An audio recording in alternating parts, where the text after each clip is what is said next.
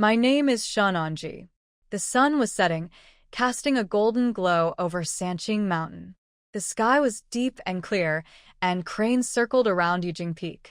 I stood on the balcony of the blessed land in Sanqing, lost in thought.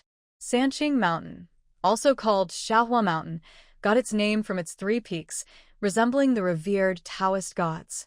Many came here to train, and I was one of them. At 20 years old, I arrived last year as a beginner, one-coin spirit master, the lowest level, barely more than an apprentice. But I dreamed of becoming a 10-coin demon slayer, the highest rank, known for their incredible skills and fame. In Sanqing, the ranks ranged from one-coin spirit masters like me up to 10-coin demon slayers, like the legendary Meng Hong. He was my hero, facing countless challenges, slaying demons, and saving humanity.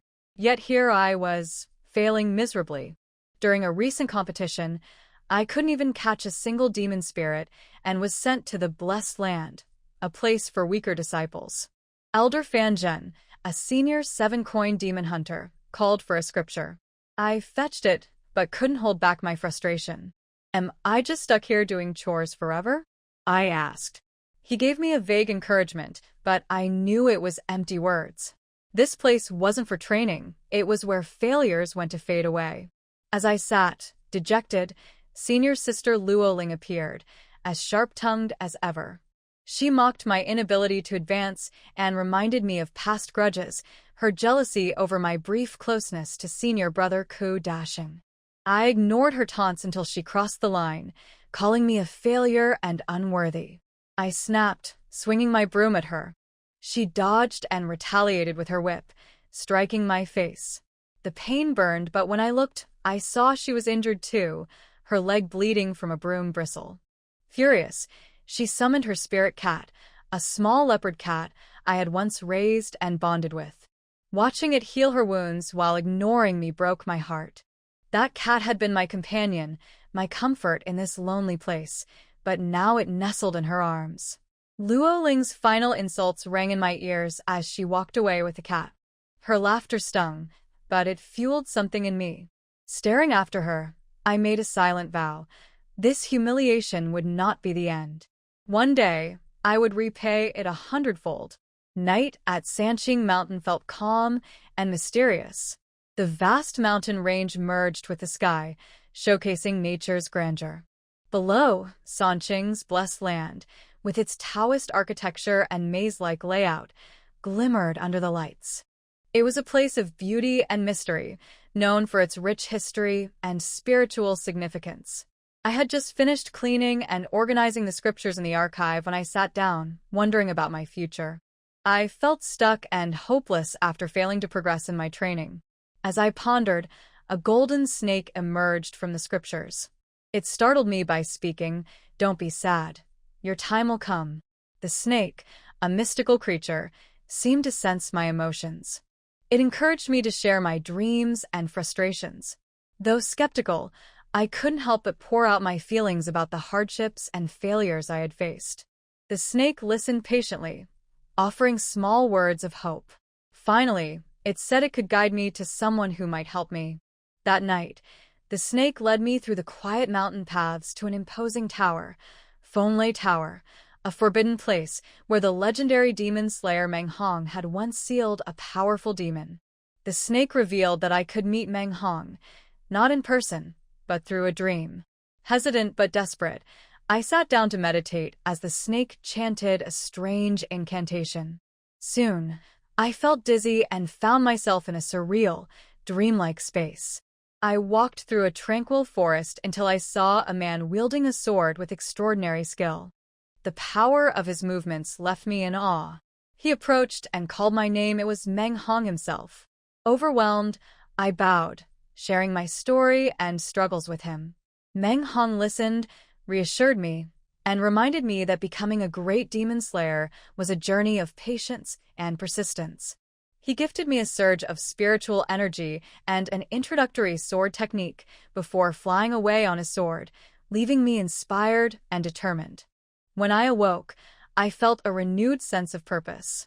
I vowed to keep pushing forward, no matter how hard the path ahead might be. My dream of becoming a demon slayer was no longer just a distant hope. It was a goal I now believed I could achieve. In the stillness of Fonlay Tower, I sat meditating, feeling my body sway as if I might fall. When I opened my eyes, disoriented, the sight of the towering structure behind me filled me with awe. The golden snake urged me to hurry back to the blessed land. Dawn was near, and the disciples would soon start their morning practice. As I ran, my heart raced with excitement. I had met Meng Hong, the founder of our sect and my idol. He had gifted me spiritual energy and a sword technique, something far beyond my level as a lowly one-coin spirit master. The thought of mastering the demon-capturing sword technique made me ecstatic. Sneaking back into the blessed land, I avoided detection and climbed up to my usual spot in the library. I watched my fellow disciples practicing below, their movements precise and powerful. They were preparing to become 5-coin demon hunters, while I wasn't even qualified to join them. The gap between us felt insurmountable, and the familiar sense of inadequacy crept in. Sensing my mood, the snake encouraged me to train. With its prodding, I found myself sneaking out to the back mountains, an area used for demon hunting competitions. Armed with my wooden sword and newly learned technique, I cautiously ventured into the dense, mystical forest. My first challenge appeared in the form of a camouflaged tree demon. It wasn't easy, but I managed to harness my newfound power, narrowly avoiding its attacks and striking it down. When the demon dissipated, it left behind 2 spirit seals. I held them in my hands, thrilled. These seals were my first steps toward earning recognition as a true demon hunter. However, my victory was short-lived. Other disciples began arriving, and I had to retreat, slipping back through the dog hole into the library. There, I absorbed the power from the spirit seals, feeling my strength grow for the first time in a year. Later, the snake asked if I wanted to train further with Meng Hong in my dreams. Without hesitation, I agreed. In my dream, Meng Hong encouraged me again, instilling confidence that my path, though challenging, was worth pursuing. He guided me with wisdom, strengthening my resolve. Morning came, and trouble wasn't far behind. Senior Sister Luo Ling showed up, mocking me as always, her disdain evident as she flaunted the leopard cat she had stolen from me. I held back my anger, pretending to comply with her demands while secretly feeling the fire within me burn brighter. With my growing strength and Meng Hong's guidance, I vowed to rise above this humiliation. One day, I would prove my worth, not just to my sect, but to myself. After enduring yet another morning of mockery from Senior Sister Luo Ling, I felt my patience snap internally. She had spent half an hour belittling me, flaunting the leopard cat that used to be my closest companion, and questioning everything I did. Her sharp words pierced me, but I held back my anger. When she finally left, I slammed the cloth I had been using to clean onto the ground and muttered through gritted teeth, "One day, you'll pay for this." Later that evening, as the disciples returned to their quarters after training, my thoughts were elsewhere. I couldn't stop thinking about my growing power, my recent victories in the back mountain, and my dream of becoming a demon slayer. The snake, my unlikely ally, reappeared just as I was planning my next move. It seemed to read my excitement and urged me to act quickly before Elder Fan returned. Without hesitation, I grabbed my peachwood sword and sneaked out again. The back mountain at night was eerie, shrouded in mist and filled with ominous sounds. My heart pounded as I ran into the dense forest, clutching my sword.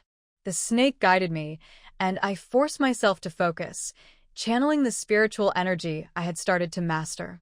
My senses sharpened, and I spotted a lurking demon, its tree-like form camouflaged in the shadows. The battle was intense. I struggled to keep up with the demon's swift attacks, but the snake's guidance helped me stay on my feet. Using the palm thunder technique Meng Hong had taught me, I unleashed a burst of energy that finally defeated the demon. The experience left me exhausted but exhilarated.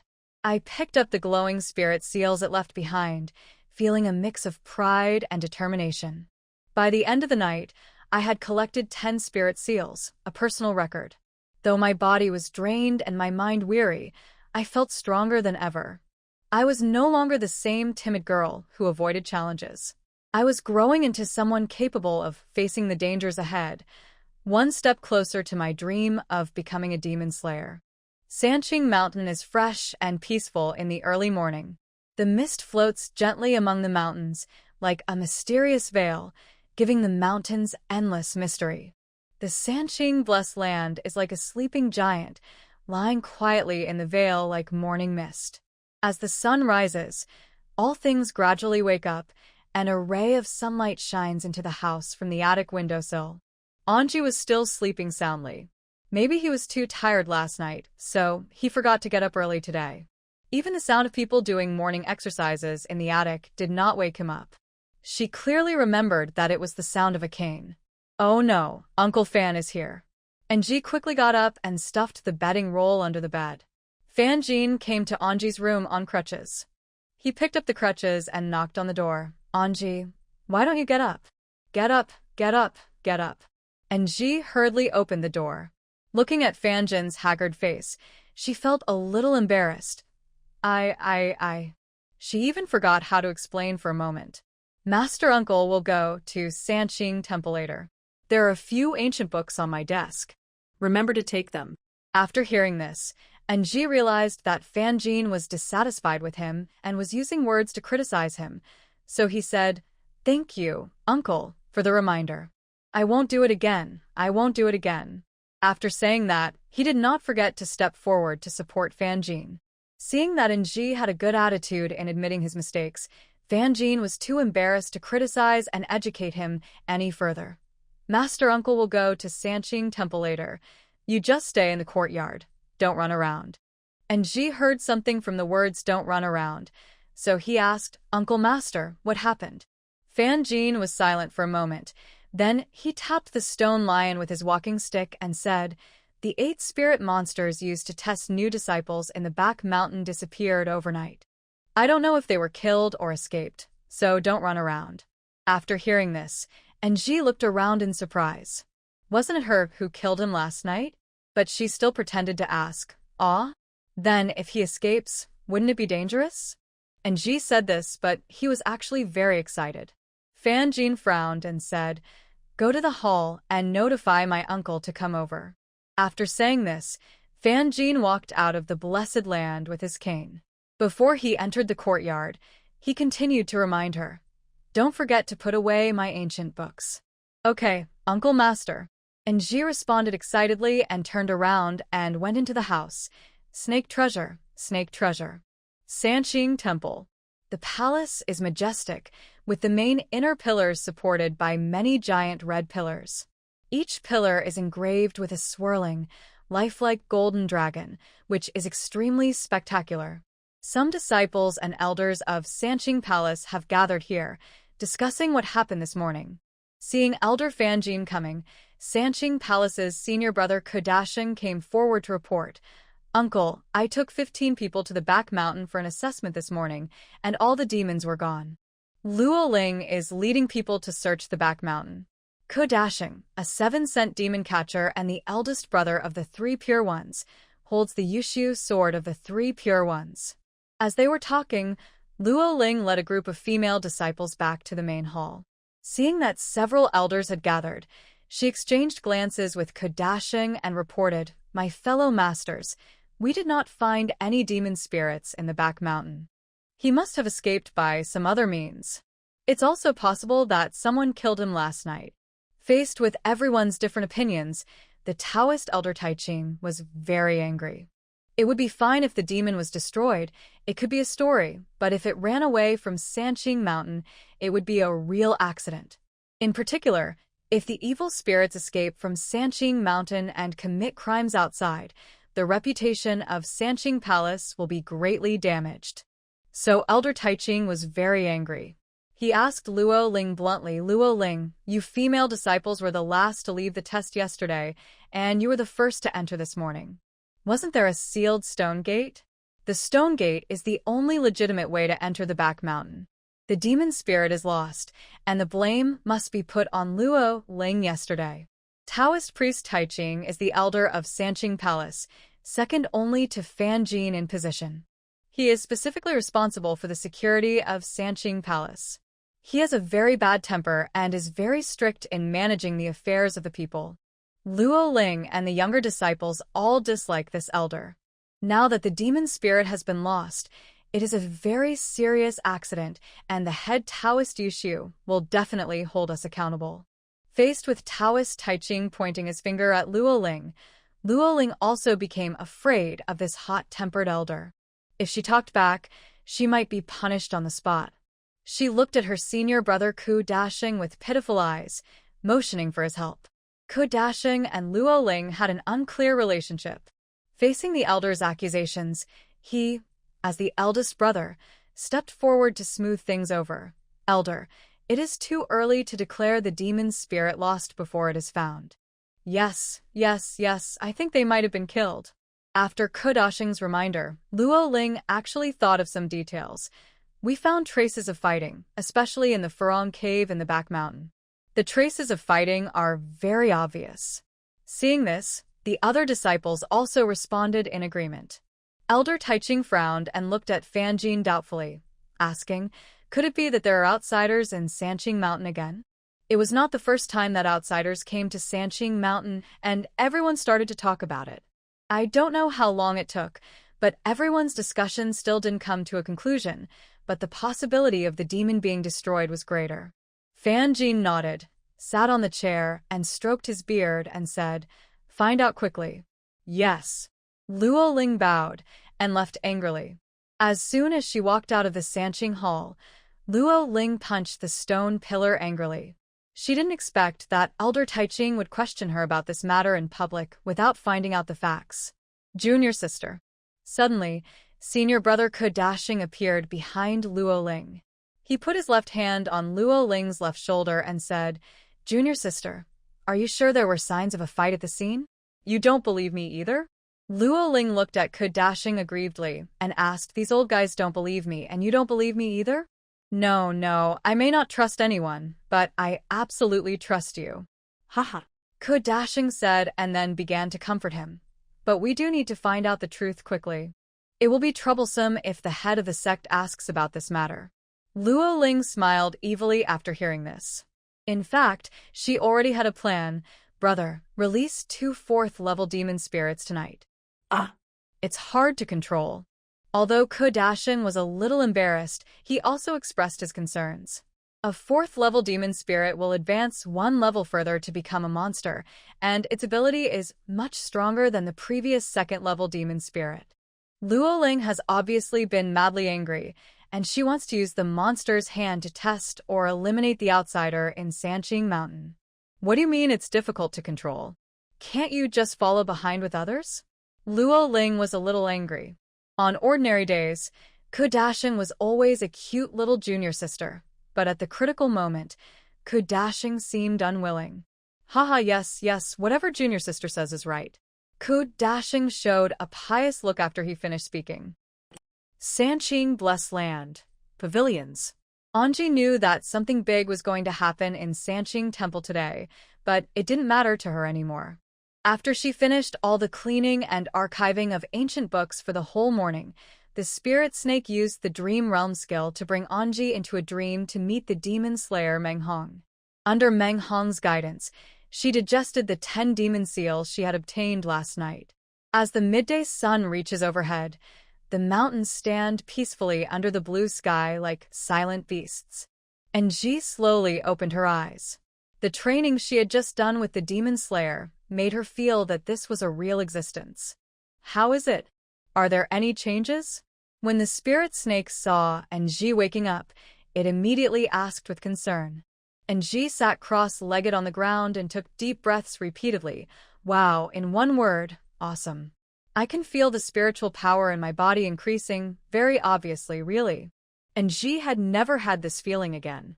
She concentrated all her spiritual power on her fingers and pointed them at the calligraphy and painting in the distance. Bump. The calligraphy and painting suddenly exploded, scaring Nji and the spirit snake. Haha, this is the feeling of growing up. Come on, let's go again in the evening. I believe you will become a monster catcher soon. The spirit snake kept cheering Nji up. Is there any other place? We can't stay in the back mountain forever. Nji also expressed his concerns. His current strength is not enough.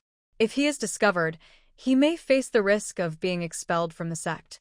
The sun gradually sank towards the horizon, and the Sanqing mountain in the evening appeared like a magnificent painting before Anji's eyes. Standing on the top of the mountain and looking down, the mountain village under the sunset is like a shining gem inlaid in the embrace of nature. People live in this beautiful land and enjoy harmonious coexistence with nature. Anji worked very hard and was very excited today. She cleaned the blessed land inside and out in the afternoon. She felt like she had been given a shot of chicken blood. She wanted to be active all the time and was looking forward to the day getting dark as soon as possible. Anji was in the yard, holding a peachwood sword for training, practicing the sword skills that Menghong taught her in her dreams. Halfway through her practice, she suddenly realized a problem. Fan had gone into the Sanqing temple and had not returned for the entire day. She looked up at the top of the mountain. The sun was about to set. Holding the peachwood sword in her hand, Nji ran quickly towards the gate of the blessed land. With wind-like steps, Nji stepped out of the gate of Sanqing blessed land in just 2 or 3 steps. Where are you going? Nji, who had already gone out, suddenly heard a voice behind her. She held her breath, stood still, and slowly turned her head, only to see Fan Jin sitting on the doorstep, staring blankly at the sun that was about to set on the top of the mountain. Uncle Master, why are you sitting here? I'm coming to find you. Nji skipped to Fan Jin's side. After spending the past few days with Fan Jin, Nji felt that this old man was not as difficult to get along with as everyone said. On the contrary, perhaps because of his age, he was particularly easy to get along with, just like Nji's grandfather. Fan Jin looked at Nji, who had a sunny face, and pointed with his walking stick at the setting sun. Is it beautiful? Looking along the direction of Fan Jin's walking stick, the setting sun at this time was like a dazzling gem, slowly sliding down the mountain top, leaving behind a golden-red afterglow and a few wild geese flying freely in the afterglow. Beautiful, Nji said involuntarily. It's good to be beautiful. It's good to be beautiful, Fan Jin said as he stood up with the help of crutches.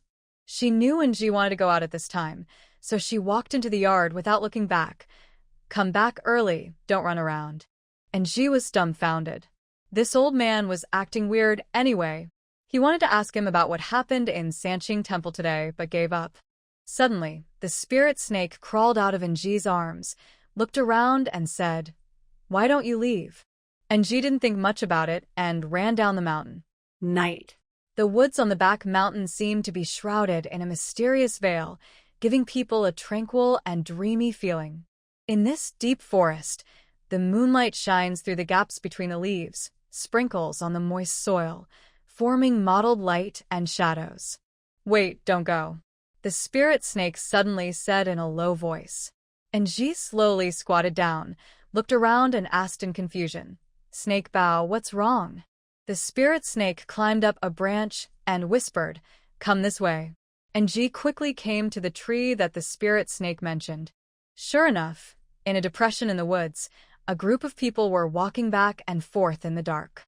Although their voices were very low, a buzzing sound could still be heard. In less than a moment, Luo Ling and her men ran in from behind. "Everyone be alert. Senior brother and I will go in first. If anything happens, you will quickly provide support." After Luo Ling finished the arrangements, she came to Ku Dasheng and said, "Senior brother, we must catch this man tonight." Ku Dasheng said confidently, "Don't worry, I released 2 4th-level demon spirits, which can lure this person out." And Ji was stunned. Last night, he killed all the monsters in the back mountain. Judging from the situation, they must be coming for him. Moreover, his cultivation is still very weak. If he is caught or discovered, things will be difficult to deal with. "Snake, let me go. They are obviously coming for us tonight." and Ji walked out of the woods lightly. The spirit snake actually thought so too. Within Ji's current level of cultivation, once he was discovered, he would become the target of public criticism and would be crushed into pieces by Luo Ling and his group, so he could only develop in a lowly way. The woods on the back hill looked like a canopy with luxuriant branches and leaves. Taking advantage of the dark and windy night, Anji and the spirit snake quickly came out. Feeling somewhat lost, Anji was about to leave here with regret when he suddenly felt an evil aura coming from the archway. Anji was surprised and excited at the same time because she could already smell the evil spirit, which meant that the spiritual power was taking effect. Snake treasure, over there at the archway. Anji pointed in the direction of the Sanqing Palace archway with a peachwood sword he used for training. The spirit snake asked, "Master, did you sense anything?" "A demon." Anji was a little excited and walked towards the archway with his sword in hand. "Haha, I can smell the scent of a demon now." The archway spans across 2 dragon gates, majestic and imposing, and the pavilions fly across a rainbow ridge, towering and spectacular. The 3 words Sanqing Palace right above the archway have been maintained for thousands of years and are still eye-catching and dazzling. A strong wind blew, and the leaves on the ground swirled and floated in the air. The calls of animals around could be heard one after another. The demonic energy was getting stronger and stronger, and Ji felt a chill on her back. She couldn't help but turn her head to look at the spirit snake on her shoulder. "Snake treasure, can you sense where it is?" The spirit snake looked around, and the tentacles on its head searched everywhere like a radar, but found nothing. If only you had a magic weapon. The importance of magic weapons to monster catchers is self-evident. Different magic weapons have different functions. Now Anji only has a peachwood sword used for disciple training, so he can't find the monster's location at all. Suddenly, Anji's eyes were covered by a red silk, and countless faceless men appeared around him. "Monster, look at the sword."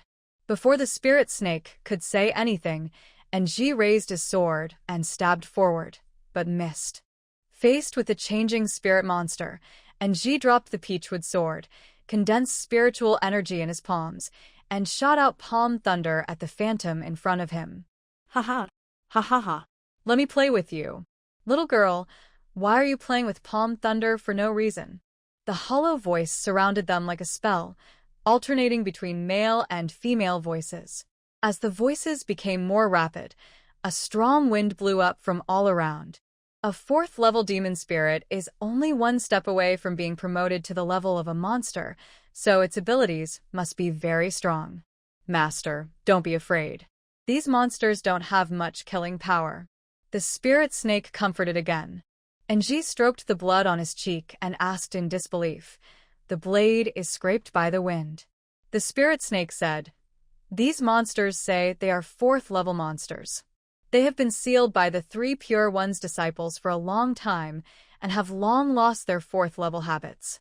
In fact, their abilities are only 3rd-level monsters. Believe in yourself. You are more than right." The words of the spirit snake undoubtedly reassured Anji. He immediately condensed his spiritual energy and used palm thunder to fight back. Although he hit the phantom every time, as the number of attacks increased, Anji slowly felt the true location of the demon spirit. Based on Anji's current state, he couldn't tell what type and attributes this 4th-level demon spirit was. He only felt that this demon was very powerful and could transform infinitely. More importantly, it could turn anything on the ground into a sharp blade. The 4th-ranked demon spirit was irritated. "Little girl, didn't you realize that even Dashing couldn't dodge my transformed ice blade, and you actually dodged it 4 times in a row? Ha ha ha ha ha, watch out, take it." As soon as the voice fell, the scattered leaves on the ground were quickly gathered and transformed into a giant sword, which slashed down straight away. Palm thunder. Anji dodged while continuing to launch palm thunder to block the sharp sword condensed from the leaves. It was indeed effective. Sparks flashed after the palm lightning hit it, and immediately ignited the giant sword made of leaves. The giant sword instantly broke into countless leaves, floating in the air. Because the giant sword was too sharp and powerful, it still cut Anji's arm at the moment it fell. Ouch. The wailing of the evil spirit was heard again from the archway of Sanqing Palace. The sound was so loud that it directly alarmed Luo Ling, Kudasheng, and others who were lurking in the woods in the distance. They quickly led their men towards the archway.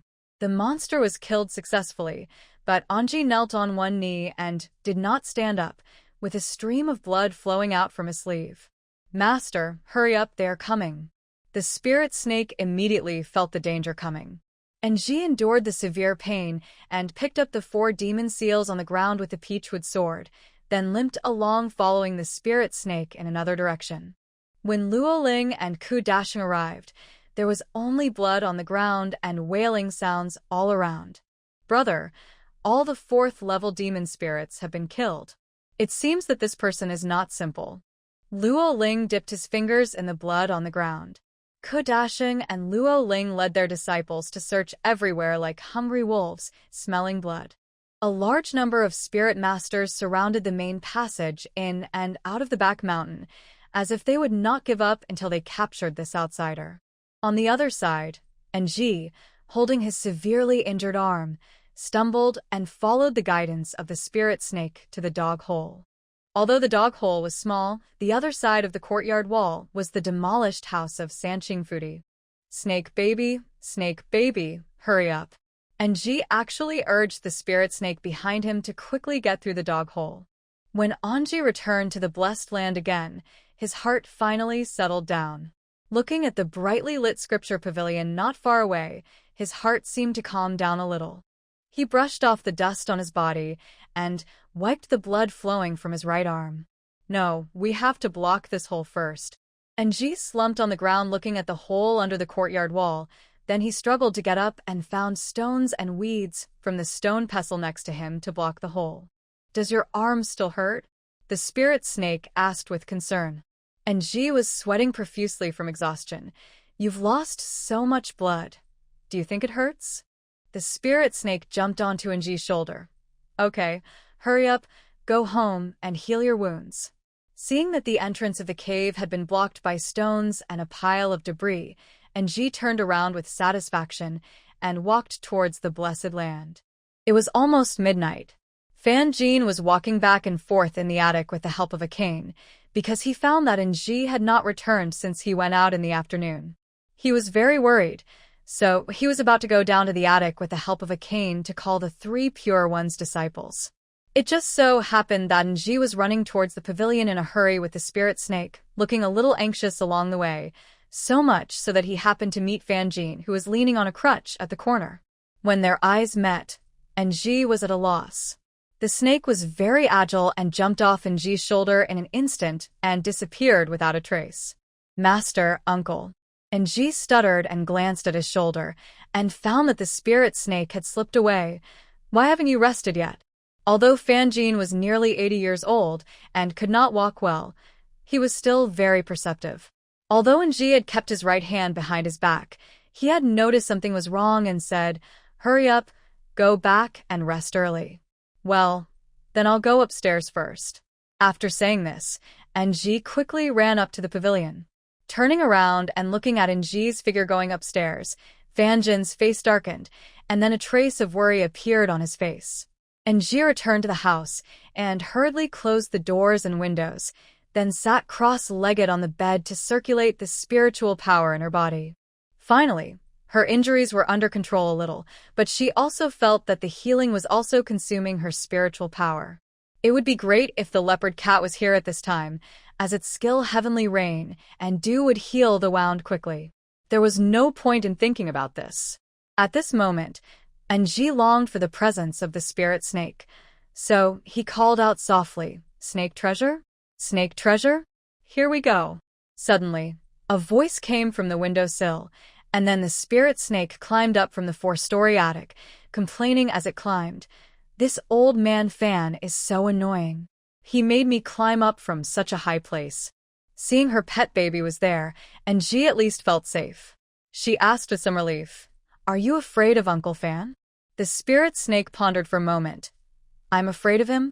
Tisk, it's better to have less trouble than more. The spirit snake climbed onto the bed and looked at Enji's injured arm. He immediately felt regretful. Hey, it would be nice if you had a weapon or a magic weapon. You can't carry a peachwood sword every day, right? Or how about asking the ancestors? Enji immediately thought of a person, Meng Hong. The snake seemed to be worried. It curled up on the pillow and shook its head.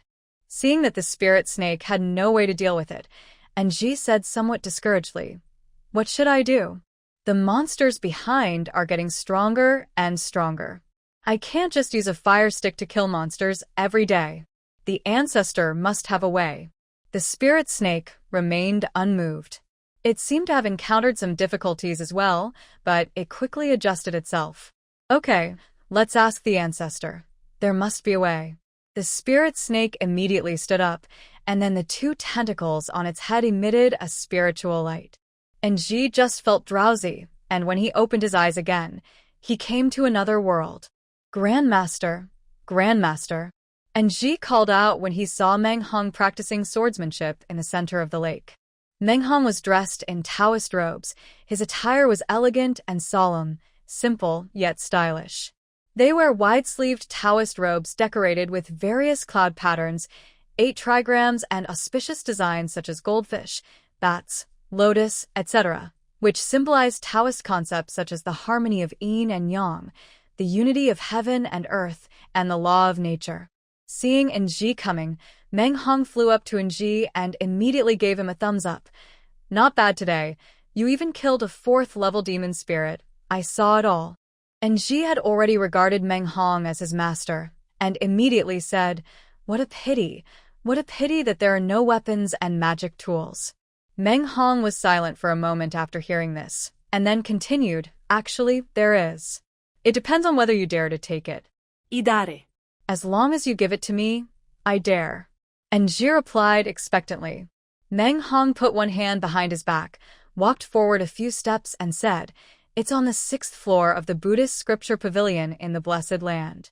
It's the Jade Flower Sword, which was once the magic weapon of the elder Fanjin of the Sanqing Palace. Combined with the sword technique of capturing monsters, it can easily defeat monsters below the 4th level. Ah. It belongs to Master Fan." Enji was surprised. How could he take it? Meng Hong looked very embarrassed.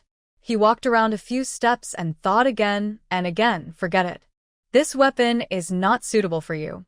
It is the mountain guarding sword of the 3 pure ones. This sword is not suitable for you for the time being." "The mountain guarding swords of the 3 pure ones?" Enji repeated it in a low voice, obviously not knowing what it meant. Meng Hong then explained, "There are 3 peaks in Sanqing Mountain, Eugin Peak, Yushu Peak, and Yuhua Peak, and they are collectively known as the 3 heroes of Sanqing. These 3 peaks absorb the true energy of the 3 purities. Each peak is a sharp sword, namely the Yuhua Sword, Yushu Sword, and Yuhua Sword. The Yuhua Sword came out of the peak 40 years ago because Fan Jin killed the 8th-level demon lord of the Euro realm, so he has been holding the sword until now." After hearing this, Enji was surprised and happy. He didn't expect that there was a treasure on the top floor of the attic where he lived. "Grandmaster, how can I get the Yuhua Sword?" Enji asked again. Meng Hong was in a dilemma. He frowned and didn't know what to say. After thinking for a while, he said this. At this moment, strong winds blew around, and a mysterious force pulled Enji into the sky. No matter how hard she tried to call Meng Hong ignored her. The helplessness she felt was indescribable. When she opened her eyes again, she was still sitting cross-legged on her bed, and then a figure appeared at the door. Master, Uncle Master, is there something wrong?" From the figure and the shadow of the cane, Enji concluded that it was Fan who came in. Fan Jin pushed the door open and walked in. "I knocked on the door for so long. I thought you were asleep? Knocking for so long?" Has Fan Jin been standing at the door for a long time? Without thinking too much, he stood up to greet him. "Uncle Master, why are you still not sleeping so late?" Enji was nervous, wondering why this old man came so late. Fan Jin looked around the room. In fact, he had already seen that Enji was injured by a demon, so he took out a small gourd and said, I have a bottle of medicine here, which is specially used to treat demon injuries. It can heal quickly. Ah. And Ji was stunned. How could his little secret not be kept secret? So he changed the subject. I'm not injured, master. Master, you should keep it. Facing Ji, who was stuttering, Fan Jin stood up and said, if the monster's wounds are not treated in time, it will continue to lose spiritual power. Master uncle, how did you know I was injured? And Ji asked. Fan Jin looked at Ji's evasive eyes and then just smiled. Haha, I'm your uncle. It would be great if my previous leopard cat was still here. Whenever I was injured, it would heal me. And Ji still missed the leopard cat he had trained personally. After all, they had been dependent on each other for more than a year, and the leopard cat had its own healing skills. Fan Jin asked with a smile, do you think my blessed land is not good? This question stumped Ji. No matter how she answered, she felt it was a trap, but she quickly said, that's great. Uncle sure is so kind to me and even gave me medicine. But I'm still so young. I can't bury my dream. Fan Jin stroked his beard meaningfully after hearing this. And Ji said seriously, yes, dream. I want to become a person like Meng Hong, the 10-coin demon slayer. Although Anji grew up listening to Meng Hong's deeds, tonight, listening to Fan Jin's story of Meng Hong's deeds was particularly attractive. Late at night, the door of the attic slowly opened. Fan Jin stepped over the threshold with the help of a cane, waved his hand and said, go to bed early. Get up early tomorrow and change the water in the foodie fish pond. If you don't change the water for a long time, the fish will die. Looking at the old man standing at the door, and Ji had an indescribable feeling in his heart, like a grandfather, like an elder, so he nodded blankly. Well, Uncle Master, go to bed early, and Ji must get up early tomorrow. Applying the medicine once a day can remove the evil spirit poison and maintain spiritual power. After Fan Jin finished speaking, he slowly walked downstairs with his crutches. And Ji stood there in a daze. She suddenly remembered something. In her dream, Meng Hong told her that Fan Jin had a magical sword called Yuhua Sword, which could eliminate demons. She was struggling to figure out how to get it. She seemed very anxious now. Master, uncle. And Ji followed in 2 or 3 steps and then supported Fan Jin. Fan Jin moved Ji's hand away and said, I can still walk. You can go back and rest. Sure, Uncle Master, I want to ask you something. And Ji was a little embarrassed to start. Is there a sword upstairs in our building? Yuhua Sword. Fan Jin looked at Ji in surprise, his brows furrowed, with 1,000 question marks in his mind. Right. And Ji said a little excitedly, I heard that after you killed the demon lord, this sword became spiritual, and you have been holding it ever since. Haha, I wonder if Master Uncle will have a chance to let Ji see it for himself? Fan Jin was stunned. He waved his sleeves angrily to get rid of it and walked out quickly. And Ji felt that he had offended Fan Jin, but seeing that Fan Jin left unhappily, he could only turn around and go back into the house. After applying the ointment, I rested my chin on my hand and looked at the moon outside the window, imagining myself holding the Yuhua sword and slaying demons and doing justice. The next day, in the yard, 3 big roosters stood on the tree branches, stretched their necks, and crowed. A group of disciples holding peachwood swords were doing morning exercises in the square outside the blessed land, and the lights in the attics were lit one after another.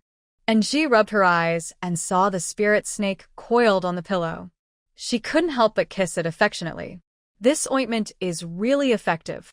The pain is gone. And Ji waved his right arm and praised Fan Jin's medicine. Seeing that the spirit snake was still sleeping, and since Fan Jin had asked him to change the water in the fish pond last night, he did not bother to take a morning shower and went to the fish pond with the basin. The fish pond is located on the southeast side of Sanqing Blessed Land. Although it is not large and not deep, it is crowded with more than 20 kinds of fish species, including turtles, black carps, redfish, loaches, etc. In the early morning, the fish float to the surface with their mouths open. And Ji rolled up his trouser legs and went down to the fish pond. He then changed the water in basins one by one and was sweating profusely from exhaustion. I don't know how long it took, but the first ray of morning sunlight, golden yellow, came from a corner of the attic of Sanqing Fudi and into the yard. The peach trees, rattan chairs, courtyard walls, and exercise poles in the yard were all covered with a golden lace by the sunlight. And Ji wiped the sweat from his forehead. Just as he finished the last basin of mud and water and looked up, he was startled. I saw Fan Jin sitting on the steps of the pavilion with the help of a cane, basking in the sun and looking at me. "Uncle Master, how long have you been here? And you didn't say a word." And Ji climbed out of the fish pond, covered in mud. "The mud and water have been cleared out. I'll go get some clean water later." After saying that, he wiped the mud off his face. Fan Jin pointed with his walking stick. "Wait a little longer. The fish are all dead." Anji turned around and looked at the fish pond again. Due to lack of water, all the fish ran into a depression.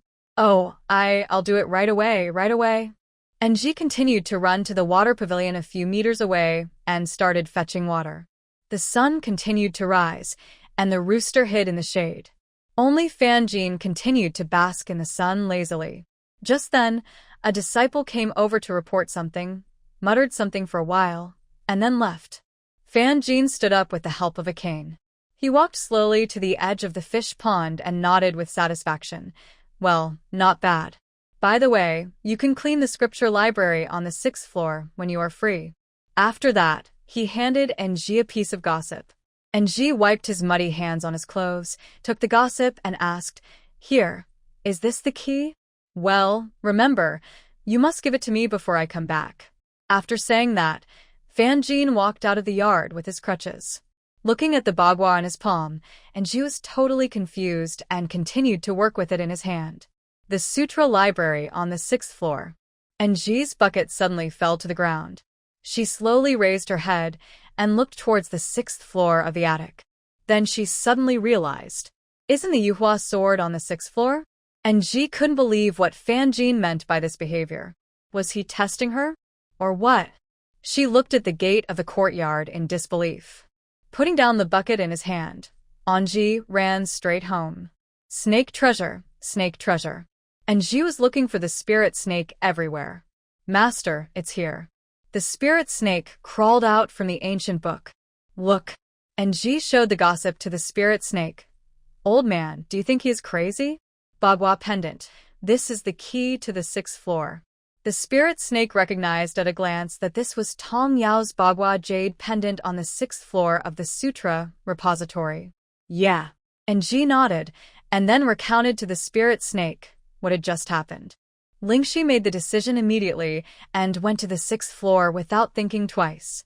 So we came to the 6th floor. The 6th floor of the attic is very large. There is not a single scripture or bookshelf. In the middle of the lobby there is a bagua gate. Anji and the spirit snake came to the bagua gate. Hula.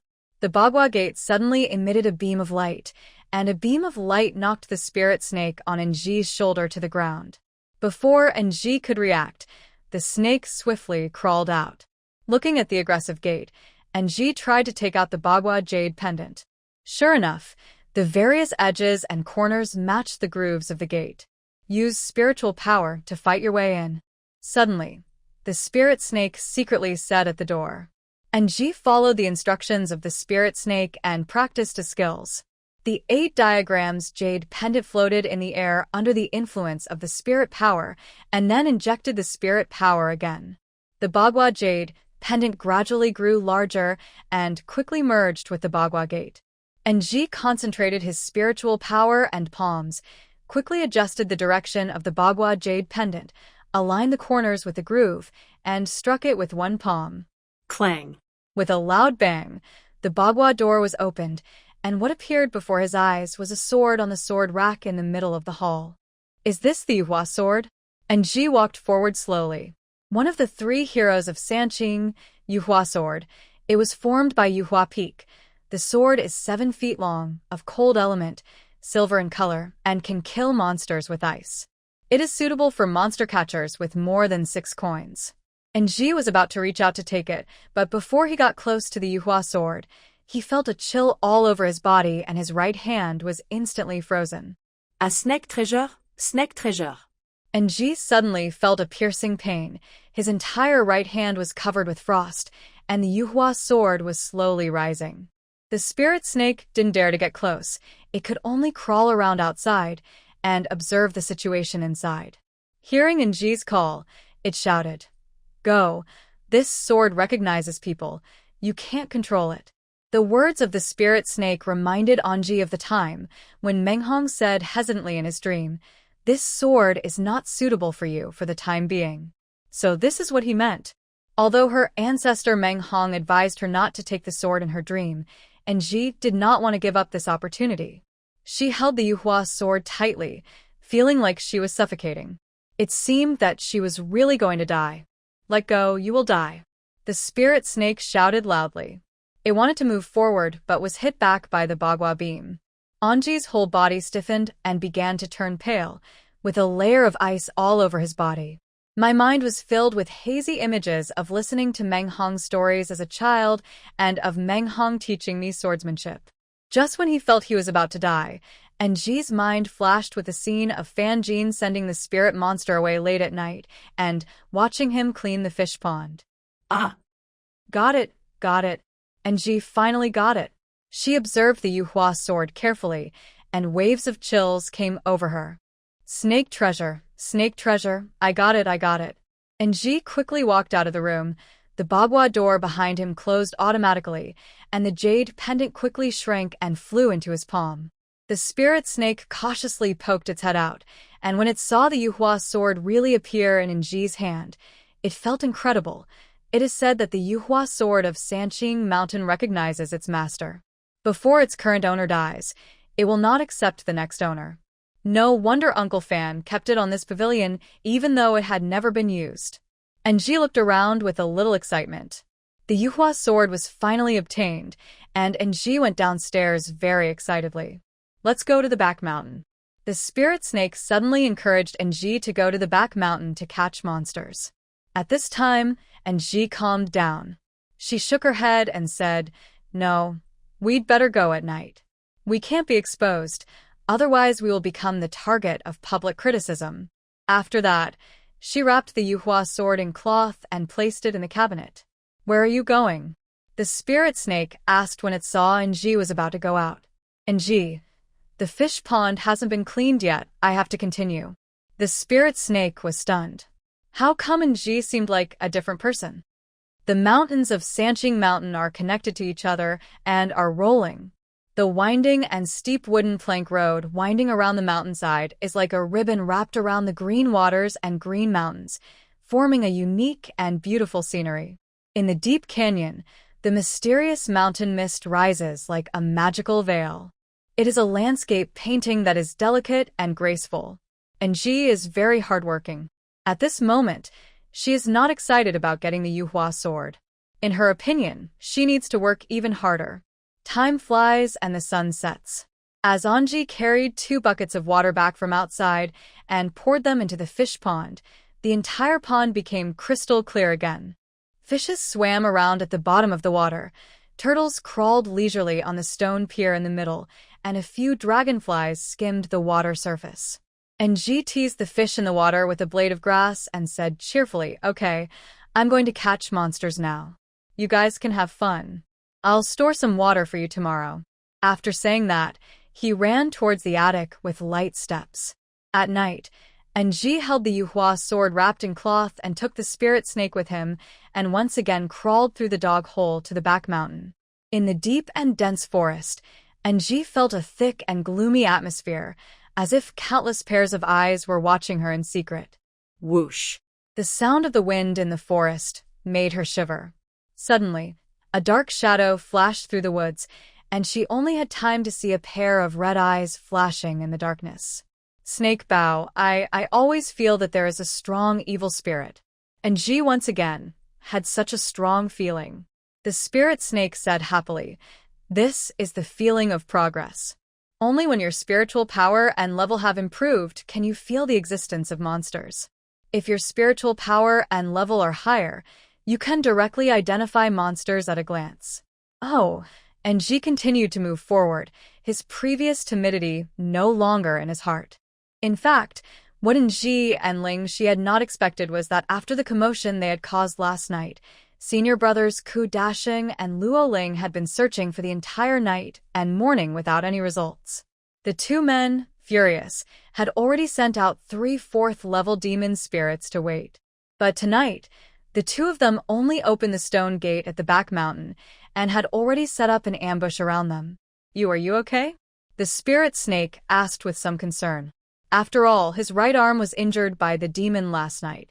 And Ji shook his right arm and said, "The old man's medicine is quite effective." After saying that, she tore off the cloth wrapped around the Yuhua Sword, and a chilling sword appeared before her eyes.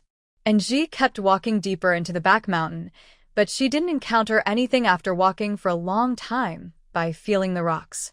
Anyway, she felt the evil spirit, but she just couldn't find the spirit, which made her and the spirit snake like headless flies. "Where have all these demons gone?" And Ji asked in a low voice, feeling a little disappointed. "Is there any magic weapon to find demons?" The spirit snake touched 2 tentacles and said, "Yes, it is said that the compass can quickly locate the monster." "Where did that thing come from?" And Ji asked casually. The snake shook its head. "Oh, it's so annoying." Snap. And Ji swung his sword impatiently, and a stream of sword energy instantly split the big tree in front of him. And Ji was so frightened by the power that he was stunned. Suddenly, the Yuhua Sword moved uncontrollably. "Ah, snake baby, snake baby." And Ji tried hard to control the Yuhua Sword. The cold waves emitted from the Yuhua Sword chilled and Ji's heart. She gritted her teeth and pressed the uncontrollable Yuhua Sword to the ground for a long time before saying, "It's finally stopped." This. Facing Ji, who was confused, the spirit snake explained, "Your level is not high enough, and you haven't activated it at all. You must quickly collect the demon spirit seals and advance to the level of a demon catcher." But where did the monster come from?" And Ji looked around disappointedly, but there was nothing else except darkness. "Oh no, someone is coming." The spirit snake sensed that a group of people were approaching from 100 meters away. And Ji was shocked when he heard this. It must be Luo Ling. She won't let go of what happened last night. Go. With hurried steps, and Ji and the spirit snake shuttled through the forest in the back mountain. "Stop." And Ji stopped immediately. A strong demonic aura was behind her. She tightly grasped the hilt of the Yuhua Sword and slashed with the sword in her backhand. "Monster, look at the sword."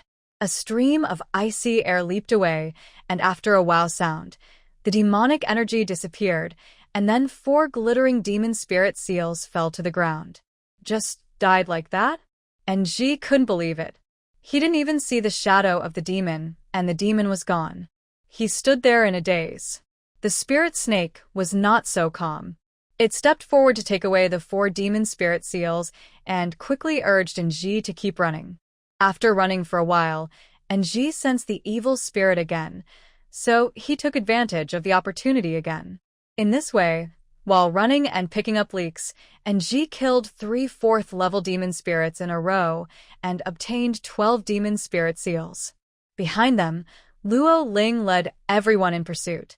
They had originally planned to capture the newcomer when he was fighting with the demon, but they did not expect him to be so powerful.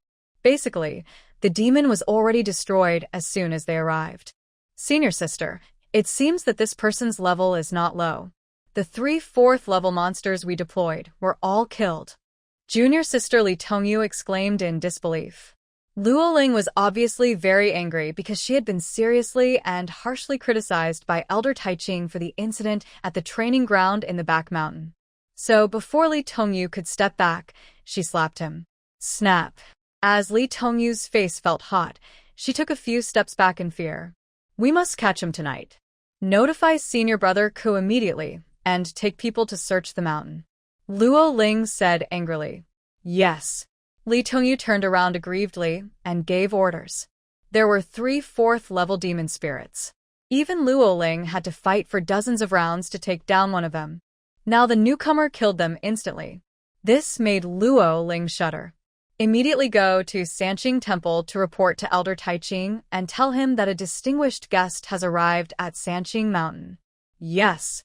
Another disciple followed and left. Looking at the pitch-dark forest, Luo Ling felt that this matter was not simple. At this time, Enji and the spirit snake had returned to the dog cave along the original route. I have to say that Enji was smart. While retreating, she covered the grass path with weeds and branches to avoid being discovered. With excitement, Enji ran towards the pavilion quickly. Anji. Ah. Fan Jin's voice was like a spell to shock Enji, and he was so frightened that he dropped the Yuhua sword wrapped in cloth to the ground. He looked around, and the spirit snake was nowhere to be found. Fan Jin was seen sitting on the stone steps in the yard, holding an ancient book in his hand. Master, Uncle Master, Uncle Master. Enji hurriedly picked up the Yuhua sword wrapped in cloth on the ground, and then his mind went blank. Fan Jin was also stunned for a while with the ancient book in his hand, and then he murmured, "Put my Bagua jade pendant on the table and go to rest. Don't run around at night. The back mountain is not safe recently." Oh. Enji nodded nervously, turned around and ran upstairs. Back in the house, Enji leaned against the door, his heart pounding, muttering to himself. Didn't he see it? The Yuhua sword was so heavy and fell to the ground, and the sound was so loud. I came back so late at night. Why didn't he ask me where I went? Does he know what I'm doing? Enji couldn't believe it. What does he mean? Just when Anji was still feeling anxious, there was a noise in the courtyard. Enji stretched out his head and looked into the courtyard, only to see Luo Ling leading a group of people outside the courtyard. Linger has met my uncle. As soon as Luo Ling arrived at the blessed place, she saw Fan Jin leaning on crutches and preparing to enter the attic. Fan Jin slowly turned around and saw a group of disciples, so he said, "Oh, Linger, is something wrong?" "Uncle, senior brother Ko, and I met that person again tonight in the back mountain. None of the 3 fourth-order spirit monsters in the back mountain were killed. It seems that there are distinguished guests visiting our Sanqing Mountain. Early tomorrow morning, Elder Taiqing will invite Master Fan went to Sanqing Hall to discuss matters," Luo Ling reported. After hearing this, Fan Jin was stunned for a moment, then looked up at Enji's window on the 4th floor, which made Enji tremble inside the house in fright. "Haha, a distinguished guest is here, okay. By the way, how is little junior sister Shen Anji doing lately? I haven't caused you any trouble, uncle." "Oh, she is very diligent. She changed all the water in the fish pond today." The next day, Sanqing Palace. Sanqing Palace, also known as Sanqing Hall, is magnificent, and the front hall enshrines 3 Taoist gods, hence the name. In the middle is Yuanshi Tianzuan of Yuqing realm of Qingwei heaven. To the left of Yuanshi Tianzuan is Lingbao Tianzuan of Shangqing realm of Yu heaven. To the right of Yuanshi Tianzuan is Dao Tianzuan of Taiqing realm of Dachi heaven. "Master, why are you here so early?" "It's still too early for the meeting." "Haha, if you have trouble walking, you should leave early. Otherwise, how can you catch up with the meeting?" Enji supported Fan Jin and walked step by step along the stone steps towards the main hall. Just this morning, before dawn, Fan Jin had Enji woken up and asked him to accompany him to Sanqing Palace to discuss matters. Although Enji was somewhat reluctant, she had no choice. She knew that Uncle Fan was very good to her. Not only did he give her medicine, he also turned a blind eye to her taking away the Yuhua sword. Although she didn't know why, Enji felt that she should go. In addition, Luo Ling passed by Sanqing Blessed Land on her way back last night and visited Fan Jin again, and I guess they said something again. Fan Jin is indeed old. He will be exactly 80 years old this year. No wonder he always leaves in the morning and comes back in the evening every time he goes out. Just walking up the stone steps in front of Sanqing Palace is very tiring for Fan Jin, and he has to rest every 10 steps. After finally arriving at the entrance of the main hall, Enji was blocked by a female disciple at the door. Obviously, this was Luo Ling's man. "I'm sorry. According to the sect's rules, registered disciples are not allowed to enter." The female disciple blocked Enji's way. Enji was depressed and really wanted to slap him, but she held back. Master Uncle has difficulty walking.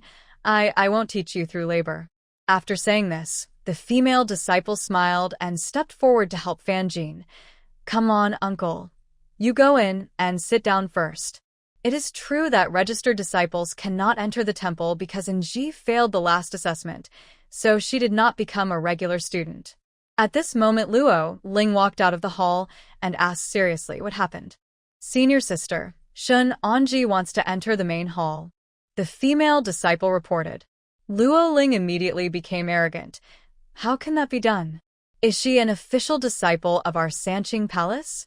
In front of the public, and Jiduan looked embarrassed and said, Teacher, senior sister, Uncle Fan's legs and feet are not good. Go back. Luo Ling didn't want to see Nji for even a second.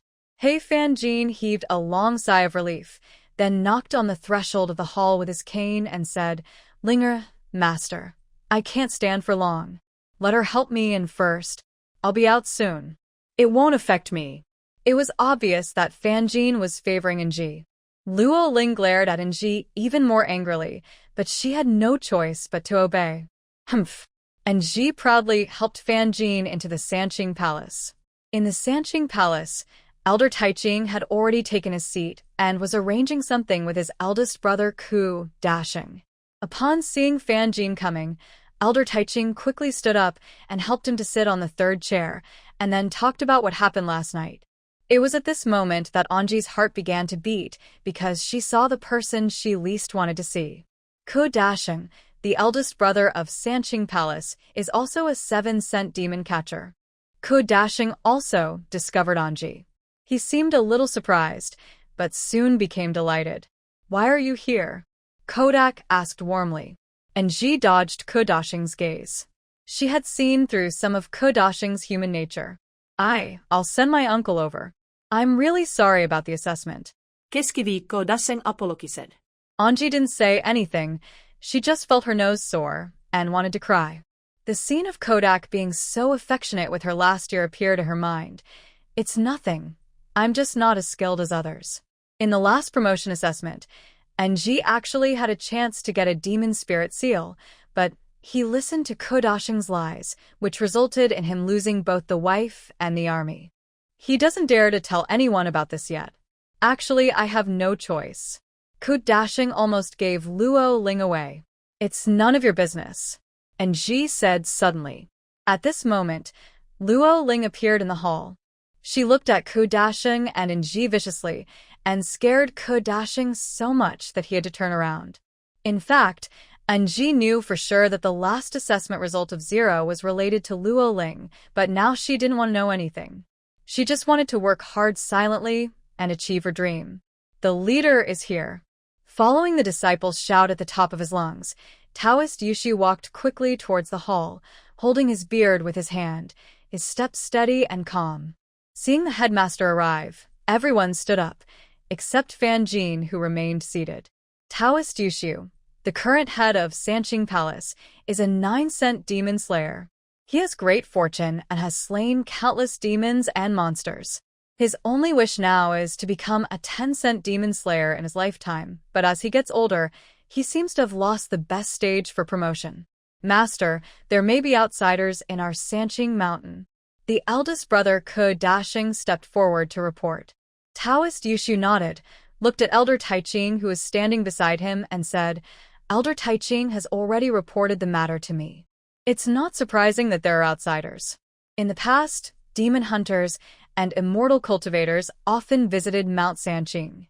After saying that, Taoist Yushu pondered for a moment and continued, 30 years ago, junior brother Fan and junior brother Luo went to Mount Amei in Bashu to slay demons. Didn't Luo Ling also go to the Nanhai sect last year? Don't be nervous. Taoist Yushu tried to calm everyone down. He felt that his subordinates were still a little troublesome. A small matter would cause a big uproar in the whole room. He had just come out of seclusion when they invited him to the main hall. But seeing that the disciples were also concerned about the Sanqing Mountain, and that Taoist Master Yushu had been in seclusion for 5 months and had not taken care of affairs, he comforted them with a sense of apology, but it is a bit too much to make trouble even at the training ground in the back mountain of Sanqing Palace. When these words were spoken, Ng, who was standing under the last row of pillars, was shocked. He didn't expect that he would become famous. Master, this person is not ordinary. Last night, he killed 3 4th-level monsters in the training ground in the back mountain. He is at least a 6th monster catcher. Luo Ling stepped forward to report what happened last night. Ko Dashing continued, Master, it is normal for distinguished guests to visit, but this distinguished guest is a bit ignorant of etiquette. Not only did he not say hello, but he also went straight to our Sanqing disciples' practice field to cause trouble. It is obvious that he came here for us. The more Ng listened, the more mysterious it sounded to him. He really had a great tongue. He could deduce this thing to such a high level, and he felt a little proud of himself. I'll ask Elder Taiching to personally handle this matter. If it's about catching monsters and loose people, you should handle it according to the mountain rules. If it's done intentionally by a large sect, you should handle it with caution. Taoist Master Yushu arranged. Road. Elder Taiching stood up and took the order. Understood. Taoist Master Yushu, how are the disciples of this year? Is there anyone who can arrange to go down the mountain? The assessment of the registered disciples of Sanqing Palace has been carried out in the past few days. Those who pass will be selected as masters, and those who fail will be reassigned, just like Shenanji, who was assigned to do odd jobs in Sanqing Paradise.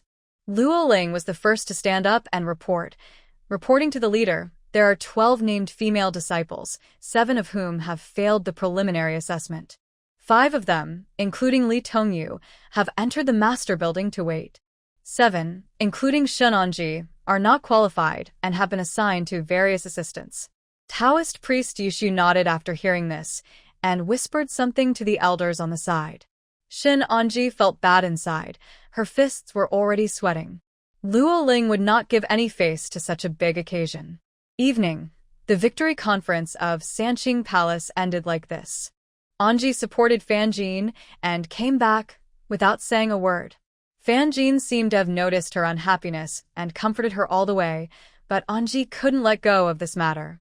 Returning to the pavilion, Ng angrily threw his clothes to the ground. Snake Bao, I want to see the patriarch, and I want to practice. Ng said angrily as he looked at the spiritual snake coiled in a dustpan across from him. The spirit snake slept for a whole day and climbed out of the dustpan with great energy. Okay.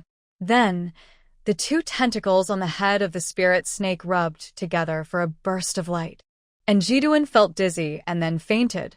In dream, when Anji saw Meng Hong again, she ran up to him expectantly and asked, Grandmaster, is there any way to improve quickly? Meng Hong stopped practicing, was silent for a moment, and said, You can only level up. The more monsters you kill, the higher your level will be, and the stronger your ability will be. What you need to do now is to ignore everything and practice silently. And Ji said somewhat disappointedly, But I was called out in the hall today. And Ji was accepting Meng Hong's output, while Luo Ling was not idle either. In the evening, Elder Taiching summoned Ko Dashing, Luo Ling, and other disciples to the back mountain of Sanqing Palace. Then Ko Dashing led his disciples to guard the mountain gate personally, while he took Luo Ling and other disciples into the back mountain to clear the area. After a thorough search, the group found no trace of any human or evil spirit. Elder, I suggest that you release a demon to lure him out. Otherwise, this person will not appear. After the lessons learned from the previous few times, Luo Ling came to the conclusion that there must be a demon in the back mountain. Elder Taiching frowned as he pondered something. He looked at the forest that blocked out the sun and said to himself in confusion, Where on earth is this guy hiding? How did he get in and out of the training ground in the back mountain? Elder Taiching had 100 questions in front of him. He looked at Luo Ling and asked, Have you checked every corner of the back mountain? Did you miss anything? Luo Ling reported, Elder, we have checked all the places. The back mountain has always been a training ground for disciples to catch monsters. Monsters cannot get out. If there is a loophole, how can the monster not get out? This is a thorough analysis. In their opinion, The best way to quickly find the outsider now is to release the evil spirit to lure them. Seeing that Elder Taiching nodded, Luo Ling turned around and walked towards the practice platform in the back mountain. The practice platform in the back mountain is where various demons are sealed. As long as the disciples need to practice, they can directly unseal them here. Looking at the demon spirits in the spokes that separated the wall, Luo Ling uncovered a 4th-level demon spirit. But after looking and thinking for a long time, Luo Ling finally gave up. A terrible idea suddenly came to her mind, which was to unleash a 5th-level monster. The 5th-level monsters have strong magic power and intelligence and can transform into various forms. Seeing that there was no one around, Luo Ling secretly swore to herself that she would let this 5th-level monster kill this uninvited guest tonight. Luo Ling closed her eyes and began to accumulate spiritual power, and then an 8-diagram pattern appeared on her right palm. Luo Ling slapped the sealed Taoist talisman with her palm, and the talisman instantly caught fire. Call. Ha ha ha. As a cloud of black smoke flew from the partition into the woods, a burst of laughter followed. Looking at the 5th-level monster that had already flown into the woods, Luo Ling was very satisfied. But soon, she sensed danger, lowered her head instantly, unfolded the whip, and rolled over with the whip snapping behind her. Luo Ling's whip is elastic and can be both strong and gentle. The sound of the whip is like an ancient war drum, which makes monsters retreat. A monster in red disappeared instantly after being whipped, and then flashed around. I let you go, but you want to kill me. Do you want to repay kindness with enmity? Luo Ling asked. Monster. Ha ha ha ha, you shameless people. You let me go, but you just want to use me. Next, the showdown between the 5th-level monster and the 5-coin monster catcher officially begins. Indeed, it was really difficult for Luo Ling to defeat this monster. After trembling for a while, Luo Ling had no chance of winning at all. In the end, he had no choice but to let the monster go, and he and Elder Taiching arranged to capture it. Night, and Ji slowly opened his eyes, and the spiritual energy in his body seemed to flow smoothly.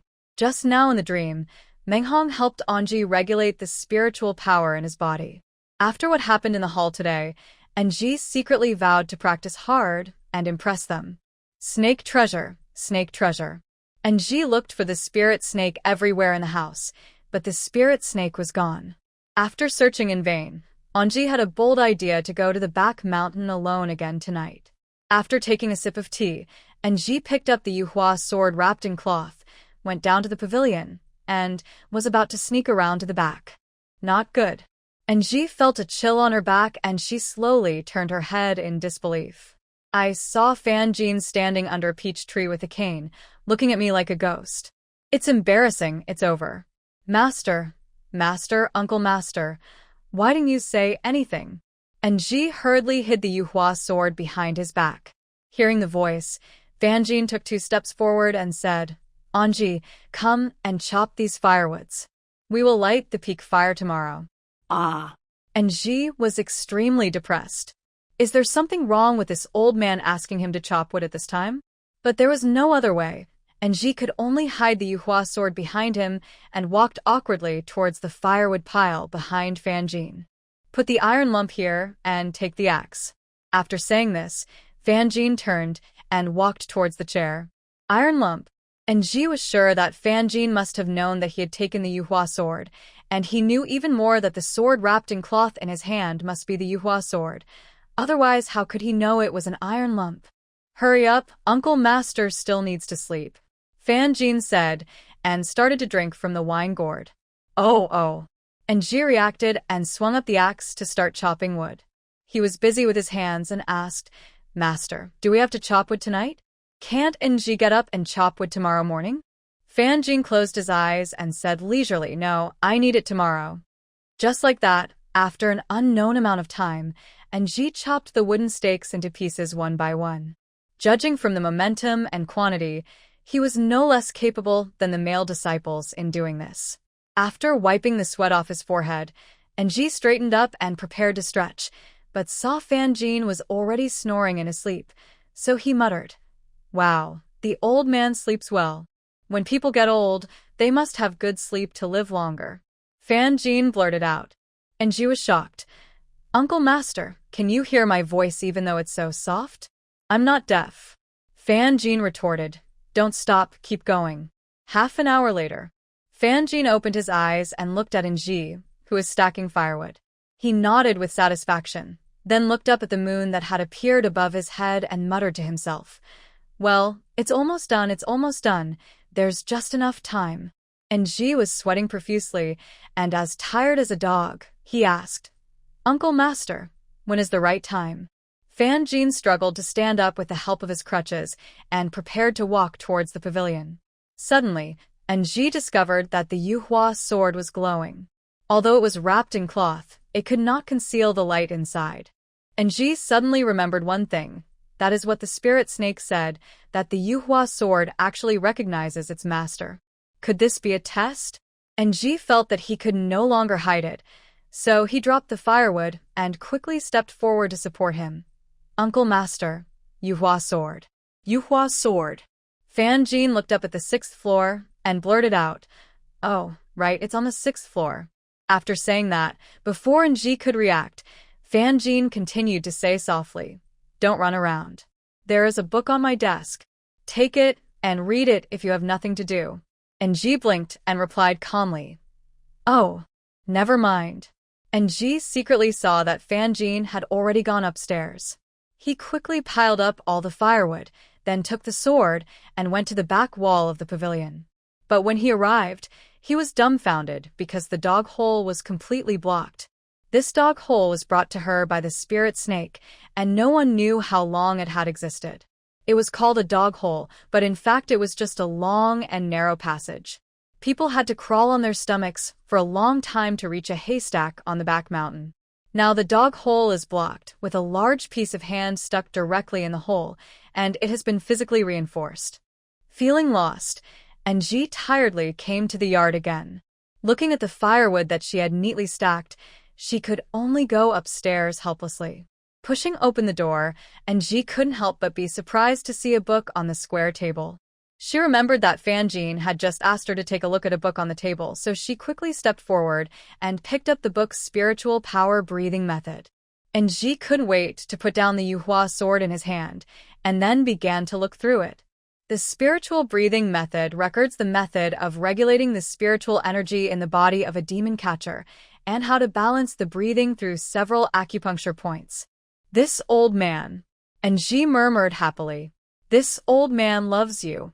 The spirit snake suddenly appeared on the window. He just let it in. Ji said with certainty, Then he must know about me and the Yuhua Sword. Nonsense, he is not suffering from Alzheimer's disease. It is because he accepts you that the Yuhua Sword accepts you. Otherwise, with you alone, would he be able to run around with the Yuhua Sword? It would have swallowed you long ago. After saying this, the spirit snake jumped onto the table. What happened at the practice field in the back mountain ended in such a mess. For several days, everyone found that this outsider seemed to have disappeared, and there were many different opinions. Some said that he was killed by a 4th-level demon spirit. After all, a lot of blood was shed at that time. Some said that this person felt that the demons in Sanqing Mountain were of low quality and were looked down upon, so he left. Others say that this outsider might be an insider of Sanqing Palace. Anyway, there are many versions, and I don't know which one is true. The training ground in the back mountain returned to peace, and Kodak sealed the 5th-level monster that acted as a lure here. In the blessed land of Sanqing, Ji seemed to have nothing else to do except reading and regulating his breathing. The spirit snake can only accompany him, because they all found that Fan Jin had been watching them too closely in recent days, and they couldn't do anything. Ji stroked the Yuhua Sword. Although he was eager to try it, he had no choice but to do so because Fan Jin was sitting in the yard. Shibao, what should we do? He used to love going out, but these past few days, he hasn't gone out even once. Also, why hasn't Grandmaster seen me these past few days? I wonder if there are still any demon spirits in the back mountain, and whether there will be any higher-level ones by then. 5 days later, Eugin Peak rises high into the clouds, as if touching the stars. It stands on the ground like a sharp sword. The Yuhua Sword of the three pure ones came from this peak. The sword is 7 feet long, of the thunder element, blue in color, and can kill demons with lightning strikes. It is suitable for demon catchers above 50 yuan in rank. It is known as one of the 3 heroes together with the Yuhua Sword and the Yuhua Sword. There is a cave on the east side of Eugin Peak. It is covered with weeds and trees, and the inscriptions next to it can no longer be seen clearly. Suddenly, Eugin Peak shook, and an 8 diagrams formation instantly appeared on the stone gate of the cave. As the vibration became stronger, the 8 diagrams formation was shattered into pieces. Elder Taiching, who was far away in the main hall of Sanqing Palace, had already seen through all of this. Be careful that the 5 blue cat monsters may take the opportunity to escape. Elder Taiching gave Ku Dashing, who was in the main hall, an order to quickly support Eugin Peak. A 6th-level monster blue cat is sealed in Eugin Peak. It has been practicing for more than 300 years, but now has only 5 lives. Its hair is blue, so it is called the Blue Cat 5 monster. It has been sealed in Eugin Peak for 40 years. All disciples, follow me quickly. Ku Dashing quickly led his men to Eugin Peak. After Luo Ling at the training ground in the back mountain learned about this, she quickly led all the female disciples to rush to Eugin Peak for help. After rushing to Eugin Peak, they saw that the stone gate of the cave was about to collapse. The disciples quickly used the demon trapping sword formation to temporarily seal the cave. Seeing this, Ku Dashing found the answer. Due to 40 years of rain erosion and wind corrosion, the inscription at the entrance of the cave can no longer be seen clearly, and the sealing spell is facing the possibility of becoming ineffective. Junior sister, take your men to trap it quickly. I will go back to invite Foshan. Ku Dashing knew that in order to rewrite the sealing spell, only the mountain guardian Foshan could be found, and only the sect leader, Taoist Yushu, could invite the mountain guardian Foshan. Luo Ling immediately became confident. Don't worry, senior brother. After Ku Dashing left, facing the stone gate that continued to collapse, Luo Ling immediately set up the formation again and input waves of magic power into the stone gate. Bump, bump, bump, bump. As the sound of the collision grew louder and louder, the entrance to the cave also shook violently. Luo Ling's new disciples became a little scared and timid. They had never encountered such a situation before, and some of them slowly relaxed. Everyone hold on, senior brother will be back soon. Luo Ling clearly felt that the magic power she sent to the cave entrance was not enough. Facing such a ferocious monster, just roaring is not enough. Some female disciples actually retreated directly. Ouch. A roar came from the cave. This sound made the new disciple, who was already a little frightened, collapse immediately. He withdrew his spiritual power and slowly retreated. Who is it? Hold on, you must hold on. Luo Ling felt more and more exhausted, and a female disciple next to her actually moved slowly from the front to the back, and the spiritual power supply of the sword formation was obviously disrupted. Ouch. You guys are just a bunch of minions and you think you can trap me? Haha. Bump. As a dull sound came from inside the cave, the stone door of the cave exploded with a bang. The disciples who used the sword formation were knocked to the ground one after another, spitting blood. Luo Ling quickly rolled over and got up. At this time, a giant feline appeared at the entrance of the cave. It was blue in color and had been sealed in darkness for 40 years. It seemed to enjoy the sunshine so much that it stretched its head towards the sun at the stone door of the cave. Some old disciples had seen such a monster, but the new disciples were all scared silly.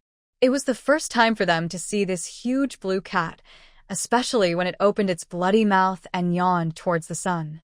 Not daring to act rashly, the new disciples slowly retreated in a defensive posture. We can't retreat, catch it immediately. After saying that, Luo Ling jumped up and swung the whip in his hand. The long whip instantly became longer as spiritual power was transmitted and hit the cat demon with one whip. Meow. The cry was not cute but terrifying, causing great pain to the cat demon who was enjoying the long-lost sunshine.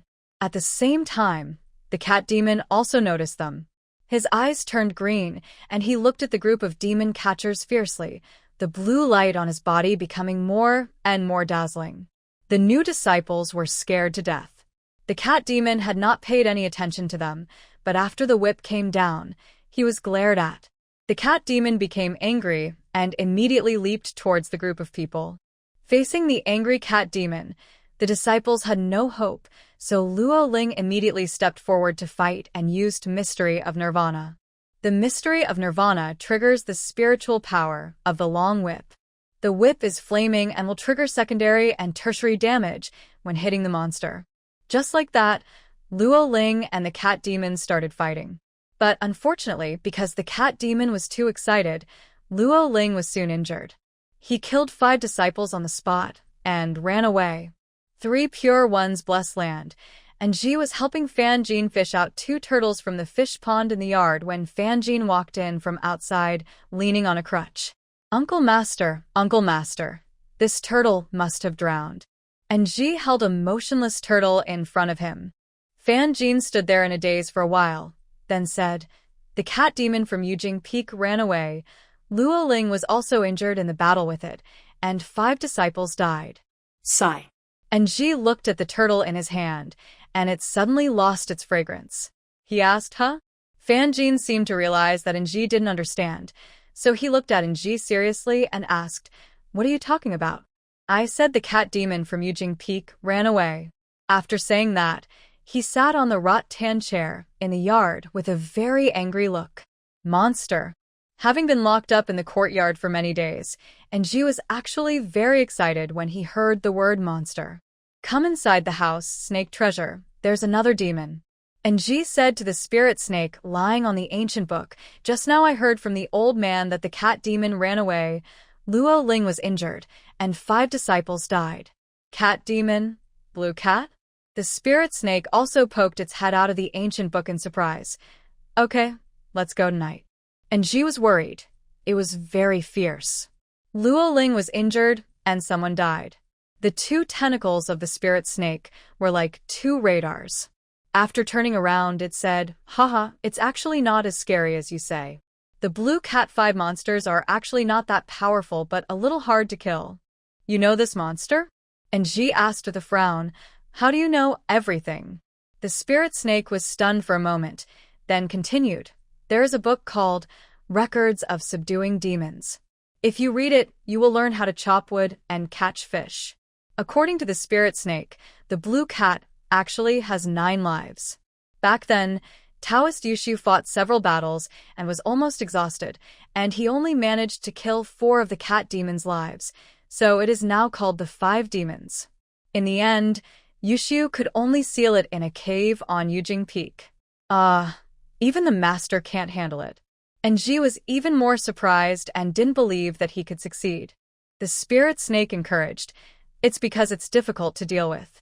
If you kill it, you can directly advance to a demon catcher. You have the Yuhua Sword." Yes, he had the Yuhua Sword. And Ji turned around and took out the Yuhua Sword, looking it up and down. But the old man hasn't gone out these days. He sits outside in the sun every day. And Ji expressed his concerns. It was obvious that he was guarding him, and he must not run around. Inside the main hall of Sanqing Palace, the disciples were anxiously waiting for the elders to arrive. What happened at Eugin Peak was a big deal, even bigger than what happened at the training ground in the back mountain. If the cat demon escapes from Sanqing Mountain, then the reputation of Sanqing Palace will be bad in the outside world. As a great sect, the sealed demon actually ran out of the mountain gate and endangered the people in the outside world. No one can bear such a crime. Kodashing is arranging people to closely monitor the cat demon's every move on Eugin Peak. Immediately afterwards, Luo Ling walked into the hall with injuries. Elder Taiching saw this and hurried forward to observe the injuries. He said in disbelief, "The demon poison is spreading. Ask Haning Pavilion to apply more 1,000-year-old Ganoderma lucidum cream. It can remove the demon poison." Haning Pavilion is a specialized medical unit of Sanqing Palace, which can provide integrated treatment for physical injuries, demonic injuries, internal injuries, etc. "Elder, 5 of our disciples died." Luo Ling reported somewhat depressed. Elder Taiching patted Luo Ling on the shoulder and said, "It's okay. Wait for the headmaster to come and see what to do. This matter can only be handled by Foshan." A little, Taoist Master Yushu walked up to his seat from the back hall. "Greetings, Master." Everyone bowed. Looking at the injured disciples in the hall and the people with uncertain expressions, Taoist Yushu felt extremely painful in his heart. His predecessor was not like this back then. He had many capable subordinates, but now. Report to the leader. The cat demon came out of the mountain because the spell engraved in the cave has become weathered. Kodak reported, "I came back and prepared to ask Foshan to subdue the demon, but when I arrived, it was too late. The cat demon had already emerged from the mountain." After hearing this, the head of Yushu let out a long sigh. "Hey, the level of the cat demon is actually very low. The only trouble is that it has too many lives. When I was the senior brother of Sanqing Palace, I only eliminated 4 of them until I was exhausted." Life. Speaking of this past event, Yushu really admired himself and was really desperate. After saying that, Taoist Master Yushu looked at the empty seat aside and asked, "By the way, why didn't Elder Fan come?" Come on. Come on. And Ji's voice appeared at the door of the hall, which made Luo Ling and Ku Dasheng's eyes widen. Luo Ling was even more angry. Why did Fan Jin bring Shin Anji again? I saw Anji supporting Fan Jin and slowly walking into the hall. "Oh, I'm old, and it's a bit difficult for me to go to the Sanqing Temple." Fan Jin walked slowly towards his seat with a cane. Ji and Luo Ling looked at each other, and she clearly felt anger in Luo Ling's eyes. "Junior brother, the cat demon has come out of the mountain. What do you think we should do about this?" Taoist Yushu asked humbly. In fact, Fan Jin was a little depressed and angry. Taoist Yushu was the head of Sanqing Palace, but he was still asking himself what to do. "Brother, you are the head of the sect. Besides, it was you who sealed this cat demon 40 years ago. I suggest that you go out in person and destroy it quickly to prevent it from escaping down the mountain and causing unnecessary trouble." Elder Taiching offered his own plan. After hearing this, Fan Jin looked up with a gloomy face at Ji, who was standing at the last gate of the hall, thinking about something. Taoist Master Yushu has been practicing recently. He has finally gathered all his spiritual power. If it is dispersed again in a fight, it will be troublesome. So he said, "I will be out of retreat in 30 days. The spiritual power I have gathered cannot be dispersed." This is indeed a headache. If the sect leader were to take action at this critical juncture, all of his previous training would be wasted. "Senior brother Fan, what do you think?" asked Elder Taiching. Fan Jin thought for a moment and said, "Let the young people solve this problem. Through this, we can train them and discover talents. We can also test who is capable and who is not." Taoist Yushu was impressed by this and nodded immediately, saying, "Dasheng, you are the eldest senior brother. You were also the eldest senior brother when I subdued the cat demon. You are in your 20s now. You should lead the young people to win glory for the sect." "Yes, we can't always rely on people like us who have weak legs and feet when we encounter problems," said Fan Jin. Unexpectedly, today's meeting put all the pressure on senior brother Ku Dasheng. But what the elder said is not without reason. The gap between the old and new disciples of Sanqing Palace is already very obvious. If we don't train a group of young people with ambitions, aspirations, and ideals, what will be the future of Sanqing? Just like that, after the decision of the elders, this matter was handed over to the young people, and when they couldn't handle it anymore, the elders would step in to resolve it. This matter is stressful, but it is also a good thing for young people, especially Ku Dasheng. He is a little excited. It is indeed time to prove his ability. Otherwise, how can he compete for the position of elder after Fan Jin's death? "Dasheng, come here." Taoist Yushu waved his Buddhist sleeves, and the Buddhist whisk in his hand slowly flew towards Ku Dasheng. This is the Yushu Buddha dust, the treasure that guards the Sanqing Palace. It is extremely powerful and can shake the demon lord with extremely powerful magic. Seeing that the jade Buddha dust was already in his hands, Ku Dasheng knelt down on one knee very excitedly, Deshum will definitely live up to the expectations of the master and the elders. After saying that, he led the people out of the hall quickly. And Ji was also a little excited.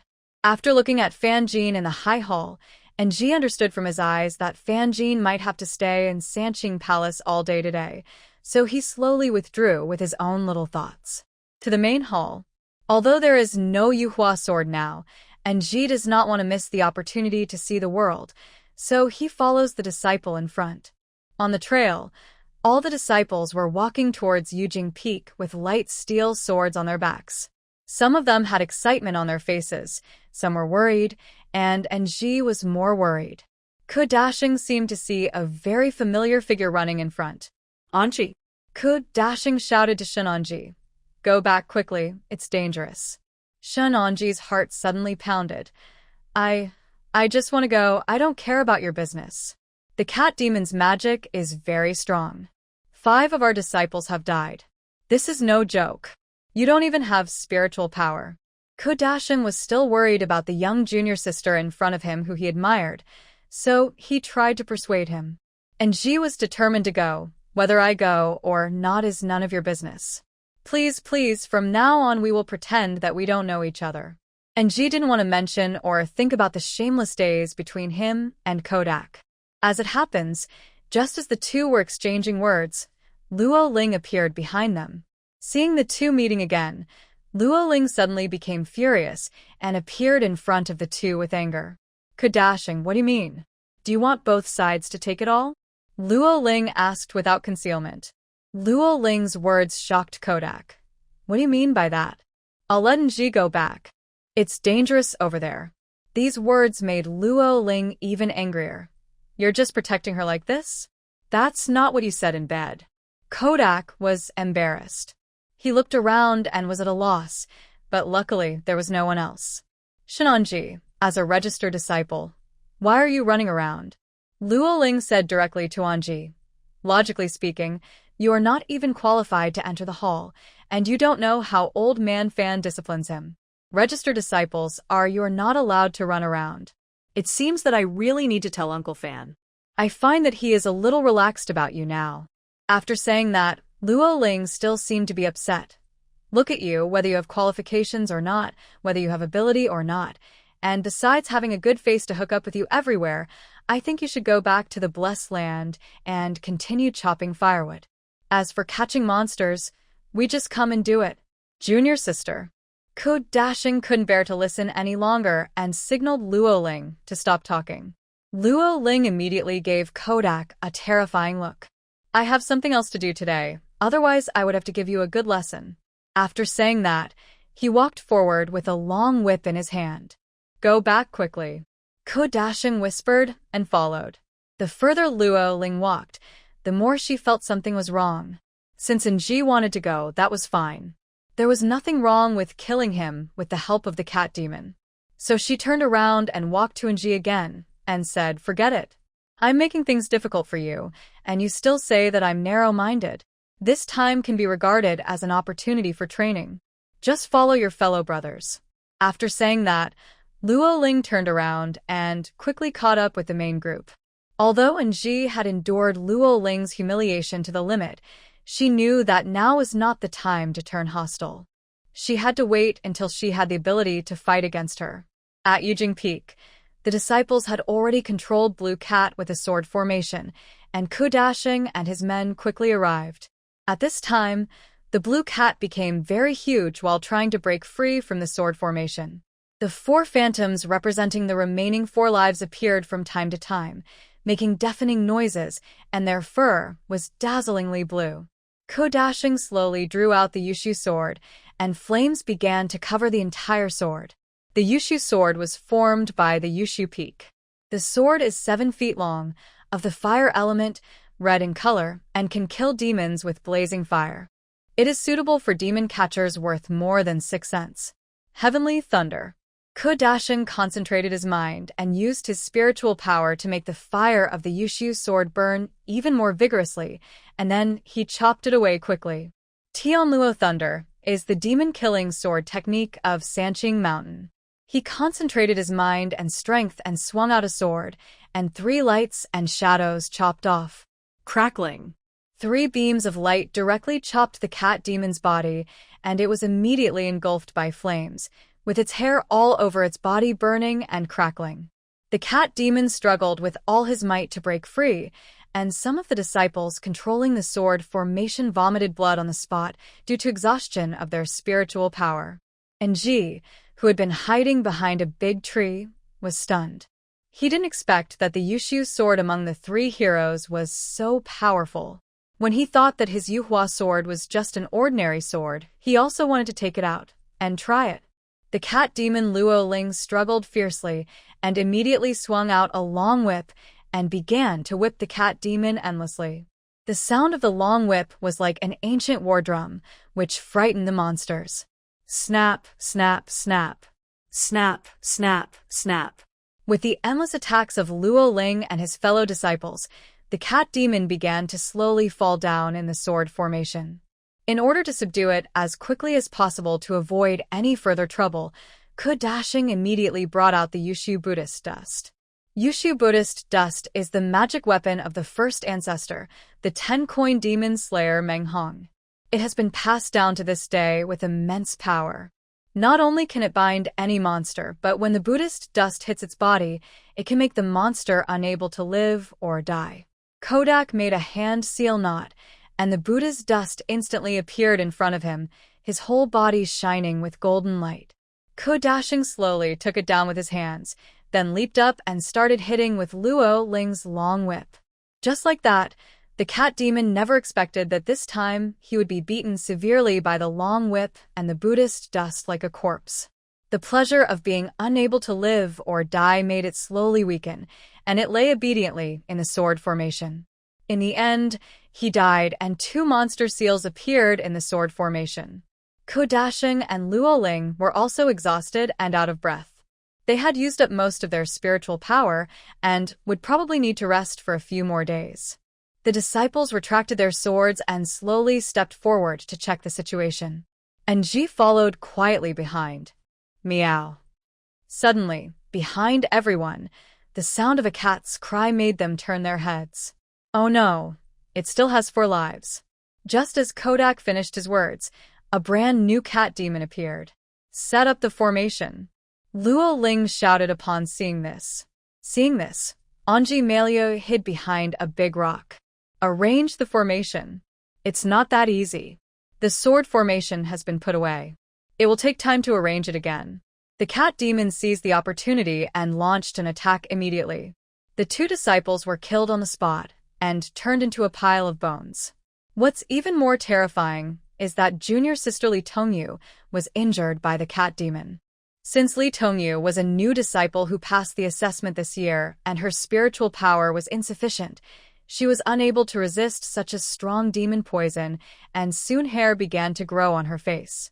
Senior sister, save me. Li Tongyu stretched out his hand, which had turned into a claw, in pain and begged for help. Luo Ling looked at Li Tongyu's painful expression and whipped Li Tongyu without saying a word. Li Tongyu fell down on the spot and fell directly behind the rock where Ji was hiding. And Ji was so scared that he curled up on the ground. Without the restraint of the sword formation, the agile cat demon had a wider range of activities. Although Kodak was blessed with the Yuhua Buddhist dust, the hit rate of the Yuhua Buddhist dust was greatly reduced when facing the agile cat demon, and 7 out of 10 moves could not hit the target. Faced with such a low hit rate, Dashing knew that once everyone's spiritual power was used up, they would all become the cat demon's meal. So, on the one hand, he asked Luo Ling to quickly organize the disciples to set up the sword formation, while he used the Yuhua Buddhist dust to hold back the cat demon. He just lost a life in the sword formation, and still has 4 lives left. How could the cat demon fall into the trap? Finally, the demon cat escaped from Eugin Peak. I tell you, Li Tongyu was corrupted by the demon poison at that time. That woman was so vicious that she killed Li Tongyu without saying a word. I wanted to help them so badly, but inside the house of Sanqing Blessed Land, and Ji told the spirit snake what happened today. It was her first time seeing such a big world, and she still remembers it vividly. It's scary just thinking about it. What's next? Asked the snake spirit. Later. And Ji calmed down and continued. Later, the senior brother led everyone to search separately, and there was no later. The spirit snake pondered for a while and said, "Good opportunity. Good opportunity. What a good opportunity." Even the senior brother couldn't handle it. What a good opportunity. And Ji was a little discouraged. After all, this was the first time he saw such a powerful monster. Let's start with the monster spirit and slowly advance. What are you talking about? This cat still has 4 lives. After you kill it, you will get 8 monster seals. You can directly be promoted to a 5-cent monster catcher. You can't miss this opportunity. The spirit snake was excited just thinking about it. And Ji was depressed.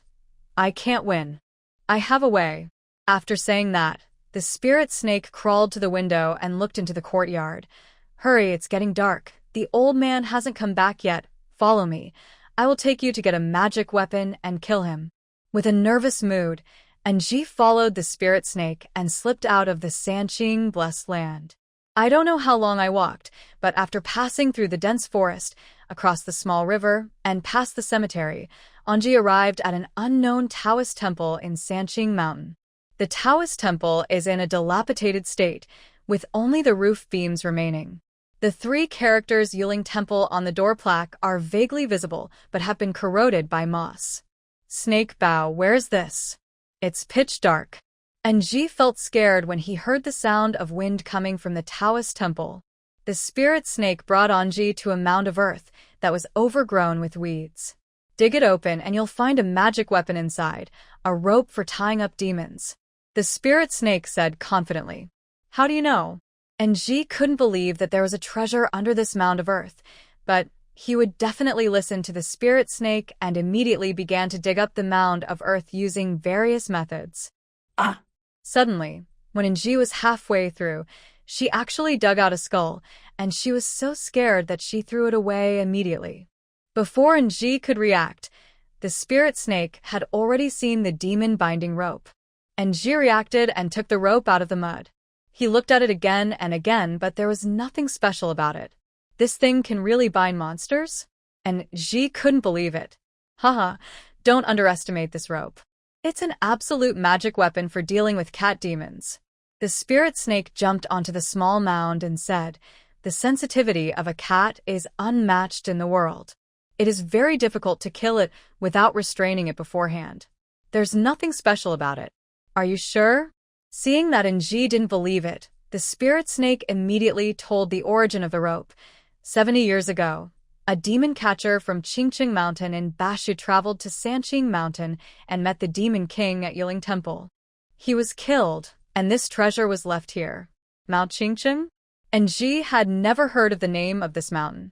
Oh, it's a faction in Bashu. Bashu is the best place for cultivating immortals and catching monsters. The spirit snake felt that he was being led astray by Anji, so he changed the subject and said, we have to find the cat monster before them. Anji was about to leave with the rope, but he saw the skull he had thrown into the ditch through the moonlight, so he felt a little guilty and went forward to pick it up. I'm sorry, I was too strong just now. And Zibala wiped the mud off the skull, came to the pile of earth, and buried the skull in the pile of earth. Brother, thank you for the demon binding rope. And Ji bowed and turned around to follow the spirit snake into the depths of the woods. The mist lingered in the woods, swirling up like a ghost, seeming to shroud the entire forest in a mysterious atmosphere. No one expected that the young people would handle the matter of the cat demon in this way. Taoist Yushu was very angry when he received the report. In the main hall of Sanqing Palace, the 5 elders received the bad news before they even returned to their own territories. Young people nowadays are really getting worse with each generation. The words of the Supreme Elder made everyone feel uncomfortable, but they also shared the same feelings. Yes, yes, yes. Elder Nyepan nodded in agreement. When we were young, it was much better than this. Hearing what the 2 elders said, Fan Jin couldn't help but sigh. When the head brother fought the cat demon back then, it was a life and death battle, alas. Fan Jin almost expressed his dissatisfaction with Ku Dashing. The one who felt the most uncomfortable was Elder Taiching, because his eldest senior brother Ku Dashing and eldest senior sister Luo Ling were both his disciples. One was in charge of the male disciples, and the other was in charge of the female disciples, while he was in charge of the daily affairs of Sanqing Palace, and could be said to be the executive deputy head.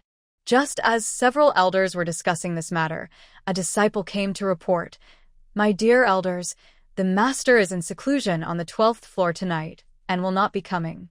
Please discuss this matter with the elders, and make sure to capture the cat demon quickly to prevent it from escaping down the mountain." After saying this, the disciple left the hall. This was an unintentional bomb. First, Elder Niepan gave Elder Shangzuan a look, then stood up and said, "I will go back and quickly arrange for people to search the entire mountain. This matter is very tricky." After saying that, he left on his own. Elder Shangzuan also stood up and said, "Elder Taiching, my 12 disciples will be waiting in the hall immediately. If you need anything, just send them. The cat demon is very low level, but it still has 4 lives. As long as you say the word, I will not refuse even if it means death."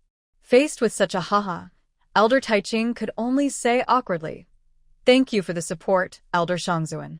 Looking at Shangzuan and Niepan walking out, Elder Taiching wanted to curse them.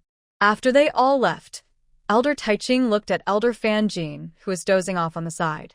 He was snoring in his sleep, and he cursed inwardly, thinking he might as well just say a few hypocritical polite words. Feeling depressed, Elder Taiching ignored Elder Fan Jin and went straight out of the hall. At this time, Ku Dashing and Luo Ling had also arrived outside the hall. "You two incompetent things. I gave you all the Buddhist dust, but you still can't take down a cat demon."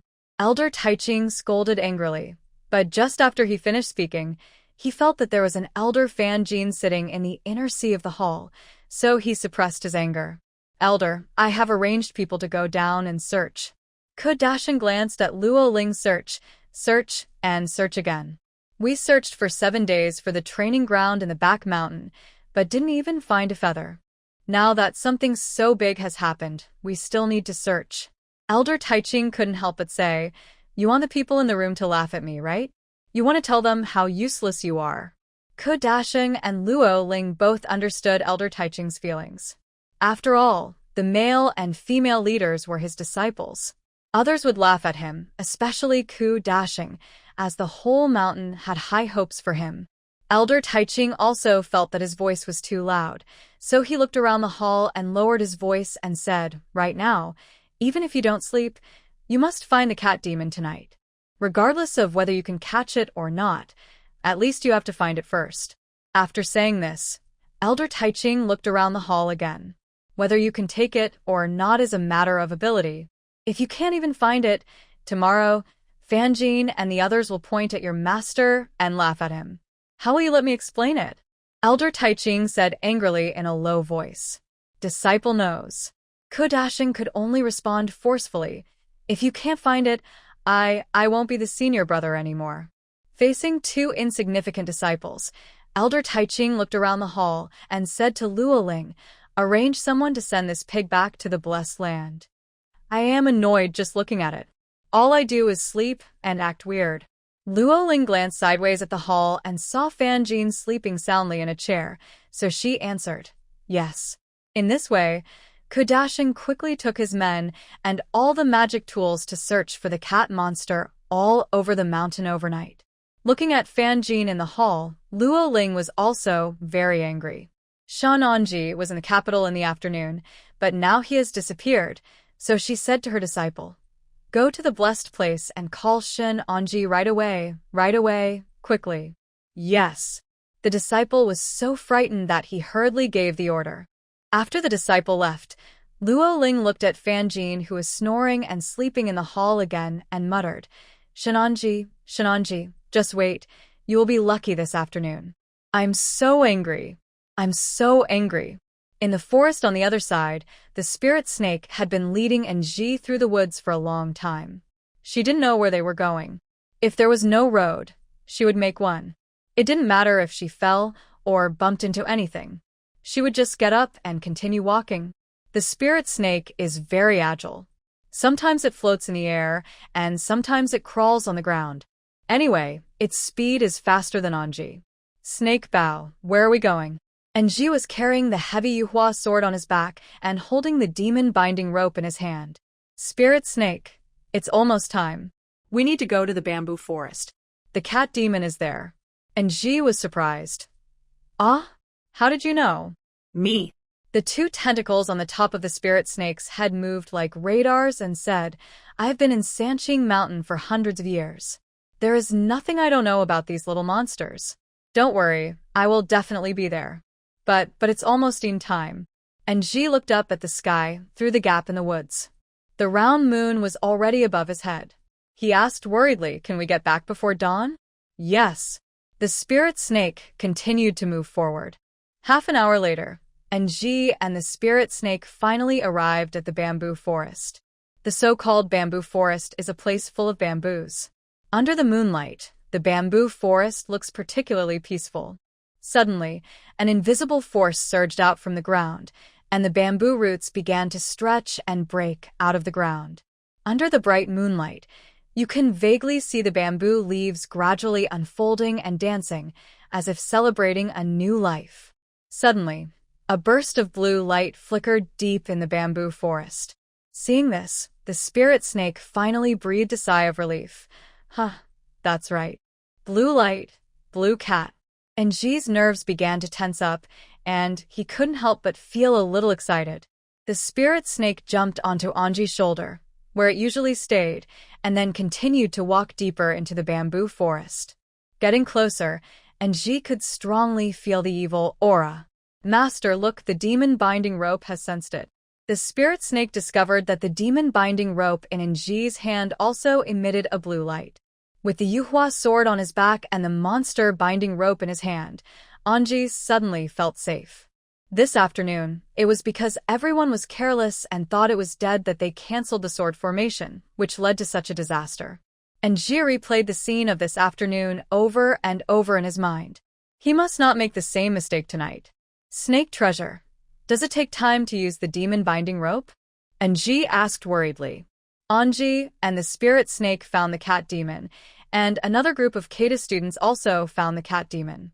Big brother, I found it. A disciple ran towards Ku Dashing with a look of joy on his face. Big brother, we found it. The disciples from Nanyuan sent a signal that they found traces of the cat demon in the bamboo forest. You're quite good at hiding, haha. Ku Dashing smiled with satisfaction and said, hurry over there quickly. Just like that, all the disciples flew and ran, determined to resolve the matter before dawn. In the misty bamboo forest, every bamboo looks exceptionally green and tall. The mist floats in the bamboo forest, and the blue light and the green bamboo complement each other beautifully. Meow. Suddenly, a cute and adorable kitten appeared in front of Anji, and the sound it made was enough to make everyone fall in love with it. Wow, so cute, hee. Anji reached out to pick up the cat. Stop. The spirit snake suddenly warned, this is the cat demon. These words scared Anji so much that he took a few steps back. Such a cute thing turned out to be a cat demon. Ha, you're quite brave. You came here alone.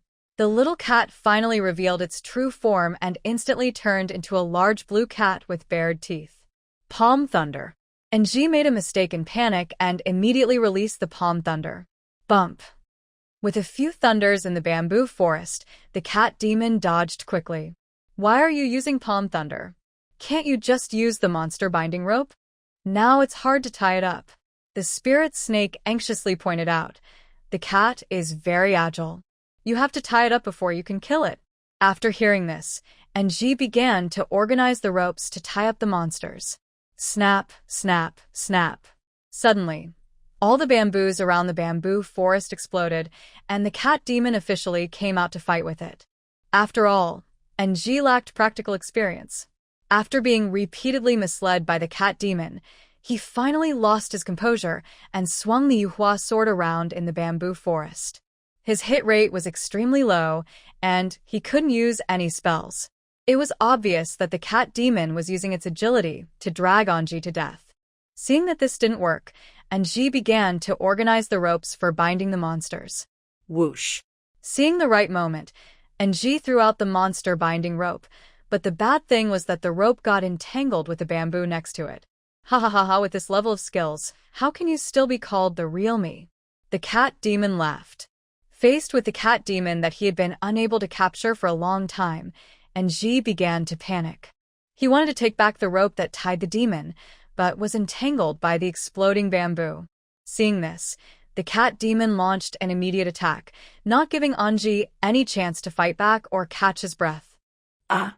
At the critical moment, seeing the 3 layers of cat demon phantoms pouncing towards Anji, the spirit snake instantly blocked Anji. If the cat demon succeeds with this trick, Anji will basically be ruined tonight. She was still in shock when she saw the cat demon that was pouncing on her change direction instantly when she saw the spirit snake blocking its way. After landing, the cat demon surrounded Anji and looked around in confusion. Hiss. Seeing this, the snake also spit out its tongue towards the cat demon, as if communicating something, and the cat demon became obedient. Anji was quite smart.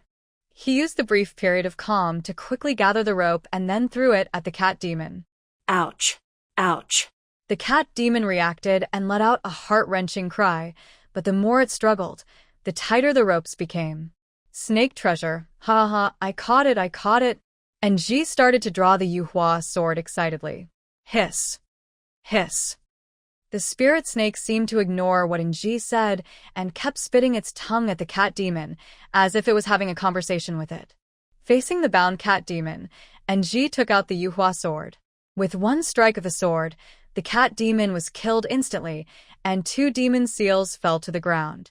The cat demon was dead, but Anji learned from the lesson everyone learned at Eugin Peak during the day, and did not take back the rope that tied the demon. Sure enough, after a while, a kitten appeared at the location of the rope that tied the monster. Meow. Collect. And Ji gathered his spiritual power at his fingertips and cast a spell on the rope that bound the demon. Watching the kitten rolling on the ground in agony trying to break free from its restraints, Ji couldn't help but cast a spell again. As the rope that bound the demon became tighter and tighter, the kitten's entire body began to turn blue, and its size gradually grew larger. The cute meow sound also turned into a dull ow. Hurry, kill it with the sword, the spirit snake urged. Ji took out the Yuhua Sword again and swung it at the cat demon. The cat demon only had 2 lives left. Just like that, with the help of the demon binding rope and the guidance of the spirit snake, the cat demon was destroyed. Looking at the 8 sparkling monster seals on the bamboo leaves, Anji couldn't believe it. Master, congratulations, you're a demon catcher now. The spirit snake crawled around excitedly. Ji picked up the monster seals, looked at them again, and said excitedly, I defeated the cat monster. Ha ha ha ha. At this moment, a ball of light flew straight to the bamboo forest. Oh no, they're following us. And who was still excited, picked up his equipment and said, Snake, let's go. Sure enough, Dashing and his men appeared in the bamboo forest, and they quickly arrived at the scene in the direction indicated by the magic weapon. Dashing was stunned. Although it was night, he could clearly see under the moonlight that there had been a fierce battle here. All the surrounding bamboos exploded, and the dirt left by the cat demon was very pungent. Upon seeing this, other disciples quickly searched the surrounding area, but found no clues. Brother, could it be the same person who happened to be in the incident at the training ground in the back hill? A disciple asked. Need I say that? We are too late. Dashing said in disbelief. To be able to kill 4 cat demons in such a short time, this person's level and spiritual power are definitely not lower than mine. The troublemaker at the training ground in the back mountain has not been found, and now this person has gotten to the cat demon first, and everyone agrees that it is the same person. Search immediately to see if there is any lost monster seal. Dashing ordered. The disciples continued searching under the moonlight, but ultimately they searched everywhere, but still could not find any seal. Half an hour later, Luo Ling also rushed over with her female disciples. Seeing everyone cleaning up the mess, she was so excited that she patted Dashing on the shoulder. Brother, you have called it a day so soon. Luo Ling looked at the scene of the fight and complained, I don't know where this woman Shen Anji has gone. The elder Taiching who caused such harm asked me to send old man Fan back. Ku Dashing had a sad look on his face. He seemed not to have heard Luo Ling's words and said, it's too late. Indeed. Luo Ling thought Ku Dashing said she was late, so she continued to complain. Originally, I brought people to follow you to fight together. It was because Shen Anji couldn't find her that Elder Taiching asked me to come in person. Send old man Fan back. What I said is that we are late. Ku Dashing looked at Luo Ling seriously. Only then did Luo Ling understand what it meant. She glanced at the scene with an expression of disbelief and said, What do you mean? This cat demon was also. Ku Dashing nodded. We suspect that this is the same person who caused trouble at the practice field in the back mountain. No way. Luo Ling asked in surprise. This is a 6th level monster with several cat lives. A master came to our Sanqing mountain and killed the cat demon last night. Oh, no way. Didn't senior sister Luo say this morning that senior brother Ke killed her? Is it the guy who killed the demon spirit in the back mountain training ground last time? He has not been caught yet. I guess it's because this guy is too powerful. The demon cats have so many lives, and he can destroy them in a matter of minutes. Outside the main hall of Sanqing Palace, several disciples gathered under a big tree outside the hall waiting to be summoned. At this time, the headmaster and the elders were dealing with last night's affairs, and Eugin came to deliver the record of subduing demons under Fan Jin's instructions. As soon as he walked out of the door, Eugin heard his fellow apprentices discussing what happened last night. This group of people talked about the incident in a miraculous way. It was said that an awesome monster hunter came to Sanqing Mountain to compete in the gym, and the rumors were very outrageous. Ha ha ha. And Jidu couldn't help but smile and quickened his pace. Just when he was about to go down the mountain, Ji suddenly became unhappy. He saw Luo Ling angrily walking towards this side with a whip in hand, followed by 3 female disciples. Judging from her expression, she seemed to have been scolded again. And Jillian didn't even bother to see this woman's face and wanted to hide, but there was only one way down the mountain. I have no choice but to bite the bullet and move forward. Shen Anji. Luo Ling's eyes were sharp. If you don't take care of the old man in the blessed land, why are you here? This question was really not well posed. And Ji rolled his eyes and still gave a polite reply.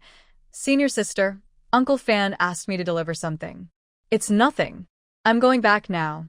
After saying that, Ji turned around and was about to leave. Stop. Luo Ling was already in a bad mood, and seeing Ji still looking unruly, she blocked his way and said, I repeat, don't think I can't control you just because you're in the blessed land. From now on, you're only allowed in the blessed land. Are you looking for trouble? Ji asked suddenly. In Luo Ling's opinion, she was not afraid of Ji's anger, but she was afraid that this guy would act out of the blue. This showed that he looked down on her completely, so she said even more angrily, Haha, I'm looking for trouble? Do I need to bother with someone like you who has no qualifications and is only fit to serve an old man? You. Ji was so angry that he almost vomited blood and was speechless for a long time. Seeing that Ji was so angry that he was speechless, Luo Ling became even more proud. You will never be able to participate in such a wonderful battle last night in this life. Go back and serve old man Fan, ha ha ha ha. It's quite exciting. I don't even know who killed this cat demon, so I'm so shameless that I have the nerve to say it. Ji finally found the topic. She knew that Luo Ling was very concerned about Face. What nonsense are you talking about? Senior brother Ku used Buddha dust to destroy him. After Luo Ling said this, she suddenly felt that she had no confidence. Ji smiled faintly after hearing this. Haha, keep making it up, keep making it up. Facing Ji's provocation, he immediately felt embarrassed in front of the 3 junior sisters. Shen Anji, just wait for me. After saying that, Luo Ling led the 3 of them to the main hall quickly. After all, the elders were still waiting. Walking on the trails of Sanqing Mountain, after calming down, Ji seemed to be in a particularly good mood. He even stood on Longxing Terrace to watch the sun that was about to set. thinking that she had obtained a total of 8 monster seals, and after the spiritual power conversion, she would become a veritable 5-cent monster catcher. She felt that all the grievances were worth it. At least the future was promising. With light steps, Anji walked along several small paths and returned to the Blessed Land. But as soon as I arrived at the Blessed Land, I realized something was wrong. Fan Jin stood quietly under a peach tree, leaning on a cane, and on the stone pier next to him, the spirit snake was covered by a layer of golden light. Things are not that simple. Anji looked at the spirit snake curled up on the stone pier. You're back. Fan Jin turned around slowly. Master, hello uncle, the things have been delivered. After Anji said this, his eyes never left the spirit snake. Fan Jin walked slowly to the rattan chair with his crutches and sat down. He said nothing. Hiss. The snake looked exhausted and failed to stand up and spit out its tongue twice. Snake treasure, snake treasure. Anji stepped forward and wanted to grab the spirit snake, but he couldn't break the layer of golden light. It's an evil spirit. Fan Jin sighed and said, Sanqing Blessed Land is where the true energy of Sanqing Mountain is located. No evil spirit can actually get close to it, but this snake can actually hide in the Blessed Land below the true energy of Sanqing without being discovered. After hearing this, Anji was stunned for a few seconds and then fell to her knees, her eyes red. This action caught Fan Jin by surprise. He stood up in surprise. He didn't expect Anji to kneel down. But soon Fan Jin calmed down and slowly sat down on the rattan chair. I know you're good to me. You know everything I've done. You gave me medicine when I was injured by a demon spirit, and you threw the Yuhua Sword to me on purpose when I wanted to advance. Anji burst into tears after she finished speaking. In the past year, I've been bullied by this person or tricked by that person on the mountain. Only you and Shibao have been good to me. What Anji said was correct. Her current achievements were inseparable from Fan Jin. Fan Jin turned a blind eye to her affairs and even hinted at them sometimes, which was actually for her. Last time, you made me chop wood all night. In fact, you were protecting me because you knew that Elder Taiching had ambushed me at the training ground in the back mountain, waiting for me to take the bait. Anji didn't want the spirit snake to be hurt, and he felt that he should be open-hearted to those who treat him well. Last night, in the bamboo forest, it was Shibao who took me to kill the cat demon. A total of 8 demon seals were obtained. After that, Anji took out 8 monster seals from his pocket and placed them on the ground and continued, I haven't transformed any of them yet. Fan Jin looked at the child in front of him with red eyes and crying softly, and immediately stood up and helped him up. I don't mean to blame you. If I wanted to blame you, I would have imprisoned you in this blessed land long ago. I know. Anji wiped his tears and snot and continued, the Yuhua Sword recognizes its master. I almost froze to death when I took the sword, but you appeared in my mind. The Yuhua Sword knew that you accepted me, so it accepted me too. Ah. Fan Jin sighed helplessly after hearing this and said, I didn't expect you to turn the entire Sanqing Mountain upside down. Today, the head brother was furious and severely reprimanded Kodashing and the Shangqing elders. I thank you and I also thank Shibao. After saying that, Anji knelt on the ground and kowtowed again, saying, Uncle Master, please let it go. It has never done anything against the will of heaven and earth. Fan Jin looked at the sealed spirit snake on the stone pier again, and he had 100,000 questions in his mind. The Sanqing Blessed Land is where the true Qi dragon vein of Sanqing Mountain is located. No demons or spirits can enter. Even a demon lord who has practiced for thousands of years has to retreat when faced with the powerful true Qi of the Sanqing Blessed Land. However, this spirit snake can enter the Blessed Land as if it were an empty place. More importantly, some time ago Fan Jin thought that Anji's current success was all due to herself and his help. It was not until last night that he suddenly realized that the spirit snake also played a crucial role in Anji's current achievements. Uncle Master. Seeing that Fan Jin did not comment, Anji begged again. Oh, I can't live without it, just like my life can't live without you. Anji was very sad. Indeed, if Fan Jin killed the spirit snake, he would not be able to walk in a few years. He would be faced with such a huge pit like Sanqing Palace. Where would he go in the future? Get up quickly. After Fan Jin finished speaking, he concentrated his powerful spiritual power on his fingers and directed it towards the stone pillar. The golden light shield covering the spirit snake instantly disappeared. Snake baby, snake baby. And Ji held the spirit snake in the palm of his hand, and tears fell drop by drop on the spirit snake's body. The two tentacles on the snake's head, which were almost dried up by the sun, began to move. Haha, don't be sad, I'm fine. And Ji saved the spirit snake and was forgiven by Fan Jin. Snake, luckily I didn't stay outside today, otherwise you would have shriveled up. And Ji sprinkled water drops on the body of the spirit snake and said, I really don't know what I would do if you were gone. The spirit snake enjoyed Ji's massage to its heart's content. Master, I can see that old man Fan is really good to you. He probably wants to take you as his apprentice. His 7 apprentices all died in a battle, so everyone in Sanqing Palace treats him well on the surface, but secretly they don't treat him well, because every elder has a successor, but he doesn't. And Ji was surprised. All 7 disciples died in the battle. What kind of monster were they fighting against? The spirit snake recalled the battle at Mount Sanqing 40 years ago. 40 years ago, Fan Jin, who was already middle-aged, was the mainstay of Sanqing Palace, ranking behind his eldest brother Taoist Yushu. He not only made Sanqing famous, but also trained 7 very powerful disciples. But also 40 years ago, the 8th-ranked demon lord Lu Hong invaded Sanqing Mountain. Fan Jin led his 7 disciples to fight for 3 days and 3 nights. In the end, because they did not receive follow-up support from magic weapons, all 7 disciples died. Since then, he has never recovered. After hearing the story, Ji felt mixed emotions. This was indeed a tragedy. Just like this time when they were fighting the cat demon at Eugin Peak, if it weren't for the blessing of the Buddhist dust, Kardashian and the others would have been exhausted to death. If there was no demon binding rope last night, do you think it would have been easy to capture the cat demon? The spirit snake felt the same way. And Ji felt a little sorry for Fan Jin. He was so good to me, but I caused him trouble.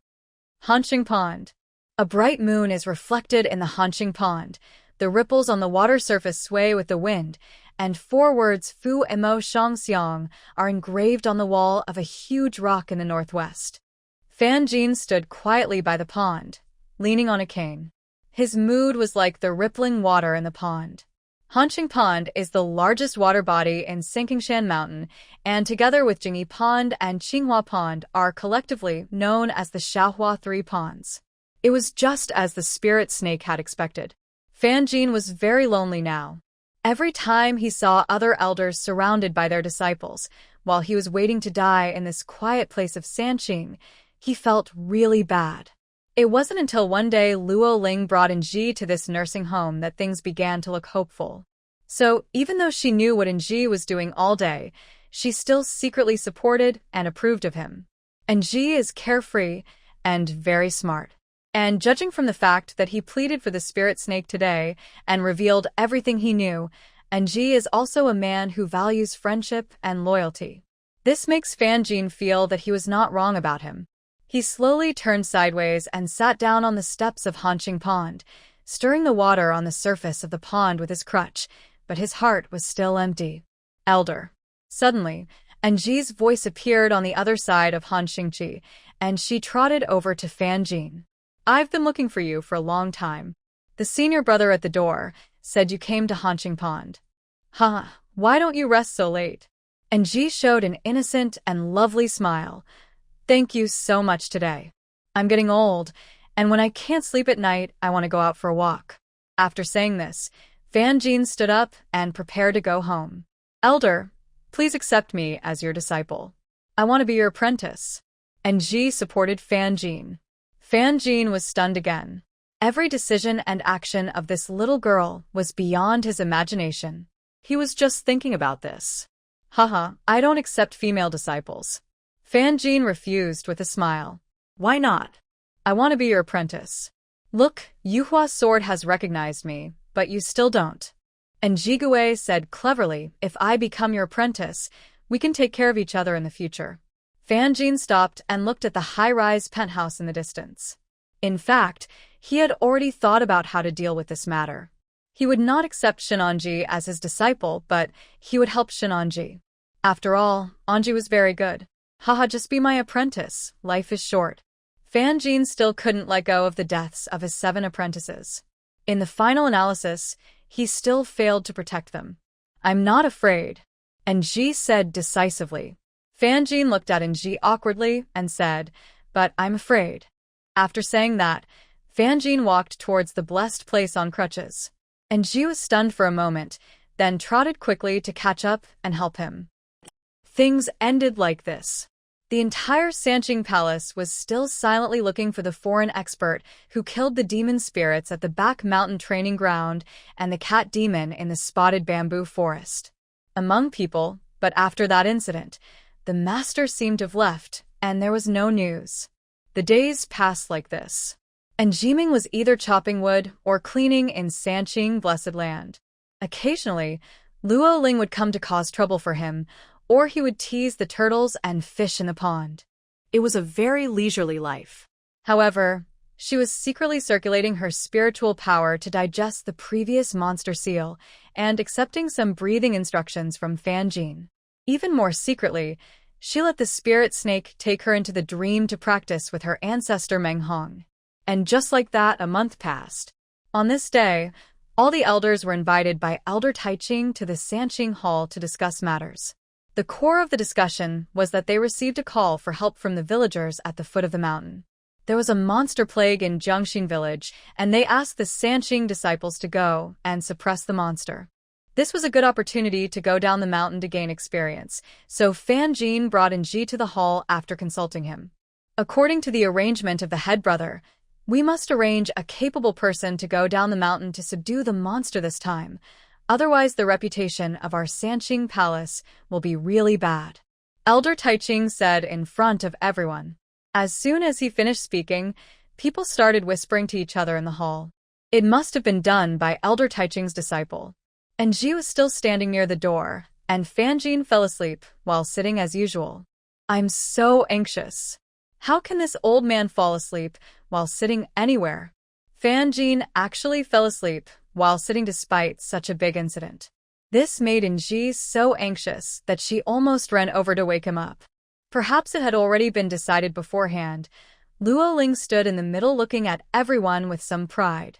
According to the decision of several of our elders, it has been decided that Luo Ling, a female disciple of Sanqing Palace, will go down the mountain to subdue monsters in order to gain experience. Elder Taiching solemnly announced the result of this matter to everyone. Obviously, the results were as expected. No one reacted at all. Instead, they were congratulating each other. I don't agree. Suddenly, Fan Jin woke up with a yawn, which made Anji's anxious heart retract. Fan Jin's words made Elder Taiching unable to step down immediately. He cursed in his heart. This old guy sleeps when he sleeps. Why did he suddenly express his opinion? So he said awkwardly, Senior brother, this was decided together by us and the head senior brother. In fact, Fan Jin had already had objections to this group of elders. He thought he was too old and would only talk to him about everything in name, but he wanted to fight for Anji once. I recommend Shinonji, a disciple of Sanqing Blessed Land. Go down the mountain. Shinonji. Everyone was shocked, not expecting Fan Jin to push this person out, and all looked at the door. Luo Ling was so angry that she gritted her teeth. Senior brother, Shinonji is still a registered disciple. He doesn't even have the qualifications. Elder Taiching said. Fan Jin did not speak, but stood up slowly with crutches. If you don't let her go, I will go find senior brother Yushu. You. Elder Taiching said suddenly when faced with Fan Jin's rogue behavior. Elders, Shinonji is not even a spiritual master. She got the second to last score in the last assessment at the back mountain training ground. Let her go down the mountain. Not to mention that it will be difficult to convince the public. More importantly, if things are changed if it goes wrong, it will damage the reputation of Sanqing Palace. Upon seeing this, Luo Ling immediately stood up and started to criticize Shinonji, and she was bound to suppress him. I think what senior sister said makes sense. There are so many capable people on our mountain. How can we arrange for an unqualified person to go down the mountain to slay demons? Isn't this a joke? Ha ha ha. Maybe I was demonized by Missy just after I came down the mountain. Ha ha ha ha. Shen Anji just cleans the house and serves Uncle Fan in the blessed land. I understand how Uncle Fan feels like this. Things went beyond Fanjin and Enji's imagination. Fanjin originally thought that bringing Enji to the main hall with his qualifications would give everyone face, but unexpectedly, he overestimated his own face. It turned out that everyone was surprisingly unanimous on this matter. In Luo Ling's opinion, today's matter was very serious. She regretted sending Shen Anji to Sanqing Paradise. Now it seemed that old man Fanjin had some interest in little girl Anji. Looking at Enji, who had been hiding at the door, Luo Ling felt itchy with hatred. It was Enji who should have been killed by the cat demon in the first place. Uncle Fan, Linger feels that junior sister Enji's cultivation is not yet mature enough. If anything happens down the mountain, I finally found it for my uncle. Luo Ling wanted to say the other two words on the spot, but she suddenly felt bad. So he took it back. Fanjin let out a long sigh. Looking at the group of young people in the main hall, he felt more and more that none of them were as capable as Enji, so he said, Enji's cultivation is not lacking. She is better than all of you, all of them. As soon as these words came out, Luo Ling and all the disciples laughed contemptuously. Faced with everyone's doubts, and Fanjin had already said this, Shen Anji decided not to pretend anymore and immediately stood up and said, Senior sister, I am quite capable. My level is now comparable to that of. You are equal. Little girl, don't be so arrogant just because Uncle Fan is supporting you. A loyal fan of Luo Ling jumped out and shouted. Enji smiled contemptuously. I'm not arrogant. If you don't believe me, you can give it a try. Shen Anji, get down. Is this the place where you cause trouble? Senior brother Ko Dashing suddenly stood up and scolded. Others said it didn't matter, but facing senior brother Ko, who almost became a couple with him, scolding him like this, Enji suddenly felt very wronged and became at a loss. Big brother, please don't be mean to little sister anymore. She'll be very sad, ha.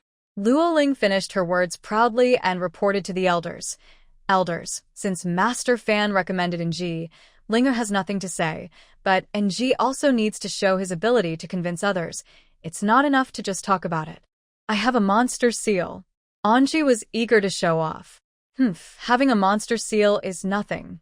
In this way, we have a ready-made 5th level monster in the back room. Just go and do it to prove your own strength. After saying this, Luo Ling looked at Fanjin on the stage with disdain.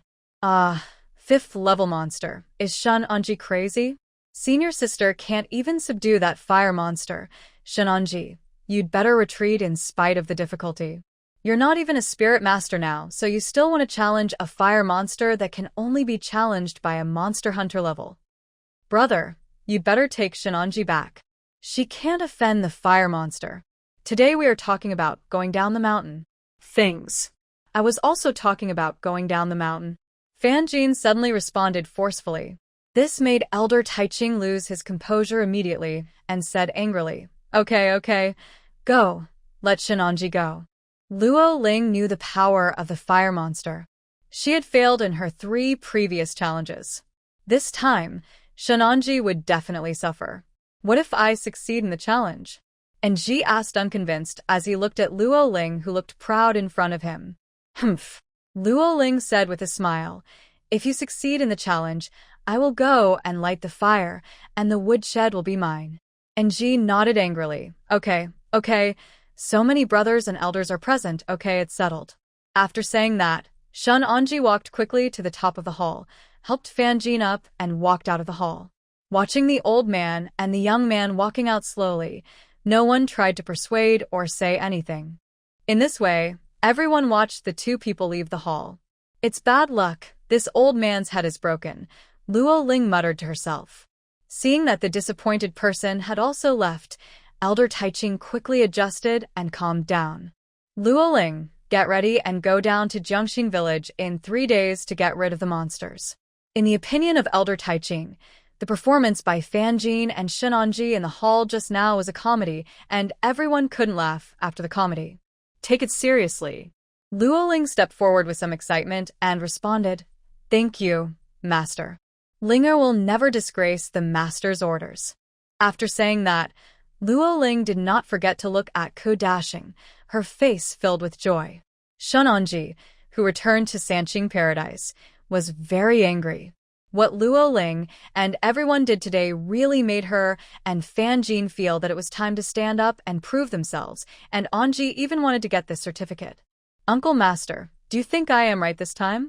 Anji squatted beside the rattan chair, while Fan Jin lay on the chair without saying a word. After hearing Anji's words, Fan Jin turned a blind eye as usual and said, "Don't conflict with them." This was another half-sentence, and Anji shouted again, "Uncle Master."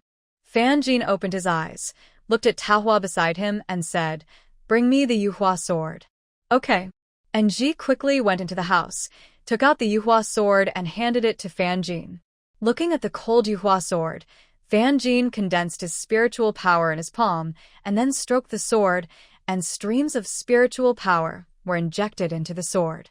"I have already injected my spiritual power into the Yuhua Sword. Its power is affected by your level." Fan Jin continued to lie on the rattan chair and said, "Don't hurt the fire monster. Stop when you are done." Why? "Luo Ling has already bullied me." And Ji didn't understand. "Fan Jin, the fire monster surrendered to the heaven 100 years ago. It is a flame that never goes out. It has served our Sanqing Palace in the back hall for 100 years.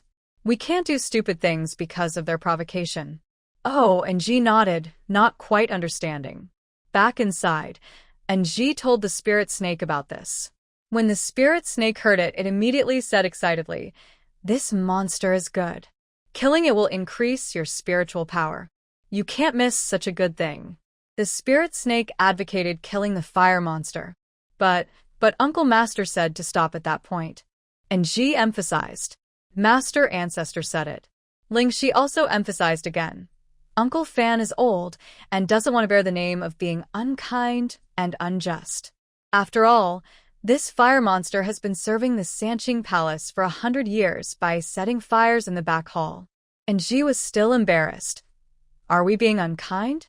Remember, it is a demon and you are a demon hunter. We are incompatible with each other." After the spirit snake finished speaking, he continued to add, "Besides, Luo Ling will look down on you even more and won't directly stand above you in the future."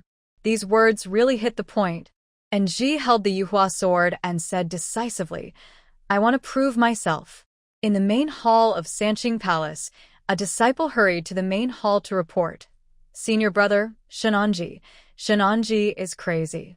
She went to the back hall to look for the fire monster." The back hall is the place where Sanqing Palace eats, drinks, and has diarrhea, and it is also where the disciples of higher grade stay. After hearing this, Luo Ling looked at Ko Dashing with horror and disbelief on her face. "She's the only one? Where's Old Man Fan?" Luo Ling asked in surprise. "She must have helped in this matter." "Disciple, she is the only one." She thought it was just a joke to save face, but she single-handedly found and challenged a 5th-level monster. Although it was unbelievable, Luo Ling still forced a smile and said, "Ha, Shenanji asked for this. Let the fire monster turn her into ashes, so as to prevent this stubborn kind from causing any trouble in the future." Seeing that the disciple who came to deliver the message was gone, Luo Ling looked at Kodak aside and asked abruptly, "Are you feeling distressed now?" Ko Dashing actually felt distressed, and she wanted to stop him. But what should she do when facing Luo Ling? Bump. As the kitchen door was kicked open by Shunin, more than 30 logistic staff all looked at the door dumbly. "Where's the fire monster? Where is it? I'm going to destroy it." And Ji, holding the Yuhua Sword, yelled by name. Upon seeing this, the kitchen manager hurried forward. "Get out, don't make trouble, and extinguish the fire demon. Get out." The kitchen manager obviously knew Shenanji, because when Luo Ling was researching Anji's whereabouts, she also considered it and discussed it with the kitchen manager, so the kitchen manager didn't pay attention to this registered disciple at all. Get out of my way. Anji had obviously lost his mind. He pushed the kitchen manager away with one palm and ran straight to the stove. At this time, the fire monster was burning in the stove. It burned its flame to the maximum with all its strength, hoping to cook a whole pot of pig's trotters at noon. When it heard someone outside calling for it, it turned into a small fire and started to burn. Got out of the stove. To communicate with people, it must transform into a human form, so the fire quickly turned into a human. Its face was black and sweaty, like an old man who had just finished carrying cement. It looked at Nji with a simple smile and said, "Master, is there anything I can do for you?" Ever since the fire monster returned to heaven, he has called everyone he meets master. Looking at the dirty old man in front of him, Nji smiled contemptuously and asked, "Huh, are you a 5th level monster?" As soon as these words came out, the fire monster's face suddenly became ugly. It looked at the masters around it awkwardly and nodded. "Haha, master, am I doing anything wrong?"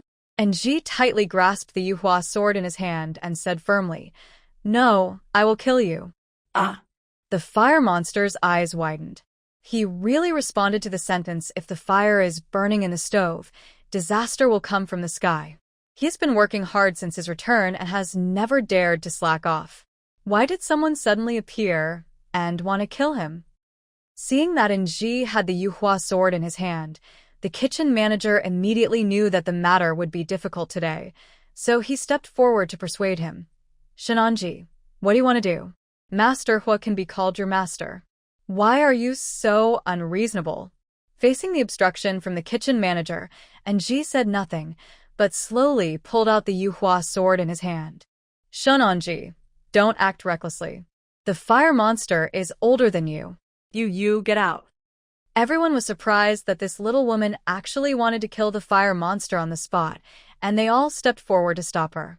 Facing Shenanji's firm eyes and the drawn Yuhua sword, the fire monster was stunned on the spot and was at a loss because it knew that the man in front of him was holding the Yuhua sword, one of the 3 masters of the 3 purities, which can kill demons and eliminate demons. The devil is just a matter of sword.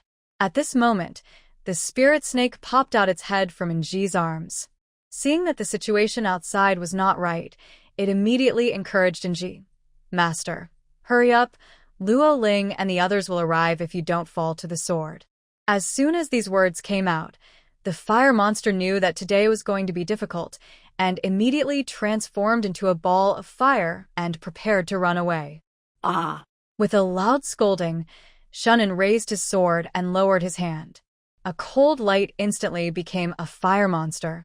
Before everyone could react, the cold air flashed through the flames, and the flames were extinguished instantly. Everyone was shocked when they saw this, and the fire monster just received the lunch. The fire monster is dead, and a monster seal is suspended in front of the stove. Nji put away his sword, put the monster seal into his bag with satisfaction, and walked out of the back hall. Faced with the powerful Nji, the kitchen manager, and everyone else finally reacted and immediately roared. "Oh my, you rascal, is this witch crazy? The fire monster has served our back palace for 100 years. This woman is too cold-blooded. Quick, report to Master Yushu immediately and punish this woman severely. Without the fire monster, it will be difficult to make fire from now on." In the back hall, voices of condemnation were heard one after another, but they did not affect Nji's firm determination at all. At this time, Kudashing, Luo Ling, and others also rushed to the back hall. Seeing and holding the Yuhua sword in his left hand and a monster seal in his right hand, Luo Ling exclaimed in her heart, "How is this possible? Is anyone injured?" Kudashing asked the kitchen manager calmly. "What's the harm?" The fire monster didn't even have a chance to run away. The kitchen manager said, and then she accused him excitedly. "This woman is crazy, really crazy. Does she know how much hardship the fire monster has endured for Sanqing Palace?" Luo Ling was dumbfounded after hearing this. She looked at Nji with disbelief. It could be seen from the Yuhua Sword that Fanjin held. Shenanji, are you crazy? The fire monster is comparable to the elders of Sanqing Palace. Kudashing was also very angry. Seeing everyone talking about this in such a tone, Shenanji felt a very happy feeling in his heart. He opened his left palm and showed the monster seal. What do you mean I'm crazy? Senior sister Luo asked me to kill him. Many people in the hall testified. After listening, the eyes of the kitchen manager and everyone turned to Luo Ling again. Faced with everyone's anger, Luo Ling knew that this matter was troublesome. Although the fire monster was a monster, it had become the elder of the Sanqing Palace disciples over the years. She only wanted to use the fire monster to kill Nji, but she didn't expect. The fire monster must have been killed by Fanjin's helper. How could she, a registered personnel without even the qualifications, kill a fire monster? Luo Ling immediately retorted, "This woman didn't kill a single demon during the assessment." Humph. Nji sneered and took out 3 monster seals from his arms and said, "Not only did I kill the fire monster, I also killed the 5 blue cat monsters." Haha, Luo Ling, you never expected that. Faced with Nji's extremely provocative tone, Luo Ling stood there at a loss. The monster seal was the best proof, and any rebuttal from her seemed so pale and powerless. Nonsense, this must be Fanjin. Luo Ling roared in frustration. She couldn't believe that the person she had assigned to do odd jobs in Sanqing Foodie had surpassed her in such a short time. She was extremely upset. Faced with such a situation, Kudashing didn't know what to do. The bet was indeed made in front of all the elders in the main hall. No one expected that things would develop in this direction. Junior sister. Kudashing was about to persuade Luo Ling to calm down. Don't touch me. Luo Ling pushed Kudashing away angrily and said, You too. At this moment, Elder Taiching also came to the back hall. Hello, Elder. Everyone packed their bags. Looking at the jade flower sword and monster seal in Nji's hand, although Elder Taiching was angry, he couldn't show it. After all, he was still the executive deputy head, and the bet between Nji and Luo Ling was made in front of everyone in the hall. The face is decided by oneself. Shenanji, you killed the fire monster as soon as you asked. Do you know the role of the fire monster in Sanqing Palace? Elder Taiching asked. Nji smiled proudly and said, I know. Senior sister Luo said that she would light the fire. The elders in the main hall were all witnesses, and Elder Taiching also agreed in front of everyone. Is she going to deny her debt now? You. Elder Taiching was very angry, but there was nothing he could do. He could only look at Luo Ling and said to Nji with gritted teeth, It seems that I have to teach you how to behave in the future. You want to go down the mountain to gain experience, humph.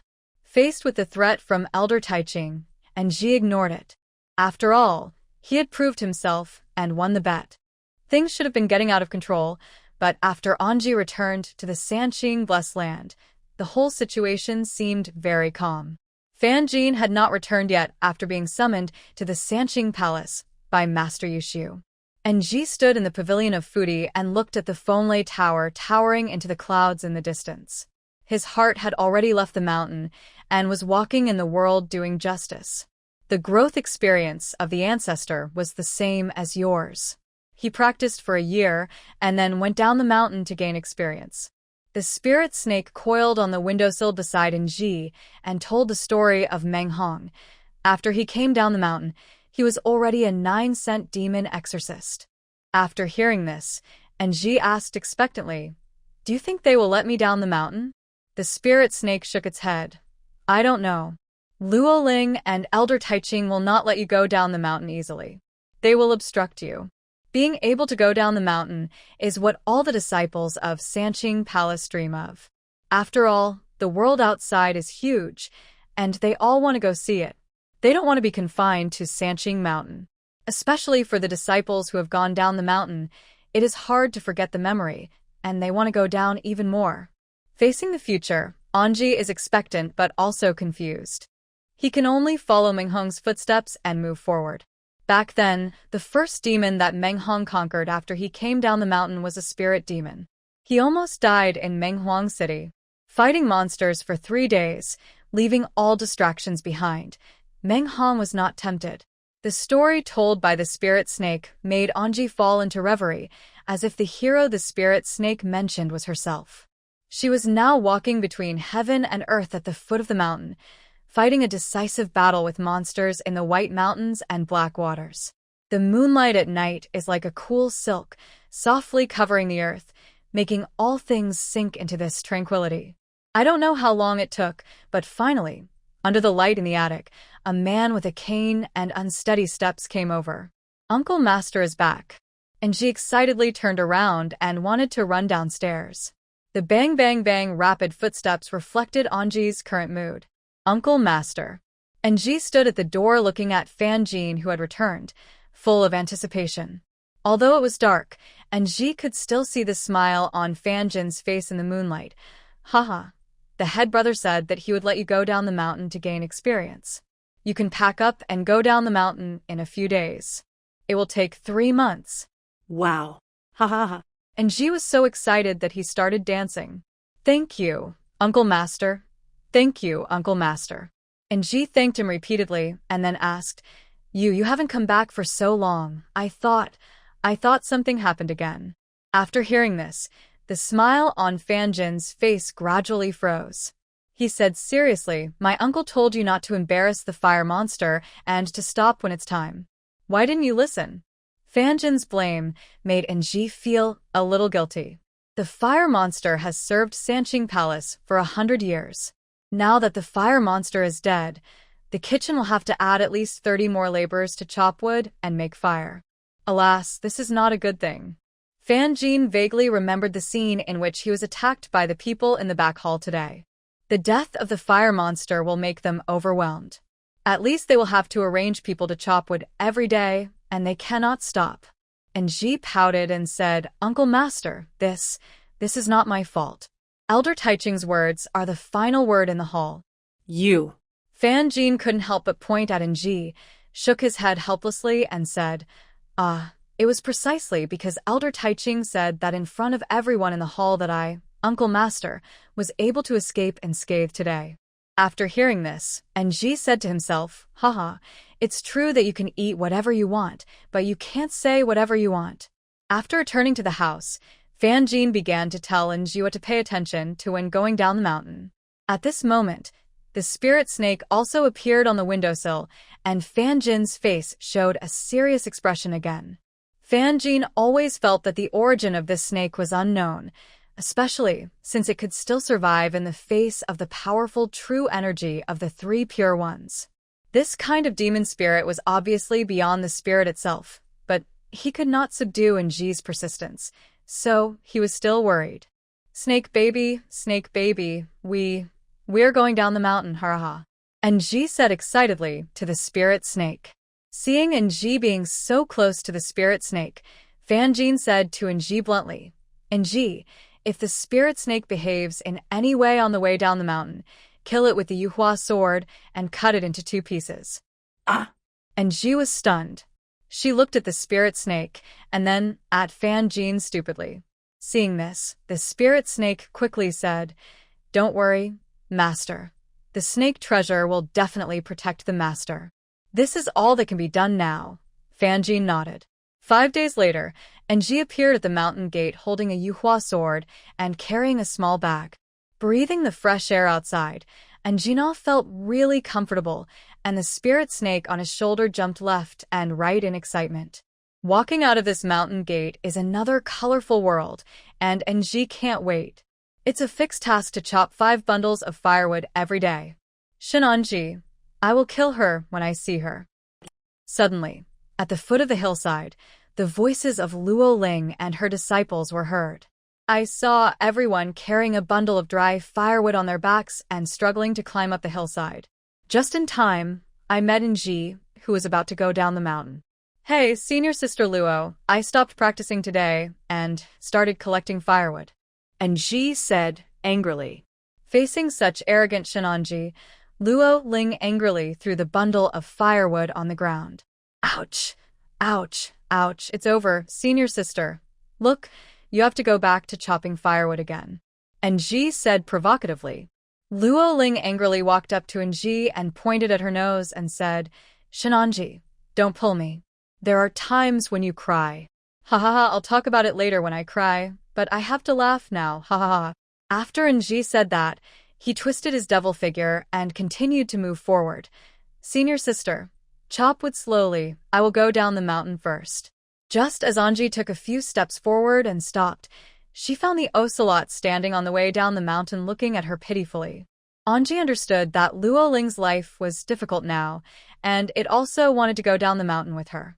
Faced with this situation, Lingxi must of course step forward to resolve the matter and cannot leave this difficult task to Anji. Snake baby! Anji shouted worriedly when he saw the spirit snake running towards the leopard cat. Spirit snake, this is a matter between the two of us. It's none of your business. After saying that, the spirit snake quickly rushed towards the leopard cat, and then the two spirit monsters started fighting, and it was very fierce. After rolling into the woods, only bursts of barking and wailing could be heard. After a while, the spirit snake came back, followed closely by the injured leopard cat. It looked at Anji with tears in its eyes. Luo Ling kicked the leopard cat in frustration.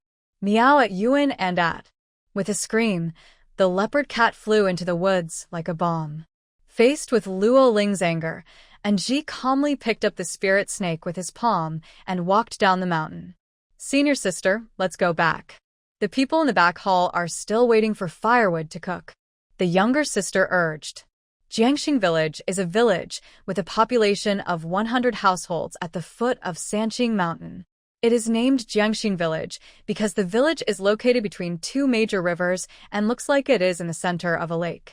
The main activities of the village are farming and fishing. During this half-month, a river monster appeared in the river, and more than a dozen people died in the river.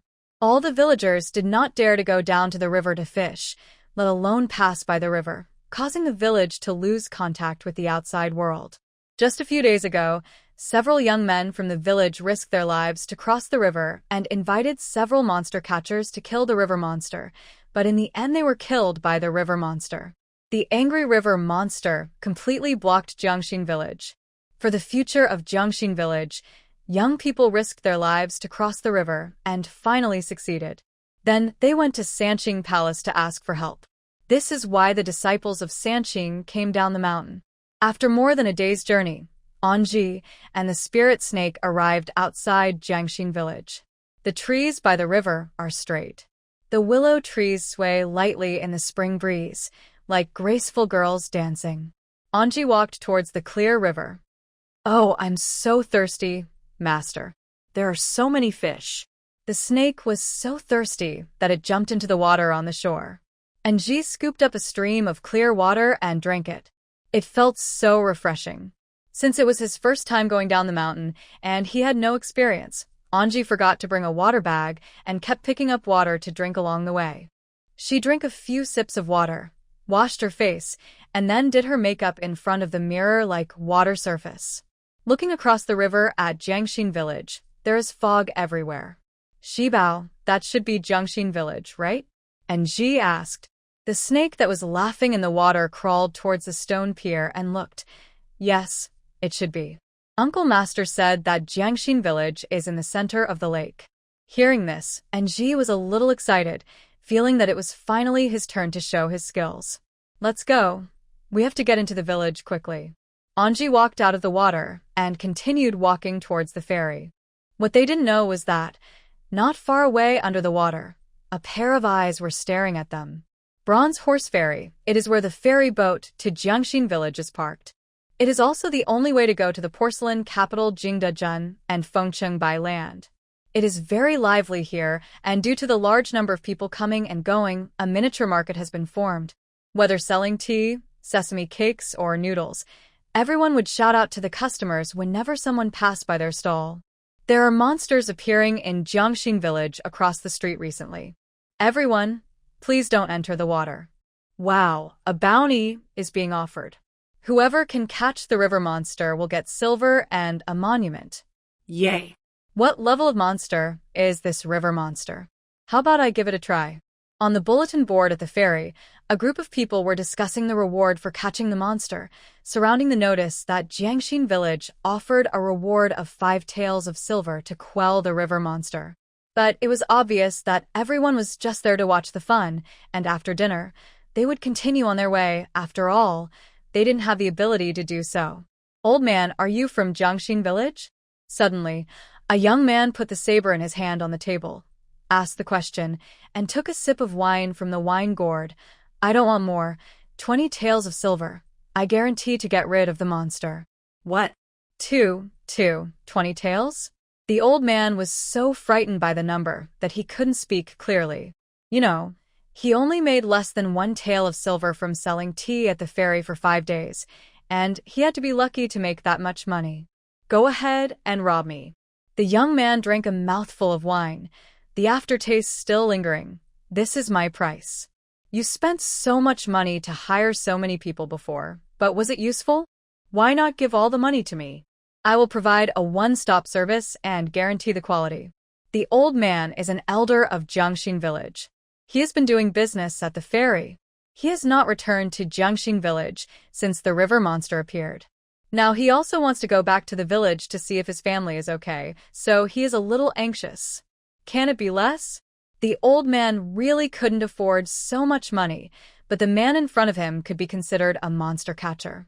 The young man said without hesitation, "I am Kuei Ran, the $6 demon catching master of Wugong Mountain." Do you know Wugong Mountain? It is much more powerful than Sanqing Palace behind you. So, it's just this price. Otherwise, I won't be sorry for my horse-killing sword. Right. The disciples of Wugong Mountain belong to the sword system. Seeing Kuei Ran playing with his demon-slaying weapon again, the old man wanted to hire it, but he really had no money. As a monster hunter, it is your duty to eliminate harm for the people, but you use it as a means to make money. You don't know what kind of sect your martial arts mountain is? Shun Anji couldn't stand it and sat at the next table. These words made Kuei Ran feel a little interesting. Shun Anji could be seen from his clothes as a disciple of Sanqing Palace, so he said provocatively, "Haha, girl, just come down from the mountain. You are noble. Do you know what it means to be short of money? Money is very important, and Shun Anji certainly knows that the disciples of Sanqing Palace will also have some small income outside to subsidize the sect's expenses, and sometimes go down the mountain to catch little monsters for a small amount of money." Before going down the mountain, Fan Jin reminded Nji that in addition to eliminating harm for the people, sometimes he also had to collect a small amount of money.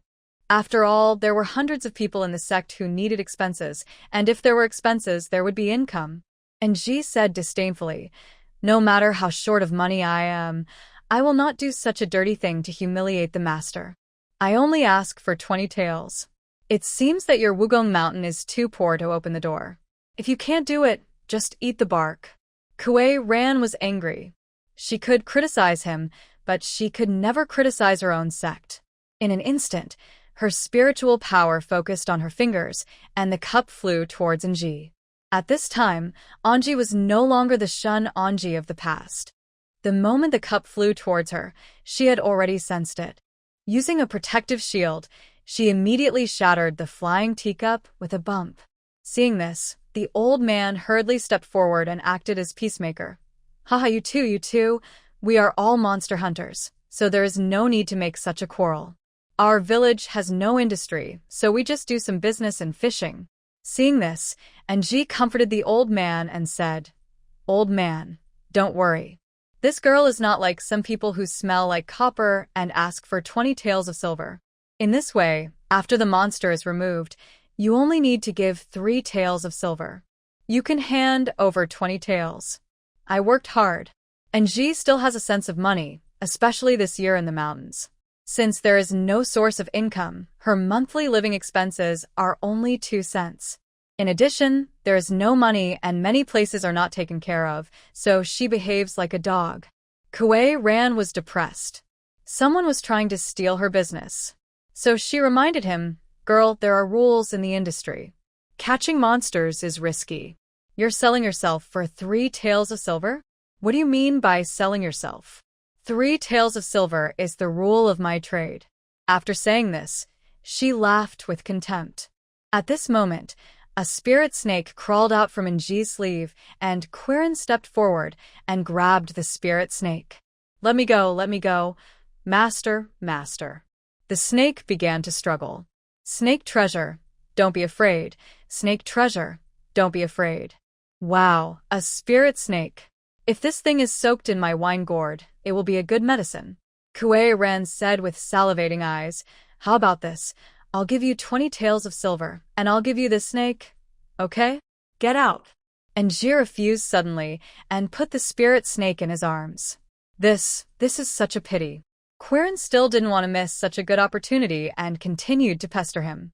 Seeing that this person was very annoyed, Enji immediately changed to another table. This thing needs to be cut into 2 pieces and soaked in wine, so that the spiritual power in it can be soaked out. Kuei Ran gestured with his wine gourd after saying this. How about it? 20 taels.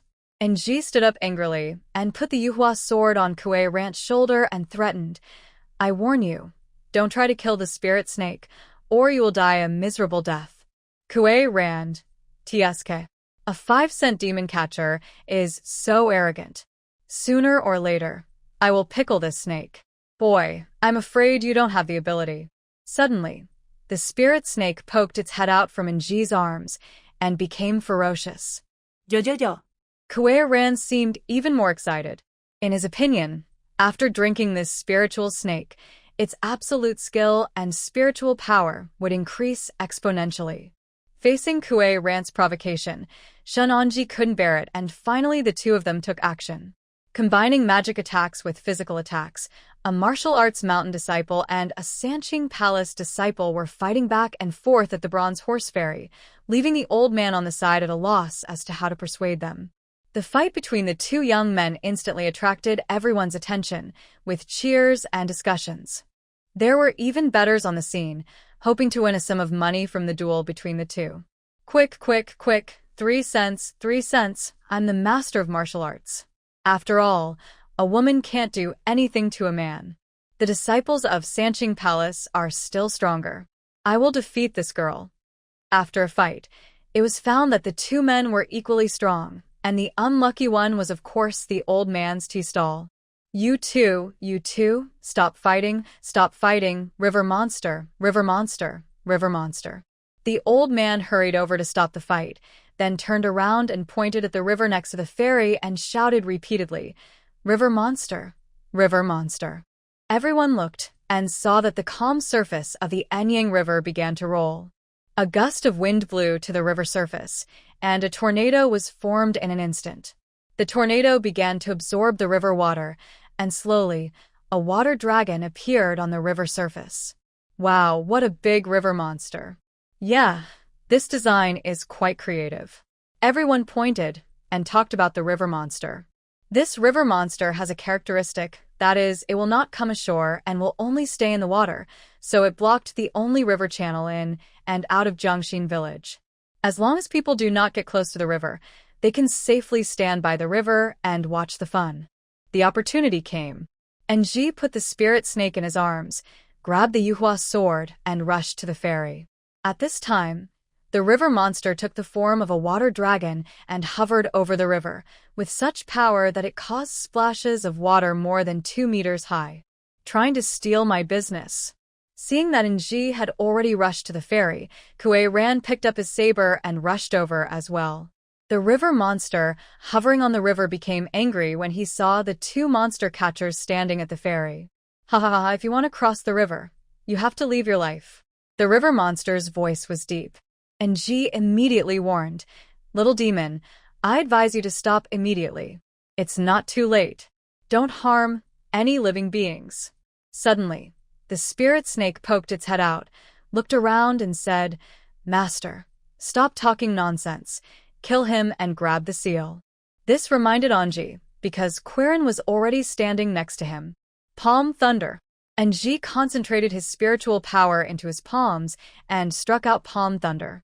The palm thunder exploded on the river monster, and the water dragon it rolled up quickly dived into the water. If you want to run, watch me. Seeing this, Kuei Ran jumped into the river. With his skill of being as light as a swallow, He chopped the rolling river surface with his saber. Suddenly, the whole river surface exploded, as if it was bombarded by a cannon. The river monster condensed a larger water dragon under the water, and then broke through the water surface and flew into the air. Seeing this, people on the shore all avoided eating melons. The river monster opened its bloody mouth and swallowed Kuei Ran, who was floating in the air, into its stomach. Ha ha ha, appetizer. The river monster burst into laughter excitedly. Quirin was eaten. And Ji drew out the Yuhua Sword and condensed his spiritual power into his feet. He jumped lightly and flew into the air. Then he waved the Yuhua Sword in his hand to fight against him.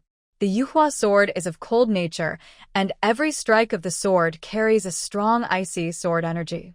After several rounds, Ji failed to subdue the river monster.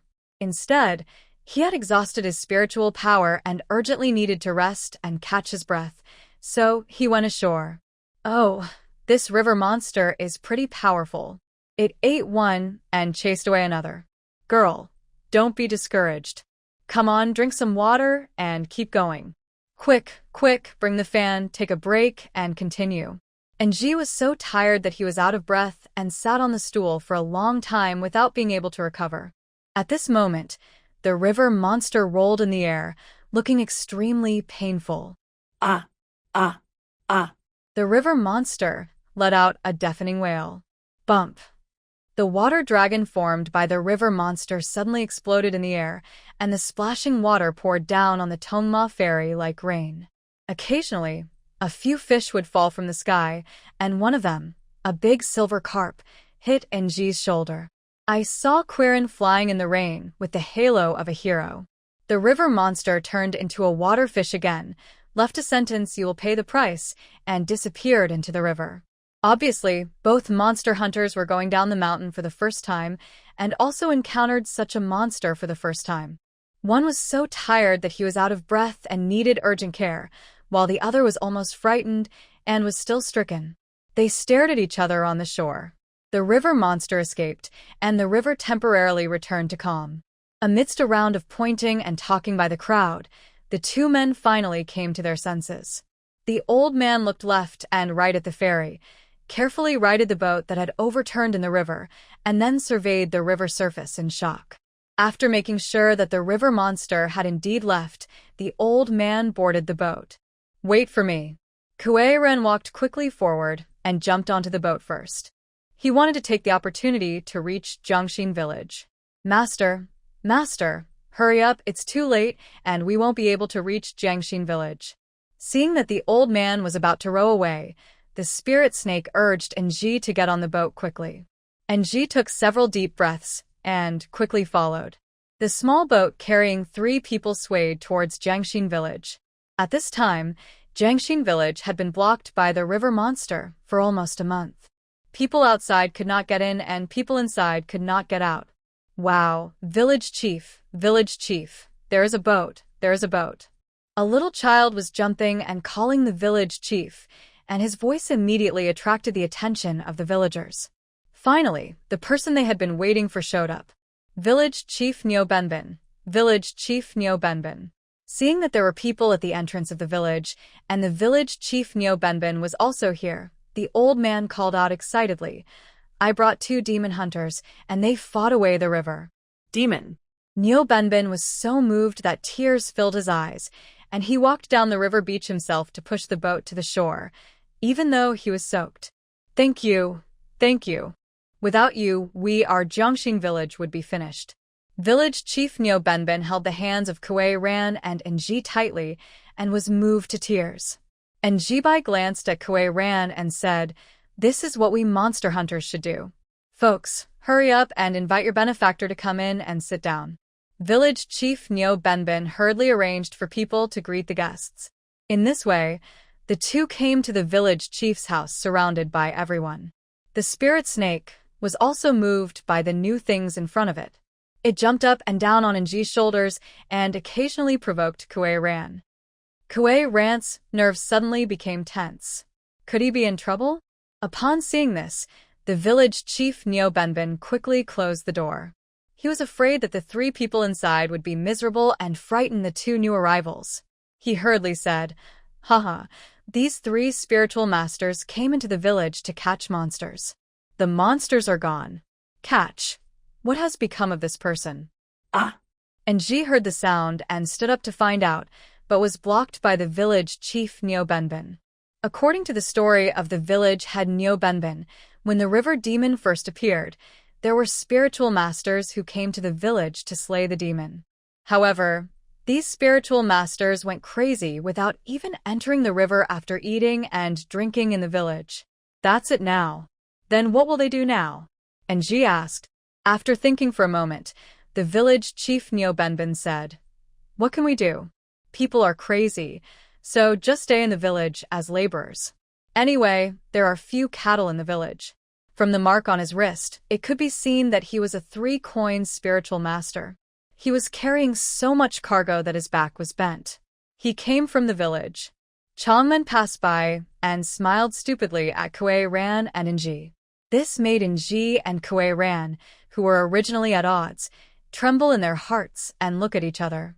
At this moment, the spirit snake couldn't stand the villagers' troubles and got into a blue and white porcelain vase. He, come out. Village chief Nyobenbin stepped forward and pulled the spirit snake out of the blue and white porcelain. Then he wiped the porcelain bottle like a treasure and said, "I bought this from Jingda Jun for 1 tael of silver. Come on, don't break it. Snake treasure, come here, mother." It was also the first time for Anji to go down the mountain for training, and it was also the first time to see the simple folk customs. Night, the village entrance, which was extremely noisy during the day, was surprisingly quiet at this time, and also eerily quiet. Only the old locust tree at the entrance of the village was still struggling to twist its old and bloated body in the moonlight. Under the moonlight, the village chief Nyobenbin drove a few fools to the fields to work as cattle and horses without any concealment. On the roof of the village chief's house, Kuei Ran was lying on the tiled roof with her legs crossed and drinking wine from the gourd. On the big tree nearby, an owl stared at the field, looking forward to a certain hole. Several big rats sprang out. Shunonji sat in the yard and looked at the busy people in the field. The spirit snake was curled up on the table. "Snake bow, this village chief is so inhumane." And Ji said, looking at a few affected fools in the fields in the distance. The spirit snake moved the tentacles on its head and said, "Don't pity them yet. Pity us. If we can't deal with the river demon, we may just be used as cattle and horses. Do you think the village chief and villagers will let us go?" These words reminded Shinonji. Looking at the experiences of these spiritual masters in front of him, one can understand why Kuei Ran wanted to accept 20 taels of silver to do this. It was indeed extremely risky. Then what should we do? Let's go to the river to have a look tomorrow morning. After Nji said this, he felt a little angry. That kid from Wugong Mountain, yes, you want to grab something like Ran Kuei today. Spirit Snake reminded. That boy looks like a cabbage at first glance. It is his first time going down the mountain, and he has never seen the world. Yes, I was almost eaten by the river demon. And Ji kept thinking about today's battle at the ferry in his mind. These words had been heard by Kuei Ran on the roof. He was extremely depressed but helpless, because what Nji and the others said were true. The spirit snake pondered for a moment and said, "Master, I think we should strike first. This is our first battle after going down the mountain, and we must get the first drop of blood." Yeah, right. And Ji nodded in agreement. If we get rid of this monster, the villagers will report the good news to the mountain. The spirit snake agreed very much. Master, I think Kuei Ran should think the same way. Hearing this, Kuei Ran actually sat up on the roof. He looked at the moon in the distance, took a sip of the wine in the gourd, glanced at Nji and the spirit snake in the yard, and then flew down from the roof. The next day, in the early morning, Jiangxin village is shrouded in veil like mist, quiet and mysterious. A few idiots worked all night last night and fell asleep in the thatched house in the backyard, with a basin full of steamed buns beside them. Nji stretched and rubbed his eyes, then turned around, picked up the Yuhua Sword, and walked towards the river. No sooner said than done. As soon as I reached the river, I saw Quirin also sitting on a rock watching the movement of the river. Master, I'm right? This kid must want to steal this monster seal. The spirit snake popped its head out from Nji's bag, and its 2 tentacles searched like radars. Oh no, here it comes. Quirin also felt it. A powerful demonic aura was coming from far away on the river surface, and the entire water surface began to roll. Seeing this, Nji took a few steps back, then drew the Yuhua Sword from its scabbard and waited for the battle. Seeing this, Quirin also drew out his saber. The saber is 7 feet long, with a 3-foot blade and a 4-foot handle. It has an iron drill at the bottom and has the ability to lock monsters. With one concentrated strike of the sword, any monster can be cut in half. Its power is no less than that of the Yuhua Sword. Ouch! With the river monster's wild roar, the surface of the river suddenly boiled, and the river water rolled like boiling water. The river water quickly formed the shape of tilapia and attacked. Kuei ran first. Because Quirin was not prepared, he was entangled in the river by the river monster's huge brute force. Wow, it's being pressed into the water and rubbed. Seeing this, the spirit snake quickly jumped out of Nji's backpack and hid in the crevice of the rock. Seeing this, Nji also rushed forward with the Yuhua Sword in hand. Kuei Ran took the opportunity to jump out of the water, concentrated his spiritual power into the saber, and chopped it down when the time was right. The tilapia condensed by water was cut in half. Immediately afterwards, Nji also seized the opportunity to fly up and slash with a sword. 3 cold sword auras flew towards the river monster. Ah! The river monster was eventually injured by Nji's Yuhua Sword, and the river surface quickly returned to calm. An injured fish monster appeared on the river beach, and it struggled to crawl into the water, because as long as it entered the water, it would have hope of survival. Master, don't let it go back into the water, otherwise it will run away. The spirit snake shouted loudly, while standing on the stone. Upon hearing the sound, Quirin and Nji raised their weapons, wanting to get the first drop of blood. A sword chopped down like thunder, and a knife cut him in half. Just like that, a monster seal was suspended on the river beach, and the river monster got his lunchbox. Ha ha ha ha, ha ha ha ha ha. Suddenly, a woman's voice appeared nearby. Her laughter was extremely unpleasant, like a spell. Immediately afterwards, a red cloud flew out from the village chief's house and quickly flew towards the monster seal. Before they had time to react, the 2 of them watched helplessly as the cloud swept away the monster seal. The 2 of them looked at the empty river beach stupidly. All this has been clearly seen by the villagers on the shore. While cheering that the river demon was killed, everyone also ran towards the village chief's house. After all, the red cloud just flew out from the village chief's house. Upon seeing this, Kuei ran and Nji hurriedly ran to the village chief Newbenben's home. I saw Newbenben standing there stupidly looking at the table in the middle of the main room, but the blue and white porcelain on the table was missing. Kuei Rand understood what was happening instantly. Village chief, you actually have one at home. Kuei Rand's words made everyone panic. Newbenben actually didn't know that he had raised a demon. He had seen the beautiful blue and white porcelain in Jingdejun and bought it.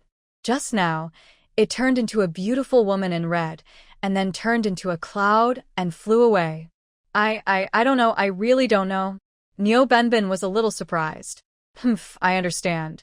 You said these spiritual masters went crazy without even seeing the river monster's face. It turns out that the monster you raised is causing trouble. You, the village chief, can do it. Shunonji also used the topic to play on. Everyone heard and talked a lot. Although Newbenben was in the wrong, he was the head of the village and the actual leader after all, so he said forcefully, "What are you talking about? Don't you know who I am, Newbenben? If anyone talks nonsense again tonight, I will go to him. Chat at home." As soon as these words came out, the villagers suddenly became silent. Seeing that the villagers were suppressed by him, Newbenben's face turned into a smile. Haha, the 2 young masters are indeed amazing, our saviors. On behalf of all the villagers of Jiangxing village, I would like to thank you. Everyone conducted a lot of searches in Jiangxin village, but in the end there was no sign of the demon. Noon. The sun shines on the fields, bathing in the warmth of the earth. Only then did Enji realize that the spirit snake was missing. Snake treasure, are you hiding it? It's over, snake baby, don't let anything happen to you. Anji searched for him in Jiangxin village for a long time. Even the village chief Neo Benben's house was turned upside down, but he couldn't find it. At this moment, Kuei Ran appeared under the big tree opposite, with a smile on his face that could not be concealed. I wipe it, a horrible scene immediately flashed through Enji's mind, wondering if the spirit snake had been caught by Quirin. What are you doing? What are you doing? Quirin felt confused. Enji opened the bottle cap and poured out the wine, but found nothing, so he asked, tell me, did you catch my snake bow, didn't you? Quirin was totally confused. He was indeed very careful about the spirit snake, but he hadn't touched one the whole morning. Me? I'm not as dirty as you. You wouldn't take other people's things without telling them. After saying this, Kuei Ran dripped the remaining few drops of wine from the wine gourd into his mouth with a distressed look. Enji asked depressedly, then what were you laughing at just now? Kuei Ran was surprised. Are all women like this? He said, somewhat dumbfounded.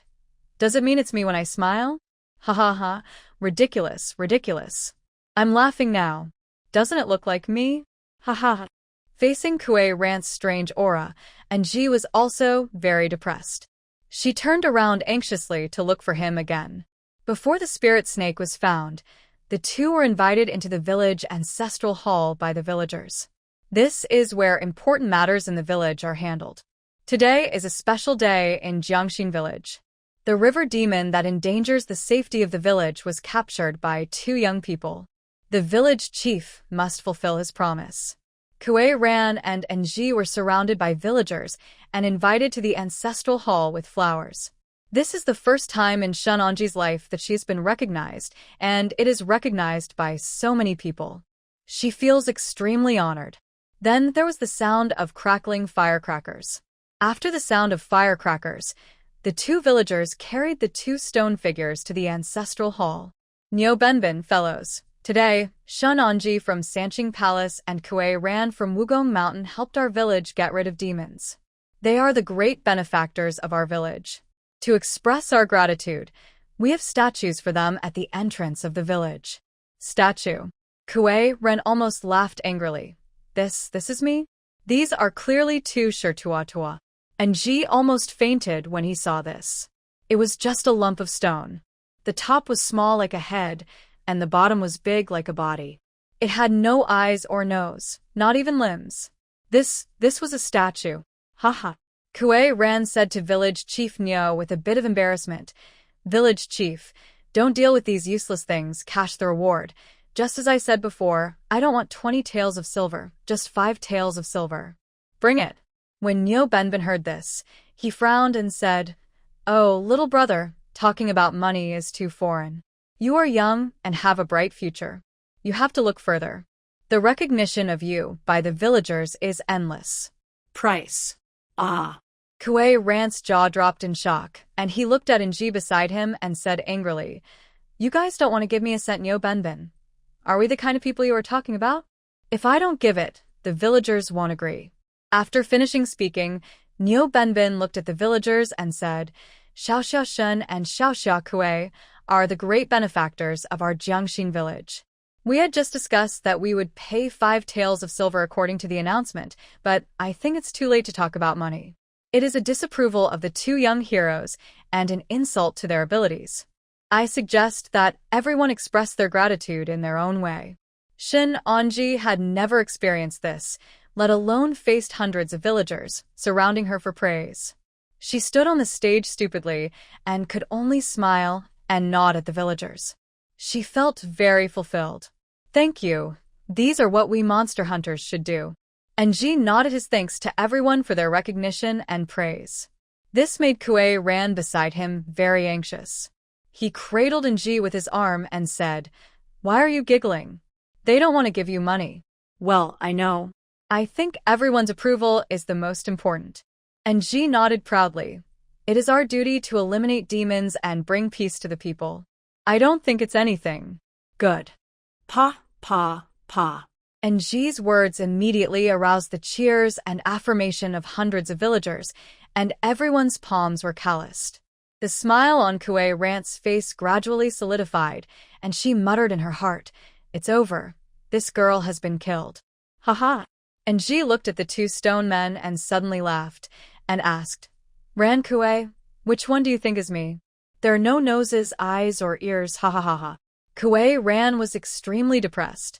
Not only was Shun Onji praised by the villagers, but he even called his own name wrong, so he said depressedly, "Miss, my name is Kuei Ran, not Ran Kuei.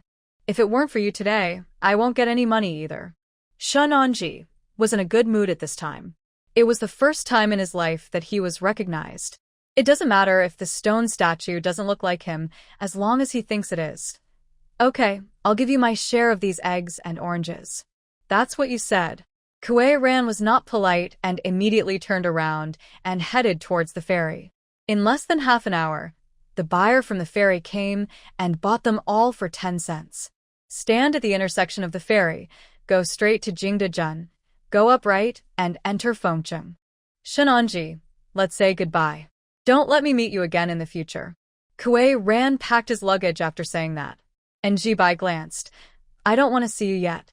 After that, the two parted ways. Although he has a sense of accomplishment, Shun Onji wants to cry because the spirit snake has not been found until now. Just when she was at a loss, Ji finally found the spirit snake in the woods in front of the ferry. Snake baby, where have you been? I was so worried." Ji held the spirit snake in his palm and kissed it again and again. The spirit snake fiddled with the two tentacles on its head and said, "Haha, I have good news for you." "What good news?" Ji looked eagerly. "Spirit snake, I found out that the monster that stole the river monster's seal is in Jingdajun. It's the porcelain monster." "Oh, that's why." Ji suddenly had a new idea.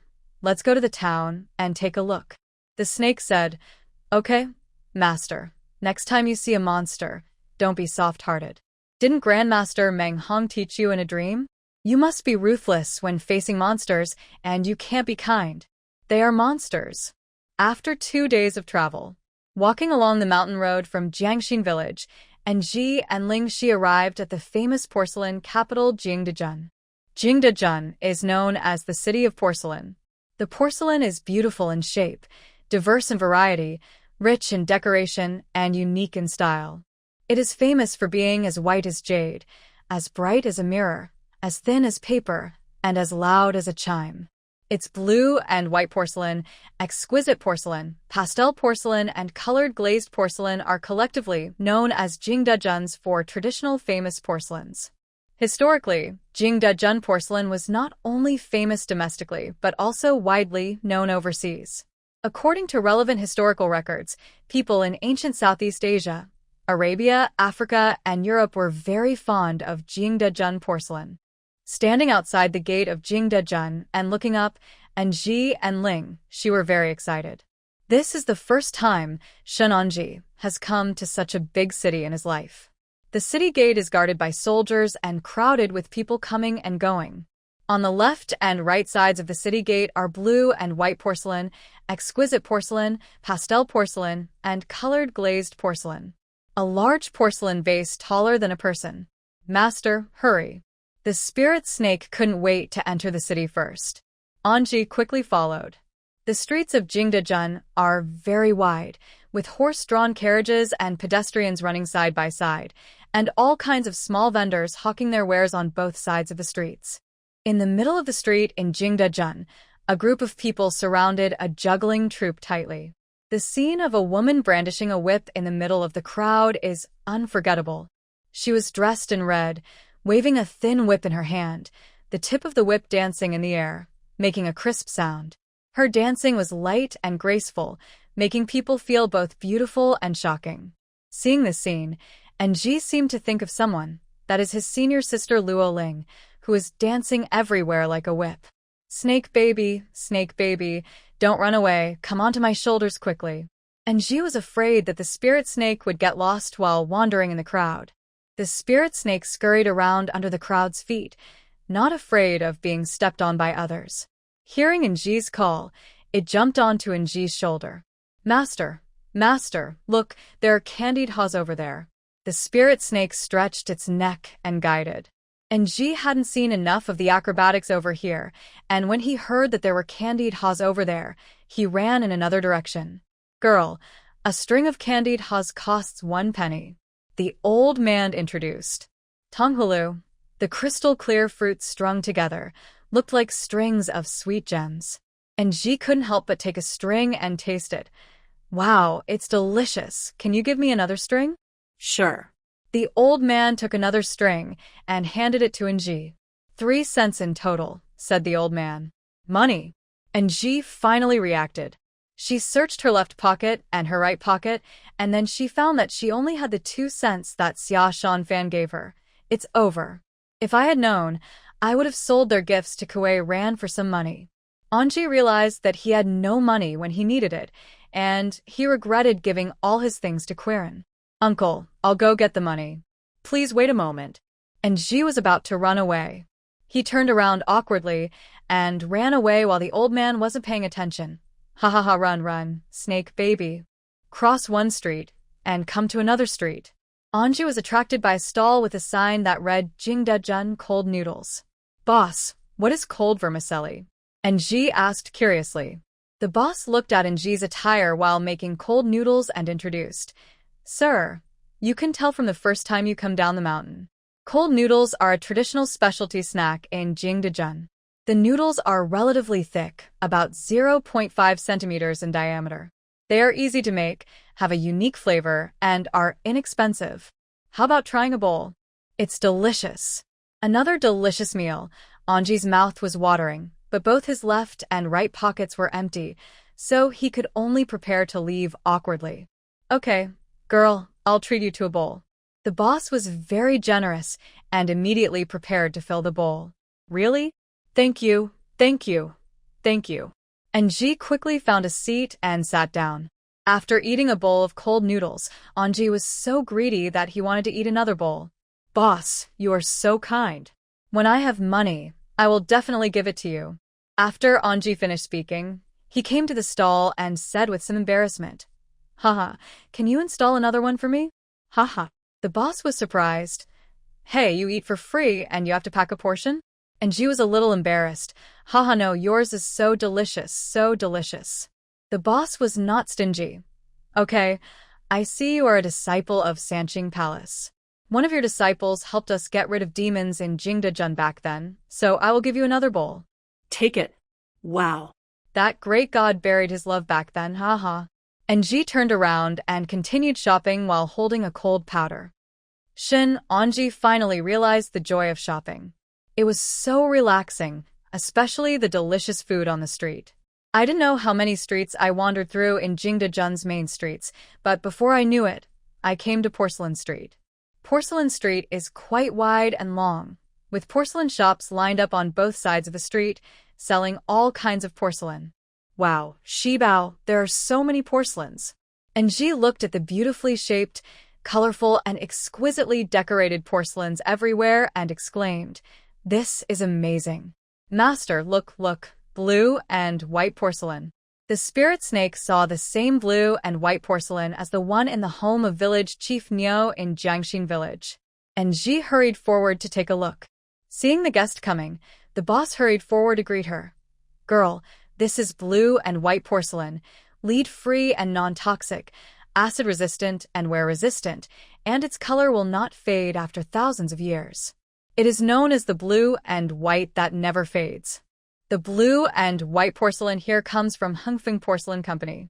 Although the color is single, the artist's brush is thick and light, with a well-proportioned thickness and clear layers. It looks blue and white, simple and generous, timeless and elegant. The ancient said, 5 colors are too gorgeous, and they are very fresh and elegant, while blue and white are more elegant than 5 colors. Although Anji didn't understand a word of the boss's sales pitch, he could draw a conclusion from the boss's rich cultural heritage that this piece of porcelain was really good. Haha, I'll just take a look. And Ji said awkwardly, turned around, and left. The deeper they went into Porcelain Street, the more people there were. Finally, Anji and Lingxi came to a place with more people. On the plaque at the gate were inscribed 4 golden characters, Hongfeng Porcelain Company. Outside the gate stood merchants from all over the place.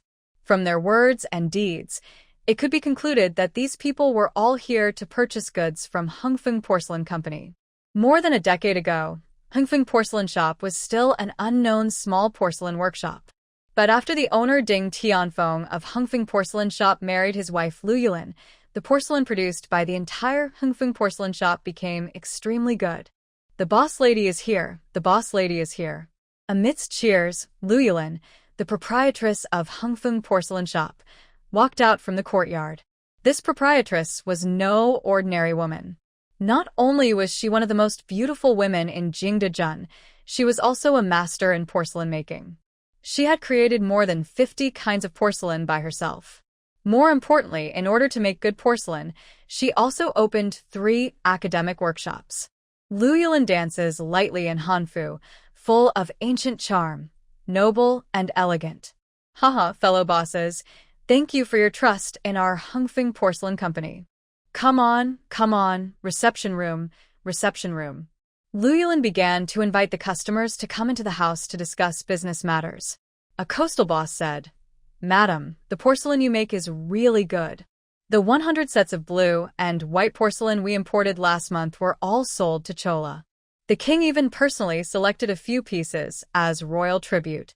When can I send my son to your school to learn? Lu Yulin smiled and said, Okay, Boss Li, we are recruiting the first batch of apprentices these days. If your son is still young, he can come and experience our retro kiln firing technology in person. There is a problem with Hongfeng Porcelain Company. And Ji stood at the gate of Hongfeng Porcelain Store with a Yuhua Sword on his back, looking inside without walking into the yard. Master, why don't we leave first? The spirit snake lay on Nji's shoulder and suggested leaving first. Nji frowned. There was no better way now.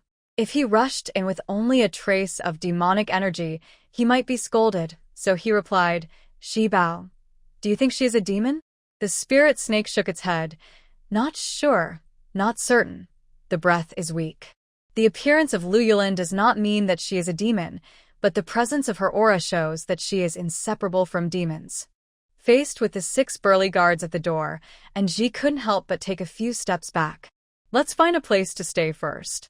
Nji felt that he had traveled for 2 days to reach Jingdezhen and was physically and mentally exhausted. He thought it would be best to stay there first and think of a solution later. Okay, Snake is tired too and wants to sleep. Just like that, Anji turned and walked towards the street. The further Nji walked, the more annoyed he felt. Walking in the streets and alleys, everything required money. Eating costs money, staying in a hotel costs money. Nothing was free, and the few cents he had on him had already been used to buy food. You will realize the importance of money when you need it. Now I think it is reasonable for Quirin to ask for compensation in Jiangxin village. Boss, I'll stay here for 1 night, and I'll give it to you when I have money. Shun Anji, who just turned 20, grew up in the village, and went to Sanqing Mountain when he was just an adult. Obviously, he has not experienced the fireworks in the world, so he is very interested in it. Money has no concept. You're freeloaders. Come on, I'm annoying you monster hunters the most. You're always showing off and cheating.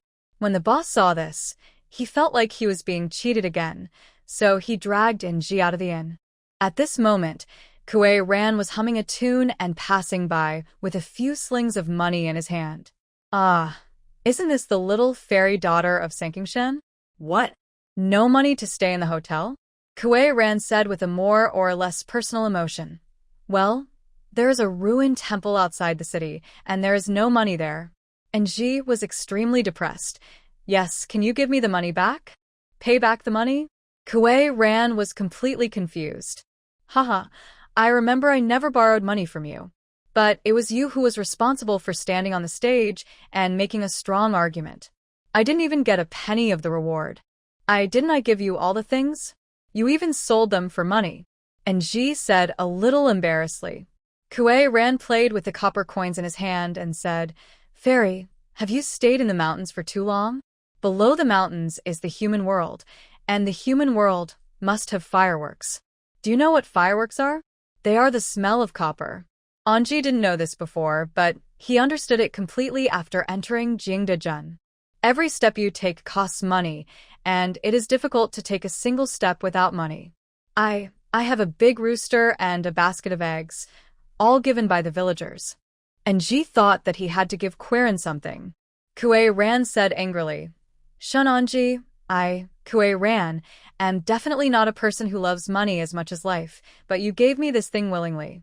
I specifically asked you if you were not sure, and you were sure."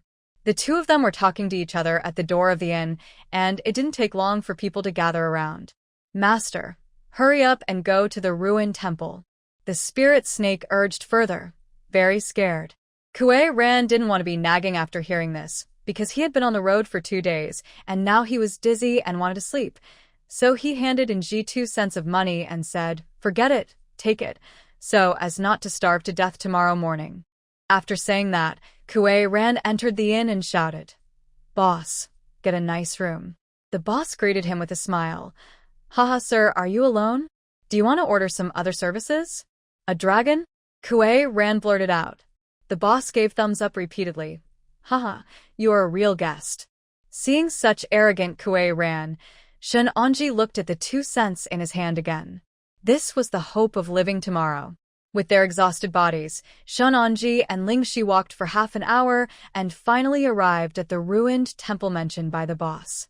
The ruined temple is in the woods to the west of Jingdezhen. It is dilapidated, and the sign at the door has fallen off. This is. As soon as Shun Anji stepped into the ruined temple, he smelled a foul smell, followed by 7 or 8 homeless people roasting sweet potatoes in the middle of the ruined temple. Seeing a fairy girl carrying a big sword on her back, the tramp's eyes glowed with gold. And Ji still couldn't help but take a few steps back, watching the sky getting late. Shun Anji finally found a place to perch in the broken tower at the end of the ruined temple. Not to mention it was a little clean here, at least the broken tower still had a door, so it was safe. Jingdezhen is beautiful at night, and the lights in every household are the protagonists of this long night. On the street, you can vaguely hear the lively cries. Shun Anji looked at Jingdezhen, which was only separated by a city wall. It was so dazzling, like a bright pearl. "Master, stop thinking about it and go to sleep." Spirit Snake Bala fell asleep on the haystack. And Ji said with emotion, "No wonder everyone in the world has to work hard to make money. If you don't have money, you can only be like me and need fireworks in the world. Master, as monster hunters, we can't take money too seriously and must advance quickly." Spirit Snake persuaded.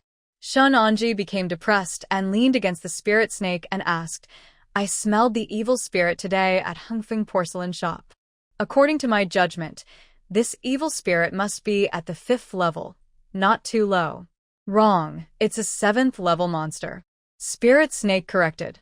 And Ji's eyes widened. 7th level monster? The next level is the Demon Lord. Spirit Snake disagreed. "Well, what's wrong?" "No, it's nothing. And Ji was a little worried in his heart.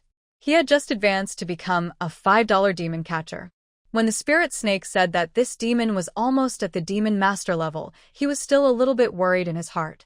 "Snake Bao, do you think there are any good monsters in the world, like fire monsters?" Anji asked, looking at the lights outside. Spirit Snake, "A demon is a demon, and there is no good one." She was sleepy to death before, but now she has found a place to stay, but Shun Anji can't sleep. She looks at the stars in the sky through the skylight of the broken tower, full of curiosity about the world, and at the same time very nervous. Early the next morning, Shun Anji took Ling Shi and ate 2 steamed buns at a restaurant in Jingdezhen with the 2 cents given by Kuei Ran last night. After discussing with Ling Shi last night, Anji went to Hungfeng Porcelain Company to apply for an apprenticeship. Unexpectedly, as soon as I arrived at the entrance of Hungfeng Porcelain Shop, there was another long queue. The only difference was that yesterday the people queuing up were merchant bosses, but today the people queuing up were all young people, and they all came to sign up for apprenticeships in the porcelain shop. Hey, how did you sleep last night? Kuei Ran suddenly appeared behind Nji and sent a gentle greeting. Shin Anji turned around and looked at Kuei Ran with wide eyes and exclaimed, Why are you still haunted? Kuei Ran stretched out and asked, Oh, how did you sleep last night?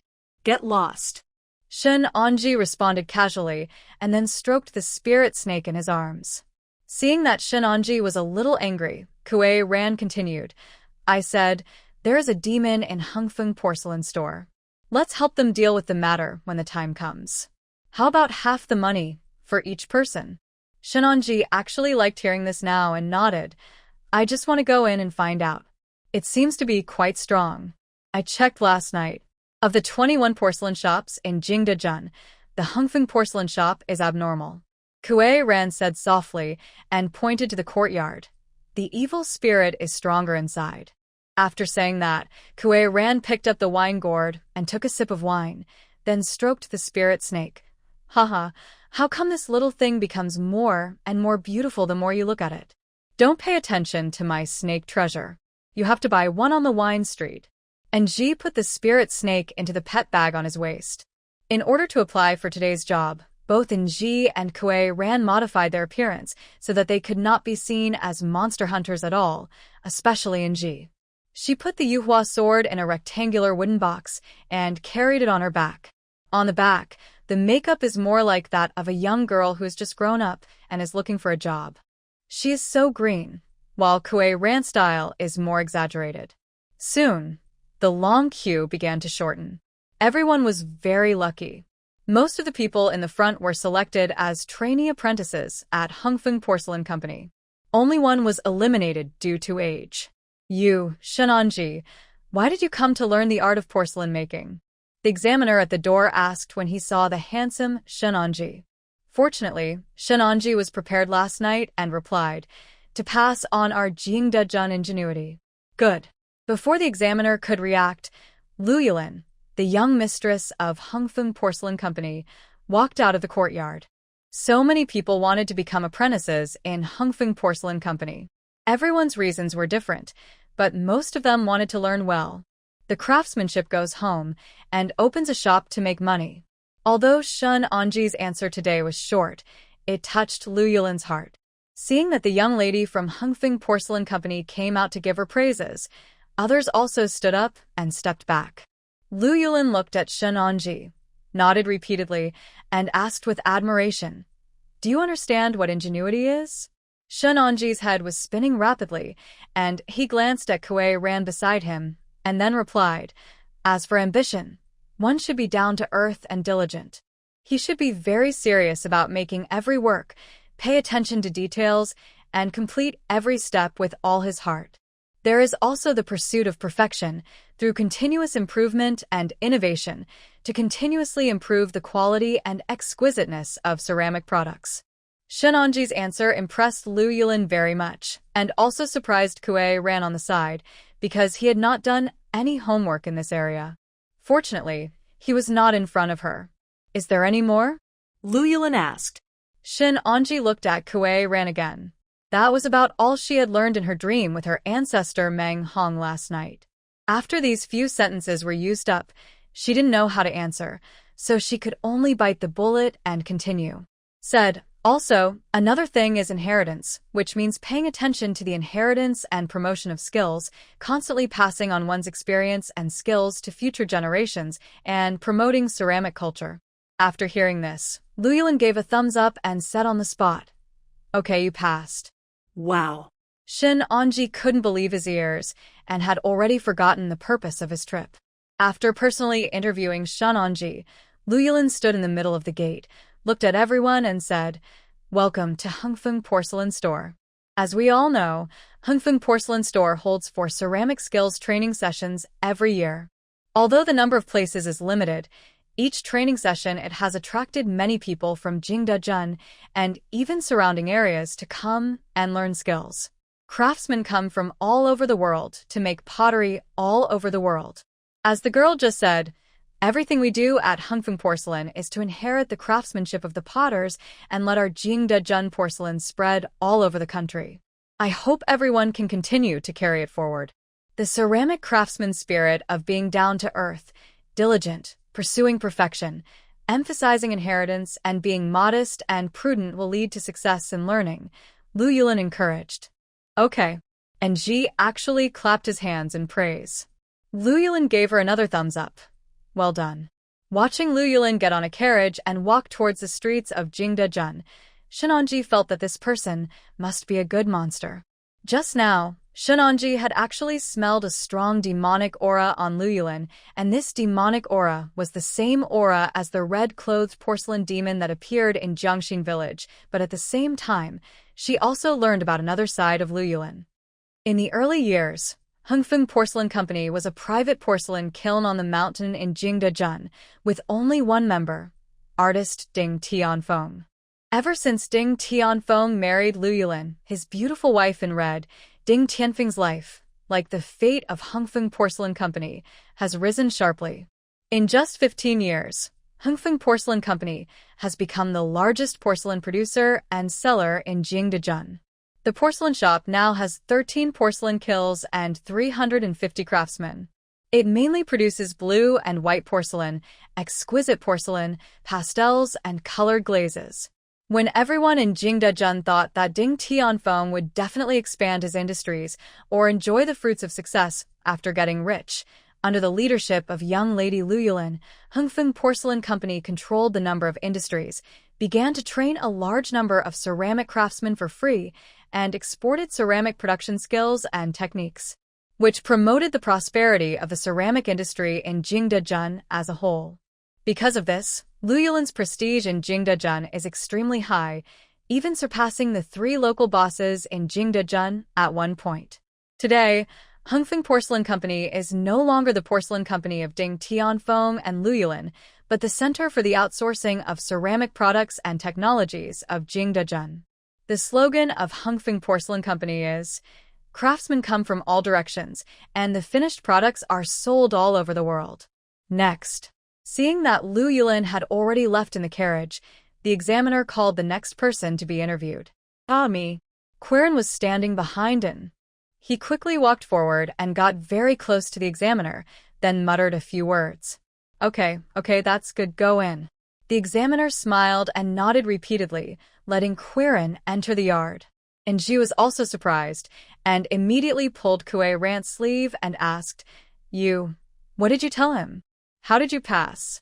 I won't tell you, huh? Kuei Rant said with a little pride, I won't waste so much time talking about it. Seeing that Quirin didn't say anything, Anji felt a little depressed. At this moment, the spirit snake poked its head out of Anji's arms again and whispered, Those little tricks of his, huh? Do you know? Anji looked around and asked the spirit snake. Spirit snake, look at the examiner again. Anji followed the crowd and looked at the examiner again, only to see that the examiner was counting silver coins with a big smile on his face. I wiped it, but it smelled like copper again. Anji sighed. Kuei Ran just heard this and said mockingly, Haha, you are noble. You are noble. Remember to pay me back the money for the steamed buns in the morning. You don't need the smell of copper, let alone the fireworks of the world. Why does this matter have anything to do with steamed buns? Anji asked depressedly. Kuei Ran looked at Anji seriously and said, The money you paid for the steamed buns this morning was what I gave you yesterday. Anji suddenly remembered it, but in order to save face he still said, Humph, this Hongfeng Porcelain Company is no more than that. Kuei Ran disagreed with Shun Anji's words and immediately retorted, Sister, inheritance also requires the smell of copper. Without the smell of copper, how can you inherit it?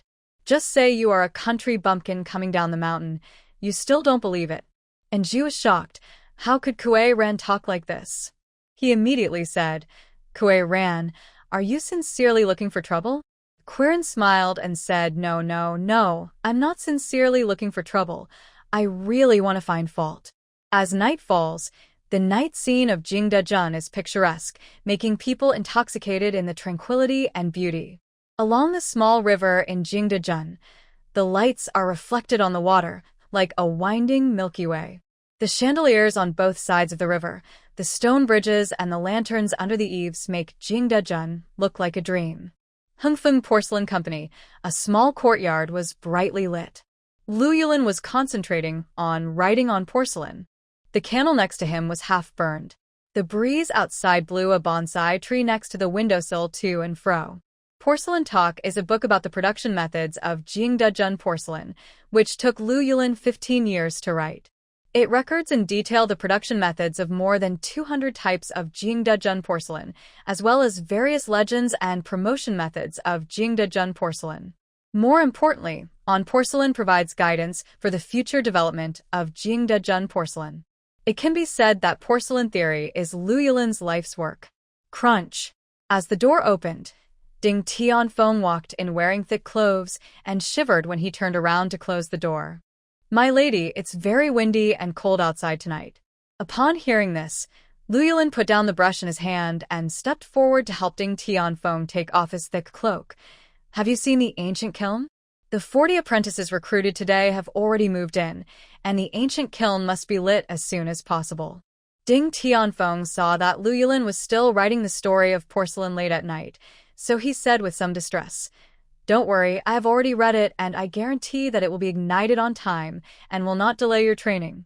By the way, why are apprentices recruited so quickly this year?" Ding Tianfeng was curious. In previous years, it would take at least 3 days to recruit 40 apprentices, but this year it only took 1 day. Our Jingdezhen porcelain is already well known in the surrounding area. There are many outside apprentices, and the talent is pretty good. Especially today there is a girl named Shenanji, who is very talented. After Lu Yulin finished speaking, he kept thinking about it in his mind, especially Shenanji. When asked why I came to learn porcelain making skills, my answer was, to pass on our Jingdezhen ingenuity. Shenanji? Ding Tianfeng repeated the name with a frown. Yes. After Lu Yulin finished speaking, she recalled her conversation with Nji at the door. Her purpose is different from others. If we want to carry forward Jingdezhen porcelain, we need people like this. Seeing that Lu Yulin couldn't stop talking about work, Ding Tianfeng said irritably, "Yulin, you should also take care of your health. Look at you, you look so rotten and haggard." Seeing her husband caring about her so much, Lu Yulin was very touched, so she handed Ding Tianfeng a cup of hot tea and said, "I have to finish writing about porcelain as soon as possible so that our Jingdezhen porcelain can be spread all over the country and thousands of households can use our Jingdezhen porcelain." Ding Tianfeng took a sip of hot tea and felt a little distressed when he looked at his wife, who looked haggard. Lu Yulin seemed to see Ding Tianfeng's worry, so he comforted him. "Don't worry, I'm in good health." Ding Tianfeng walked to the desk, picked up Lu Yulin's porcelain theory, and started reading it. Every word and sentence in it was recorded by Lu Yulin personally over the years. "Tianfeng, I must make sure that porcelain from Jingdezhen can reach all parts of the country and enter thousands of households." After saying this, Lu Yulin began to look forward to such a day.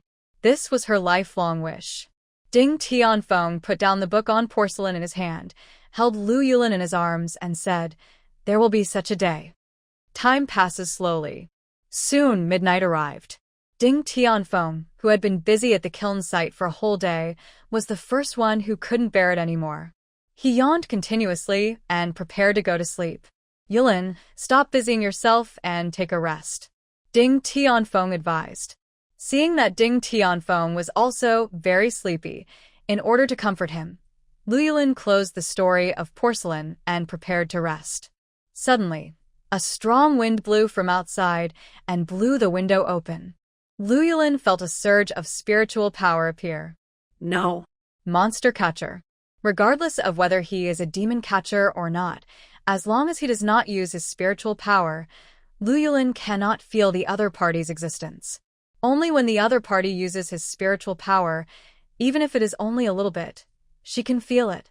Lu Yulin wondered how a demon catcher could have sneaked into Hengfeng porcelain shop. "Tianfeng, you take a rest first, come here." Lu Yulin coaxed her husband Ding Tianfeng into bed. Just as Ding Tianfeng yawned, a light puff of smoke came out of Lu Yulin's mouth. Suddenly, Ding Tianfeng fell asleep. Lu Yulin came to the window with an uneasy heart. For the past 15 years, he had been living in Jingdezhen and busy with his career. He had never interfered with the demon catcher. How could he be targeted by the demon catcher today? Moreover, as the spiritual power became stronger and stronger, Lu Yulin became more and more uneasy. She reached out to close the window, then slowly walked to Ding Tianfeng's window. Looking at her husband sleeping soundly, Lu Yulin's heart went from uneasy to fearful. Being targeted by a monster catcher is not a good thing.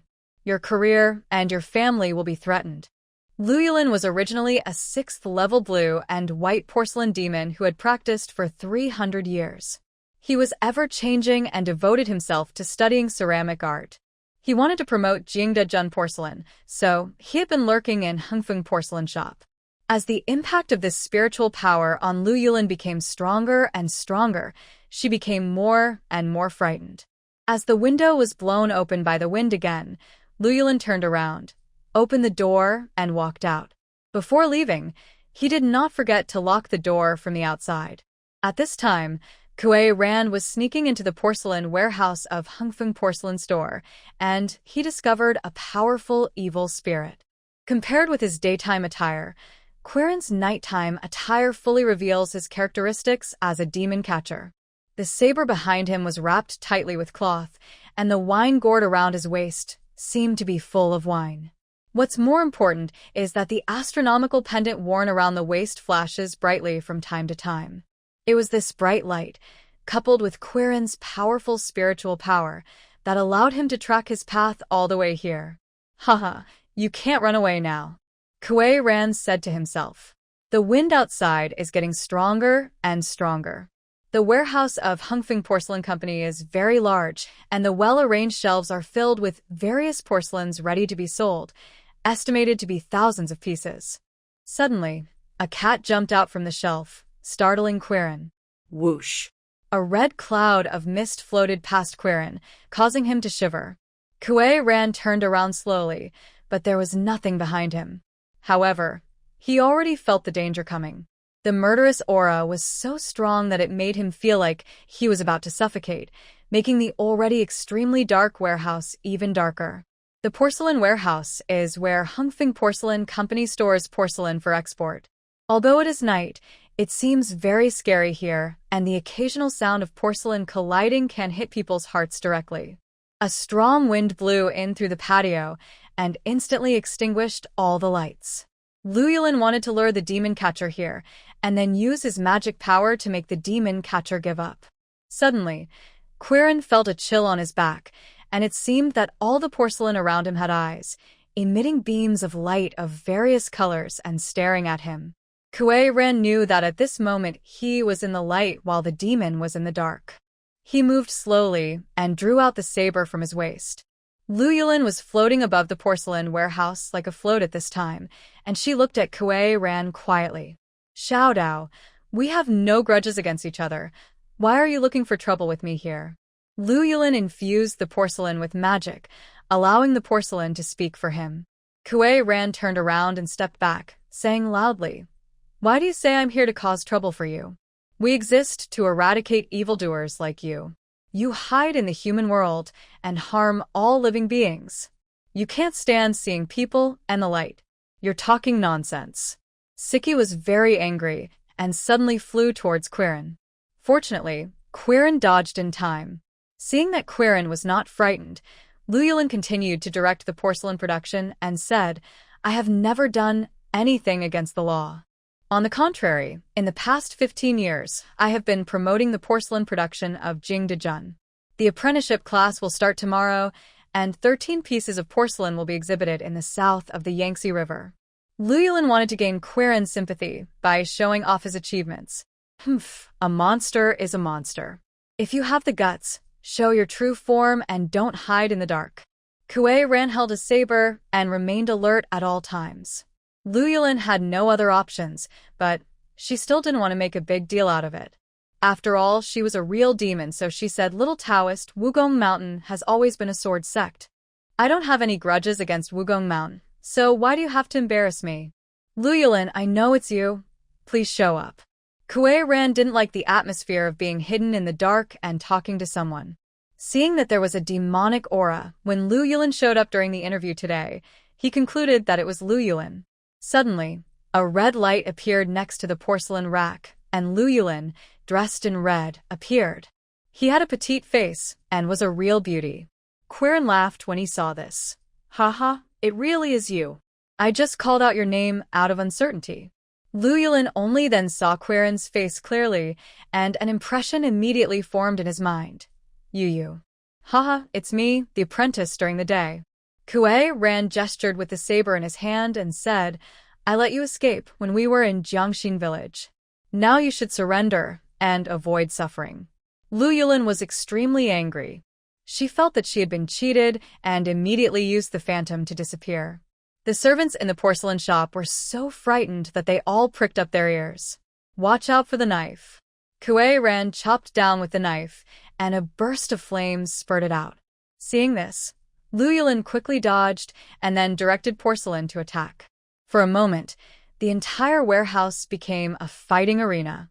Lu Yulin used the power of control to revive most of the porcelain. These porcelains either transformed into porcelain monsters or resurrected to hold Kuei Ran. Some porcelains launched suicide attacks and smashed towards Kuei Ran. For a moment, Quirin was dizzy from the flying porcelain, and his spiritual power was unable to withstand the porcelain flying from all directions. In less than a moment, Quirin was buried in a pile of rubble of porcelain fragments. Ha ha ha, shout out, I'll spare your life today, go back. Lu Yulin looked at Kuei Ran, who was dizzy from being hit, and said that was enough. She wanted to teach Kuei Ran a lesson and make her retreat. Indeed, Kuei Ran felt dizzy and had not yet stood up when a porcelain bottle bigger than himself hit him again. Bump! With a loud bang, the porcelain bottle shattered, and Kuei Ran fell to his knees again. He tried hard to open his eyes, and it seemed that thousands of porcelain bottles were falling towards him again. He instantly gathered his spiritual power and protected himself with a layer of golden bell. This is Wugong Mountain's passive defense technique. It automatically generates defense when attacked, but the defense time is determined by one's own spiritual power.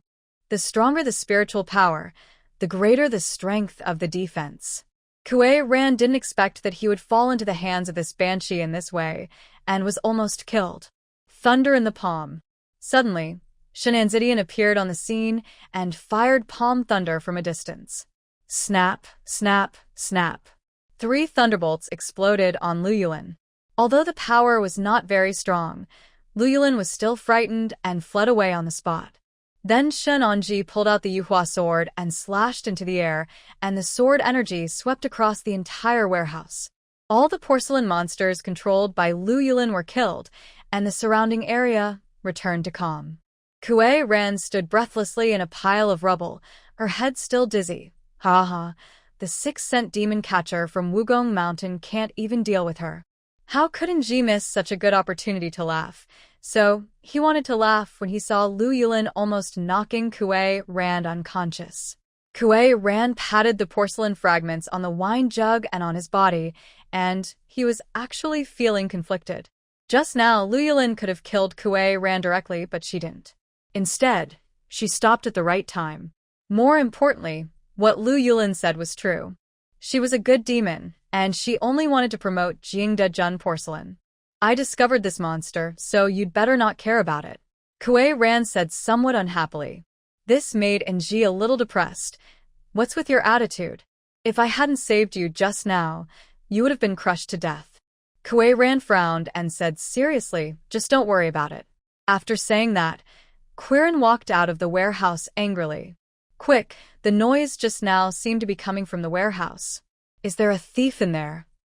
At this moment, a group of guys from Hungfeng Porcelain Shop came over with torches, looking very aggressive. Master, please leave quickly. A spirit snake suddenly appeared at the door and urged Nji to leave quickly. If he was caught, he would be beaten violently. Without saying a word, Nji followed Quirin's steps and slipped out of the window. Back to the training dormitory, everyone was already fast asleep. Nji tiptoed back to the room, and after putting her things down, she noticed a noise coming from next door. She peeked through the window and saw Kuei Ran just climbing in, holding the spirit snake in his arms, and Ji quickly got into bed. At this moment, there was another sound of opening the door outside. Quickly, search every dormitory to see if there are any people there. Ms. Liu said that a thief broke into our porcelain shop today. As soon as the voice fell, the door of the dormitory opened, and then several female workers with lights on walked in. She scanned the entire room with sharp eyes, for fear of missing people. Anji was about to take a rest, but suddenly felt dizzy.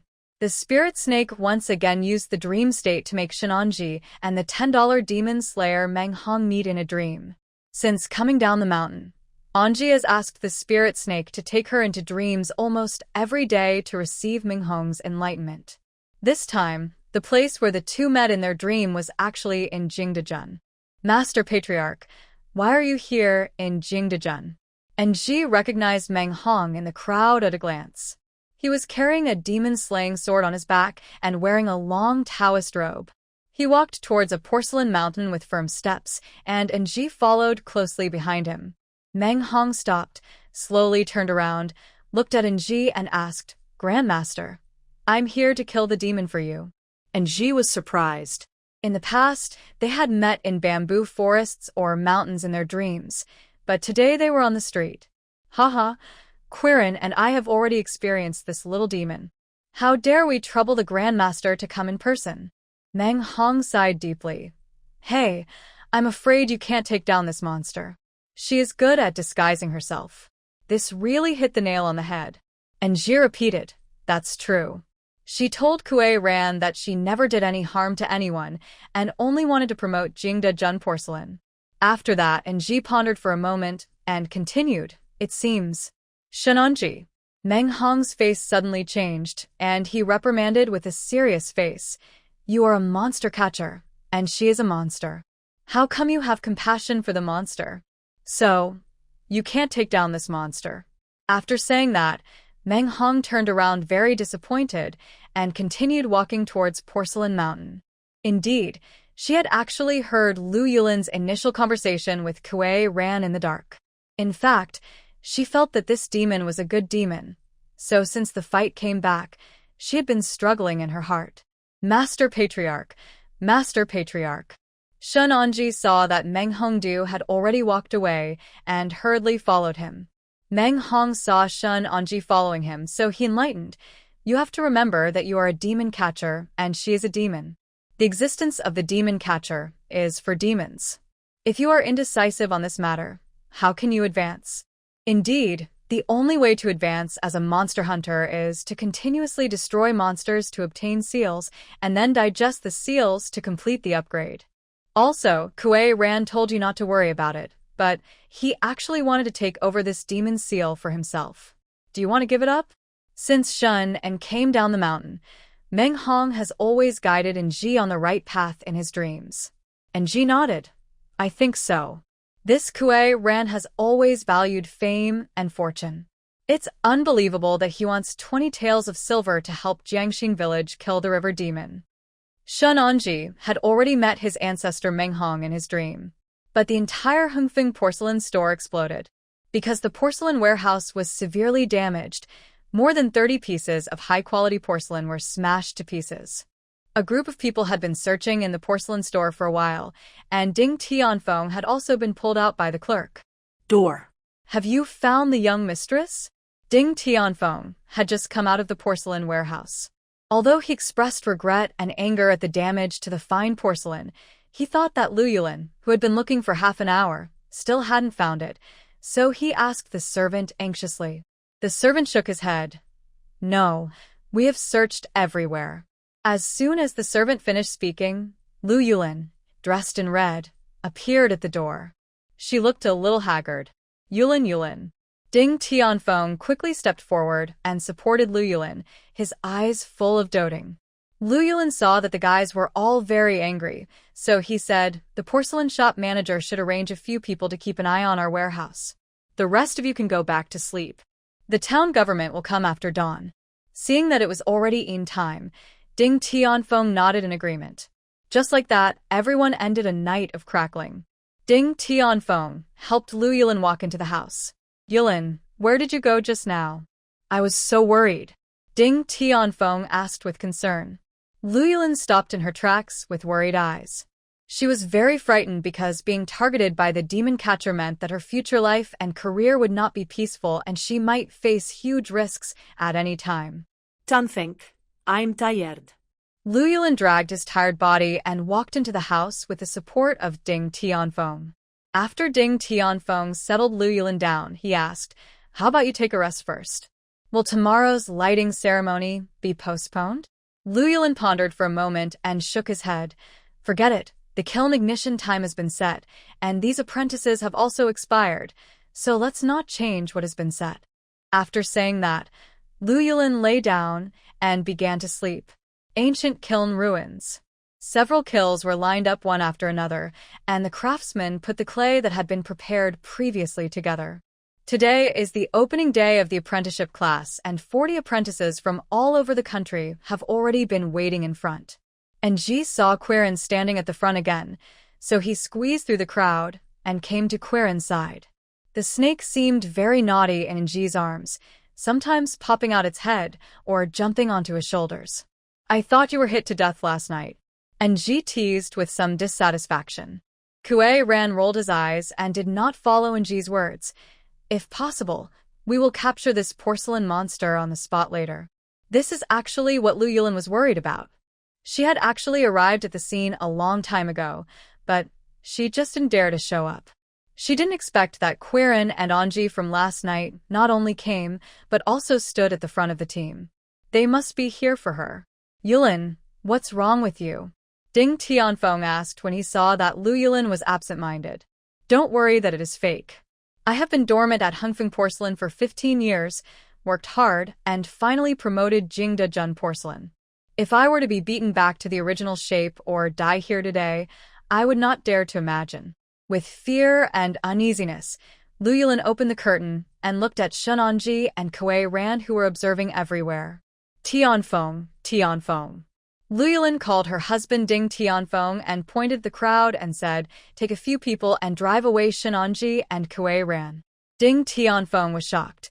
"Yulin, don't you say that Shunanji is a good young man who can inherit the craftsmanship?"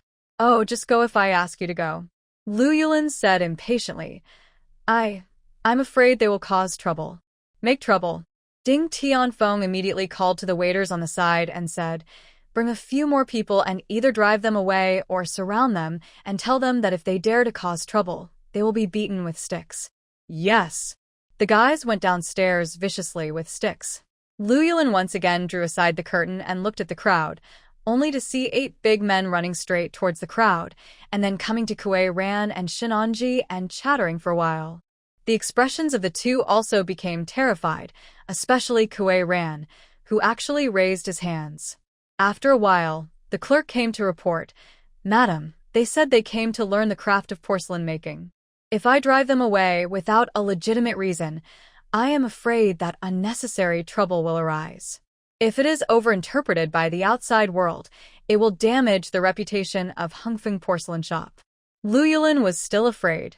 After all, these monster catchers were as excited when they saw a monster as a cat seeing a mouse. Ancient kiln ruins. This is the earliest birthplace of Jingdejun porcelain, and kilns were opened here thousands of years ago. Lu Yulin has always held the opening classes for each batch of students here. The purpose and significance of this can be imagined. As the time for lighting the torch drew closer, in addition to the 40 new students, the 8 most respected people in Jingdejun also came, and even people from the government office came, which shows how high Lu Yulin's prestige is in Jingdejun. Seeing that all the important people in Jingdejun had come, and that he himself was also under strict protection, Kuei Ran nudged Ji with his arm and said, "Don't mess around. I don't want to die yet." Quirin could imagine that if the two of them were to do something to Lu Yulin here today, there might be some trouble. And Ji looked up at the burly men surrounding him and was already trembling with fear in his heart. Seat time. As everyone took their seats one after another, Lu Yulin walked to the front desk surrounded by everyone. She is dignified and generous, not pretentious, and her every move reveals a noble and elegant temperament. Although Lu Yulin's appearance won everyone's warm applause, she still turned her attention to Kuei Ran and Ji in the crowd. Dear fellow villagers and students, today we have ushered in a very important and special moment, the kiln opening ceremony. Opening the kiln is a key step in porcelain production and a traditional ceremony that symbolizes respect and cherishment for traditional craftsmanship. In this ceremony, we will show you how to combine fire and clay and how to create exquisite ceramic works through the craftsmanship and wisdom of the craftsman. Next, we will witness the exquisite skills and teamwork of the ceramic artisans. They will work together around the kiln to complete the entire firing process in the most efficient way and present perfect ceramic works to everyone. After Lu Yulin finished his simple opening remarks, several craftsmen began to work closely together. In previous years, Lu Yulin's opening remarks were perfect and artistic.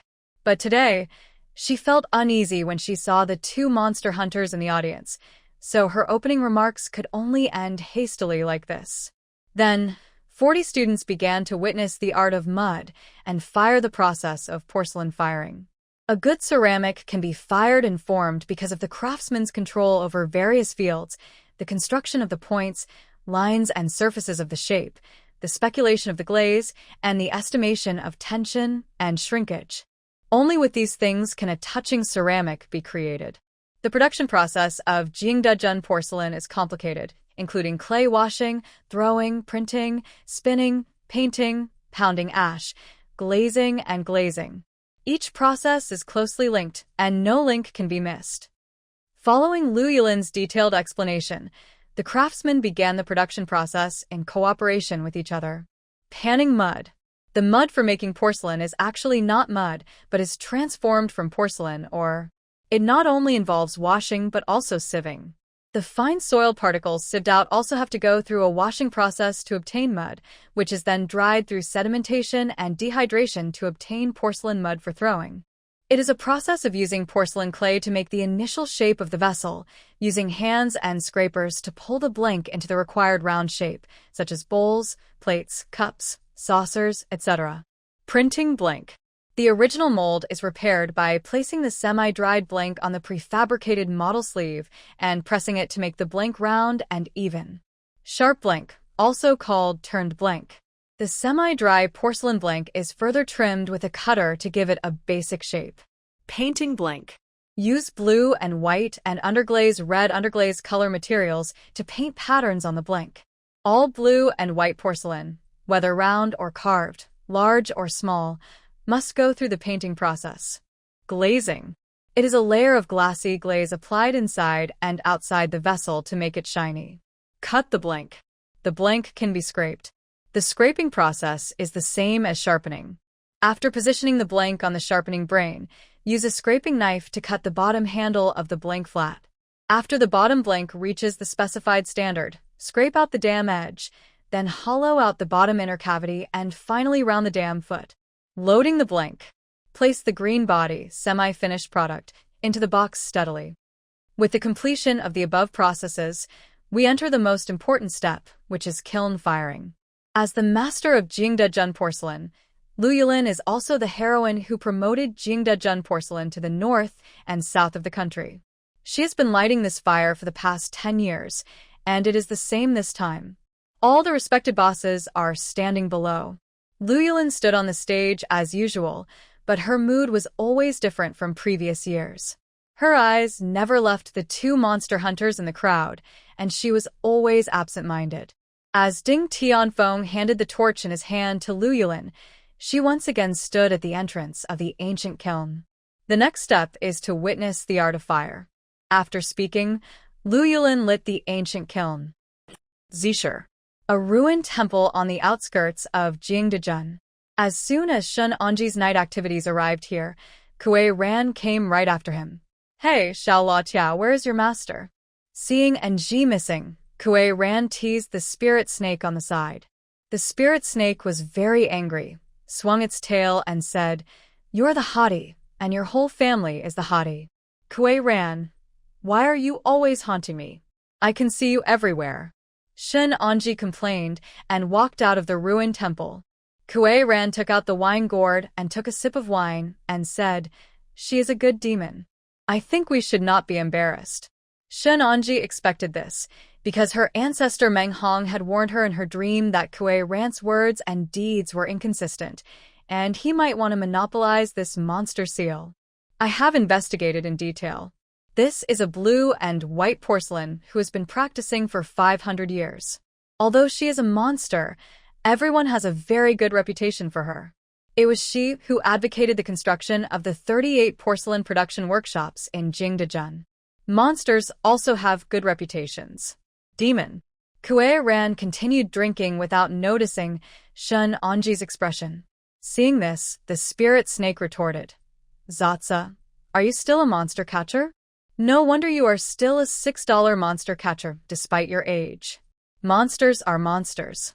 Where do you find good monsters and bad monsters?" Yo. "You hottie. Why am I so old? Do you believe I can put you in my wine gourd and drink it?"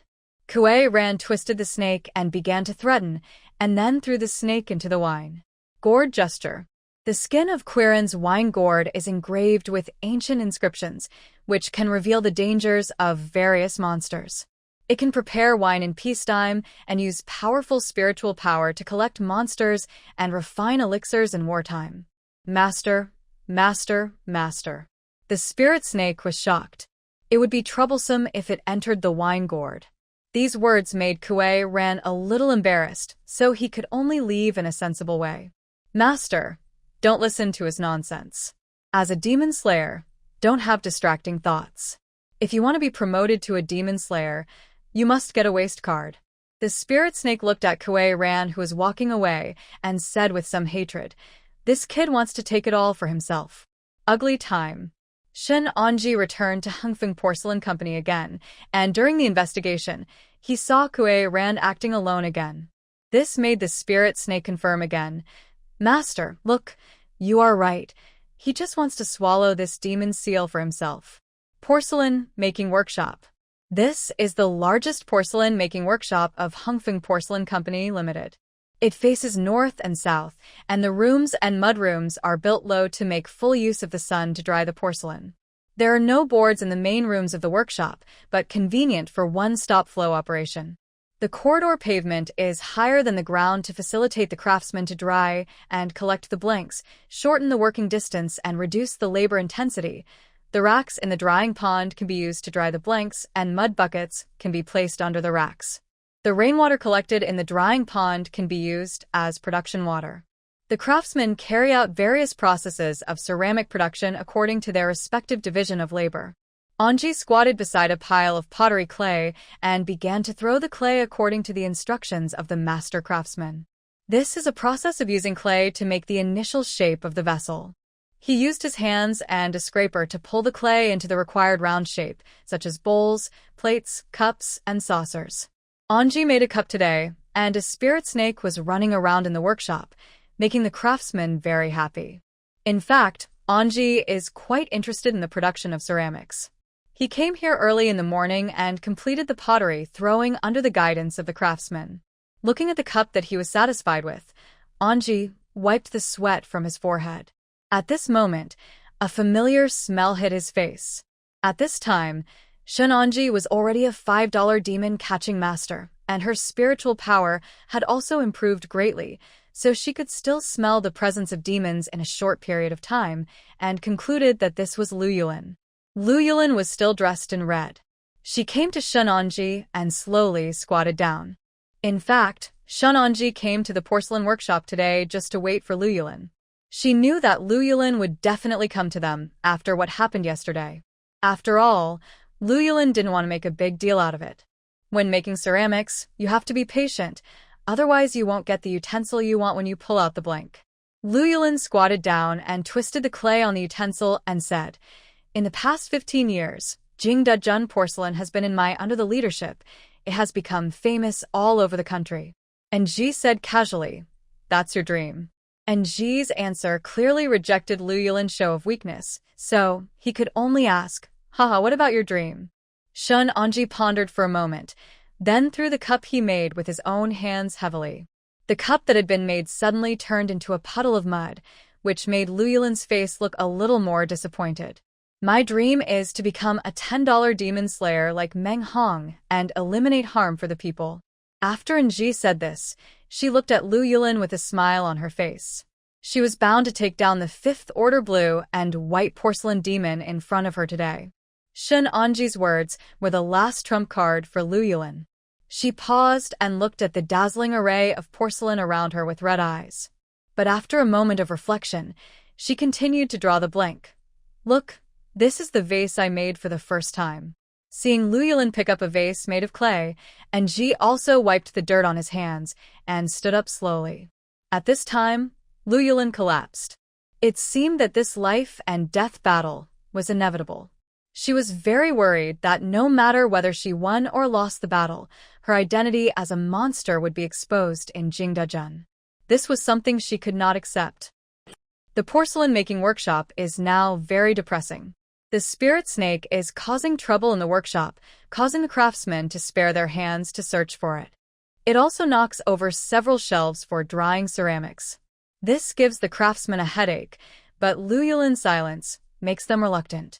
Dare to take further action. Shun Anji didn't care about this.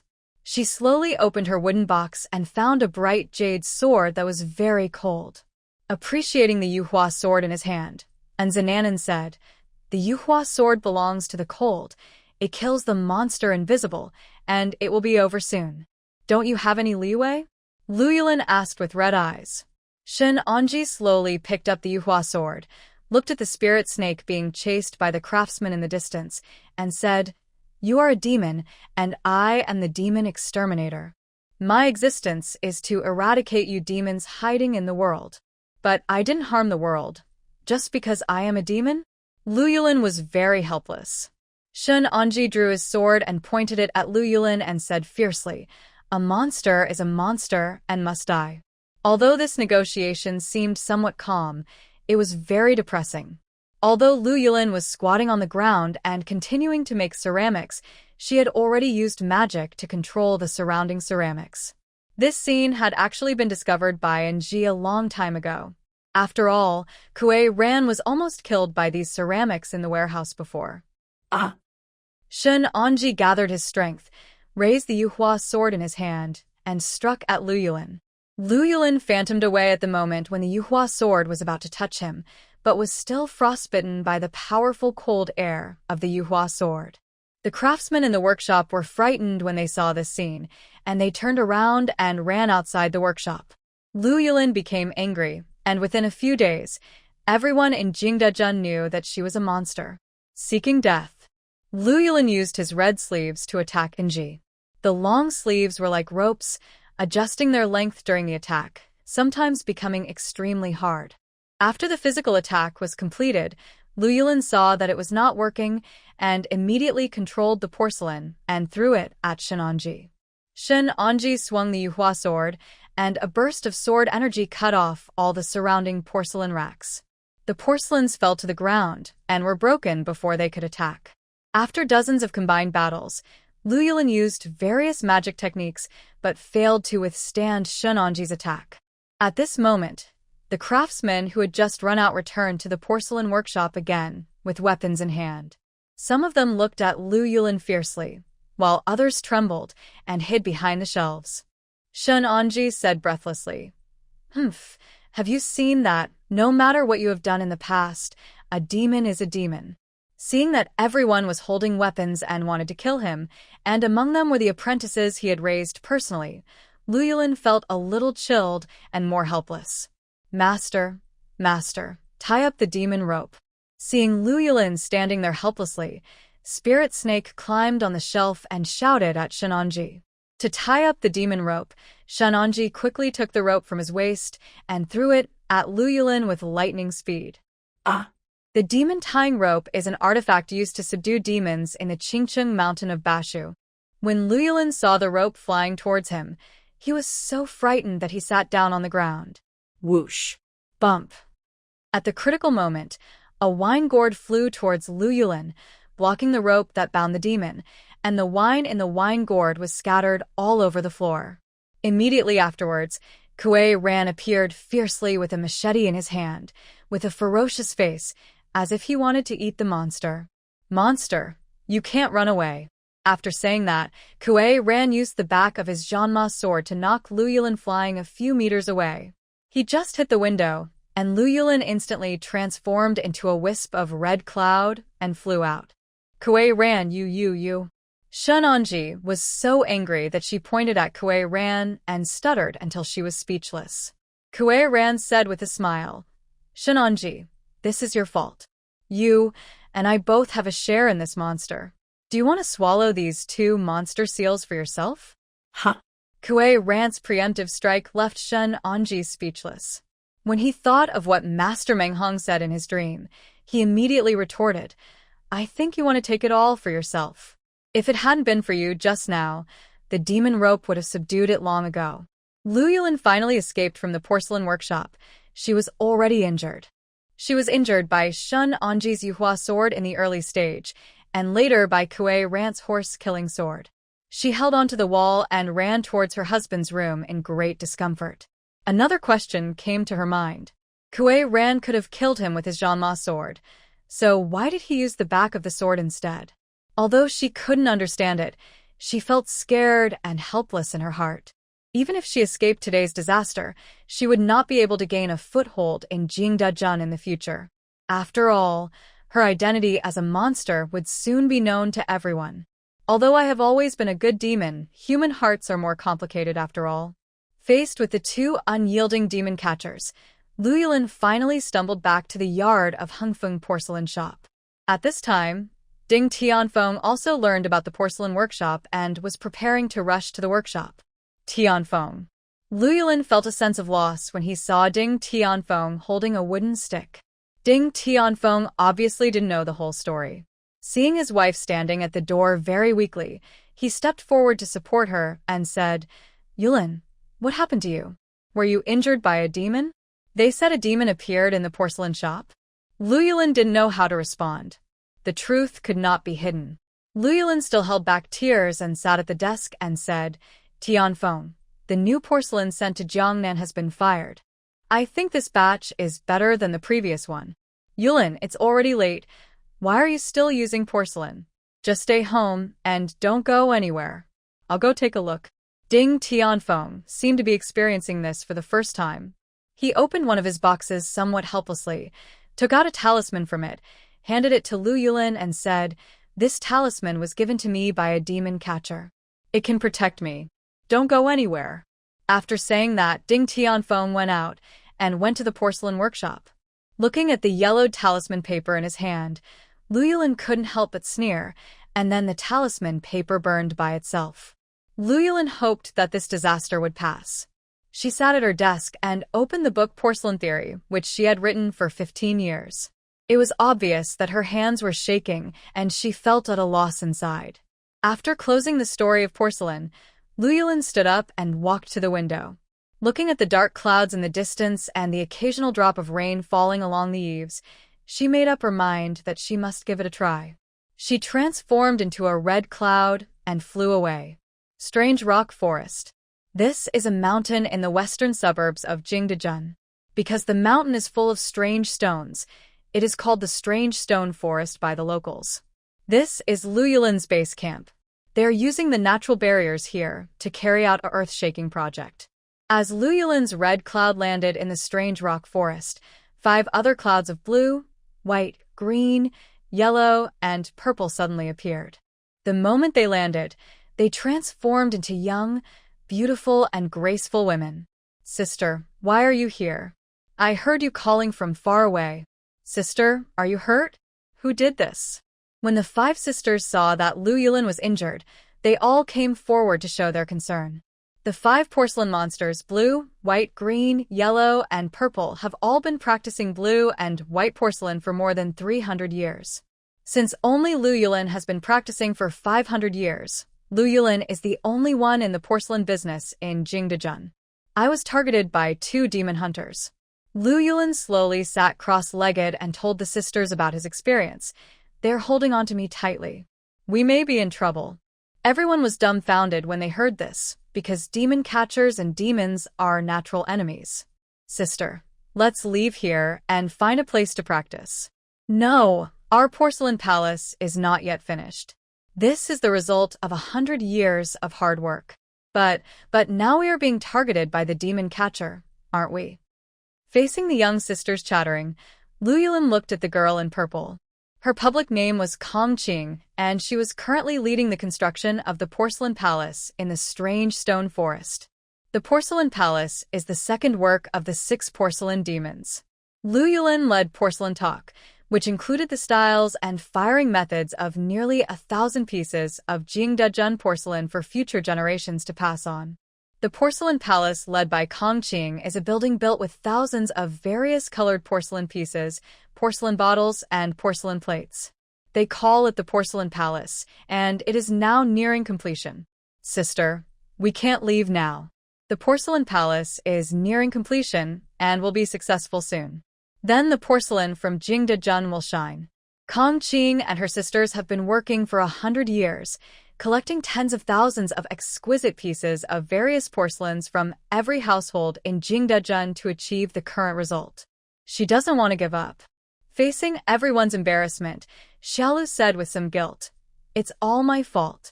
If it weren't for me, how could we be targeted?" Xiaolu is actually the porcelain demon who belonged to the head of Niu village in Jiangxin village. She heard early on that the head of Niu village in Jiangxin village had 2 pieces of porcelain that had been passed down for hundreds of years. Xiaolu wanted to take a look at them and then imitate them and display them in the house. In the porcelain palace, they unexpectedly encountered the river demon again, so they stayed in Jiangxin village. In the end, they were discovered by Kuei Ran and Shen Anji and followed them all the way. "It's none of your business." Lu Yulin consoled him. "These 2 monster hunters are very young, and their magic power is not very high. Especially Shen Anji. Although he holds the Yuhua Sword, his spiritual power is not enough. Otherwise, sister, I won't stand here anymore." "Sister, do you think this will work?"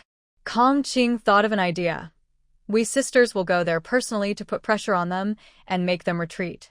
In addition, we can also help you get rid of the suspicion of a monster." Lu Yulin was very pleased. "That's what my sister came here for. But remember not to hurt their lives, otherwise the problem will be serious, and the old Taoists from Sanqing Palace and Wugong Mountain will definitely come down to take revenge. Don't worry, we will know what to do." After Kong Qing said this, he began to treat Lu Yulin's injuries. The eastern suburbs of Jingdezhen. At midnight, there were no pedestrians on the street anymore, and 2 night watchmen were already beating gongs back and forth. Quirin has been searching for the monster ever since she had a falling out with Shen Anji at the porcelain workshop today, but still has no clues. Just now, Kuei Ran used the demon gourd to predict that there was a demon infestation in the eastern suburbs, but because his spiritual power was not enough, he could only come here with possible clues. But after turning around for several times, he did not see any trace of the demon. Just when he was about to go back to Hengfeng porcelain shop again, he saw 5 figures suddenly appear under a dim light in the western suburbs. They were graceful and had long fluttering skirts. After chatting for a while, the women walked towards Jingdezhen. At this time, the wine gourd on Kuei Ran's waist also felt a little bit, and the scriptures on the gourd began to glow faintly. This indicates that there are monsters and danger nearby. Kuei Ran was about to pursue him, but when he climbed over the wall into a courtyard in Jingdezhen, he was so frightened that he turned back. "I saw the spirit snake appearing behind the 5 porcelain demons. This was like a mantis stalking a cicada, followed by an oriole, followed by a dog." Kuei Ran stretched out her neck and looked for Shen Anji everywhere. After all, the spirit snake was her pet baby. With this guy showing up, Shen Anji must have also was nearby, but no matter how hard I looked, there was no sign of Shen Anji. The ancient kiln ruins are a little deserted at night. The craftsman on duty at the kiln was already fast asleep in a nearby shack, and only the flames in the big kiln still made a whirring sound from time to time. 5 beautiful porcelain fairies appeared behind the kiln, and waves of heat hit us. The 5 girls, blue, white, green, yellow, and purple, were all feeling nervous. After all, this was the first time that they were targeted by a demon catcher, and they didn't know how to handle the matter. In a word, they were still inexperienced in the world. Sister Kong, do you think this demon catcher is powerful? Xiao Qing asked Kong Qing in purple clothes with some concern. Although Kong Qing had more cultivation than the sisters, she had never seen much of the world, and she was just a demon cultivator, so she could only pretend to be calm and said, "Don't worry, sisters. I heard from Sister Yulin that this demon catcher just came down the mountain. When they show up later, the 5 of us will use our magic power to teach them a lesson. We are numerous and powerful, so they will retreat when they see difficulty." Xiaobai said what she thought were the cruelest words, but they still seemed pale and powerless. Everyone nodded. Yes. Watching the sisters practicing their skills separately, Kong Qing looked pale and felt uneasy. Oh, this should be the famous 5-color blue and white porcelain of Jingdezhen. Suddenly, Anji appeared at the ruins of the ancient kiln, holding the Yuhua Sword, a demon-binding rope around his waist, and a spirit snake on his shoulder. Before this, the spirit snake had already figured out the details of these 5 porcelain monsters. They were the famous 6-color blue and white porcelain of Jingdezhen: blue, white, green, yellow, purple, and red, and Lu Yulin was their leader. Anji's voice scared the little demons who were not prepared at all, and 2 of them looked very frightened. You still want to show off your power to me, haha. After saying that, Anji gestured with the Yuhua Sword in his hand. Do you know it? Yuhua Sword, the mountain-guarding sword of Yuhua Peak in Sanqing Mountain, can slay demons without leaving any trace. Soul-locking formation. Kong Qing shouted upon seeing this.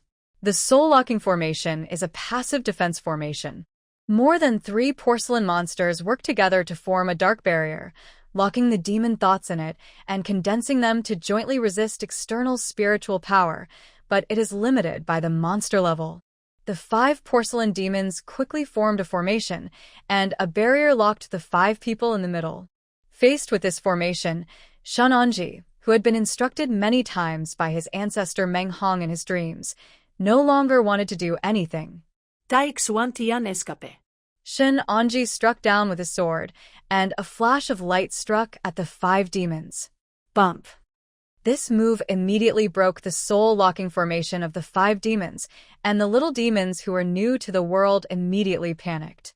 Seeing this, Kong Qing concentrated the demon power on his fingers, and a purple sword appeared instantly. Yeah.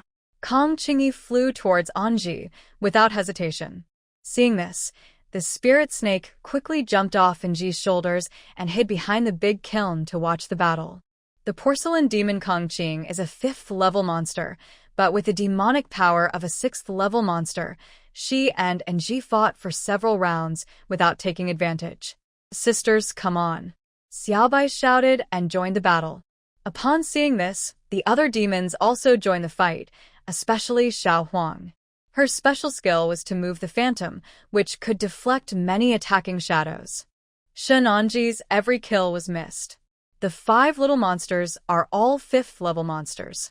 As a monster-catching master with only 5 coins, Shenanji might have a hard time capturing these 5 monsters without the blessing of the Yuhua Sword. Therefore, after more than 10 rounds, he will fight. It was a tie. After several rounds of fighting, the 2 sides were separated from each other. Shenanji was most afraid of this kind of will battle. He had no special skills to kill, could not defeat the enemy with one move, and did not have a powerful magical weapon, so it was very difficult. After this round, Kong Qing also saw clearly that Shenanji was currently a novice who only knew 3 tricks. Girl, you and I have no grudges. How about we resolve this? Kong Qing took the initiative to show weakness. Shenanji felt that his self-esteem had been severely trampled, so he did not answer Kong Qing's words, but directly pulled out the demon-binding rope from his waist. As Kong Qing struggled hard, the demon rope became tighter and tighter. Ah! Ah! Kong Qing's screams frightened the other porcelain demons, and they hurriedly challenged Shenanji, who was coming to kill him. Sister. Xiaobai jumped up and prepared to save Kong Qing, but the rope that bound the demon became increasingly tight due to interference from the outside world. Kong Qing saw the sisters in the distance struggling to fight Shenanji and immediately kicked Xiaobai away and shouted, Hurry up, tell Yulin, take everyone away. Be sure to take everyone away first. Ah, sister. Xiaobai cried and refused to leave. He wanted to fight the monster hunter and rescue Kongqing. Kongqing was tied tightly with a demon rope, and he was almost suffocated by the pain. Let's go, let's go. Without Kongqing and Xiaobai, the other 3 little demons made Nji feel very relaxed. Holding a jade sword, he killed these 3 monsters without any scruples. Master, come on, come on, these are 5 monster seals. Seeing how fierce the fight was, Spirit Snake immediately became very excited and helped out, which attracted the attention of Kuei Ran, who was watching the battle from behind. Actually, Quirin had been here for a long time, but he had not shown up. The talisman on the demon gourd was shining, and he chose the right moment and threw it at Kongqing. Whoosh. Bump. The wine gourd hit Kongqing like a bomb. The scattered wine corroded the demon binding rope, and the smell of wine around it became stronger and stronger.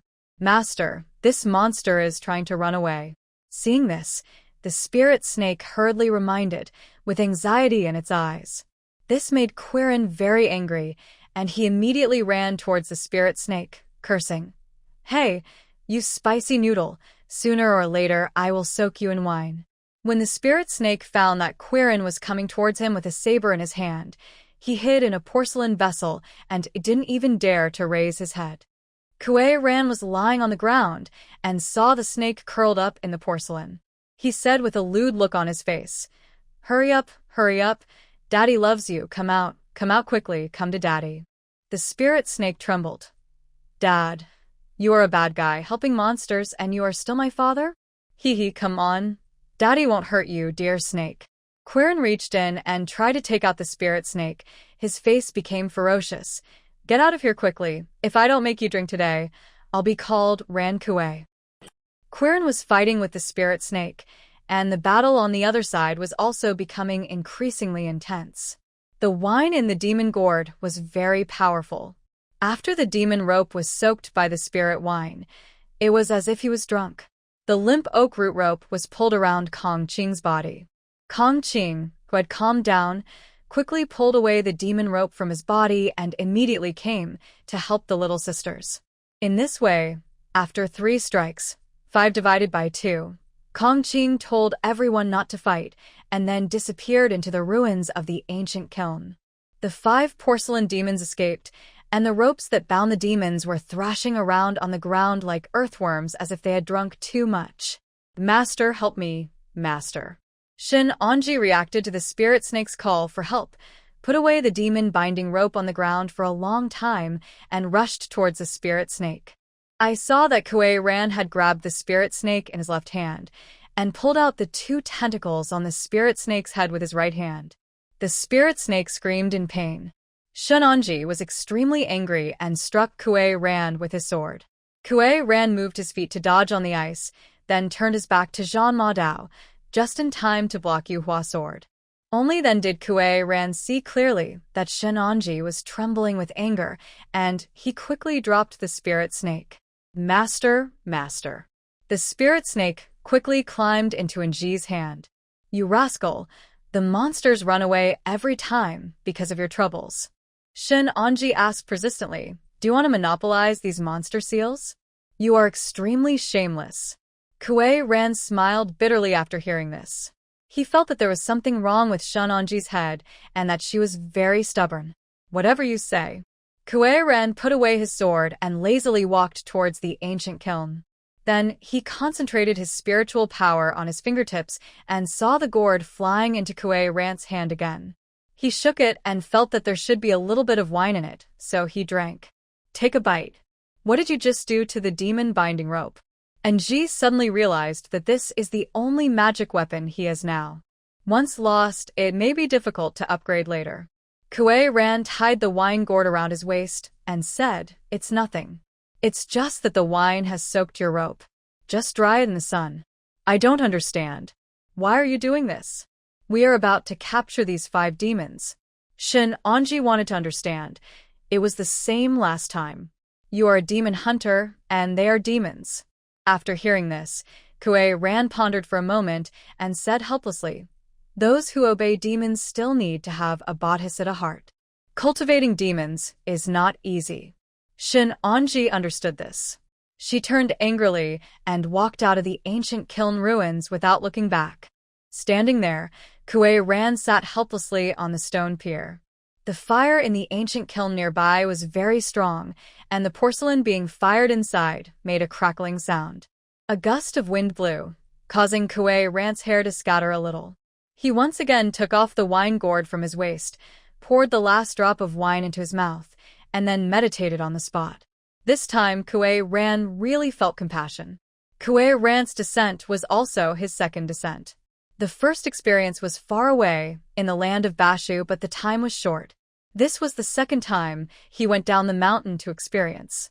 Originally, he had a firmer determination to eliminate demons than Shunanji, but this time he encountered Lu Yulin and this group of porcelain demons, which completely overturned his understanding of demons. These porcelain demons he has harmed no one, but he has an ingenuity. Especially Lu Yulin. Although she is a porcelain demon, after all, the development and growth of Jingdejun porcelain is inseparable from her, and she also has her contribution. Her thoughts are also very simple. She is blue and white porcelain, and she wants to carry forward blue and white porcelain. Speaking from the heart, Kuei Ran did violate the original intention of the existence of the monster hunter. But when he was training in Shushan, the elders of Shushan once told him that among all the spirits in the world, humans are one of them, and those who subdue demons must also have a Bodhi heart. The more he thought about it, the more annoyed he became. Kuei Ran slowly stood up and sighed. Ah. And on the other side, the 5 porcelain monsters that had escaped from the ancient kiln ruins ran hurriedly towards the strange rock forest. As soon as he arrived at the strange rock forest, Lu Yulin, who was still recovering from his injuries, realized that the situation must be serious. "Sister, Wu."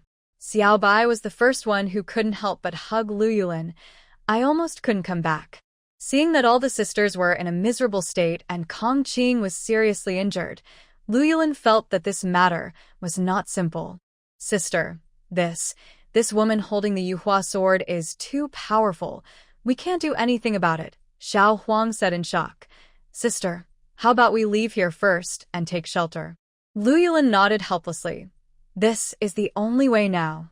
Lu Yulin came back to his senses and immediately made arrangements. "Kong Qing, you and your sisters should stay in the strange stone forest for the next few days and don't go anywhere. We should also stop the construction of the porcelain palace and talk about it after this matter is over." "Yeah." Kong Qing asked worriedly, "Sister, what about you?" Lu Yulin looked at the sisters behind him who were still in shock, patted Kong Qing's hand and said, "You can't take any more risks. Let me handle this matter." "Sister, you want to go back?" Kong Qing said in surprise. "Your identity as the porcelain demon must have been made public by now." Lu Yulin said with tears in his eyes. "What can we do?" After saying that, he patted Kong Qing's hand again. "Remember, no matter what happens, don't take risks. Cultivation is not easy." "Yeah." Kong Qing nodded. Afterwards, Lu Yulin disappeared into a cloud. "Master, don't be discouraged. We won't bring that Ran Kuei with us in the future. His name is Kuei Ran. Kuei Ran, this guy is actually bad." He said his name was Ran Kuei just now. In the eastern suburbs of Jingdejun, Shunanji was still aggrieved that she had not captured these 5 monsters because according to the instructions given to her by her ancestor Meng Hong in her dream, as long as these 5 monsters were destroyed, she would be promoted to Lu Qian catcher. The ranks of demon masters are now busy in vain. Well, how can this guy have compassion for monsters? He is a monster catcher. Shin Anji couldn't figure it out. "Ha, master, don't panic. Don't panic, we will definitely succeed." The spirit snake scurried around and comforted. "If we really can't do it, just take them one by one. These little monsters will be killed as long as the Yuhua Sword is unsheathed." "No problem." Shin Anji looked into the distance and pondered for a moment. His mood seemed to have stabilized a little, and he said, "Snake Bao, we only have 3 months to go down the mountain to practice. If this is the case, when will I become a demon slayer? Hey, don't do it again in 3 months. When we return to the mountain, we will still be looked down upon by Luo Ling and others. Shenanji's idea was also very simple. Sanqing Palace gave him only 3 months, and now it's been half a month since he went down the mountain. He finally subdued a river demon in Jiangxin village, but someone else took advantage of his seal. Now that I have arrived in Jingdezhen, I finally found a few porcelain demons, but they were disturbed by Kuei Ran. Now I am facing many difficulties. I am afraid that when I return to Sanqing Palace in 3 months, I will still be a 5-cent demon hunter. This is different from before I went down the mountain. What a difference. More importantly, if he returns to Sanqing Palace like this, he will be looked down upon by Ku Dasheng and Luo Ling, and Fan Jin will lose face. Facing Enji's discouragement, Ling Snake cast Dream Realm on the side, and Shen Onji fell asleep again and met the founder Meng Hong in his dream. Enji pays homage to the ancestor. In the dream, Meng Hong appeared in the ruined temple in Jingdezhen, holding a demon-slaying sword and looking into the distance. Hearing Enji's weak greeting, Meng Hong smiled, turned around, helped him up, and said, "I know everything about today." Haha, don't be discouraged. As long as you listen to me, 3 months will be enough to grow into an 8-cent demon slayer. Inside the courtyard of Hongfeng Porcelain Shop. Today's incident of the porcelain monster has caused an uproar in the entire porcelain industry and has even spread to the entire Jingdezhen. Especially in the battle at the porcelain workshop, Lu Yulin's identity was completely exposed, and the matter could no longer be undone. There was a gentle breeze in the quiet yard, and the lights in the house were bright. Through the window, Ding Tianfeng was sitting stupidly at the desk, holding the book porcelain in his hand. A strong wind blew. The window was blown open. Ding Tianfeng slowly stood up and looked outside, then closed the window again. This afternoon, when the craftsman came to tell him that the young lady was a porcelain demon, he was shocked. He did not believe it was true, but when he returned to the house, Lu Yulin was nowhere to be found, and even the life-saving talisman he gave her was burned to ashes. Another strong wind blew. A red cloud flew into the yard, and Lu Yulin instantly stood at the door of the house. She slowly stretched out her hand to knock on the door, but then pulled it back nervously. Crunch. As the door opened, Ding Tianfeng stood at the door. "Yulin, you're finally back." Ding Tianfeng hugged Lu Yulin tightly in his arms. Lu Yulin was moved by Ding Tianfeng's actions. She knew that Ding Tianfeng already knew the whole story, but he still hugged her tonight. Lu Yulin felt very sorry for him. "Are you cold?" Come in. Ding Tianfeng welcomed Lu Yulin into the house. Lu Yulin didn't know how to talk to Ding Tianfeng, so he could only sit quietly at the desk. Ding Tianfeng poured hot water for Lu Yulin and said, "They said you were a porcelain demon today. I don't care. I just know that you are my wife. Thank you for all these years. Without you, there would be no Ding Tianfeng today."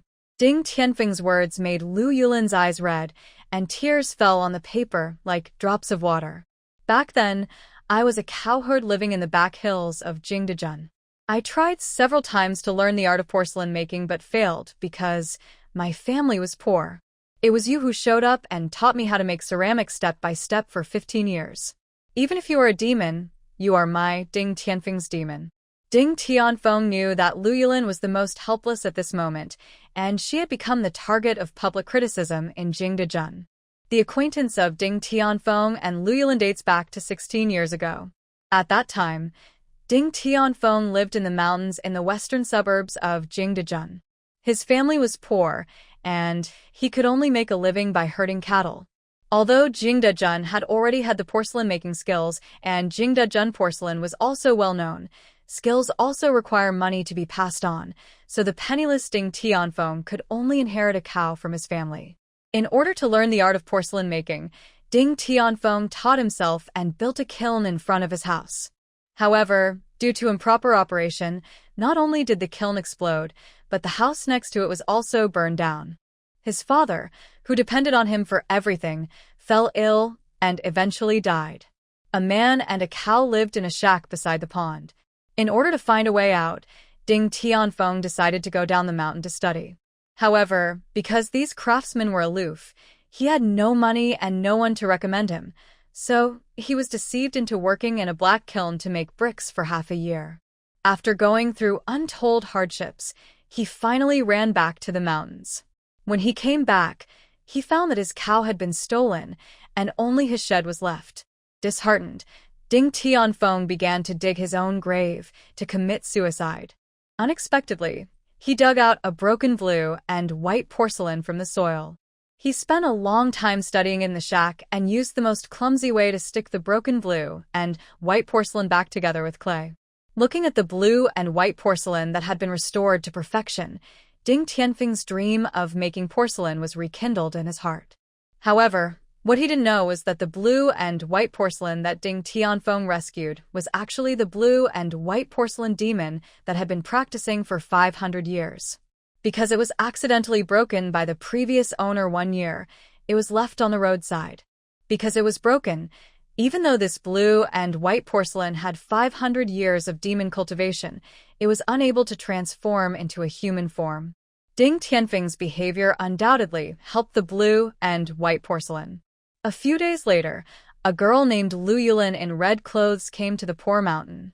She volunteered to be with Ding Tianfeng, and the two of them rebuilt the earthen kiln. Later, the two of them jointly founded Hungfeng Porcelain Company and soon became the porcelain-making masters in Jingdezhen. And step by step, we are developing towards becoming stronger and bigger. Whoa, Tianfeng, stop talking.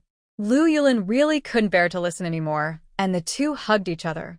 Ding Tianfeng stroked Lu Yulin's cheek and comforted him. Don't be afraid. I have arranged for someone to find the two monster hunters tonight. If they fall into my hands, I will make sure they won't see the sun tomorrow. Tianfeng, no. Lu Yulin shook her head. She knew that if Ding Tianfeng did this, there would be no room for maneuver and it might become a struggle between sections. Ding Tianfeng said angrily, "There is nothing impossible. They hurt you." Lu Yulin is now terrified of losing, but he can do nothing about it. Tianfeng, don't stop our ceramic business because of me. The Kirin porcelain I made by hand will be out of the kiln tomorrow. You must take it out for me personally. You know, it took me more than a year to make this Kirin porcelain. For Lu Yulin now, the only thing that can stop him from thinking too much and alleviate his fear and terror is work. Ding Tianfeng held Lu Yulin in his arms tightly and said, "Don't worry. Everything will be fine." Suddenly, Lu Yulin felt a surge of spiritual power again. This monster hunter was here again. Tianfeng, I'm tired. After Lu Yulin finished speaking, she walked towards a bed, and Ding Tianfeng helped her to the bedside. Lu Yulin blew out a wisp of smoke, and Ding Tianfeng fell on the bed again in a daze. After covering himself with the quilt and blowing out the candles, Lu Yulin disappeared into the room in a flash. At this time, Shen Anji also sneaked into Hungfeng Porcelain Company again after accepting the guidance of the ancestor Meng Hong. She was determined to defeat this demon. As long as she killed these porcelain demons, her $6 demon-catching master level would be stable. So, following the initial guidance from the spirit snake, Anji reached all the way here. Xiaodao, why do you need to kill them all? Lu Yulin suddenly appeared behind Shen Anji. Shen Anji arched her body and straightened up slowly. She turned around and said impatiently, "Well, it's troublesome to look for you every time. You just let my Yuhua Sword strike. It comes quickly without any trouble." Pain. Faced with Shen Anji's provocative tone, Lu Yulin could only show weakness. "I actually know the Yuhua Sword. It is a spiritual object from the Yuhua Peak of Sanqing Mountain. It was used by a disciple of Sanqing Palace in the early years. He seems to be almost an elder now." Oh. Shen Anji sat tiredly on the stone pier and said, "You still know my uncle? Yes, then you should just arrest him without any effort, lest I start a big fight. Besides, you're already a street rat now. You're talking nonsense." Lu Yulin couldn't hear this, and she said excitedly, "Just because I am a demon, do you want to kill me all? This world is not a human world, but a world of all spirits." Why? Why? Shen Anji stood up slowly and retorted, Why? Don't tell me what you did for Jingdejun. Do you dare to walk on the street tomorrow?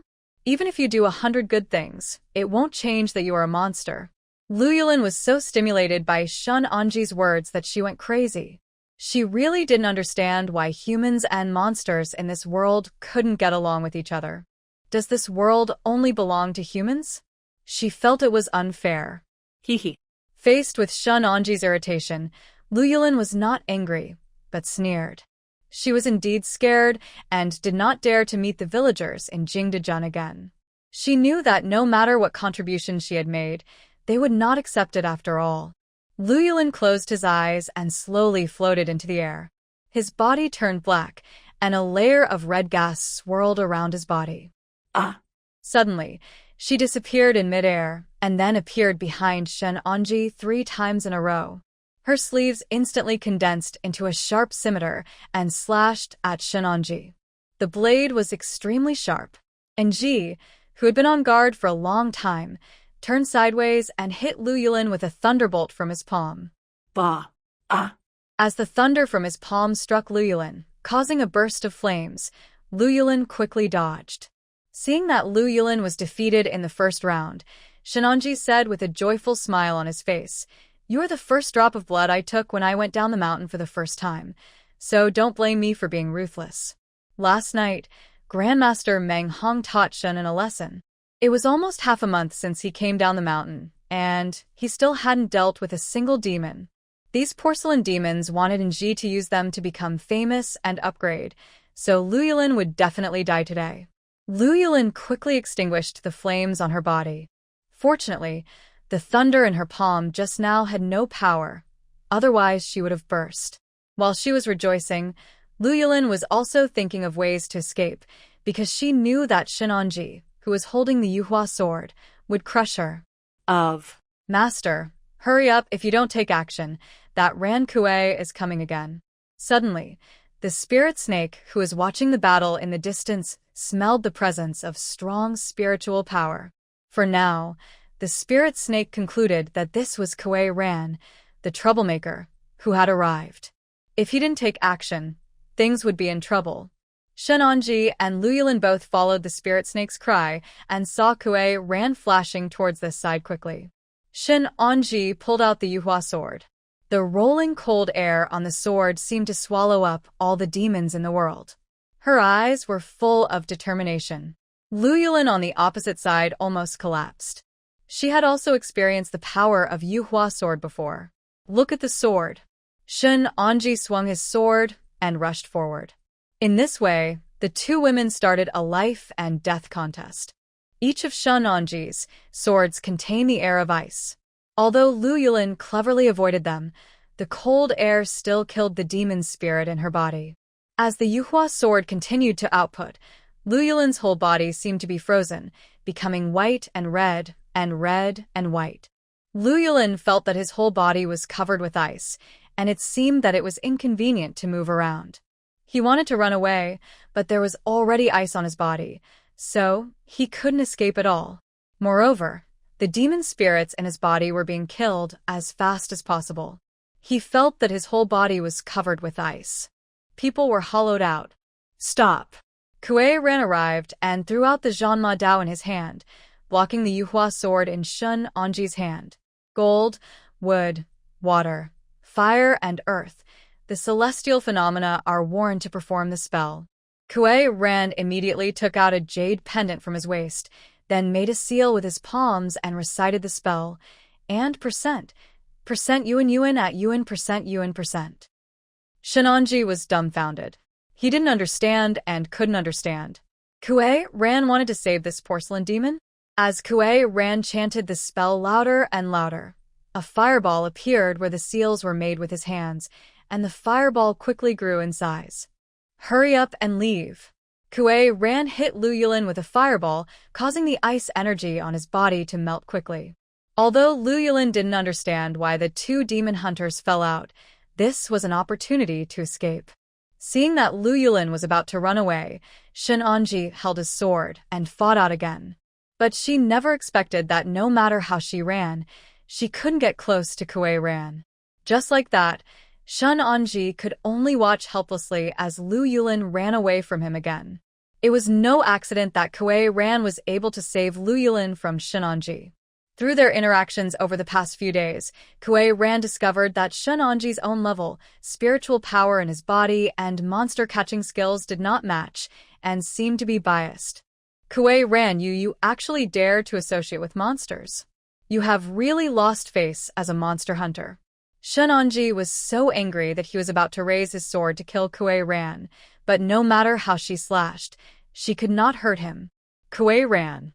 The magic weapon used by Kuei Ran is the Tianxiang Pendant of Wugong Mountain.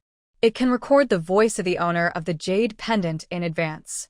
By combining the movement of spiritual power with a spell, the magic weapon can generate a fire attribute closed-loop cover to resist water-type magic weapons. It just so happens that the Jade Flower Sword has water attributes. Shun Anji, you have to be merciful and merciful. Although we are monster hunters, we can't do anything random. After learning Lu Yulin's entire life experience and past, Kuei Ran decided to spare her.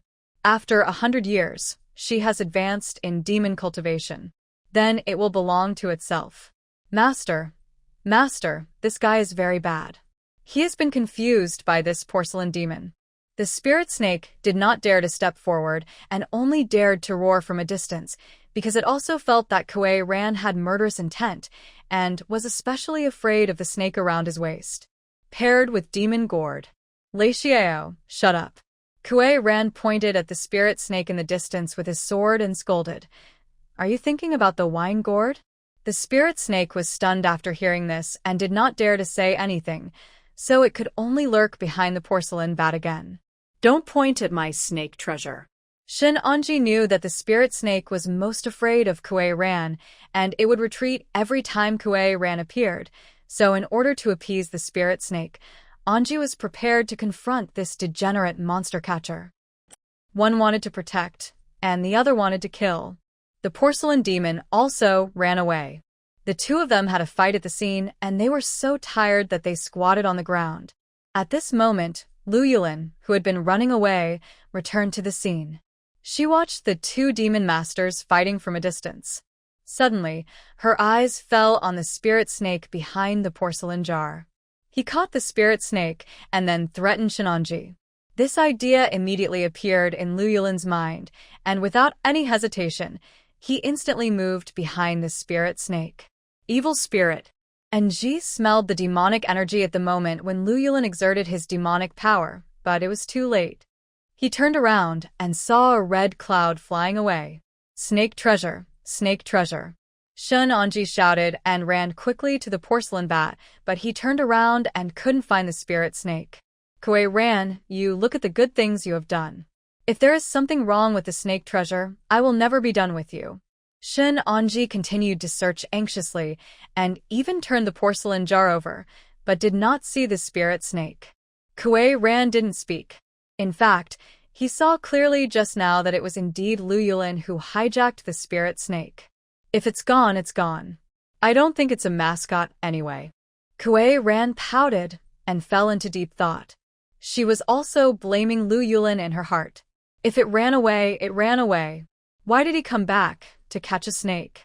Now, she couldn't explain herself. Strange rock forest. The 5 porcelain monsters, blue, white, green, yellow, and purple, were anxiously waiting for Lu Yulin's arrival. Just now, the injury of the porcelain monster Kong Qing was relieved, and then the 5 sisters discussed a perfect plan, which was to leave for a while and come back after the 2 monster catchers left. Sister, where can we go? Once we leave Jingdezhen, there are monster catchers everywhere. Xiao Bai was very worried. In recent years, Sanqing Palace, Wugong Mountain, Yang Pavilion, and other places would send people down the mountain to catch monsters every now and then. Kong Qing felt like she had lost her soul and didn't know what to do. She was just hoping that Lu Yulin would come back soon. Sisters, don't worry. Xiaoqing, you and the 3rd sister should quickly hide the porcelain palace. It's not safe here anymore. Let's stay in the King Kong cave for a while. This was all Kong Qing could do to comfort them. King Kong Cave is a place name, which refers to a dark and damp cave, which is very suitable for all kinds of demons and monsters to survive. It is almost isolated from the outside world, and the environment is so harsh that even demon catchers are unwilling to stay for long. More than 100 years ago, the 5 porcelain demon sisters lived in the King Kong Cave for a period of time. It was a place where all kinds of creatures mixed together, and demons and ghosts appeared one after another. Kong Qing was almost captured by the Ghost King of the King Kong Cave. Later, Lu Yulin settled in Jingdezhen and brought the 5 sisters out of the Vajra Cave. The King Kong Cave. The 3rd sister frowned and pouted. It's dark and damp. I remember there were pig monsters and insect monsters living in it. There was also a 1,000-year-old earthworm in it. It's disgusting just thinking about it. Sister, there was also the Ghost King, who wanted to marry you back then. The 4th sister also continued to add. The 3rd and 4th sisters, who have become accustomed to the worldly life of Jingdezhen, are obviously unwilling to return to the Vajra Cave. Kong Qing sighed deeply, looking at the sisters who were already very tired and lost, and said, Sisters, this is already a foolproof plan. It is better than staying here and being bitten by those 2 demon catchers. This monster catcher. The 2nd sister, Xiaobai, muttered viciously. Whoosh. A gust of wind blew and Lu Yulin landed outside the porcelain palace. Her steps were a little hurried, as if she was looking for something. Sister, sister. Sister is back, woo woo woo. Everyone welcomed it with joy. After all, this was their backbone. Kong Qing frowned as she watched Lu Yulin rummaging around for something and asked, Sister, what are you looking for? Lu Yulin frowned and said with a puzzled expression, I just caught Shun Onji's spirit snake. Why is it missing? Is such a good bargaining chip gone? Xiaobai, the 2nd sister, also joined the search. The 3rd sister, Xiao Huang, also started to help Lu Yulin look through his sleeves. Therefore, everyone was actively looking for it, but they couldn't find it. Hey, forget it. Lu Yulin entered the stone room with the sisters a little impatiently. I almost couldn't come back today. If it weren't for the internal strife between the 2 monster hunters, I wouldn't be able to see the sisters today. Lu Yulin was still frightened after saying this. Seeing that Lu Yulin was still in shock, Kong Qing asked, Is it because of that kid from Wugong Mountain? How do you know? Lu Yulin looked at Kong Qing curiously. Kong Qing also shook his head and said, I don't know either. Anyway, I think he is different from other monster catchers. After hearing this, Lu Yulin slowly realized that this was indeed the case. Seeing that Lu Yulin didn't say anything, Kong Qing said again, Sister, I just told my sisters that we should go back to the King Kong Cave first. Although it is hard there, it is better than losing our lives here. This suggestion was also a helpless one. Lu Yulin nodded with a look of despair. This is the only way now. It's not easy to be a demon cultivator. Sisters, don't complain about the hardship of the place.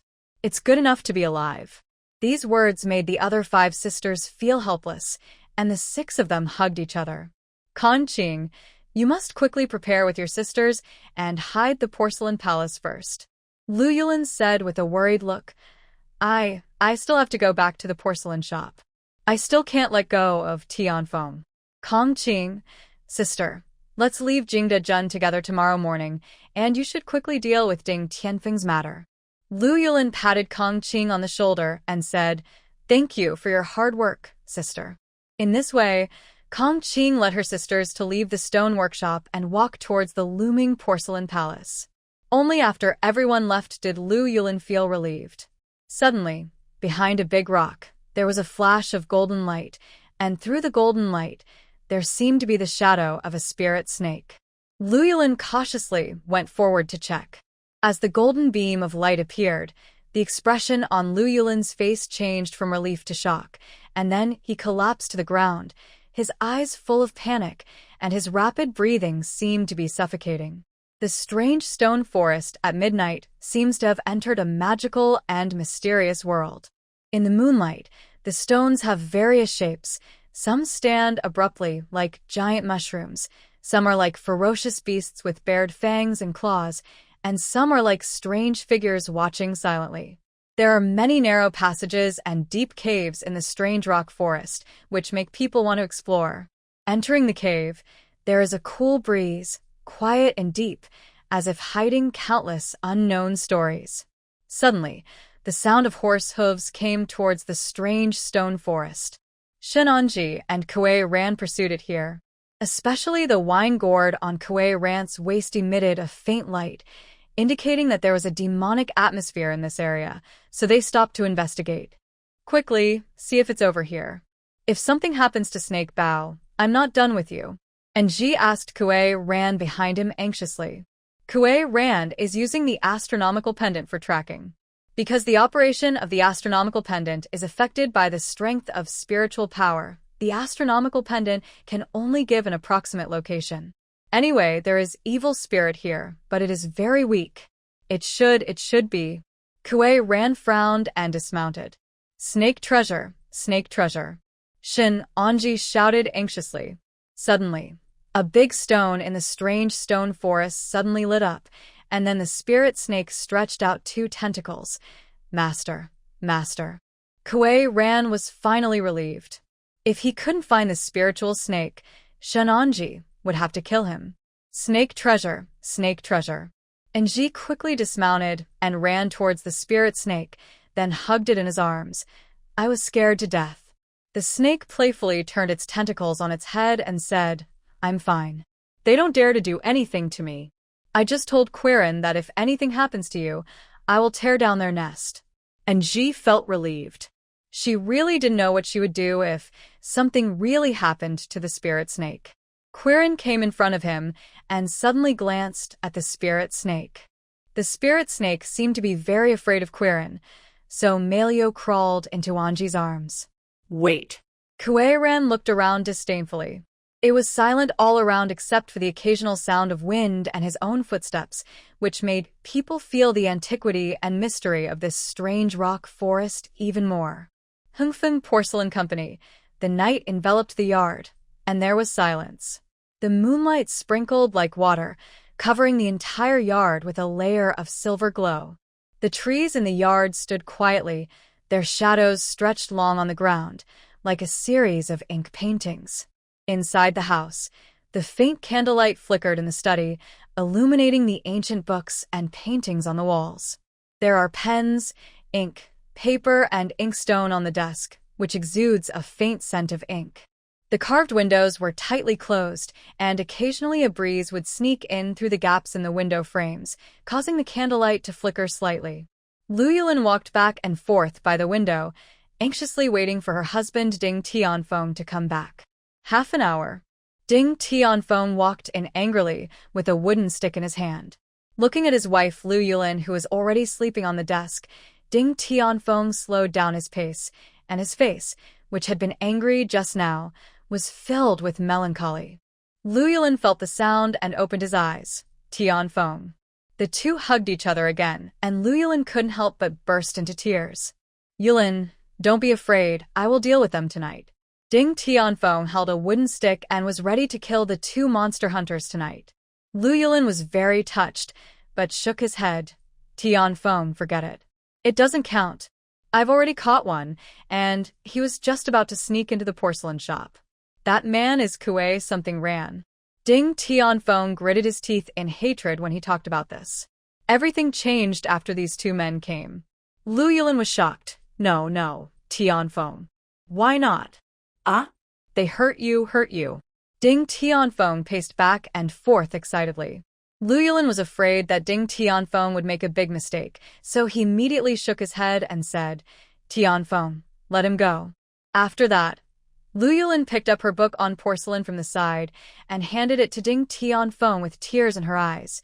Tianfeng, all this is God's will. Thank you for your company for the past 15 years. On porcelain has not been finished yet, the rest. No. Ding Tianfeng could tell that this was a parting regret. Lu Yulin ignored Ding Tianfeng's emotions and continued, If I am gone, you must lead the new generation of Jingdezhen to continue to promote Jingdezhen's porcelain and make Jingdezhen's porcelain shine. Yulin. Ding Tianfeng felt helpless. He hugged Lu Yulin tightly like a child. He seemed to sense that his wife was about to leave. Wow, how could things be like this? This demon catcher. Lu Yulin helped Ding Tianfeng wipe his tears and said, Tianfeng, don't be sad. This is our fate. Maybe in the future, you will dig me out of the soil again somewhere. The 15 years of love between Lu Yulin and Ding Tianfeng came to mind. For 15 years, they have always been inseparable, with happy smiles on their faces.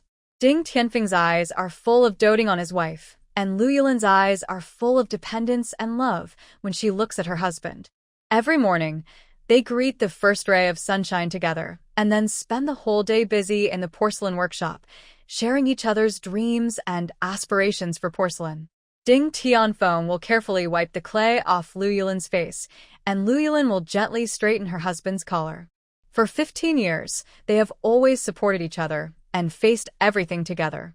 Tianfeng, let Quirin go, don't embarrass them, Lu Yulin said, and then slowly let go of his hand.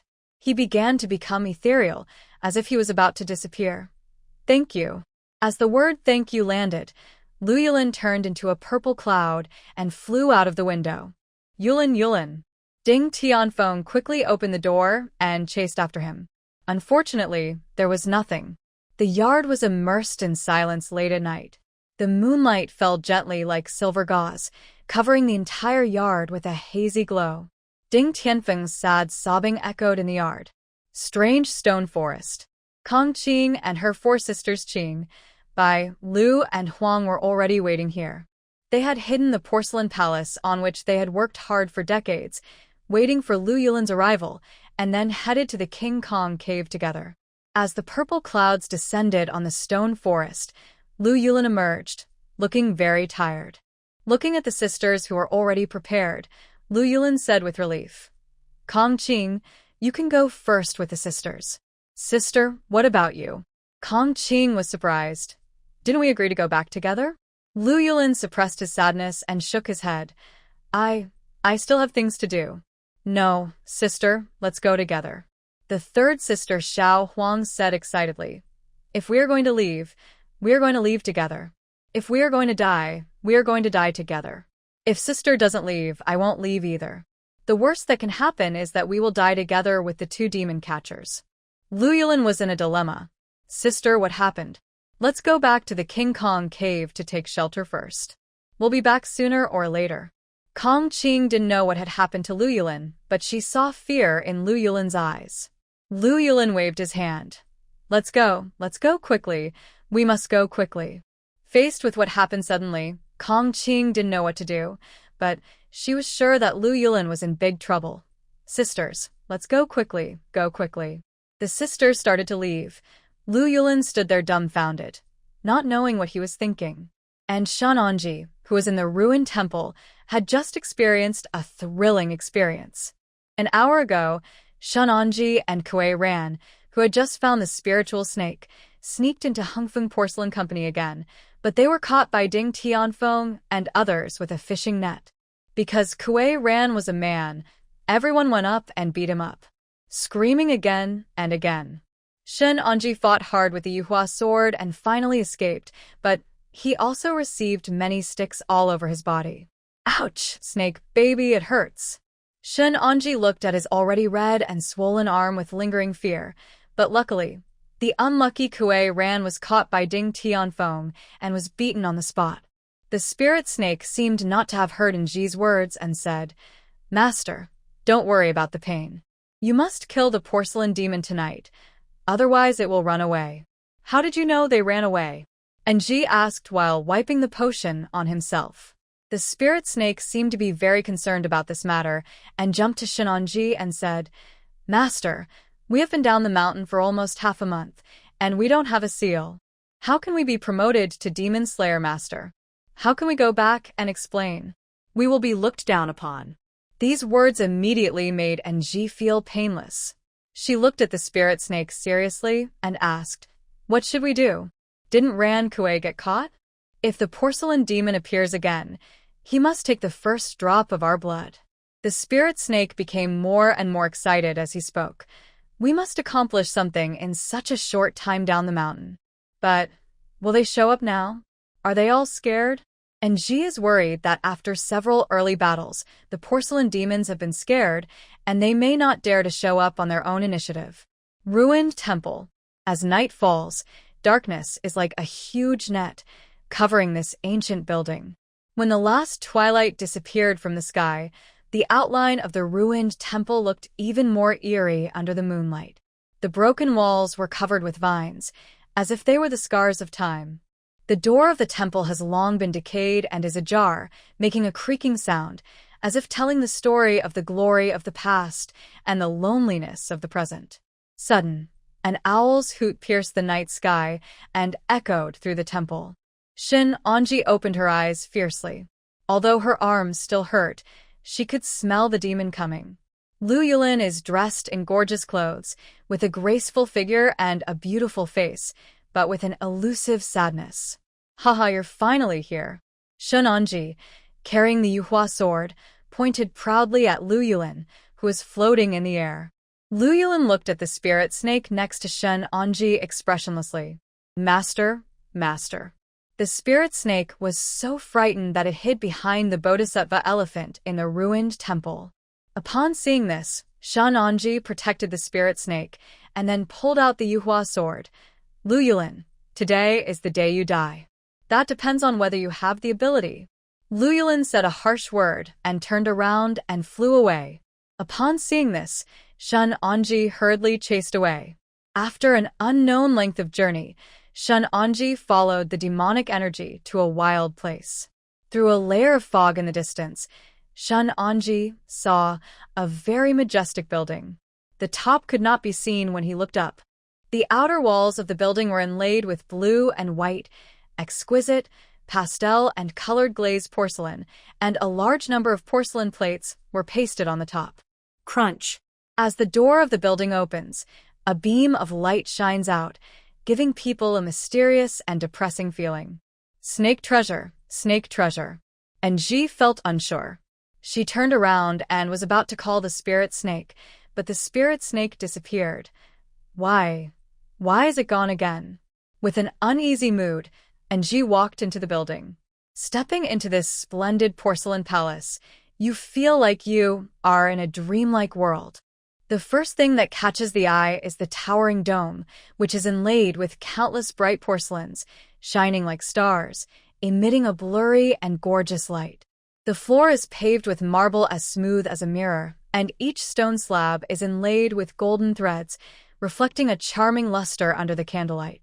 The walls of the porcelain palace are covered with blue and white, exquisite, pastel and colored glazed porcelain. The porcelain has lifelike flowers, birds, insects, and fish in bright and eye-catching colors. How's it going? This is the porcelain palace. Lu Yulin's voice appeared in the main hall. Shin Anji was shocked. She couldn't remember what she was here for. Seeing that Shin Anji was shocked, Lu Yulin actually came to her with a smile on his face.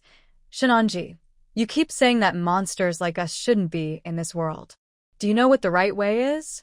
And Ji actually saw in Lu Yulin's eyes that she felt as if she was about to die, and couldn't help but let her take a few steps back. A demon is a demon, and you should be eradicated if you endanger the world. And Ji replied firmly. Ha ha ha ha ha, ha ha ha ha ha. Lu Yulin suddenly smiled bitterly and said, Okay, you are too young. Seeing Lu Yulin's sudden madness, the Yuhua sword in Ji's hand seemed to be a little unruly for some reason.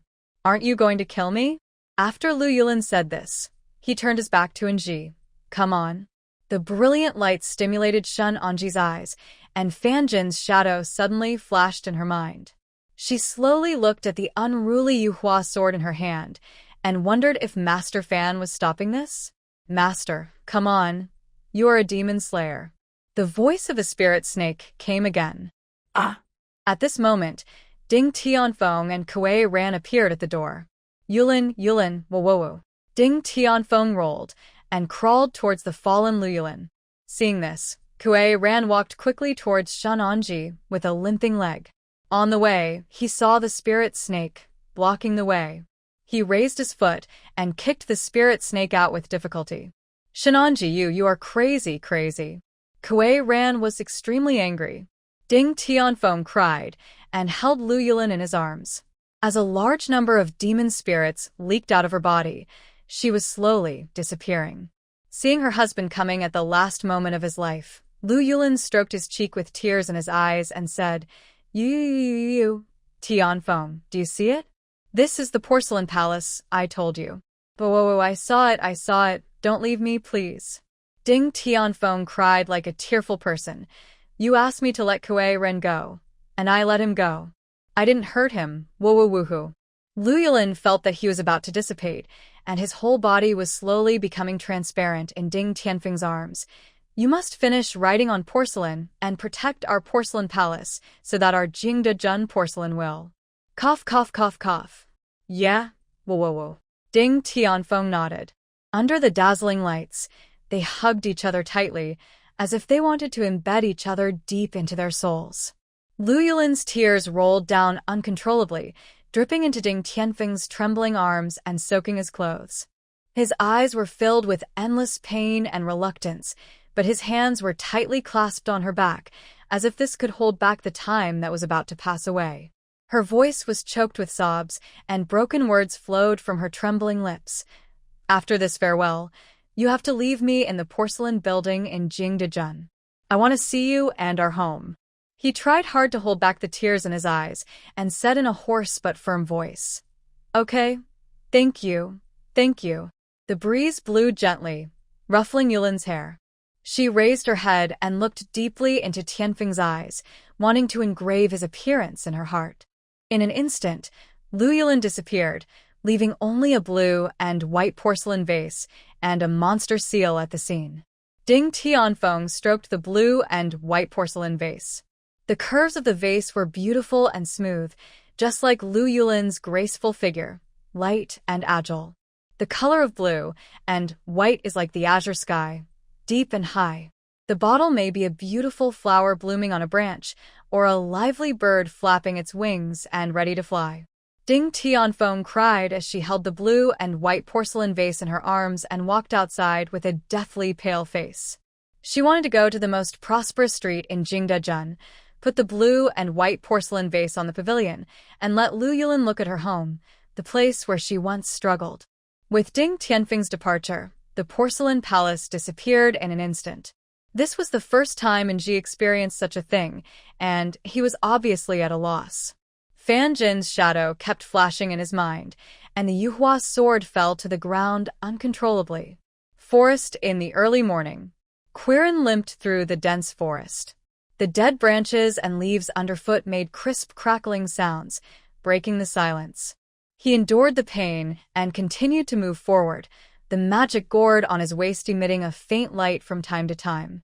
Just before, he was caught and beaten up by Ding Tianfeng. To be honest, he felt a little wronged.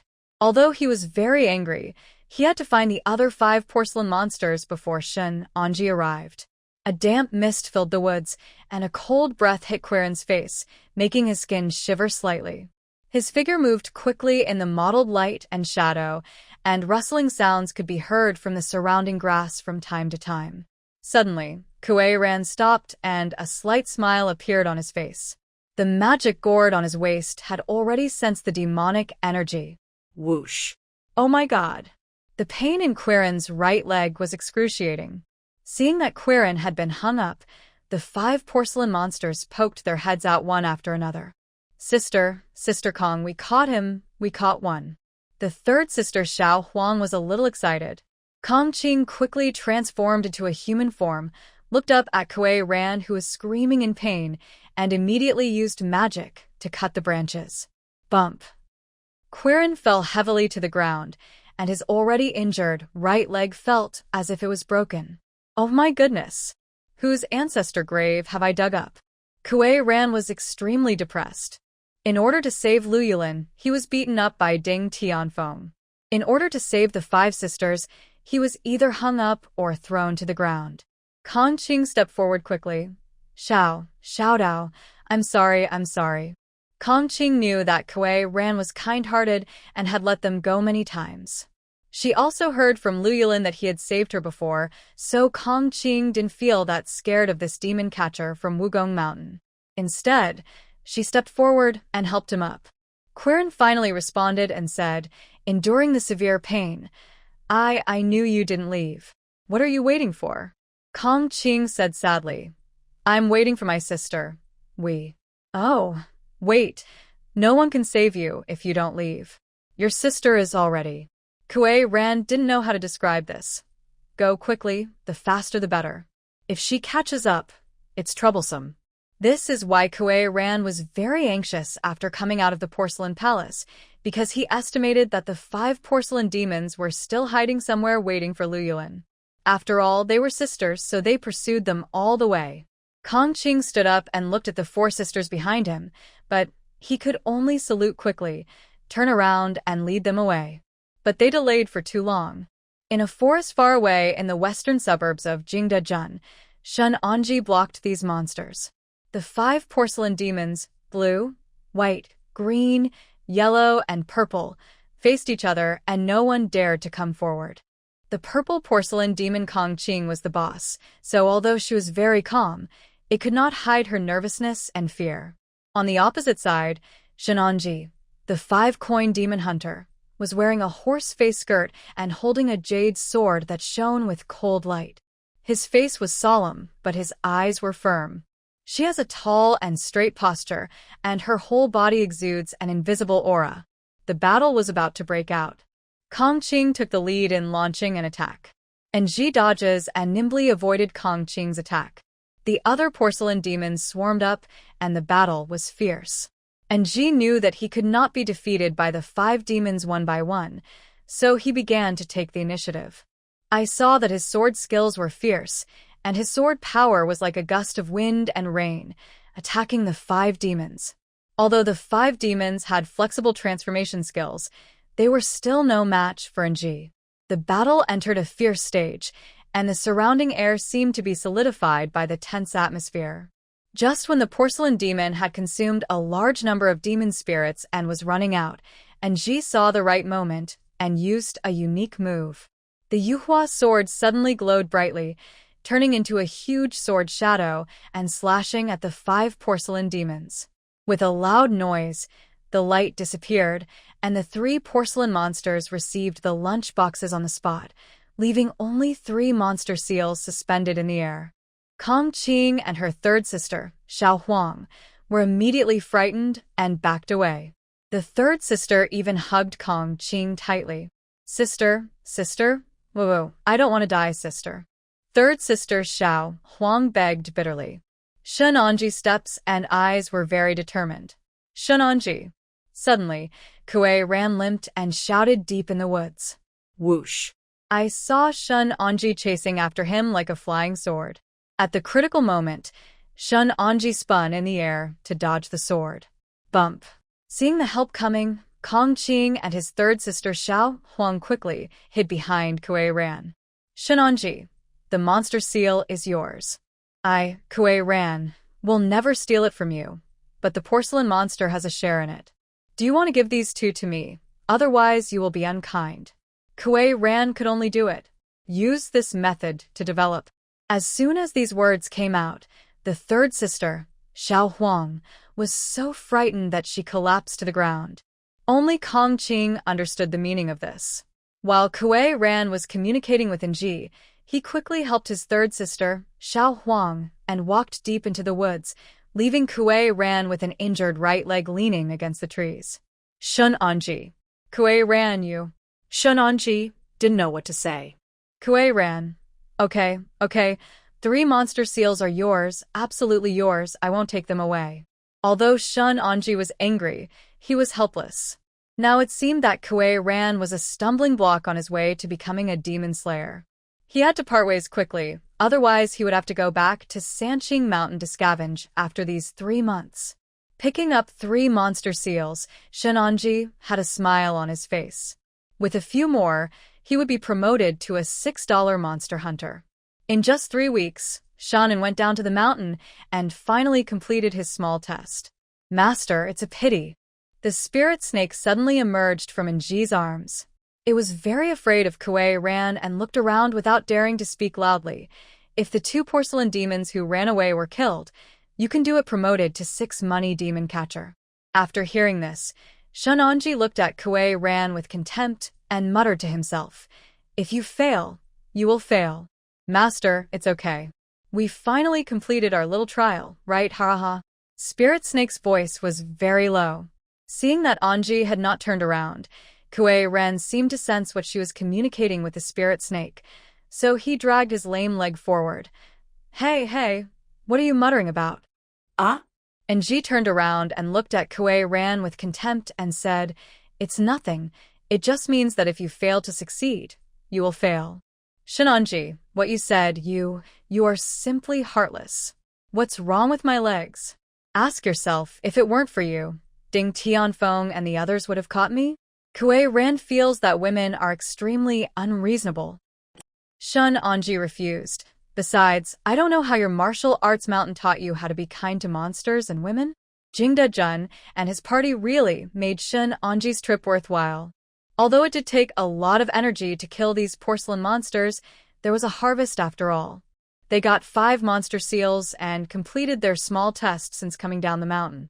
Evening, Shunonji still returned to the ruined temple. She always felt that this was the place where she should stay. The afterglow of the setting sun is like a layer of gauze, gently covering this ancient ruined temple. Shunonji was dressed in smart clothes, with a tall and strong posture. The jade sword at his waist shone with a cold light in the afterglow. She raised her head slightly and stared at the bloody sunset on the horizon. The sunset dyed the sky into gorgeous orange-red and deep purple. The light shined through the ruins of the ruined temple and fell on her resolute face, outlining the clear outlines. The spirit snake on the side seemed very excited, scurrying around the ruined temple to arrest a skinny rat. A little test of your skills. Indeed, Shunan had been down the mountain for half a month and finally completed a small test of his skills.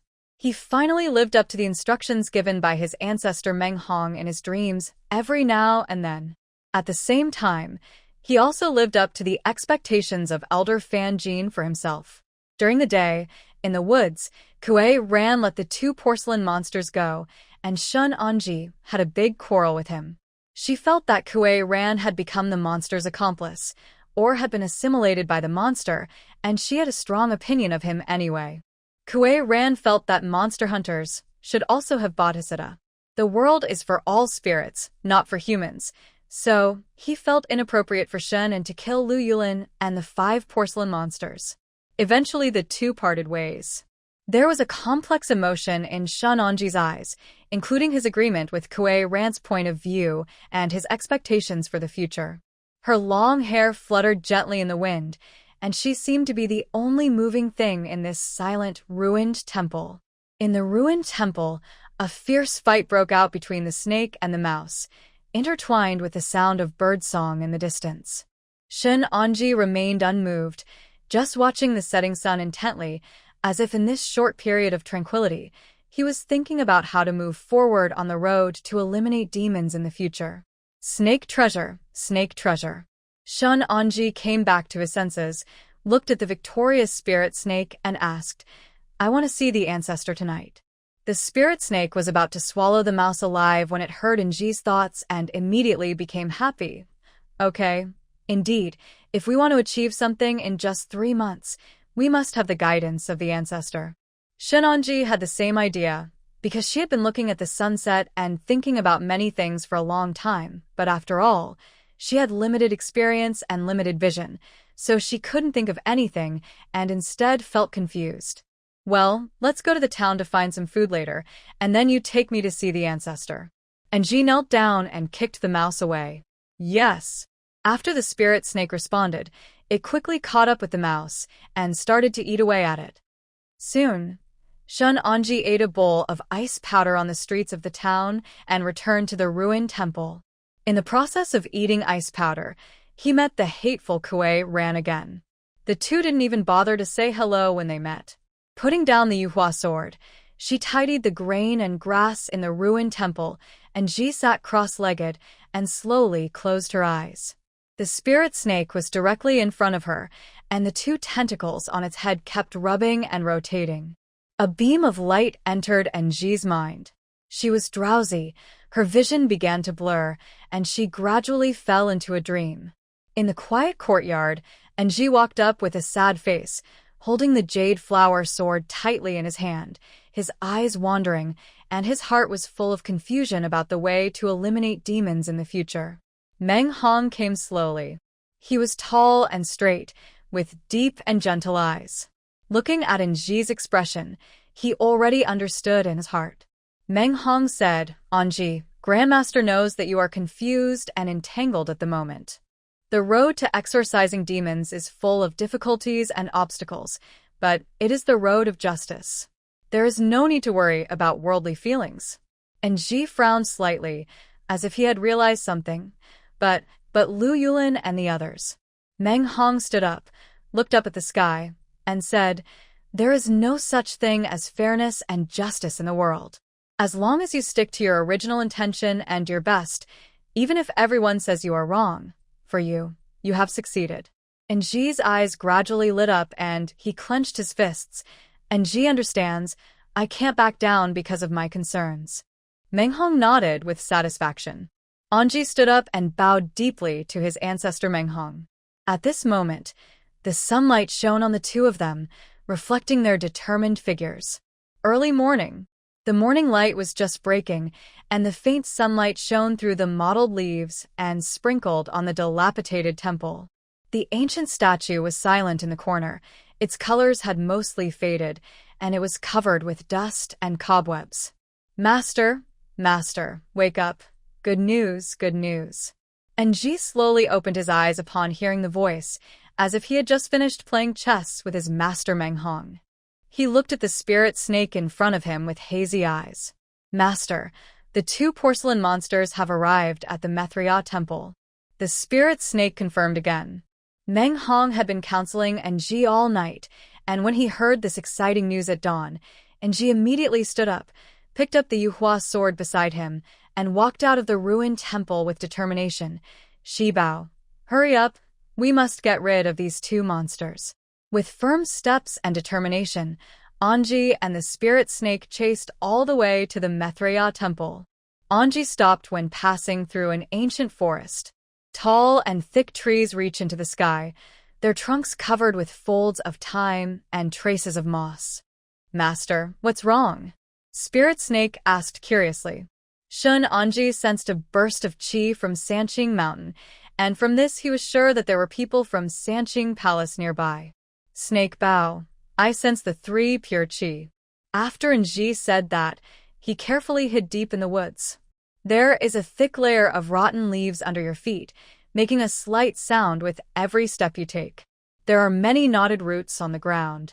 The tree roots are like the claws of a giant dragon, digging deeply into the earth, showing their tenacious vitality."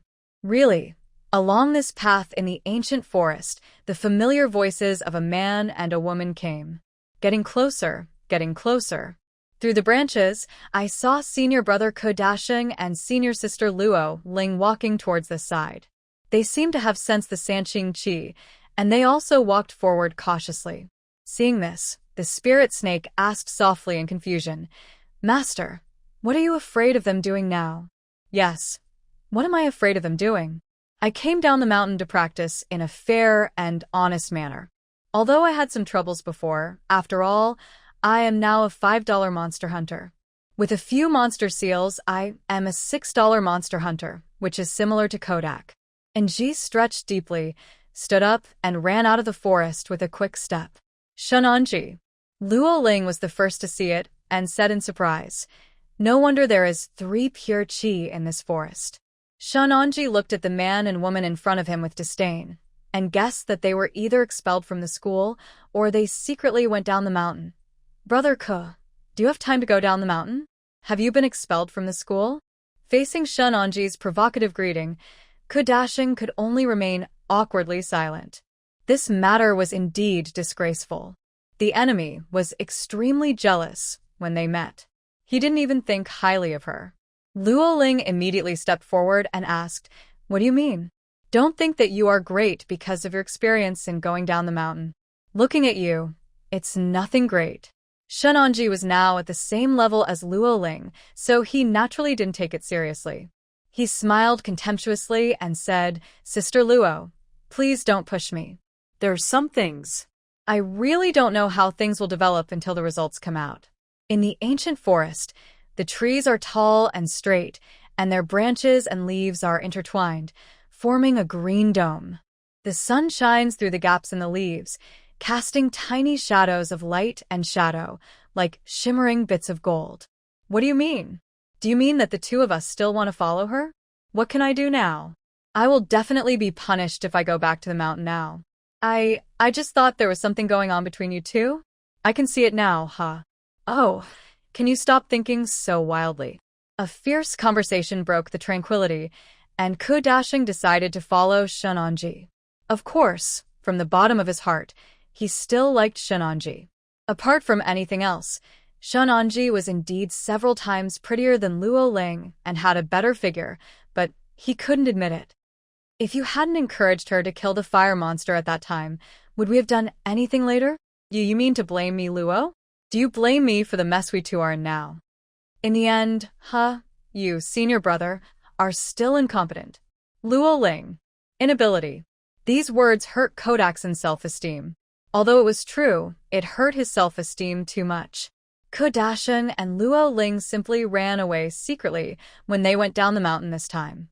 After General Shen and destroyed the fire monster in the back hall, the era of Sanqing Palace that had not been used to collect firewood for hundreds of years ended.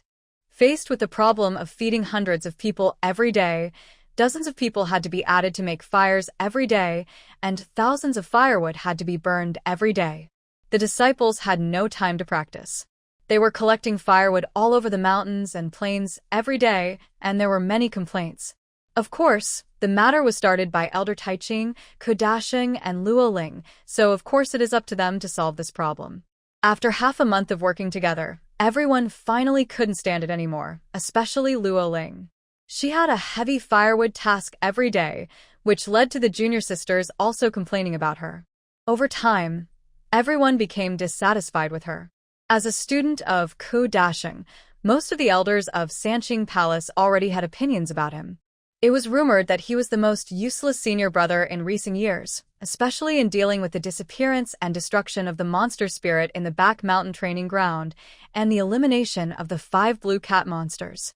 He did not demonstrate the ability and quality of a senior brother, which led to him being openly complained by the elders in Sanqing Palace.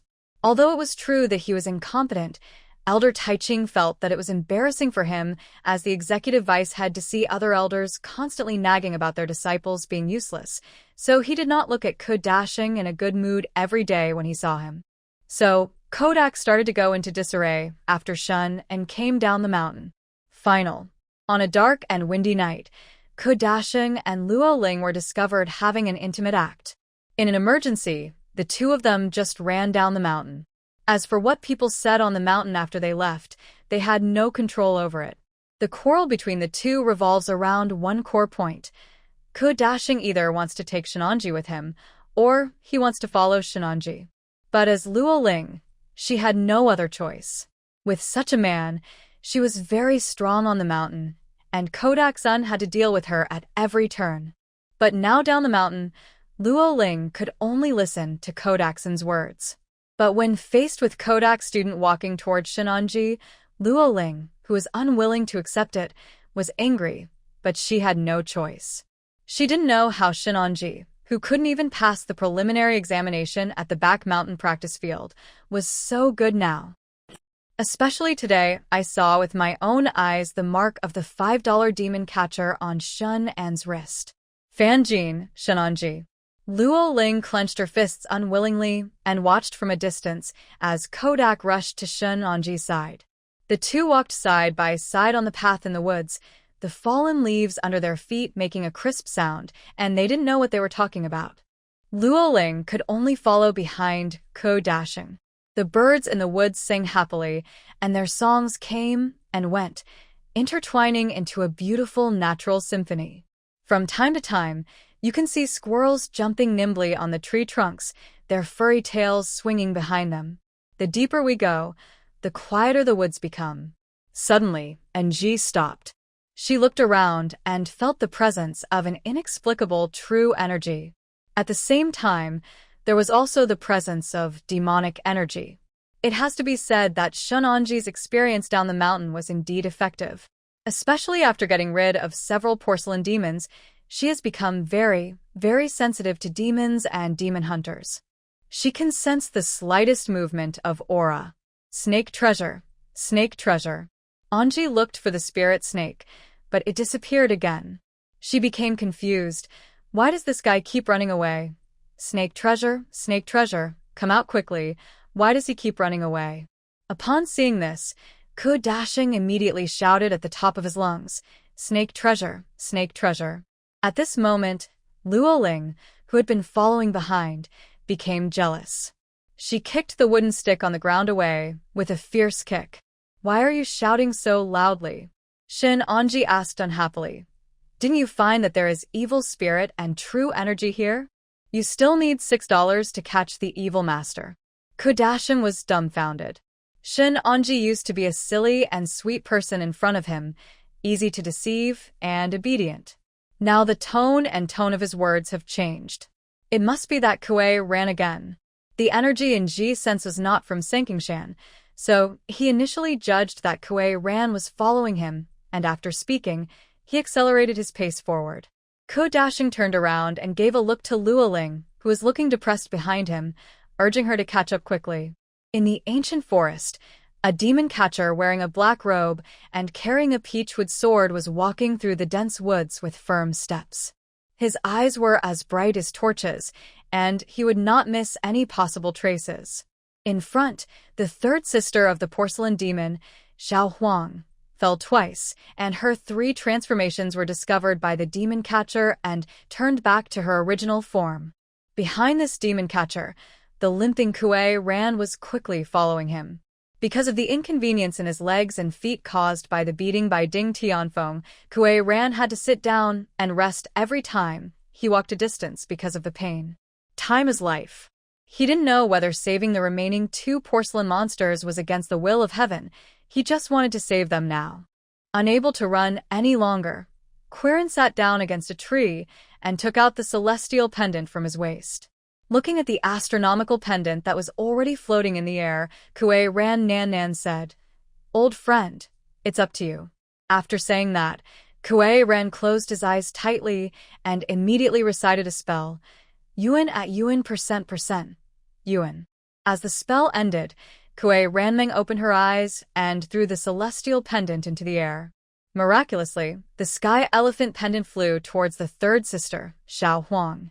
Just when the demon hunter wanted to get rid of the porcelain demon Xiao Huang, the celestial elephant pendant fell on Xiao Huang. Abandoned village at night. Shunonji, Ku Dashing, and Luo Ling followed the demon's footsteps and came to an abandoned village. Night shrouded the earth, and the moonlight shone coldly on an abandoned village. Stepping into the village, the rotten wooden doors squeaked in the wind, as if they were weeping for the past. The houses on both sides of the road have broken doors and windows, and the empty windows are like blind eyes, staring at the desolation. In the center of the village, an ancient well stands alone. The edge of the well was covered with cracks. The water in the well had long since dried up, and fallen leaves and gravel were piled at the bottom of the well. Although he was very tired after a day of traveling, he still couldn't resist Kodakson's fiery heart. Shin Anji packed up the messy items in the broken house, then sat cross-legged on the bed, preparing to accept the spirit snake's dream. Just then, there was a knock on the door. Bump, bump, bump. Junior sister, it's me, your brother. Brother Sheng. When Shun Anji heard these 2 words, she felt sick, even a little scared. She stared at the door, really wanting to kill this heartless and disgusting man with a sword. Seeing no response from inside the room, Ku Dashing simply pushed open the door, only to see Nji sitting cross-legged on the bed, looking at him with a frown. Junior sister, actually don't blame Brother Sheng. Ku Dashing seemed a little embarrassed and couldn't speak out. Nji sighed deeply. She was young and ignorant before, without any experience, so she was naive. Now she just wanted to strengthen herself, so she said unfriendly, Nothing. Go out, I need to rest. This stunned Kudashing, who didn't know what to do. With the tone of his junior sister and his own awkward situation, he took 2 steps forward and comforted her. Anji, actually, I was wrong that night. That night. And Ji was shocked. What he feared would come true. He immediately shouted, "Get out." Seeing the slight flicker in Kodak's eyes, Anji's heart was pounding. He didn't want to mention or remember the past anymore. At that time, Shunanji had just come up the mountain. Because of his good looks, he became the prey of Kodashing. But before that, Kodashing had an affair with Luo Ling. As a result, Luo Ling understood the relationship between Kuo and Tang, so she put constraints on everything in between. In order to get Shinanji, Kodashing used his status as senior brother to use both soft and hard tactics, and finally, on a dark night. Anyway, I don't know when Luo Ling found out about this matter, which led to the situation where Shinanji was targeted everywhere. And gee, it's all my fault, but there's nothing we can do about it. Luo Ling and I both learned from Elder Taiching. There are many things that Kodashing felt a little guilty. Humph. Shun Anji sneered. The teacher came from Taiching. No wonder he is such a badass. What do you say? Kodashing was very angry. He felt that his face had been disgraced. After all, he was also the eldest brother of Sanqing Palace. Don't worry. After I go back, I must find a way to make up for my senior brother's previous mistakes. After saying that, Kodak-sun stretched out his hands. Shun Anji now felt sick even listening to Kodashing's words, so he immediately ran away and scolded. Get out, I don't want to see you. Seeing that Kodashing was still standing there, Anji immediately pulled out the Yuhua Sword. Are you going to leave? Okay, I'm going. Kodashing slowly exited the room. The room returned to calm, but Shun Anji's mood did not. Anger and injustice, fear and anxiety, disappointment and frustration, helplessness and confusion filled her mind. She tried hard to calm down, but it was a bit difficult. All this was seen by the spirit snake, and it quickly cast its dream state, because only the founder Meng Hong could enlighten this matter and bring Shin Anji out of the shadows. Kodak returned to his own shabby house, and as soon as he opened the door, he saw Luo Ling sitting inside. Did you go to meet that person again? Luo Ling asked suddenly. Kodashing had long been impatient with Luo Ling and said irritably, Don't call me that. They are all women. Why make things difficult for women? Oh. Luo Ling looked at Kodashing in astonishment and said, You got a good idea. You want both? Go. Kodak was a little upset. Midnight. Under the moonlight, the dilapidated scene of the abandoned village is clearly visible. The collapsed walls, fallen beams and pillars, and the overgrown streets all tell of the ruthlessness of time. There is a smell of decay in the wind, which is the trace left by the erosion of time, making people sigh at the cruelty of time. Kodashing sat alone by the stone bridge, quietly looking at the river. He couldn't sleep tonight. In addition to facing the 2 women, Luo Ling and Shun Anji, he is more confused about the future.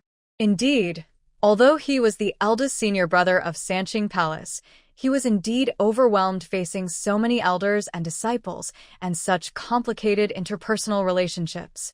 Especially after Anji destroyed the fire demon in the back hall, the logistical support burden of all disciples suddenly increased 100 times, and everyone regarded him as the eldest senior brother as a target of attack. It's ultimately a matter of ability. Suddenly, the voice of the spirit snake appeared behind him. Kodashing looked over and saw a spirit snake flashing a dark golden light walking toward him, so he asked curiously, Are you a spirit beast or a demon? Haha, your question is too ungentlemanly. The eldest brother is of course the spirit beast Luo. The spirit snake came to Kodashing and also looked at the water surface and said, But everyone thinks I am a demon spirit. Kodak is very disappointed now, but he doesn't think about it any further. You don't have to worry about it. After all, the Sanqing Palace is so big and complicated that you can't control it. The spirit snake counseled. The master has been hunting down 2 porcelain monsters these days. They have been doing evil in Jingdajun for many years. Kodak looked at the snake with a depressed look on his face. Don't think about other things now. Focus on advancing and practicing your skills. Don't be slick. As long as you have the skills and your level is raised, our master will take a liking to you. Then you will have dignity when you return to Sanqing Palace later. The spirit snake encouraged. It's not that easy. Kodak threw a stone into the river in disappointment, splashing water. The spirit snake was silent for a moment and then continued. Believe it or not, all the difficulties and confusions you are facing now are actually caused by your lack of ability. If you really have the ability, then you don't need 2 women, or everyone disobeying you. These are not a problem. Kodak knew it well. As a demon catcher, your duty is to eliminate demons quickly and cleanly. Only then will everyone recognize you. After saying this, the spirit snake went to Enji's dilapidated house. Master is facing many problems now. These 2 porcelain demons are too difficult to deal with.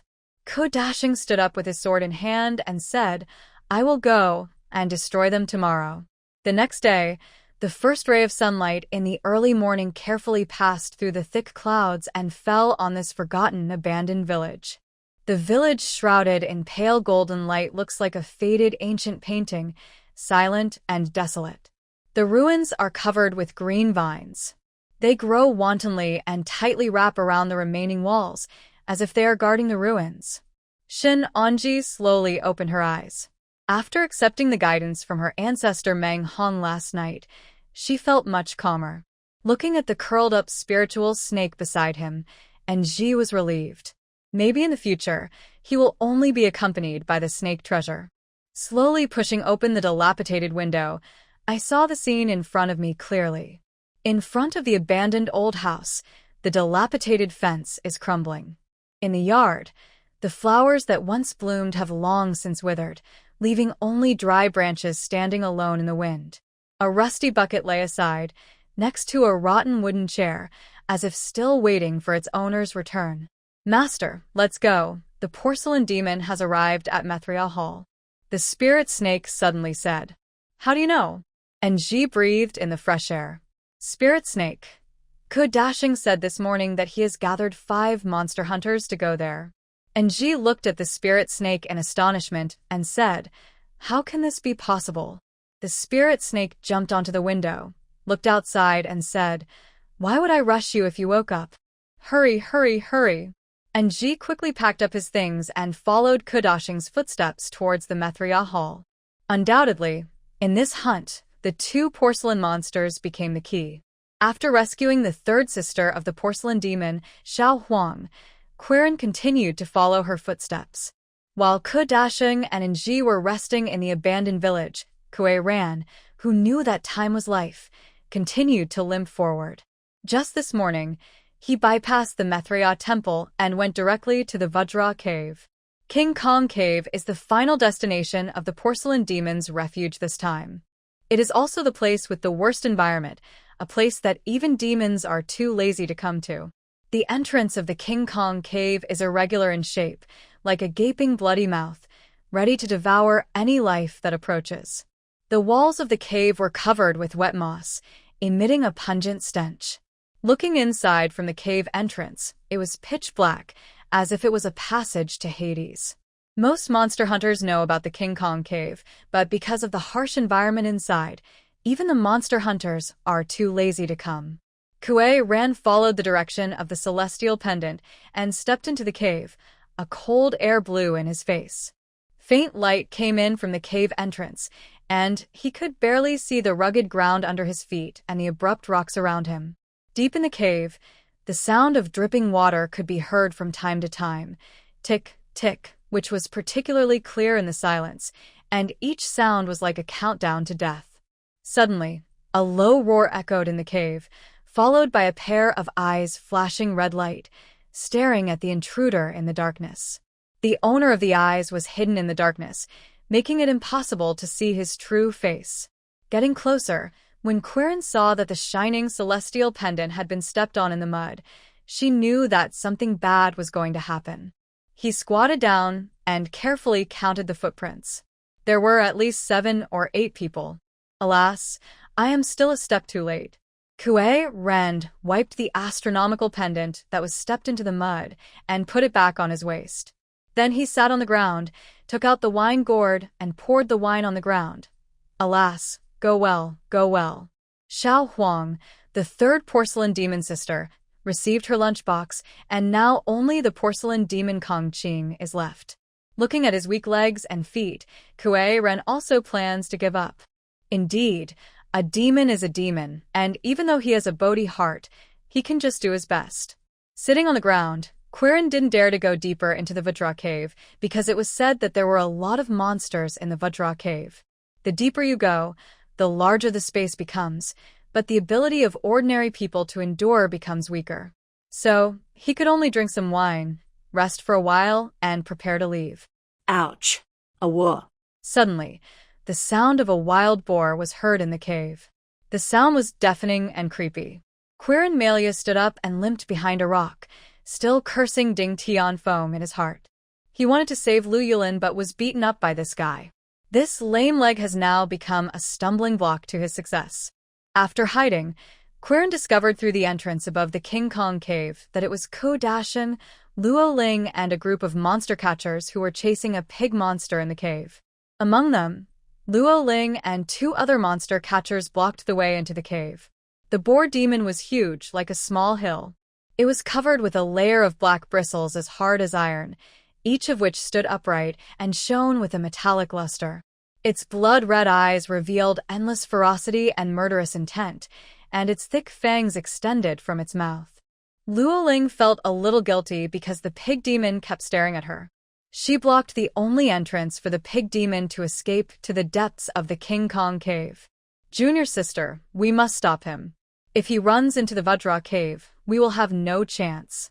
Ko Dashing also knew that the depths of the Vajra cave was not a place for humans to stay, so he arranged 3 monster catchers to block their way. Ouch. With a roar, the wild boar demon launched the first attack. It stomped the ground with its 4 hooves, raising a cloud of dust, and rushed towards the demon catchers like a cannonball. Ko Dashing shouted, "Form a formation." The demon catchers quickly changed their positions, and the magic weapons in their hands flashed, forming a solid line of defense. The wild boar demon hit the magic circle hard, making a loud noise. The magic circle flashed with light and trembled violently, but it still stubbornly resisted the ferocious impact. The demon hunters took the opportunity to launch an attack, and various spells and magic weapons flew towards the wild boar demon like meteors.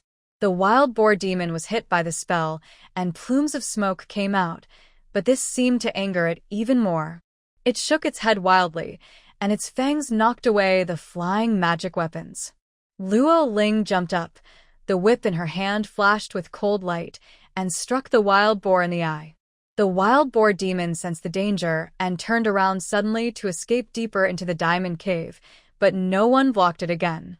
While the demon hunters were fighting against the wild boar demon, Kuei Ran discovered that Shenanji was not there, so he looked around with sharp eyes to see if Shenanji was hiding somewhere. In the end, Shenanji didn't find it, but found a purple cloud in a dark corner. Porcelain demon Kong Qing. Kuei Ran raised his head and looked carefully above the cave. It was indeed a group of purple clouds, but it was difficult to distinguish in the pitch-black environment of the Vajra cave. He could not help but slowly approach Kong Qing along the secret passage in the cave. On the other side, the battle between Ku Dashin, Luo Ling, and the monster catchers and the wild boar monster entered a white-hot stage. The monster catchers gradually became exhausted, and the wild boar monster was also covered with wounds. The wild boar roared at Luo Ling viciously, and its saliva sprayed all over Luo Ling's face. She was so nauseated that she was stunned on the spot. "Oh, girl, what have you done? You've made us work for nothing for so long. It's over now. It's gone into the cave. What should I do? Kodak, what are you doing? We are so supportive, but you are the ones who are not." The pig demon ran away, and everyone, exhausted and out of breath, blamed Luo Ling, who was responsible for blocking the retreat. The pig demon Pung Pung is wild and unruly. It rushes through the forest without fear and shows no mercy to any opponent who dares to challenge it. It has both tenacious perseverance and endurance, as well as a violent temper. Once it is enraged, it will attack desperately. Luo Ling also felt very aggrieved.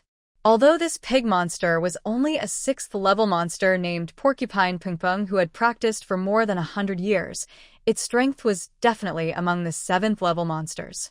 So Luo Ling, who had just been drooled on by the pig monster, felt a little relieved. Seeing everyone chattering, Kudashing immediately drew out his sword, looked at it, and said, "It would be great if the Yuhua Sword was here." Yuhua Sword, one of the 3 heroes of Sanqing, was formed on Yuhua Peak. The sword is 7 feet long, of the fire element, red in color, and can kill demons with blazing fire. It is suitable for demon catchers worth more than 6 coins. The Yuhua Sword was originally the exclusive property of Elder Taiching. Because Elder Taiching trained a good apprentice, Kudashing, he gave the Yuhua Sword to Kudashing, just like Elder Fanjin gave the Yuhua Sword to Shenanji. But because I was in a hurry to go down the mountain, I forgot the Yuhua Sword at home. Now don't deal with the useless stuff, just tell me what to do. Everyone looked into the King Kong cave. It was like a black hole, pitch black, with cool breeze blowing across the floor, and accompanied by a stench. Forget it, let's go. This diamond cave is dark and damp, and the demons are too lazy to stay. A demon hunter retired. Seeing that he had gained nothing all morning, Kodak-sun volunteered. Let's go and take a look inside. After saying that, Kudashing took the lead and walked into the King Kong cave. At this time, Shenanji also arrived outside the diamond cave. He was about to enter the cave, but was blocked by the spirit snake. "Master, let's wait a little longer," the spirit snake suddenly said. Enji covered his nose and looked at the wild boar feces all over the cave entrance. He concluded that there had been a fierce battle just now. Snake bow, this. "Master, don't be anxious. The Vajra cave is extremely dangerous. Even the demons are afraid of it.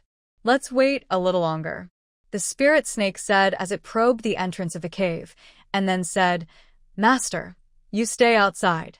I'll go take a look. Snake treasure, snake treasure." Enji watched the spirit snake enter the Vajra cave. Enji was very moved at this moment. It would have been difficult along the way without the help of the spirit snake and the ancestor.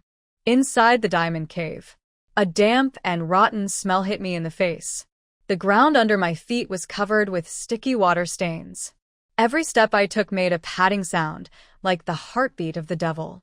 Drops of water kept dripping on the cave wall, making crisp echoes, which seemed particularly eerie in this silent culvert. Deep inside the culvert, the darkness was as thick as ink, and you couldn't see your hand in front of you. Faintly, there seemed to be countless pairs of eyes peering in the darkness, which made people's backs cold. From time to time, there were rustling sounds in my ears, as if something was crawling quickly. The further they went in, the more uncomfortable they felt. The foul smell was too bad, and the water stains on the soles of their feet were extremely black. Luo Ling vomited 3 times and Kodak vomited twice. "Senior brother, let's just forget it." Luo Ling's eyes were red after vomiting, and she felt like she was suffocating. Kudashing and the others couldn't bear it any longer and dared not move forward. Suddenly, a pair of eyes appeared in the distance, accompanied by snoring sounds. "Senior brother, it's a pig demon." Luo Ling was the first to become alert. The pig demon stood in the darkness, its entire body glowing dimly. It raised its tail and said provocatively, "Come on then." Everyone looked at each other in fear and dared not express their opinions. After all, the environment was harsh and people might die before the fight even started. Just about to leave, a strange atmosphere permeated the dark and damp King Kong cave. A blood moon hung high above the culvert, casting a scarlet light and shadow. Suddenly, a gust of wind whistled through the cave, bringing with it a pungent stench. Accompanied by a low roar, the dark monster appeared. It was huge, like a small mountain, and was surrounded by a thick dark aura. Only a pair of blood-red eyes and grim fangs could be vaguely seen.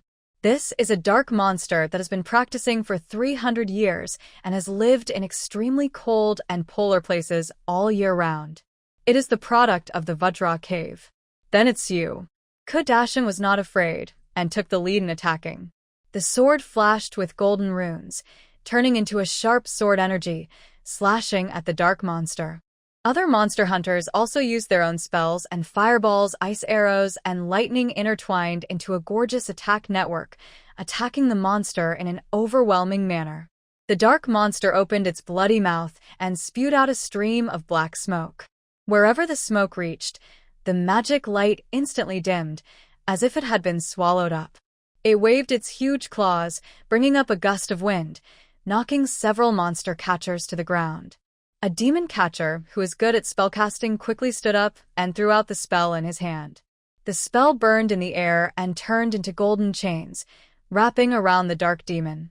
However, the dark demon struggled violently, and the chains broke instantly. The battle became more and more intense, making the wild boar monster in the distance eager to try, but after the loss just now, it seemed that it did not dare to move forward. It could only rub its hind legs outside the dark monster and make attacking gestures. Due to the melee with the pig demon just now, the demon catchers gradually became exhausted, but the will to fight was still burning in their eyes. Heavenly thunder. Kodak leaped over and slashed with a sword. The Sanqing Mountain Demon Killing Sword technique concentrates the mind and strength to strike out with a sword, and 3 rays of light are like thunder. Ouch. The dark monster roared angrily, and the dark aura on its body became stronger. It struggled frantically, releasing powerful energy fluctuations. The monster hunters gritted their teeth and resisted this power desperately.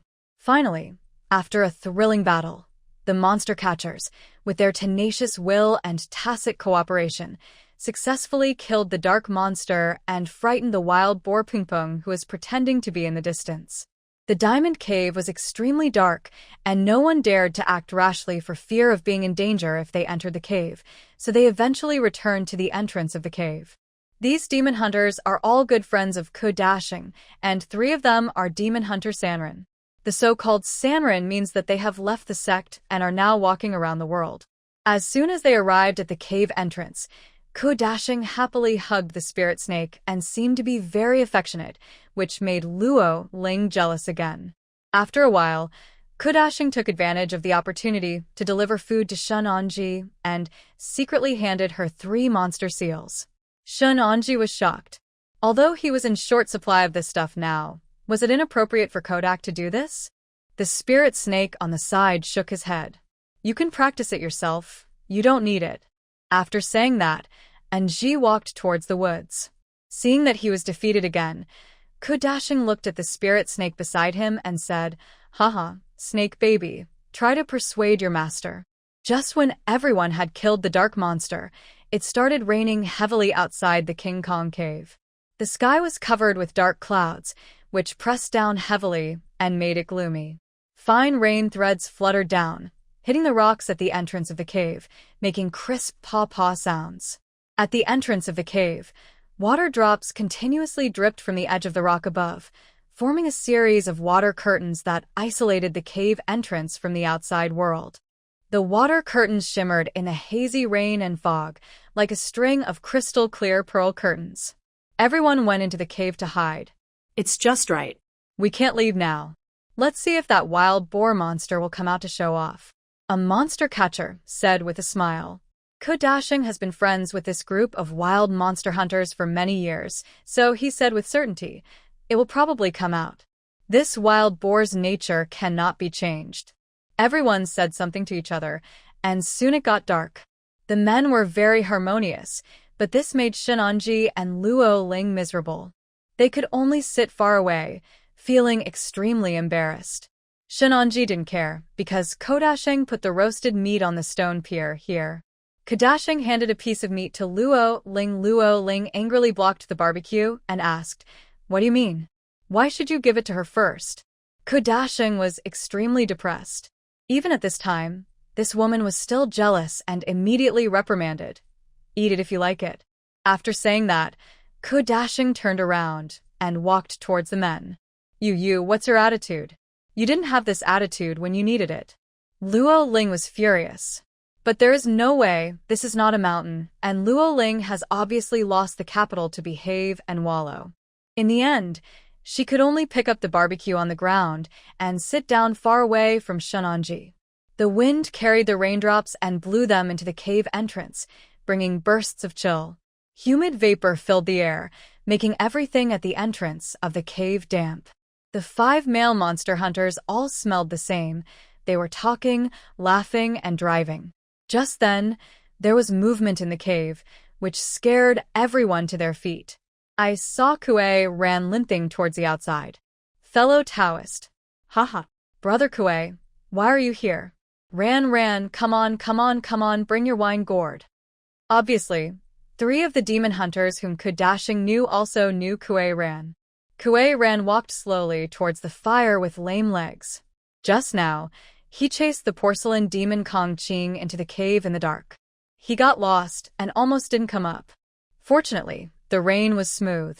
He followed the ditch and flowed into the diamond cave. Kuei Ran. The appearance of these 2 names startled Shenanji, who had been practicing spiritual power in the distance and couldn't help but get up and take a peek. Master, why is this guy so haunted? The spirit snake felt cold when it saw him. It didn't know what was going on. Especially every time it heard Kuei Ran say that he wanted to soak the spirit snake in wine, it would feel scared. And Ji held the spirit snake in his arms and comforted him. Leave him alone. Don't look at him. We will ignore him. The spirit snake was also very tactful and crawled into the pet bag around Ji's waist again. This pet bag was specially sewn by Anji using thread when he was in Jingdajun. It can be said to be a home tailor made for the spirit snake. A group of wild men were chattering outside the stone pillar, while 2 women inside the stone pillar were staring blankly at each other, ignoring each other. Gurgle. And Ji's stomach began to growl, and her eyes involuntarily looked towards the barbecue on the stone pier. It would be a waste not to eat it. After a mental struggle, she still picked up the barbecue and started eating it without hesitation, and even shared it with the spirit snake. On the other side, the demon catchers saw their old friend coming and they all greeted Kuei Ran, wishing they could drink all the wine in the gourd around his waist. We hadn't seen each other for a long time and were introducing each other. The next morning, the small puddles in front of the cave entrance reflect the sky and the outline of the cave entrance, like small mirrors. Occasionally a breeze blows by, causing ripples on the water surface, and the image in the mirror is broken and reassembled. Dashing was ready to continue organizing everyone to hunt for the monster, and just as everyone was packing up to discuss the next plan, Kuei Ran discovered the purple cloud on the top of the cave again. Because the Vajra cave was filled with too much bad luck, no demon catcher could sense the breath of any demon. She was floating at the top of the entrance of the Vajra cave like a ball of mist. Kuei Ran looked at Ji, who was packing his luggage in confusion. With so many monster catchers present, the monsters had no time to hide. But Kong Qing, after saving her life, not only did he not run away, but he also stayed at the scene. He looked up curiously again. Quirin originally thought that Kong Qing would practice in the Vajra cave. After the rain stopped, the purple cloud actually floated out of the Vajra cave. Coincidentally, a demon catcher was sneezing in a corner outside the cave, his nose twitching like a dog's. Code action, there's a demonic presence. The demon catcher looked up and searched everywhere, his eyes like radar. There is no sense of evil spirit inside the cave, but it is different outside the cave.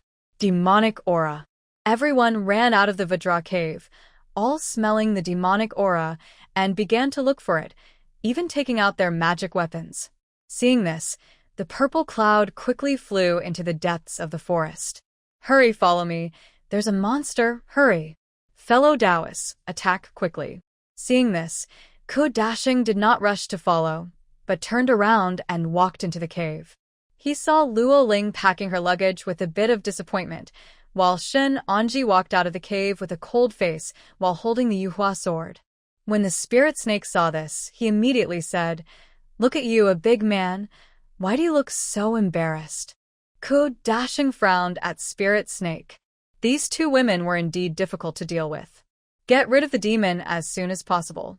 Even women will look down on men who are incompetent. The spirit snake said coldly, if you don't follow, your fellow Taoists may not look down on you anymore, let alone my master. Yes. Kodak-sun replied to himself, turned around, and chased after him. Just like that, the two women followed the group of monster hunters one after another without saying a word, just like enemies. Following the footsteps of the porcelain demon, we passed through villages and markets, and finally arrived at a place called Buddha Mountain before dusk. From afar, Buddha Mountain looks like a sleeping giant, lying quietly on the earth. The mountain is majestic and magnificent, and the rolling peaks outline the compassionate outline of the Buddha. Walking along the winding mountain road, the flowers and plants on the roadside exude a faint fragrance. Birds sing happily on the branches, as if guiding the people who come to worship. Buddha Mountain cliff carvings. The lines on the stone wall are strong and powerful, and the marks are deeply embedded in the stone, as if telling the concentration and persistence of the craftsmen thousands of years ago. On some of the stone carvings, the writing has become blurred and has been eroded by wind and rain to the point of being difficult to recognize, but the remaining traces still reveal their former glory and solemnity. A huge stone Buddha statue with a smiling face and compassionate and gentle eyes. The erosion of time has faded the color of the Buddha statue, but the dignified demeanor and peaceful temperament are still shocking. The demon catchers stood in front of the Buddha statue, feeling an inexplicable awe in their hearts, as if they could feel the piety and perseverance of people in their faith thousands of years ago. A bunch of demon catchers, chasing a little demon from the underworld. Is there nothing to do with you guys? Suddenly, an old voice came from the stone carvings. Everyone walked forward cautiously. In front of a stone carving, a white-haired old man was concentrating on carving a Buddha statue. He was wearing a faded coarse cloth with sawdust and stone powder all over it. Around him are various carving tools, hammers, chisels, files. He uses each tool with ease, and they are his creative partners. Kodashing walked to the front of the crowd, looked at the stone old man carefully, and asked, "Then I won't play with the little demon. How about we play together?" Haha. The stone-carved old man stood up slowly and said cheerfully, "I am old and can't play anymore." Whoosh. Kodashing quickly drew his sword and pointed it at the stone old man, saying viciously, "I don't think you look like a human either." Flash. The stone old man disappeared instantly, leaving only the dull laughter around him. The stone-carved old man was originally the Buddha grandpa of Buddha Mountain. He was a 7th-level monster who had practiced for 500 years. His magic was boundless, but this monster had only focused on stone carvings for the past 100 years. All the stone carvings on Buddha Mountain were carved by this Buddha grandpa. Everyone in Buddha Mountain knows this old stone carving man who is devoted to the art of stone carving. Ha ha ha. Ha ha. As the laughter became more and more dull, a sleeping Buddha in the distance suddenly woke up. The Buddha statue was solemn and dignified, and its originally compassionate face now looked a little strange under the afterglow of the setting sun. Its huge body exuded an invisible pressure, making the surrounding air seem to solidify. Ah. Kodashing and the others took the lead in launching the attack, especially Kodashing, who swung the sword in his hand. The runes on the sword flashed, and a beam of light shot towards the Buddha statue. However, the moment the light touched the Buddha statue, it disappeared without a trace, like a stone sinking into the sea. The Buddha's eyes suddenly flashed with golden light, and a powerful Buddha light burst out from it, rushing straight towards the monster catchers. The monster catchers swiftly dodged sideways, and the Buddha light hit the ground, instantly raising a cloud of dust. One of the demon hunters was unwilling to be outdone, and he chanted something, summoning a flaming phoenix. The phoenix spread its wings and flew high, charging at the Buddha statue with blazing flames. The Buddha statue raised a giant hand and waved it gently, with a powerful force that dispersed the flaming phoenix. The battle between the two sides became more and more intense. The demon hunters used various spells, and talismans and magic weapons flew towards the Buddha statues. The Buddha statues also continuously released Buddha light to fight back, and the entire stone carving group was shrouded in light and energy fluctuations. Seeing that it was no use to continue wasting energy like this, Ku Dashing bit his finger and smeared the blood on the sword, which instantly glowed brightly. He leaped with all his might and stabbed towards the heart of the Buddha statue. Ha ha ha ha ha ha ha ha ha. As the dull laughter gradually faded, the stone carvings returned to their former tranquility, as if nothing had happened, except for the Buddha statue, which was still sleeping quietly in the same place. Illusion. Ku Dashing realized that this Buddha-headed old man was at least a 7th level monster. He immediately ran to the back and said to Enji and Luo Ling, "Junior sister, this monster is at least a 7th level monster. It's too dangerous. Don't enter the stone carvings." Seeing that Ku Dashing was actually giving instructions to Enji without even looking at her, Luo Ling went towards the stone carvings in anger. "Are you crazy? What are you doing?" Ku Dashing quickly stepped forward and pulled him back. Luo Ling slammed her hands and said angrily, "I am crazy. If I die here, isn't that what you want?" You. Ku Dashing said helplessly, "It has come to this. Why don't you stop being willful?" Luo Ling, "I am willful? You said I am willful." Seeing that Kodak was already very worried about having 2 girls, all the monster hunters could only shake their heads to express their depression. Although the quarrel between Ku Dashing and Luo Ling was because of Shenanji didn't take it to heart at all. She held the Yuhua Sword and the spirit snake and walked towards the other direction of the stone carvings, paying no attention to Ku Dashing and Luo Ling. Everyone was talking about it, but only Kuei ran and the team was paying attention to Shenanji. Shenanji bypassed the group of stone carvings and walked in the other direction. It happened that the purple clouds of the porcelain demon Kong Qing stopped above a stone carving. Shenanji had already noticed the little demon. "Little demon, you still want to run away?" Shenanji pulled out the Yuhua Sword and threw it at Kong Qing with lightning speed. Ah. The Yuhua Sword shot out from the side of the cloud and pierced the stone carving heavily. Kong Qing was injured and fell off the stone carving immediately. Ha ha ha ha ha ha ha ha ha. Grandpa Buddha's laughter sounded again, and then a black cloud took Kong Qing away. "This old guy." And Ji complained. The spirit snake poked its head out of the pet bag and comforted. "Master, there is no need to complain. Sooner or later this demon mark will be yours." Shenanji leaped forward and went to get the Yuhua Sword, but was stunned by the scene in front of him. Behind the stone carving is another stone carving, and the things depicted in this painting seem familiar. Master Patriarch sealed the Black Python. And Ji remembered that this was the situation when Meng Hong fought against the Black Python in Fonlei Tower. This stone carving can be traced to the end at a glance. It was recorded from the moment Meng Hong came down the mountain. "Shibao, look." Anji shared the stone carvings in front of him. The spirit snake jumped out of the pet bag and said in shock, "Wow. Master, when can you become a demon slayer like Meng Hong?" Look, back then in the Wind and Thunder Tower, the Grandmaster fought with the Black Python for 5 days and 5 nights. "Hey, Ku Dashing, you are the eldest brother of Sanqing Palace, but you are always being harassed by women. What's going on?" "Hey, don't worry about those 2 women.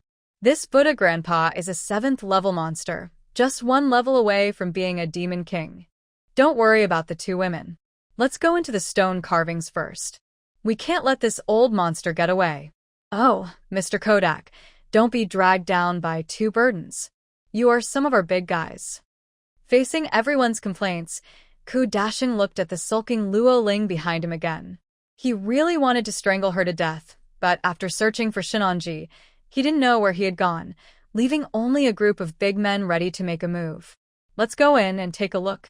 As the most prestigious among the few, Ku Dashing immediately summoned everyone to join the stone carving group.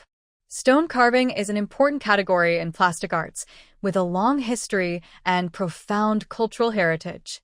It is an art form that uses stone as a carrier and uses various tools and techniques to carve and engrave on the stone surface. There are many types of stone carvings, which can be roughly divided into steel carvings, cliff carvings, epitaph carvings, statue carvings, etc. in terms of function and use. Walking forward, three-dimensional stone sculptures stand in front of you. Some are statues of gods with solemn expressions, some are brave and mighty heroes, and some are fairies with graceful postures. Their expressions, postures, and clothing are all carved with meticulous detail, making people admire the uncanny craftsmanship of the ancients. Finally, after everyone went deep into the group of stone carvings, they discovered Grandpa Buddha, who was squatting in front of a stone tablet and carving something. "Old demon, let's see where you run today." As soon as Kadashing spoke, he drew his sword and rushed forward, and the other monster hunters followed suit. Kodak-san here has led the demon hunters into the group of stone carvings to fight Grandpa Buddha, and Shun on the other side and Ji has been immersed in the deeds of his ancestor Menghong. Shun Onji also didn't expect that this great Buddha would actually engrave the deeds of killing the demon master Menghong with 10 coins. "Master, do you want to hear what the patriarch has to say?" The spirit snake suddenly climbed onto Nji's shoulder and suggested. Nji's face was full of joy, and he happened to have something to tell Menghong. "Okay, hurry up, I want to meet the ancestor." The spirit snake looked around and found that it happened to be safer under a giant Buddha, so it guided. "Let's go over there." Shin Onji sat cross-legged, and the spirit snake activated the 2 tentacles on its head and made its debut. In dream, Shun Onji and Menghong walked side by side, and next to them was the stone inscription of Menghong's deeds. "Nji, your performance is very good, exceeding my expectations." Menghong looked up at the stone carvings of his deeds. After receiving the affirmation from the patriarch, Shun Onji was very excited. "Thank you, Grandmaster, for the compliment." Menghong always looked up at the exhibition of his deeds and said with a rich voice, "Nji, you have to remember that if you want to become a demon slayer like me, leaving your name in history is not something you can just talk about. Disciple knows that I must remember the teachings of the ancestor." After saying that, Shun Onji pondered for a moment and asked the question in his heart, "Master, what should the disciple do next? There are a group of monster hunters, I am afraid." Shun Onji has been worried since he came out of the Diamond Cave because he needs to eliminate demons and advance to the next level, but now that a group of evil demon masters are getting together, it may be difficult for him to grow up. Menghong heard Shun Onji's worry, so he said, "Haha, Onji, your idea is wrong. It is the duty and original intention of the demon eradication world to make the world free of demons. You must mobilize all your strength to eradicate demons." After saying that, Menghong seemed to have thought of something. He lowered his head and pondered for a moment before continuing, "You can't learn from the old ways of Yushu. Sitting in the Sanqing Palace, you are either thinking about advancement all day long, or you are rotten in old age." Head. Shun Onji was surprised that the patriarch actually said this to the current head, Taoist priest Yushu. Menghong nodded. "Some demons cannot be eliminated by one person. Now you have some foundation. If you can, you must lead them to become the strongest demon-slaying army.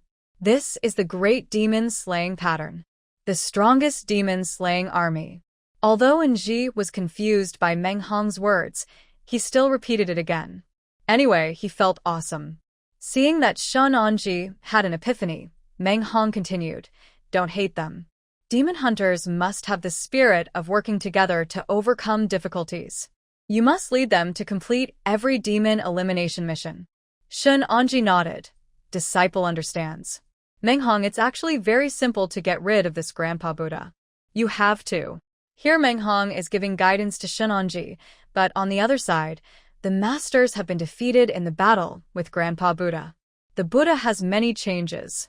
The sword in Kodashing's hand had broken, and the other monster hunters were already gasping for breath. Faced with a large number of monster catchers, Grandpa Buddha's way of dealing with it is actually very simple. He gradually resurrects the stone statues, monsters, characters, etc. in the stone carvings, directly consuming the spiritual power and strength of the monster catchers. Code action, let's go out first. Why is it that we take forever to defeat this stone statue? A demon catcher felt like he was about to faint. Kodashing saw that the sword in his hand was broken, and the stone statues in the distance were resurrected one after being killed.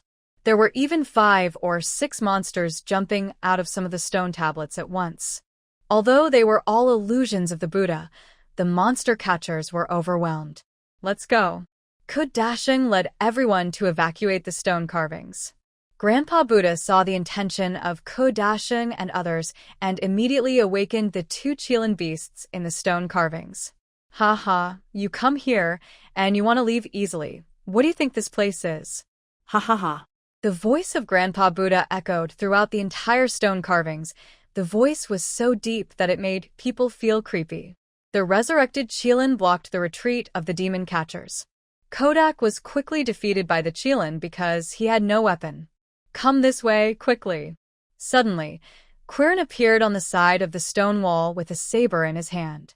Upon hearing this, everyone rushed towards this direction. Facing the Qilin beast following closely behind him, Ran used his spiritual energy, his eyes turned red, and his saber instantly became flaming. Slash with red. Following Ran's loud shout, the saber instantly slashed out 2 streams of fire and killed the Qilin beast. The flames carried a murderous aura like the cracking of the earth and instantly exploded and killed the Qilin beast. The death of the Qilin beast did not stop Grandpa Buddha. He awakened another stone statue, which rushed directly towards the demon catchers. Ran saw that several demon catchers had already run out of the stone carvings. Knowing he was no match for them, he turned around and ran away quickly. Everyone withdrew from the battle in an orderly manner, waiting anxiously for Quirin's safe return. A group of monster catchers versus the 7th level monster, Grandpa Buddha. The first round made the demon hunters led by Dashing suffer a lot. This is amazing. He can revive the stone sculptures. If that's the case, there are tens of thousands of stone sculptures in this group. We will be exhausted. We have to find a way to lure him out. You're kidding. A 7th level monster. 1 level higher would be a demon lord. We may not be able to handle it. How could we possibly encounter this thing? Mr. Kodak, what do you say we should do? The monster hunters who returned to the stone carving shed all felt incredible. While discussing countermeasures, they also seemed anxious. And his companions all placed their hopes on Dashing. After all, he was the eldest brother of Sanqing Palace and an authentic high-level member of the sect. The others were just independent people, so after they came out, everyone would definitely look at his attitude first. To be honest, Dashing didn't pay any attention at this time and complained, "Oh, if only my Yuhua Sword was here." Yuhua Sword. A demon hunter suddenly remembered something, looked up and searched everywhere for it but to no avail, and said, "Your girlfriend has a Yuhua Sword, right? Bring it to me. You can't even handle her, can you?" This made Dashing depressed, and he explained, "Brother, the 3 pure ones, the Yuhua Sword, Yuhua Sword, and Eugin Sword are all spiritual and recognized people. Not everyone can take them. The Yuhua Sword belongs to Elder Fanjin. Before he died, it only recognized him." "Nonsense, then how can she hold the Yuhua Sword?" asked Monster Catcher. Dashing further explained, "Fanjin recognized him, just like Taiching recognized me, so the Yuhua Sword is with me." The demon catchers felt a little discouraged after hearing this. Ran, who was standing nearby, was also thinking about something and didn't hear what anyone said anyway. "We can't just sit there and wait like this," complained Zhenlin, the 6-coin demon catcher. To be honest, this 7th level monster, Grandpa Buddha, is both a threat and a temptation. In most of the monster catchers' careers, it is not easy to encounter a high-level monster.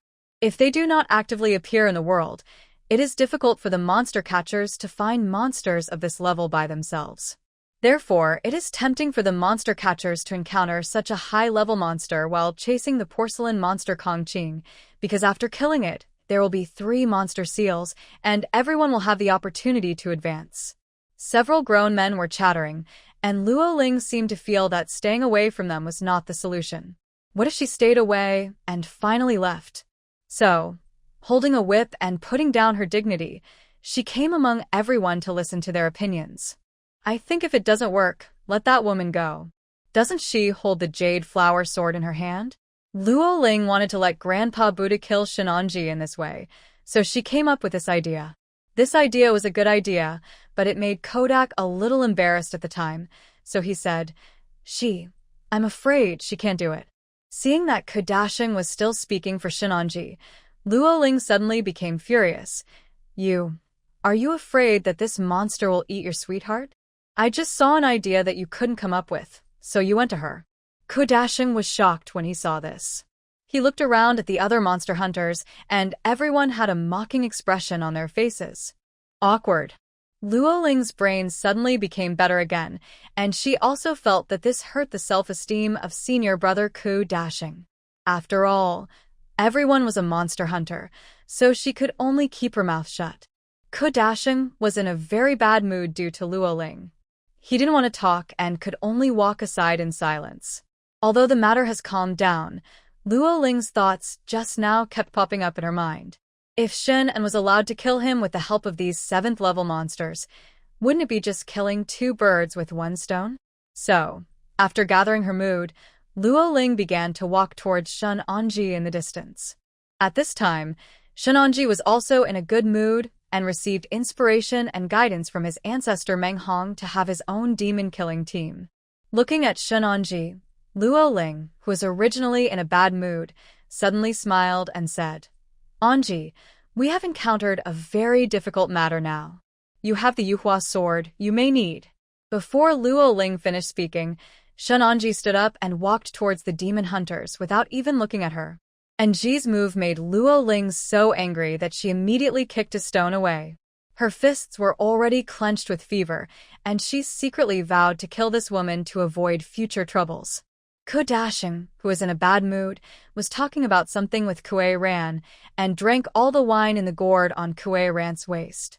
Seeing Shinonji walking towards him, Kodashing frowned, wondering if this woman was going to cause trouble. Brother, this Grandpa Buddha is very powerful. He can resurrect all the stone carvings here. When the time comes, I will lead him out of the stone carvings, and you can destroy them separately.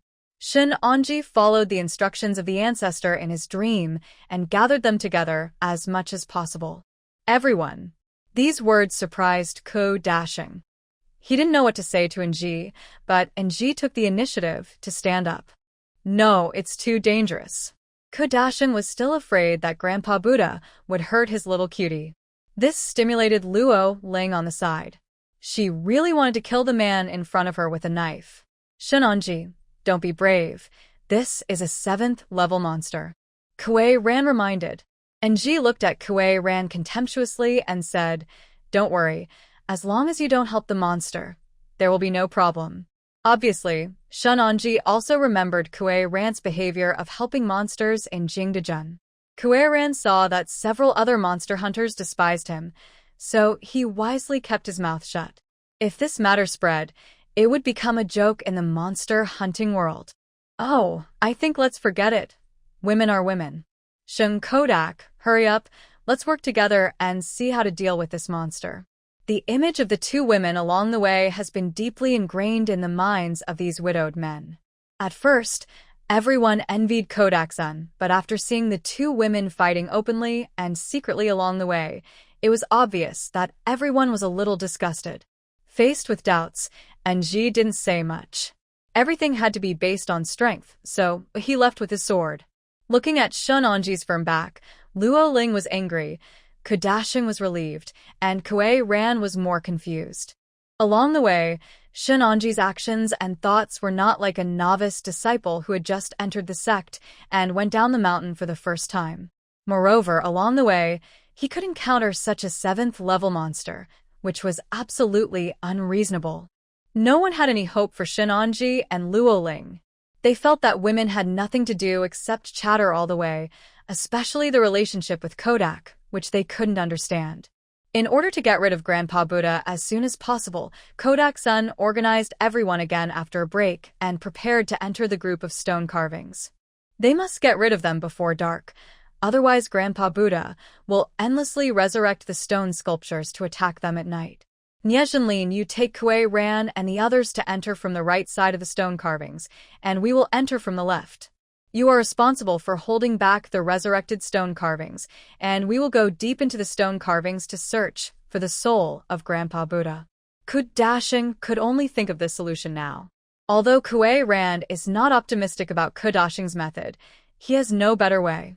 After all, everyone has gone in. If he doesn't go, everyone will laugh at him, and he will be looked down upon. No one will take him to play in the future. Before entering the group of stone carvings, Kuei Rand paid special attention to Shunonji. At this time, Shunonji seemed extremely cold. He didn't say a word to anyone, and he walked around without looking at Luo Ling. When the snakes saw Kuei Rand, it was like a mouse seeing a cat, and got directly into the pet bag. Didn't come out.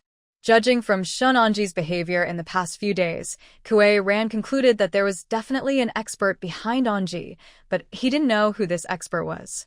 Judging from the fact that she could take the initiative to lure out Grandpa Buddha just now, she actually had a solution. Kudashing, how about waiting a little longer? Take a look at Shunonji? Kuei Rand reminded. Nyezinlin said impatiently, "Oh, what do you expect two women to do? Give birth to a baby?" Yes, except for making Kodak unhappy and unexpected all the way, I don't think I have much ability, haha. Another monster hunter added, "Kuei Rand, let's go quickly. This is a 7th level monster. Destroy it. With a seal." In this way, Kuei Rand entered the group of stone carvings with everyone pulling and pulling me. Boom. Sure enough, Grandpa Buddha had been prepared for it. As soon as they stepped into the group of stone carvings, a large number of stone carvings came to life. There were all kinds of birds, beasts, animals, and human figures. Anyway, one after another was killed, and another one was resurrected. Nyezinlin, Kuei Rand, and others dealt with all the resurrected stone sculptures. Kudashing led the other 3 people straight to the depths of the stone sculptures, hoping to find the soul of Grandpa Buddha so that this monster could be fundamentally eliminated. Outside the group of stone carvings, Anji was still looking at the picture of Menghong killing the black python painted by Grandpa Buddha. Shunonji, didn't you just say you had a way? Now that senior brother and his people have entered the group of stone carvings, you should come up with your own way. Luo Ling didn't like it anyway, so she took the initiative to come over and said. Shunonji was very fed up with this woman. He was annoyed when he was in Sanqing Mountain, and he was still annoyed now. He was worried that Luo Ling was the senior sister on the mountain, and he was not very capable, so he just made noises most of the time, but it is different now. Do I have anything to do with you? Do I need to tell you? Shunonji's best response is contempt, which is the same on the mountain, because she knows that Luo Ling has a very strong self-esteem, and contempt for her will make her angry to death.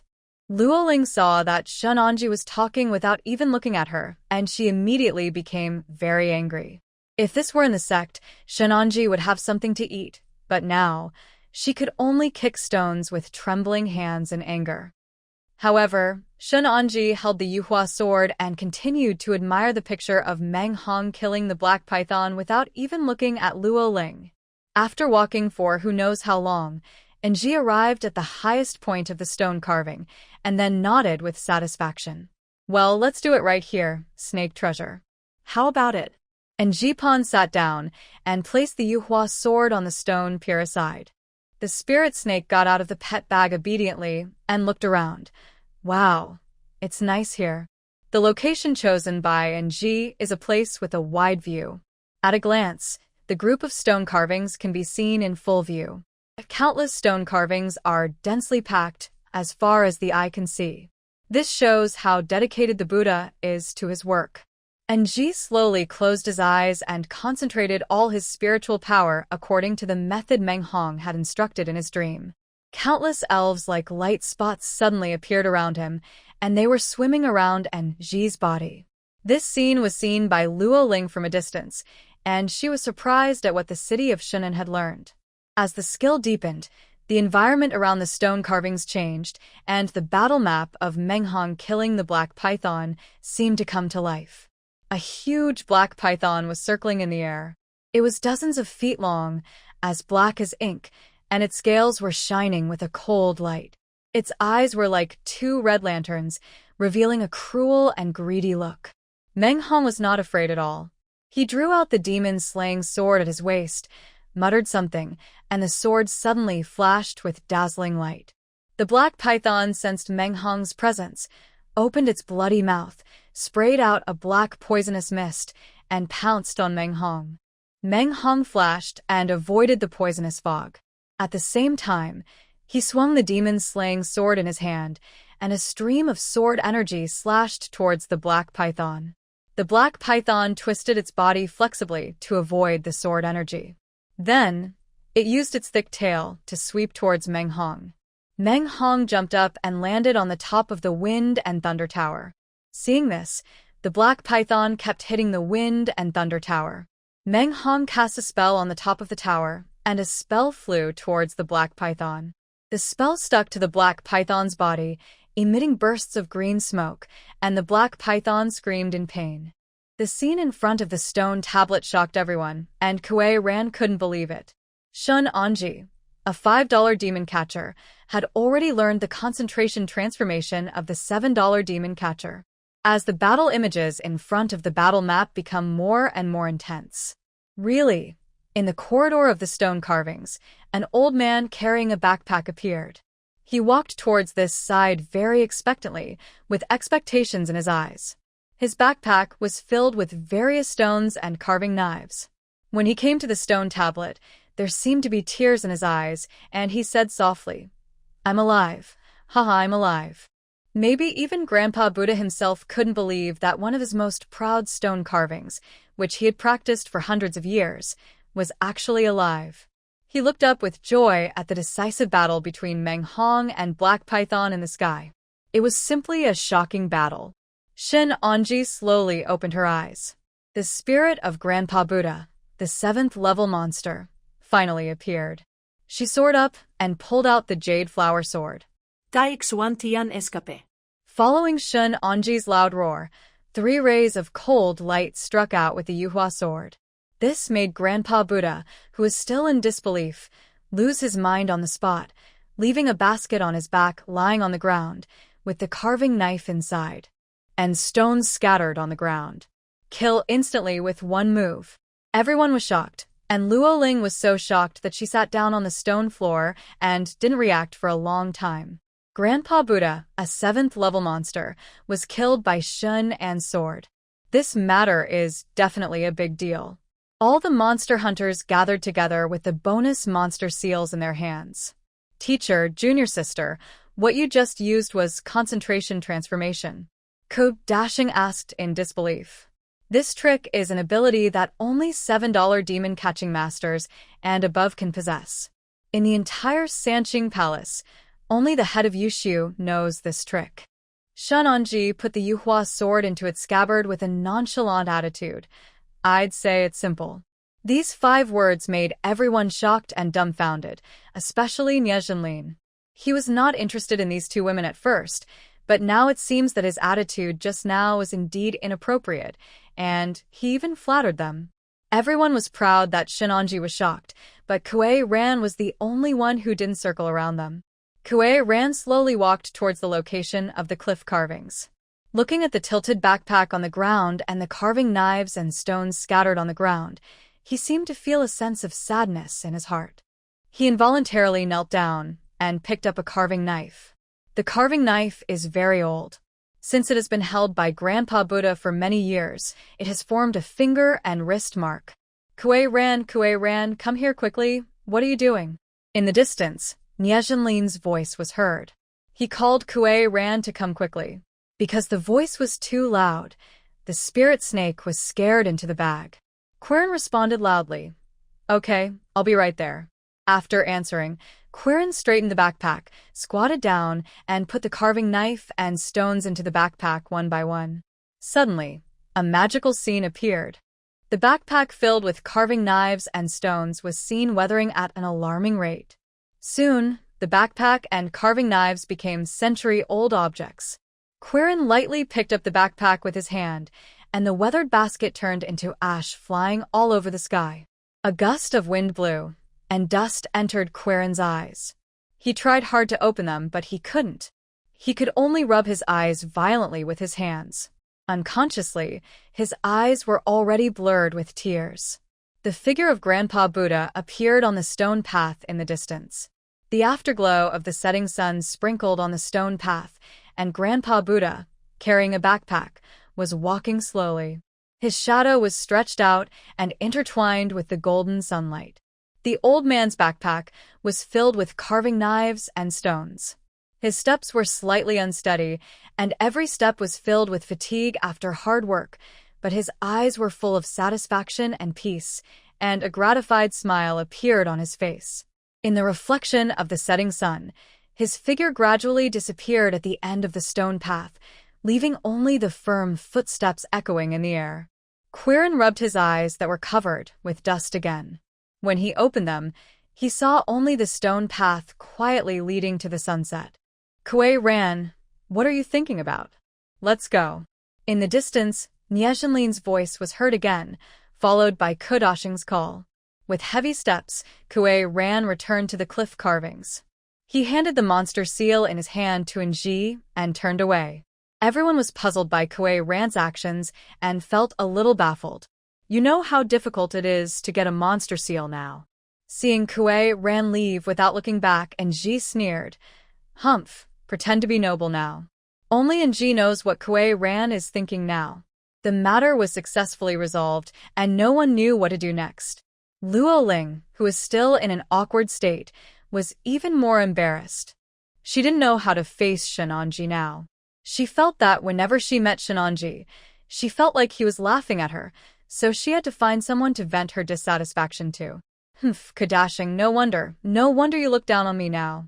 It turns out that this is the reason why you and Shenanji had an affair. Not bad, not bad."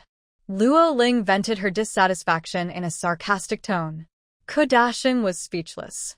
He originally wanted to digest the monster seal in his hand, but when he heard Luo Ling's sarcastic tone, he handed the seal to Luo Ling helplessly and said, "Here, I don't want this either. I'll give it to you, okay? Here you go." Luo Ling became even more angry, pushed Kodak away and angrily shouted, "What do you mean? Ah? Are you laughing at me too?" Kodashing couldn't laugh or cry. Although he was angry and depressed, after all, the woman in front of him had been with him for many years and brought him happiness, so he said, "Junior sister, I didn't laugh at you. Can you not noisy?" Luo Ling said aggrievedly, You now. You think I'm making trouble now? Do you still have a conscience?" Huh? Kodak was about to collapse. Why did he get into trouble like this? He looked at his brothers in the distance. At this moment, he just wanted to go home and find his mother. In the stone shed in the distance, Shenanji was feeding something to the spirit snake, looking very happy. Kodashing comforted, "Junior sister, I know you have opinions about Enji." "Anji." Luo Ling's reaction was a bit extreme. "Are you shouting so affectionately now? Have you even omitted the word chin?" "Anji." Kodashing was speechless. At this moment, he really wanted to slap Luo Ling on the face. However, Kodashing still controlled his emotions. He didn't say a word, turned around, left the word fake and left, as if he had made some kind of determination. Kodashing, yoras al. Luo Ling squatted on the ground and cried. The monster was also destroyed, and everyone still didn't know what to do next. Some suggested going their separate ways. Some suggested finding the monster again, and some suggested going together, but everyone still depends on Shenanji's thoughts. After all, she has already become a boss. While everyone was discussing, a familiar demonic aura appeared again. This aura was very familiar to Kuei Rand and Shenanji. "Porcelain demon." Shenanji blurted out. All the demon hunters had actually smelled this demonic aura, and they all took out their magic weapons to pursue it.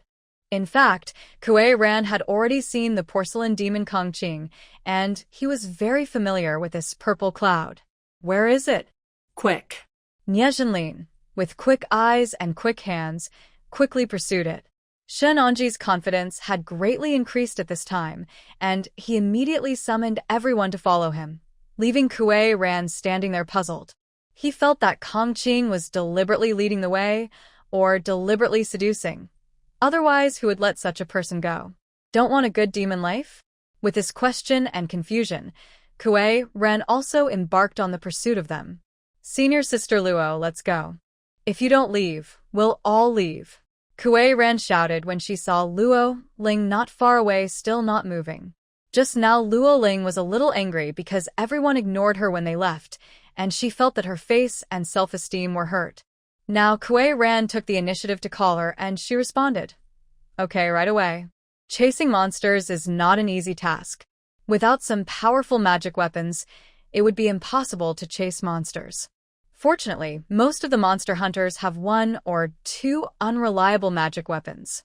Following the route of the porcelain demon Kong Qing, everyone finally arrived at a land of white mountains and black waters. Everyone was shocked by the scene before their eyes. The white mountains were majestic and magnificent.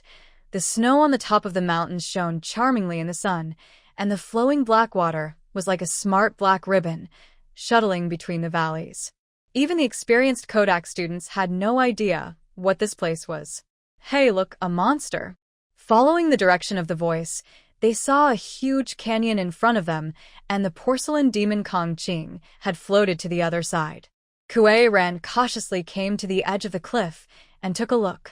There were clouds and mist below the canyon, and a group of big birds were still flying. A flash of fear quickly flashed through his heart. He was a little afraid of heights, and his legs and feet began to tremble. It's over, it's over. What should we do? What should we do? Nyezinlin sighed as he looked at the bottomless canyon. Just when everyone didn't know what to do, Luo Ling seemed to be proud again. She walked to Shenanji and said in a strange tone, Shenanji, you are our leader now, what should we do? You can't let us follow you in this barren mountain. Yiling, right? Luo Ling actually wanted to humiliate Shenanji. Shenanji didn't speak, but looked at her with furrowed brows, eyes full of disgust. Seeing that the two women were about to choke again, Nyezinlin winked at Kuei Ran and walked away helplessly. If you don't want to follow, you can go by yourself. Shenanji said calmly. Luo Ling couldn't stand Shenanji's arrogance and understatement when talking to her, and her inner anger rose again. She turned around and said to Ku Dashing, Ku Dashing, you can see that I am her senior sister after all. In the sect, does she dare to talk to me like this? This is what you are used to, you heard it just now, let's go. Ku Dashing's eyes showed innocence. Why did you find me again about the two women? He looked at Kuei Ran innocently and then said helplessly to Luo Ling, Junior sister, we are chasing monsters now. Can you please stop making trouble? Am I making a fuss?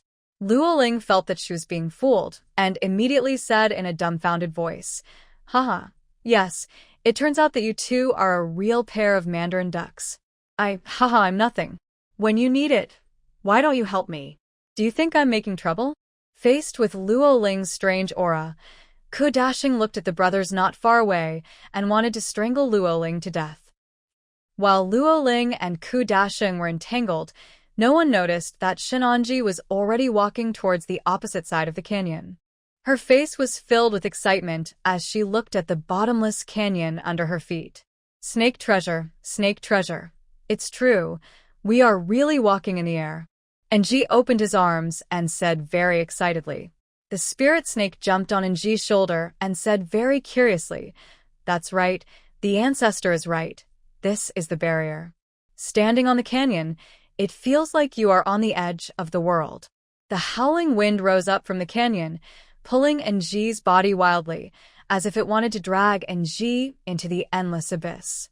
My heart beat like a drum, and every beat was accompanied by deep fear. Nji looked down and saw the steep cliffs cutting straight into the valley bottom. The rocks were cold and sharp, like fangs of the earth. The fog at the bottom of the valley is thick and hazy. What are you still arguing about? Come here quickly, haha. When Shenanji walked through the canyon and came to the opposite side, he saw a group of widowed men squatting under a big tree, thinking of a solution and waiting for the outcome of the quarrel between Kodasheng and Luo Ling. Shenanji's voice appeared in the canyon, and the sound was echoed several times. Only then did everyone stand up in surprise and looked at Shenanji across from him in shock. Come here quickly. This is the barrier.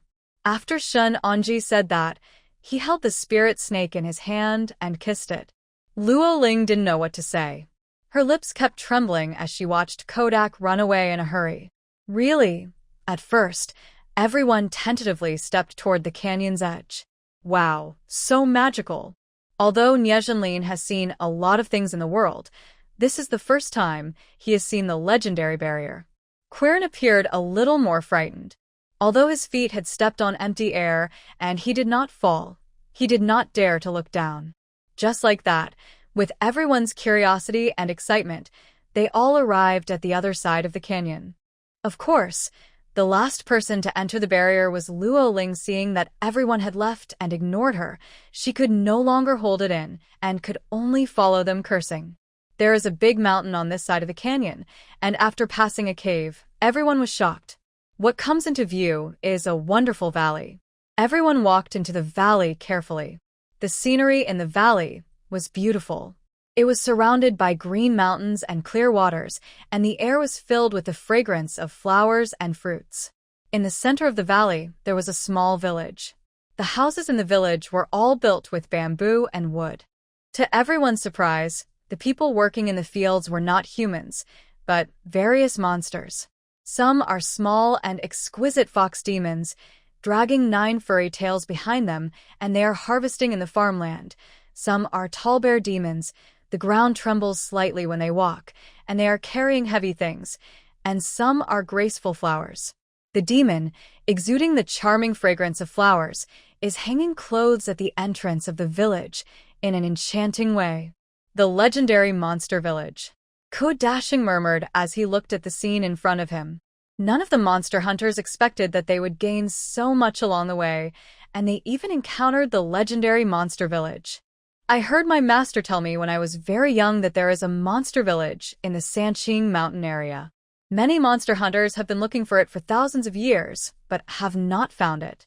Kuei Ran vaguely remembered the legend that his master told him. Life here, there are many monsters. Seeing the scene in front of him, Shun Anji raised the corners of his mouth slightly and slowly pulled out the Yuhua Sword in his hand. There is no demon in the world. This is the wish of the founder, Meng Hong, and it is an oath engraved in Shun An's heart. Ha ha ha, after this wave of harvest, everyone has to advance today, ha ha.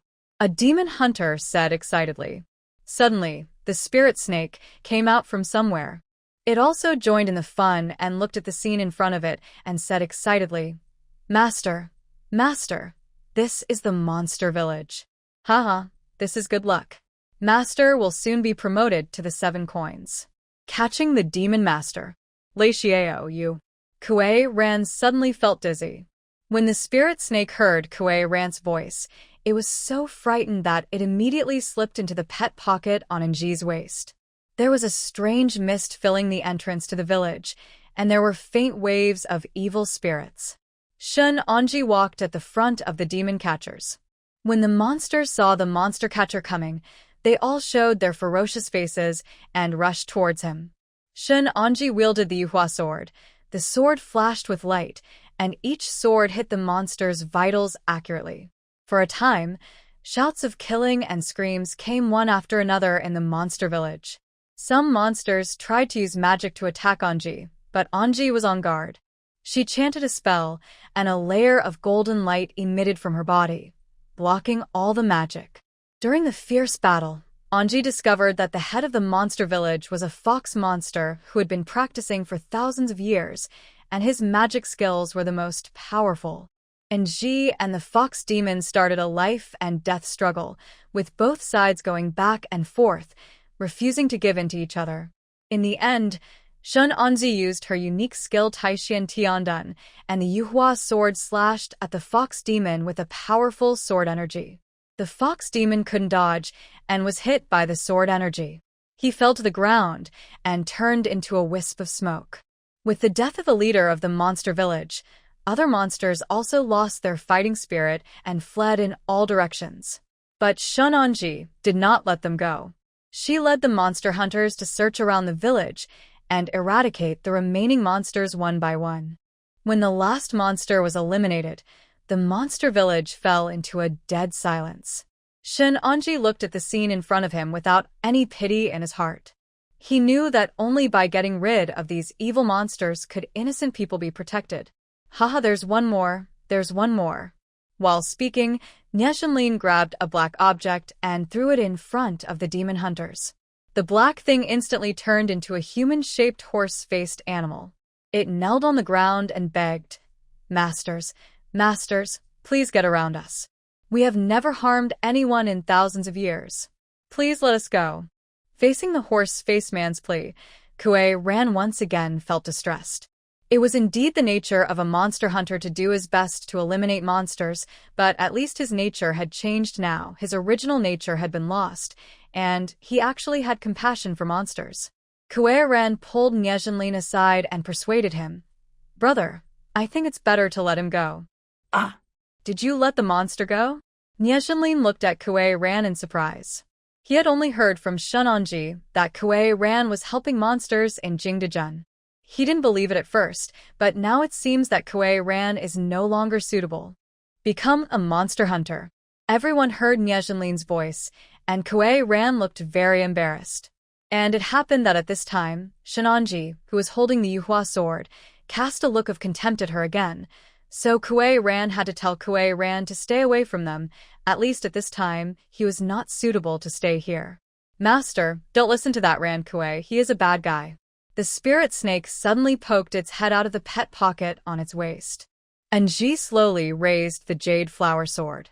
Before the horse-faced man could cry out, he raised the sword and dropped it, turning the horse-faced man into ashes. Under the afterglow of the setting sun, Shun Anji looked particularly tall. She felt like she was standing on the top of Sanqing Mountain with the demon-slaying sword in hand. After a while, the monster village returned to calm. All the things used by monsters in life were blown away by a gust of wind. Haha, this is called eliminating demons. We must eliminate demons from the source. Otherwise, after these demons have finished cultivating, they will leave the village and go out to harm people. Kud Dashing felt so good about killing today. He has never felt so good in his life. Nyeonlin held the monster seal in his hand and nodded repeatedly. It will probably take 10 years to find so many monsters outside. Boss Ko, it seems that we are very lucky on this trip. After hearing this, Shun Anji proudly put the Yuhua sword into its scabbard and said to everyone, "Everyone, remember, you have finished your work of exterminating demons. Okay, everyone, quickly split up and look for any monsters that we have missed. We must not let them escape, otherwise the world will be in disaster again." Kodashin quickly directed everyone to continue searching. In this battle in the monster village, everyone obtained a total of 25 monster seals and 75 demon spirit seals, which was a great harvest, especially for Anji. Looking at the mark on her arm, she has been promoted to a 6th monster catcher. Master, congratulations! You are one step closer to your dream of being a demon slayer. Spirit Snake congratulated. Shin Anji said with a little pride. That's not because the ancestors' guidance was good, is it? Snake bow. The spirit snake jumped out of the pet bag. No matter how good your guidance is, you must also have wisdom. Eugin. These 2 words seemed to stimulate Shin Anji's nerves, and her eyes quickly fell on Luo Ling not far away, because in Sanqing Palace, Luo Ling often despised Shin Anji for not having wisdom, and finally put her in Sanqing Palace. Blessed land. The monster seal is a necessary thing for the advancement of the monster hunter. Everyone gained a lot from this battle, but there were 2 exceptions. One was Kuei Ran, and the other was Luo Ling. Kodashing held 5 monster seals and several demon spirit seals in his hand. His face was full of joy. He didn't expect to be so fruitful when he went down the mountain this time, so he happily wanted to give some of the seals to Luo Ling and Shin Anji. After repeated weighing, Kodashing still brought 2 of the seals to Luo Ling. Here, haha. Kodashing opened his palms, and the 2 seals were shining brightly. Luo Ling looked at Shun Anji, who was glaring at her in the distance, and then she became angry again. You don't need to care about my feelings. Just give it to that little person. Huh. I'm not that important in your heart. You. Kodashing's good mood disappeared instantly, and he looked at Luo Ling speechlessly. What? Isn't that what I said? You see, you have been fascinated by her along the way. In fact, Luo Ling only said it with her mouth. In fact, she wanted it so much in her heart that she was about to reach out to take it. But unfortunately Kodak turned away angrily. "Kodak-sheng, you rascal you." Luo Ling roared angrily. This voice startled Quirin again. He couldn't help but smile as he was sitting by the river, but the smile on his face soon disappeared. The monster village, which was filled with smoke and the smell of fireworks just now, was now extremely quiet, without even a bird singing. As all the monsters were cleansed, all traces of their past lives disappeared. Looking at the excited monster hunters in the distance, Kuei Ran asked himself, "Am I really wrong? I don't have the nature of a monster hunter? This shouldn't be the case." His mind quickly ran back to 18 years ago. That was when Quirin had just joined Wugong Mountain. His master once told him that this world belongs to all spirits, not just to humans. There are good and bad people, good and bad monsters, and monster catchers must also have a bodhi heart. The wind under the big tree is gentle. It brushes across the face gently, like a mother's hand, with a hint of coolness and endless love, gently caressing, making people feel a kind of comfort and peace of mind. The wind carries the fresh scent of leaves and the fragrance of soil. A deep breath can make you feel relaxed and happy. Kuei Ran took a deep sip of the wine, then closed his eyes, lay on the stone slab and felt the breeze. Suddenly, a drop of water dripped from the tree onto Quirin's face, and the coldness prompted him to open his eyes. It would have been better if he hadn't looked at it. When he saw it, he was shocked. He sat up slowly and looked at the demon catchers who were distributing demon seals in the village with great shock. Looking up along the branch, he saw a demon seal lying on a dense branch and shivering. This monster did not run away. Quirin also felt that this monster was quite smart. There was a big tree next to the river, and the wind was strong by the river, so the evil spirit was blown away. Therefore, it was difficult for ordinary monster catchers to find him, and that was why Quirin did not find him just now. Yaoxin is a bird from the demon world. It has a thunder god's beak as big as a human and wings. It is rather timid but has strong flying ability. Seeing Yao Xian trembling violently on the branch, Quirin pretended not to see it, stood up, took a sip of wine and left. "Hey, I wish you good luck." Quirin walked slowly towards the village carrying a wine gourd. At this time, the monster catchers had already dealt with all the monsters, big and small, in the monster village. There was no trace of the existence or activities of any species in the entire village. Nyezinlin and several monster catchers were still making a fire and cooking in a yard. Killing monsters is actually a very physically demanding task that can make everyone breathless in a matter of minutes. Everyone found a place to rest in the monster village, and Mr. Kodak also lit a fire in the yard. "Hey, do you think it's weird for these two women?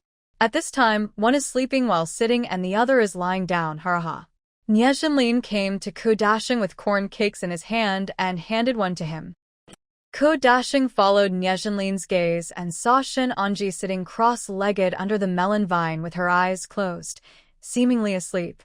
On the other side of the stone slab, Luo Ling was lying on the stone slab with her eyes closed. He seemed to be asleep too. Okay. Ko Dashing patted Nyezinlin on the shoulder with great joy. "Brother, you've slept well. You have slept well. You don't know, I was almost annoyed to death this whole way." Of course, Nyezinlin knew. After all, he had been through it all the way. He asked with some envy and hatred, "You kid, it's okay. It's not good to recruit anyone. I only recruit two top-notch people. One is extremely cold, and the other is extremely difficult to deal with. What would it be like if these two best people shared a bed?" Kuei Ran suddenly appeared in the yard. Seeing Kuei Ran also coming, Ko Dashing said with a wry smile, "Oh, brother Kuei, please stop teasing me. Come and eat the cake." After saying that, Ko Dashing gave a portion of his corn cake to Kuei Ran. Kuei Ran ate the fragrant corn cake and nodded repeatedly. Okay, it's finally deserted." Ko Dashing smiled bitterly and patted Kuei Ran on the shoulder and nodded. In the hearts of this group of men, everyone is still very jealous of Kodak, but they do have different views on these two women. Shin Anji gives everyone the impression of being cold and doesn't talk or communicate much. He still likes her even if nothing happens. When it comes to pretending to be a cup, Luo Ling's impression is that she is arrogant, unreasonable, stubborn, and narrow-minded. Anyway, she is two of the best. In fact, Shunonji and Luo Ling were not sleeping at all at this time. Shunonji, with the help of the spirit snake, fell into a dream to seek guidance from the ancestor Meng Hong. After all, she led the demon hunters to complete a great achievement today. Destroying the monster village, Luo Ling closed her eyes tightly and worried about what would happen between him and Kodak. She felt that Kodak was far away from her now, and she had to find a way. The monster village has no special features, only the young buds and valleys all over the ground, so you don't have to worry about eating and drinking anyway. There was actually a monster hunter with very good cooking skills in the team of monster hunters. In a short time, he actually made baogu paste, baogu sticks, baogu daddies, and baogu pancakes. Anyway, baogu is a one-stop service. Looking at the sumptuous baogu set meal on the stone table, all the demon hunters couldn't help but give a thumbs up to the old demon hunter.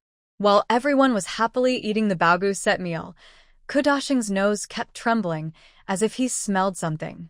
He suddenly frowned, and the baogu sticks in his hand no longer smelled good. Whoosh. Suddenly, Kodak quickly pulled out the sword on the table and threw it towards a big tree. The long sword pierced through several branches and directly killed the demon letter who had been hiding on the tree. This scene scared everyone. The bowl of corn porridge in Quirin's hand fell to the ground immediately. Only then did he realize that the wind at the riverside had stopped and evil spirits had gathered. He could only blame himself for his bad luck. Seeing the demon letter falling from the tree, everyone rushed forward. The sword just injured Yao Xian's wings. It curled up under the tree roots with fear in its eyes, and its whole body was shaking. Oh, this guy, haha, is actually hiding in the tree. Niezhenlin picked up the demon letter. The demon who felt the pain did not dare to move and could only beg, Master, Master, please let me go. Haha, let you go? Is it possible? You are a monster. Niezhenlin felt that this monster letter was just joking. Kodashing held a long sword and threatened, Tell me, do you still have any living monsters? Yao Xian immediately lowered his head, stared at the ground with lifeless eyes for a long time, and said, No more, no more. Where are the monsters around here? A monster catcher asked viciously, as if today was very exciting. Yao Xian raised his head and looked around. Green liquid began to flow out of his wings. He tried to flap his wings, but it was no use. From the attitude of the demon believer, the demon catcher could tell that the demon believer definitely knew where there were other demons. Speak. The demon catcher put an axe against Yao Xian's head and asked again, If you don't speak, hee. Yao Xian seemed very desperate, and his eyes fell on Quirin. The complexity of the look was indescribable. Due to Duan Valley. Yaoxin's voice was very small. Click. Before anyone could react, Shunonji appeared under the tree holding the Yuhua Sword. The moment he raised the sword and dropped it, Yaoxin died. Good chop. Come on, junior sister, the corn cobs are delicious. Dashing handed a corn cob to Enji. Enji had been receiving education from his ancestor Meng Hong just now. He was indeed hungry, so he took the Baogu Bang Bang without much thought. Thank you. Anji took the stick from Baogu and turned to leave. Unexpectedly, Luo Ling, who was lying on the stone slab in the distance, suddenly sat up. She saw the scene of Dashing showing courtesy to Shunonji. Dashing, you're done again. Kueiran knew that things were heading towards trouble again. At this time, Kodaxin's heart was beating up and down, and he watched Luo Ling walking towards him with anxiety. Snake Bao. The Grandmaster just praised us in a dream. We have accomplished a great feat, ha. That's right. These monsters will harm the human world sooner or later. We should nip them in the bud. Are you hungry? Come corn. Master, have a bite. Meng Hong just wrote a poem for Shibao. Poetry? Well, look. As the two tentacles on the snake's head rubbed against each other, paragraphs of text appeared in the air. The monster catcher enters the monster village and uses the cold light of his sword to slay the evil spirits. The evil spirit filled the sky and earth. Blood rained down, and the sun and moon dimmed. Thousands of years of fox demons have been casting magic spells, and thousands of years of snake demons have spit out poisonous traces. The sword of justice can eliminate evil spirits and purify the world. Looking at the poem in front of him, Shun Anji was filled with pride. Haha, monster village. And Ji took a bite of corn on the cob and said, there used to be a monster village. Haha, yes, the master is right, there is no monster village anymore. The spirit snake looked very excited. Ha! Things in the monster village have come to an end. Just as Ji was replenishing his energy, Nyejanlin came over.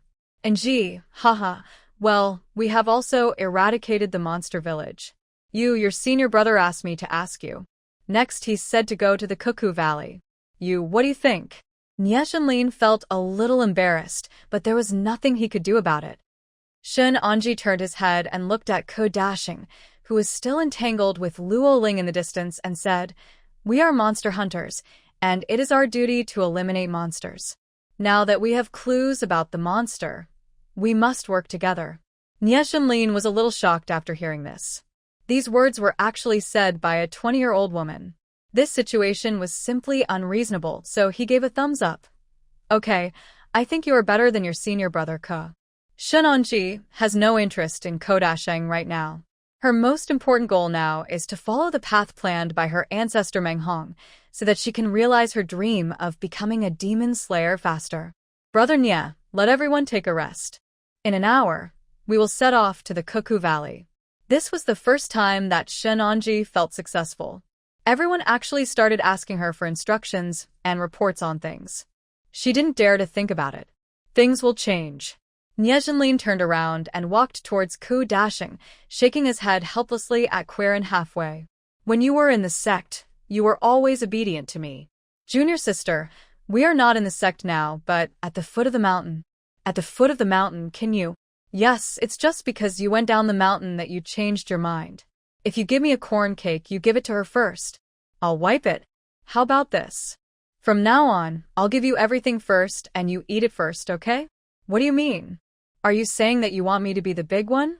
Shun Anji should be the little one? Faced with the unresolved and chaotic relationship between the two, Nyejanlin came to the front and pulled Kodak aside. Desheng, I know you are helpless. What kind of things do you think you have been playing? After Nyejanlin finished speaking, he shook his head and looked at Ji in the distance and said, look, Gaolong is definitely better than this thing. Well, it's all a mess. After hearing this, Ko Dashing couldn't hide the depression on his face. He was fed up with the whole journey. Hey, just tell me what she said. Let's pack up and head to Duan Valley. We must capture the Duan spirit and get rid of it. Nyejanlin patted Ko Dashing's shoulder heavily and repeated, get rid of it. Get rid of it. Ko Dashing obviously understood Nyejanlin's hint, which was for him to show his manliness.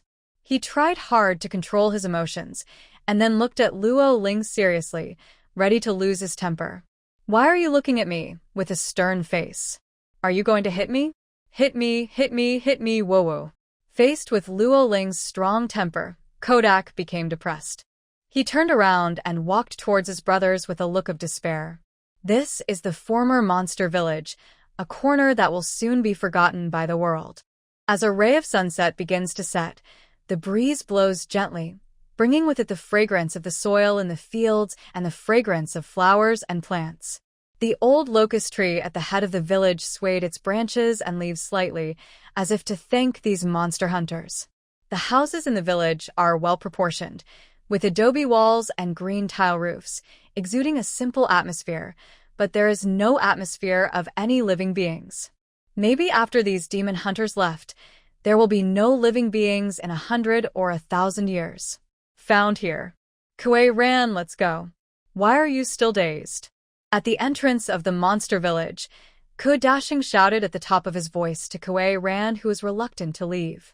Kuei Ran heard this, and he turned around with some concern and continued to follow the team. Don't worry about him. He is very strange.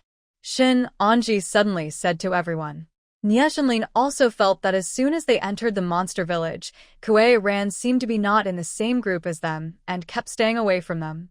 He is a big bad guy who helped monsters when he was in Jingdajun. The spirit snake suddenly jumped out of Enji's pet bag. Upon seeing this, a smile immediately appeared on Ku Dashing's face. He liked this little guy very much. But when he was about to reach out to touch it, Luo Ling's murderous eyes blocked him, and his good mood was gone. I know him. He's sentimental. It's normal, said a monster catcher. Ku Dashing, as a demon catcher, he'll suffer a great loss in the future with this kind of personality. This guy always helped the monsters when we were in Jingdajun. If it weren't for him, the master would have killed those porcelain monsters long ago and wouldn't have had this bumpy journey. The spirit snake criticized Kuei Ran for his mistakes. When Anji saw Shibao speaking for him, he held it in his palm and kissed it affectionately. Spirit snake, don't worry, he will keep up. This guy says he doesn't want to be with us, but actually he wants to be with everyone. After all, we are the strongest demon-slaying team. Master, are you right? Ha ha ha ha, yes, we are a demon-slaying team. Angela said. In this way, everyone was talking about Kuei Ran, without waiting for Kuei Ran to follow. Maybe, as Shunonji said, this person is very strange, so don't worry about him, so everyone really didn't care about Kuei Ran. Kuei Ran walked out of the monster village with an indescribable mood. As soon as he stepped out of the monster village, a fire broke out in the monster village behind him. He just watched helplessly as the village was devoured by the fire. Hey, there was a monster village once upon a time. With a sigh, Kuei Ran turned around and followed the pace of the large army. Suddenly, a burst of evil spirit appeared around him, and he looked up and started looking around. Porcelain demon. Kuei Ran frowned with doubts. Why does this guy always appear at critical moments? Kuei Ran, come with me. Under the guidance of the porcelain demon Kong Qing, Quirin came to another valley. On the left side of the valley, there was a stone tablet with the 3 characters by Tao Yuan written on it. The characters were covered with moss, and it seemed to be another paradise. Bai Tao Yuan is a pure land surrounded by green mountains and clear waters, with peach trees everywhere. The rolling mountains are like gentle arms, embracing this paradise tightly. The mountains are shrouded in mist, like a dream, casting a mysterious veil over the peaks. A clear stream flows out from the mountains. Under the sunlight, the stream sparkles with silver light, like a flowing brocade. The moment she stepped into the peach garden, the sight before her eyes made Quirin hold her breath. A gorgeous sea of pink flowers came into view, with thousands of peach blossoms blooming, each one full and gorgeous, like the brightest clouds in the sky floating down to the earth. The sunlight is like a golden veil, gently sprinkled on the peach blossoms, making the pink petals sparkle with charming luster. The breeze blows gently, and the peach blossoms sway gently, like a group of elves in pink dance skirts dancing happily. The petals fluttered down like a dreamy flower rain, gently landing on the ground and piling up into a thin pink velvet carpet. By the stream, several peach trees leaned forward with their branches hanging down on the water. The clear stream reflected the graceful silhouette of peach blossoms, and the petals fell on the water, flowing slowly with the stream, like a flowing painting. The porcelain demon Kong Qing transformed into a human form and appeared under the peach tree. She had a graceful figure, as slender and soft as a willow, and her every move exuded an otherworldly elegance. She was wearing a pink tulle long dress, the hem of which was as light and flowing as peach petals, swaying gently with her steps, as if blending into the blooming peach blossoms around her. Kuei Ran was shocked by Kong Qing's beauty. She stood there at a loss, her eyes constantly changing places to look, but finally, she couldn't help but look at Kong Qing. She had a straight nose, a cherry-like mouth that was naturally rosy, and a slight smile, and she was as gorgeous as a blooming peach blossom. Why did you bring me here? Kuei Ran asked shyly. Kong Qing slowly came to Quirin, and the evil spirit instantly turned into a sweet peach blossom fragrance. Bees and butterflies danced around her, as if she now embodied the beauty, agility and purity of peach blossoms.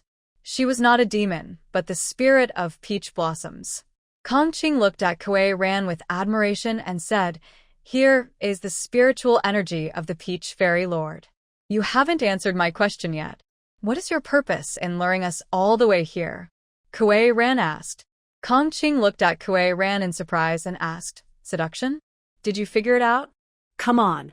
"You always appear after we kill monsters and then follow you all the way to another place, from the ancient forest at the beginning to the King Kong cave, then to the cliff carvings and the monster village." Kongqing was glad that Quirin had seen through it, otherwise, it would have been difficult to save Quirin this time. "You are not like other monster hunters. They have fallen into the devil's world of monster hunting." After saying that, Kongqing shook his head helplessly and continued, They will soon taste the bitter fruit." Tasted the bitter fruit. Quirin Hulu's wine suddenly lost its fragrance, jumped down from the peach tree, and asked, "What do you mean? You have been able to slay monsters so smoothly along the way. Do you think it's your ability? Do you know how difficult it is to encounter a high-level monster?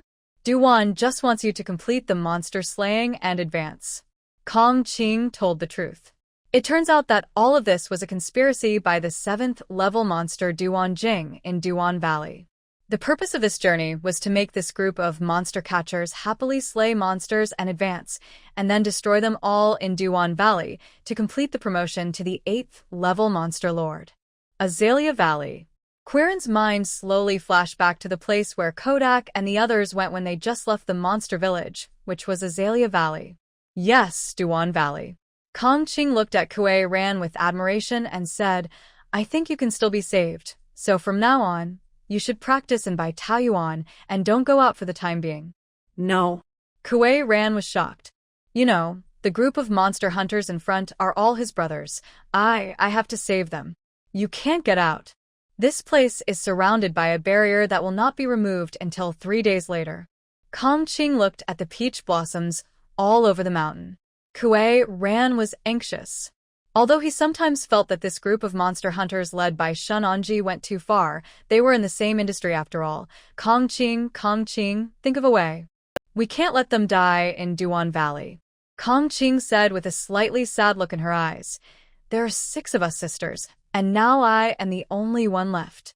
Just because we are demons, we must die under your so-called justice." Haha, it's ridiculous, really ridiculous. "This matter is indeed very tricky," Kuei Ran said with some guilt. I have tried my best." "I know you tried your best. It is precisely because you tried your best that I, Kongqing, could not bear to see you become a victim of the cuckoo spirit's promotion to the demon lord." Kongqing was actually very grateful to Kuei Ran in his heart. Kuei Ran paced back and forth anxiously. He was very worried about his brothers, so he begged Kongqing, "Qing, please help me. For the sake of my helping you, please let me out. Nothing can happen to them." Kongqing has already understood Kuei Ran's character. She is a bit of a saint. Kuei Ran, whether they get into trouble or not is none of my business. That is the business of the cuckoo spirits. All 6 of us sisters died at their hands. How can you ask me to let them go? Especially my 3rd sister Xiao Huang. Do you know how tragically she died? Kongqing's eyes were filled with tears after she finished speaking. Every bit of the struggle of the 6 sisters for the ceramic industry in Jingdezhen emerged in her mind. In fact, there is no right or wrong in this world. It's just that the results of thinking from different standpoints are different. Kongqing looked at Kuei Ran, who was already standing there in a daze, and thought for a moment and said, "Humph, Grandpa Buddha is just an old man who has devoted his craftsmanship to stone carving. Look at you. You raised your hands, and the sword fell, and Grandpa Buddha didn't even have the chance to wail." Humph, justice. Kuei Ran didn't seem to listen to Kongqing's words at this time. His mind was full of the miserable scenes of demon catchers being killed by the cuckoo spirit. He looked at Kongqing seriously and said, "Kongqing, don't work for the cuckoo spirit anymore." "Haha, what you said is true. We never worked for it before. We have been working diligently in Jingdezhen.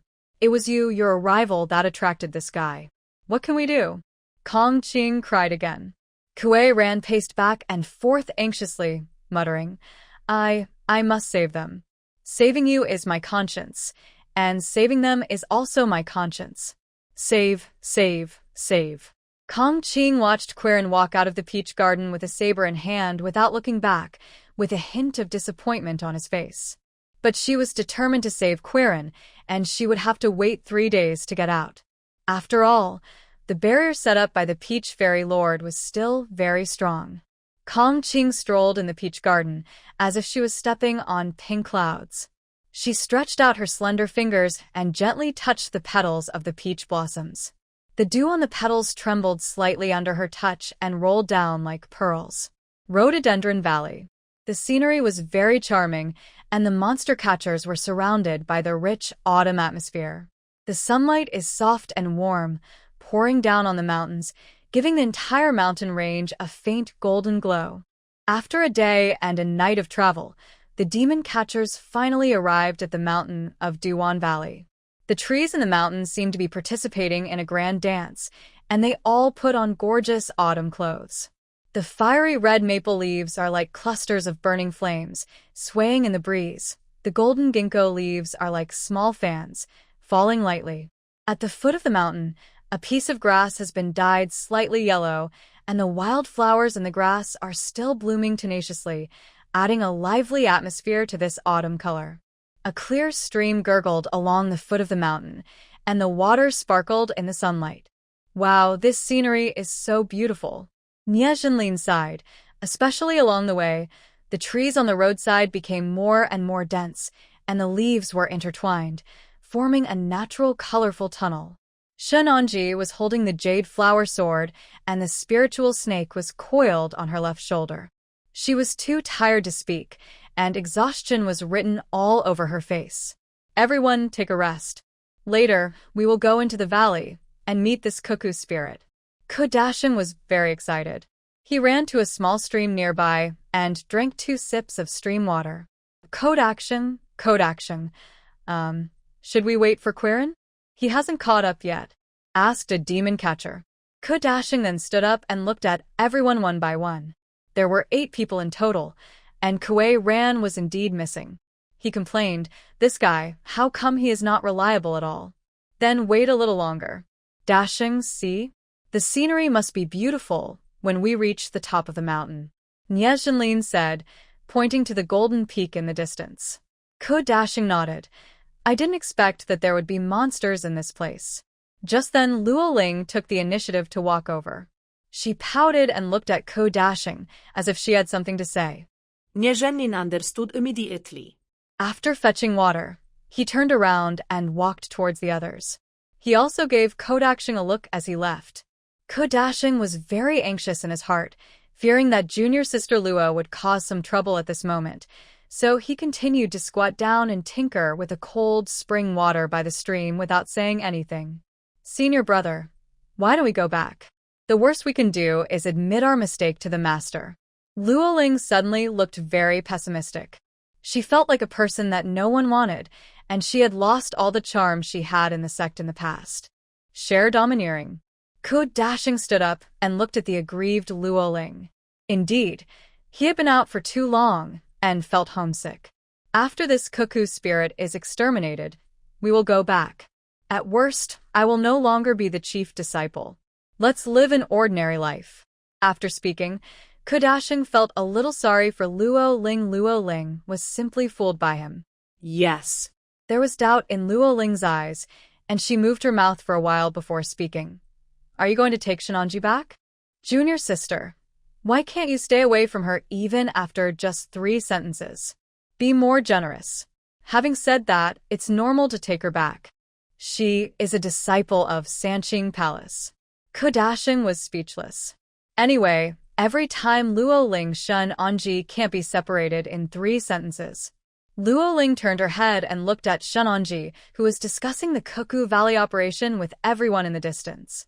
Her heart suddenly felt empty. She felt like an outsider, which was in sharp contrast to being surrounded by her subordinates in the sect. Okay, let's go back after we kill the cuckoo spirit. Kodashing emphasized again. Luoling did not answer, but turned around and walked towards a stone slab with a look of disappointment. She felt that her self-esteem had been hurt along the way. The sun began to set slowly, and the rhododendron valley was dyed golden. The sun shines through the dense leaves, casting mottled light and shadow, intertwining on the ground like golden filaments. Kudashing, the sun is going down. If Kue Ran can't wait, forget it. Nieżenlin shouted. Kudashing, who had already rested, came to the crowd and saw that Shinonji had arranged things, so he said, Anji, Kue Ran has been with you before? Do you think we should wait or not? No, wait, this guy can't become a big success. Don't drag everyone down. Shinonji's words were very decisive. Kue Ran was holding him back all the way and even helped the monsters. As Shinonji, who wanted to become a demon slayer, he couldn't do it. Tolerable. Isn't this bad? Kudashing felt that this was very unauthentic. Shinonji pointed at Kudashing with the ace of the Yuhua Sword and said, if you want to wait, just wait. It's getting dark. We have to enter the Cuckoo Valley before the sun goes down. We won't wait for him. After saying that, Shinonji put the spirit snake on the stone pier into the pet bag and walked towards the Cuckoo Valley without looking back.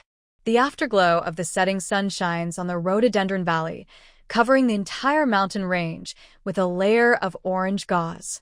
The chirping of returning birds in the air, intertwined with the sound of wind in the mountains and the rustling of leaves, forms a wonderful autumn symphony. As night falls, Rhododendron Valley is gradually immersed in the tranquil night. Ouch. In the dark night, a gust of wind blew, and the terrifying screams of animals came, making everyone panic, because everyone had already felt the powerful evil spirit, and they had never felt so powerful.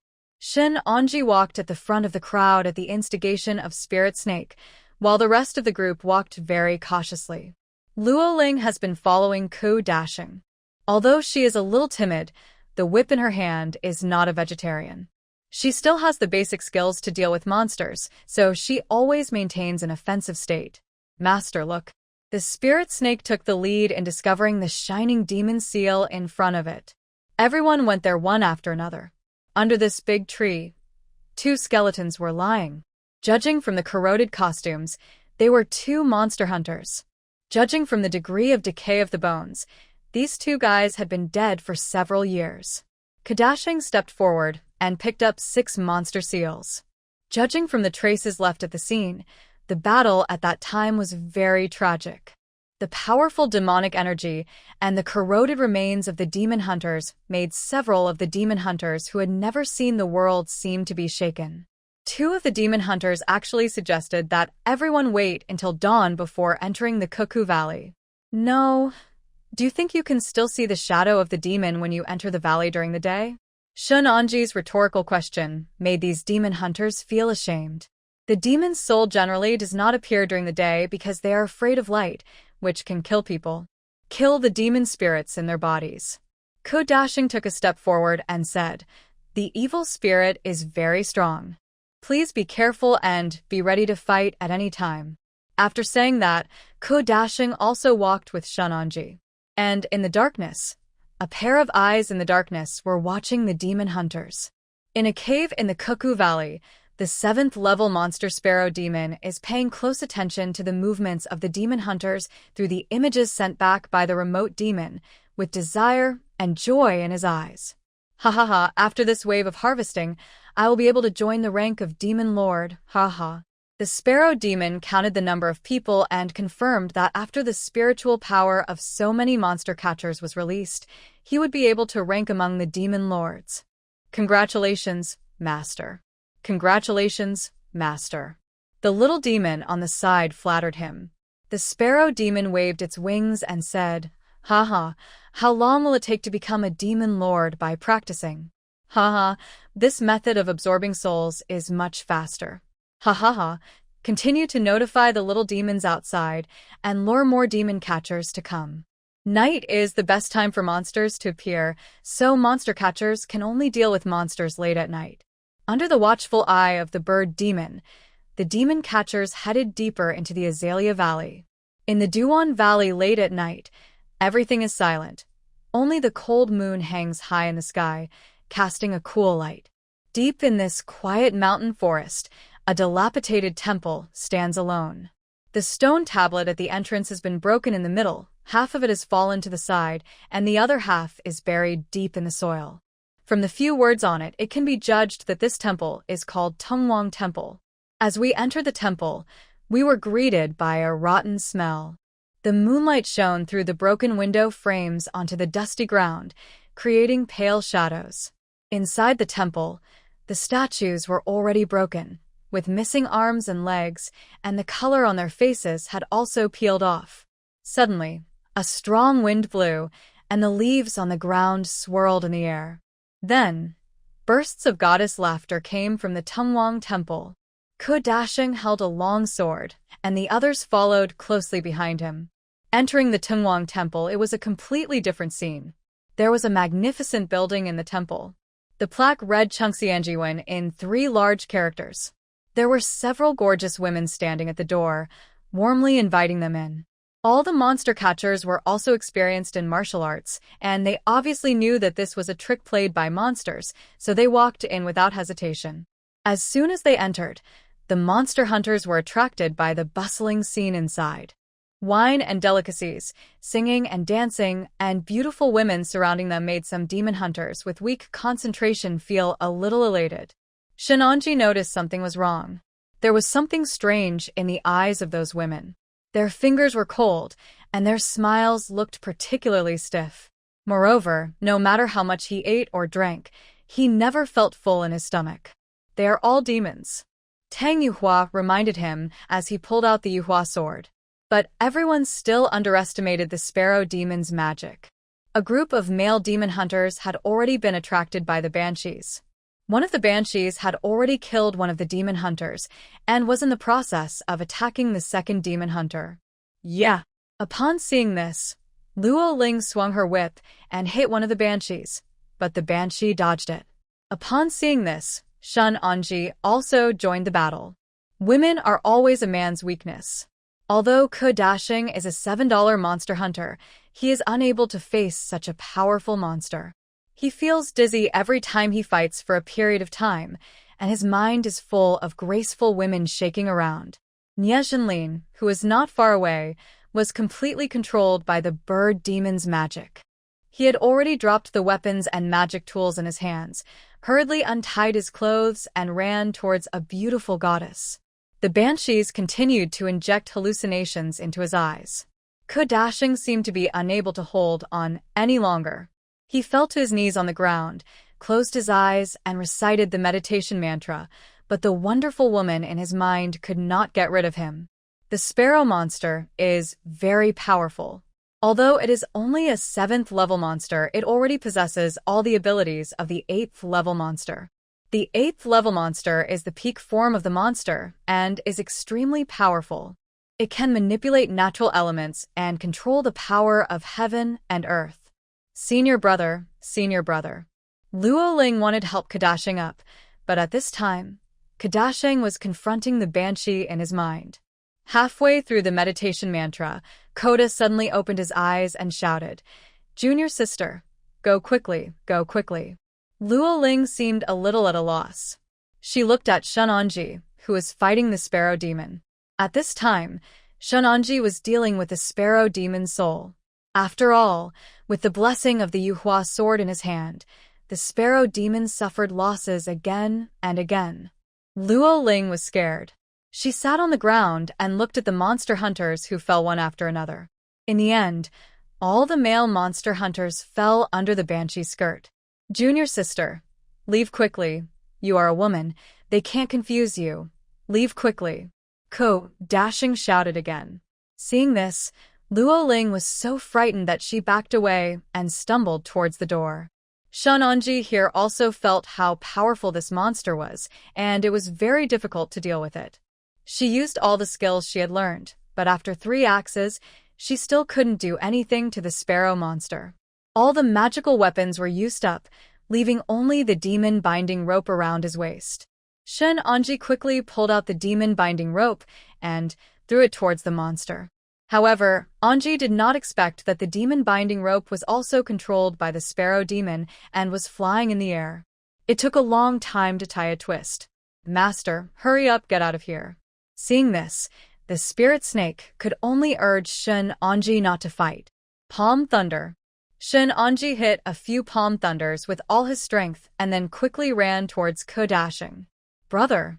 At this time, Kodak-san was sweating profusely, his eyes were bleeding, and he kept chanting the meditation mantra in his mouth. Anji, go quickly, don't worry about me. I can save my life. Kodashing couldn't open his eyes now, because it seemed that the lingering woman was right in front of him, and once he opened his eyes, he would lose his life. Master, hurry up, it's too late. The spirit snake stood at the door and called. Shun Anji picked up the Yuhua Sword beside him and quickly rushed out of the Tinlong temple. The strong wind blew in the temple again. Seeing that Kodashing was still resisting desperately, the sparrow demon said, "Ha, Xiao Dao, stop struggling to your death and let you enjoy the joy of being defeated. Ha. If he didn't take measures, he would be killed soon." He changed his mind and began to chant the second round of spells. Just as the sparrow monster launched the second round of attack, Koda suddenly opened his eyes and shouted, "3 Qingming red cover." As soon as the voice fell, a layer of golden light beam covered Kodak in the middle. Sanking Minghong's Hao is the highest mental method of Sanqing Palace. It is a passive defense. When a person receives fatal damage, a golden bell will instantly appear to protect him. It will disappear after he moves and will be triggered again after his spiritual power is restored. His life was temporarily saved, and Kodak sat cross-legged on the spot, not daring to move. Ha. The bird demon's laughter echoed in the temple of Prince Tung. Luo Ling and Shun Anji, who had already escaped from Tinglong Temple, were still running hurriedly towards an unknown direction, and the two just happened to meet each other. They are all dead. Luo Ling was in shock, and Shun Anji seemed to be in a panic, and hurriedly asked the spirit snake, Snake treasure, what should I do?" All hopes seemed to be placed on the spirit snake. Even the usually arrogant Luo Ling looked at the spirit snake pitifully. "Master, this demon's energy is too great. You must leave here." The spirit snake urged again. Rhododendron Valley, Tinglong Temple. After the battle, there was total silence, except for the occasional cry of a night owl, which echoed in the silent forest like a ghost's wail. The wind blew quietly, and the branches rustled, as if monsters hidden in the darkness were whispering, plotting how to devour the creatures that accidentally entered this place. Luo Ling was just a $5 demon hunter, still on the $6 advancement path, and had never experienced this kind of battle that only an $8 or higher demon hunter could handle. The spirit snake looked around and said softly, "Master, we can only go through the temple cave now." Luo Ling and Shun Anji looked at each other. The spirit snake said, "There is a temple cave on the left side of the Tinglong Temple, which leads directly to the Duxian Bridge Cave in the Duan Valley. We will be safe." Okay, hurry up, let's go." Luo Ling seemed to be eager to leave here. "Snake Bao, are you sure?" Shun Anji was a little worried. After all, this demon was too powerful. This question made Luo Ling, who had no doubts at first, stop and hesitate. Spirit Snake emphasized again, "Master, don't worry, I have never lied to you along the way." "Okay then." Shun Anji's trust in the Spirit Snake was as much as his trust in the founder Meng Hong. The two of them tiptoed to the temple cave of Tinglong Temple. It was wet here, and the entrance to the cave was already covered with weeds. Luo Ling jumped in without thinking, and then groped forward in the dark night. She looked behind her from time to time to see if Shun Anji was following, but she was nowhere to be seen, and the entrance to the cave was also dark. It was so dark that I couldn't see. With fear, Luo Ling could only walk towards the depths of the temple cave, falling 3 times at a time. Shun Anji, who was outside, saw Luo Ling going down and was about to jump off, but was stopped by the spirit snake. "Master, hurry up, don't go down." The spirit snake found a pair of eyes staring at this place in the distance. Shun Anji looked in the direction of the spirit snake, and sure enough, Two pairs of green eyes were swimming in the distant woods.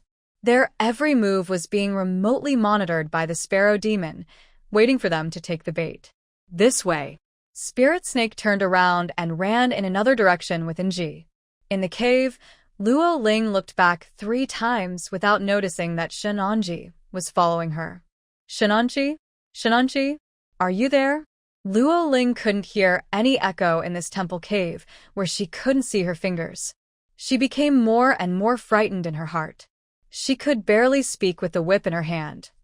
Anji? You, don't be scared. Me, Shenanji? No matter how Luo Ling shouted, there was no sound from Shenanji, so she could only move forward. Finally, I don't know how long she walked, but Luo Ling felt the coolness on her face. The breeze blowing on her face showed that she was not far from the entrance of the cave. Hope was just ahead. Luo Ling couldn't help but speed up her pace. In this dark forest, you can't see your fingers. The road ahead is shrouded in darkness, making it difficult to tell the direction, as if every step may lead to unknown dangers. Luo Ling quickly climbed out of the hole and looked at the outline of the trees outside. Luo Ling felt relieved. But what she didn't know was that right above her head, a big bird was waiting. It was the soul of the bird demon. When it saw Luo Ling crawling out of the cave, the bird demon drooled.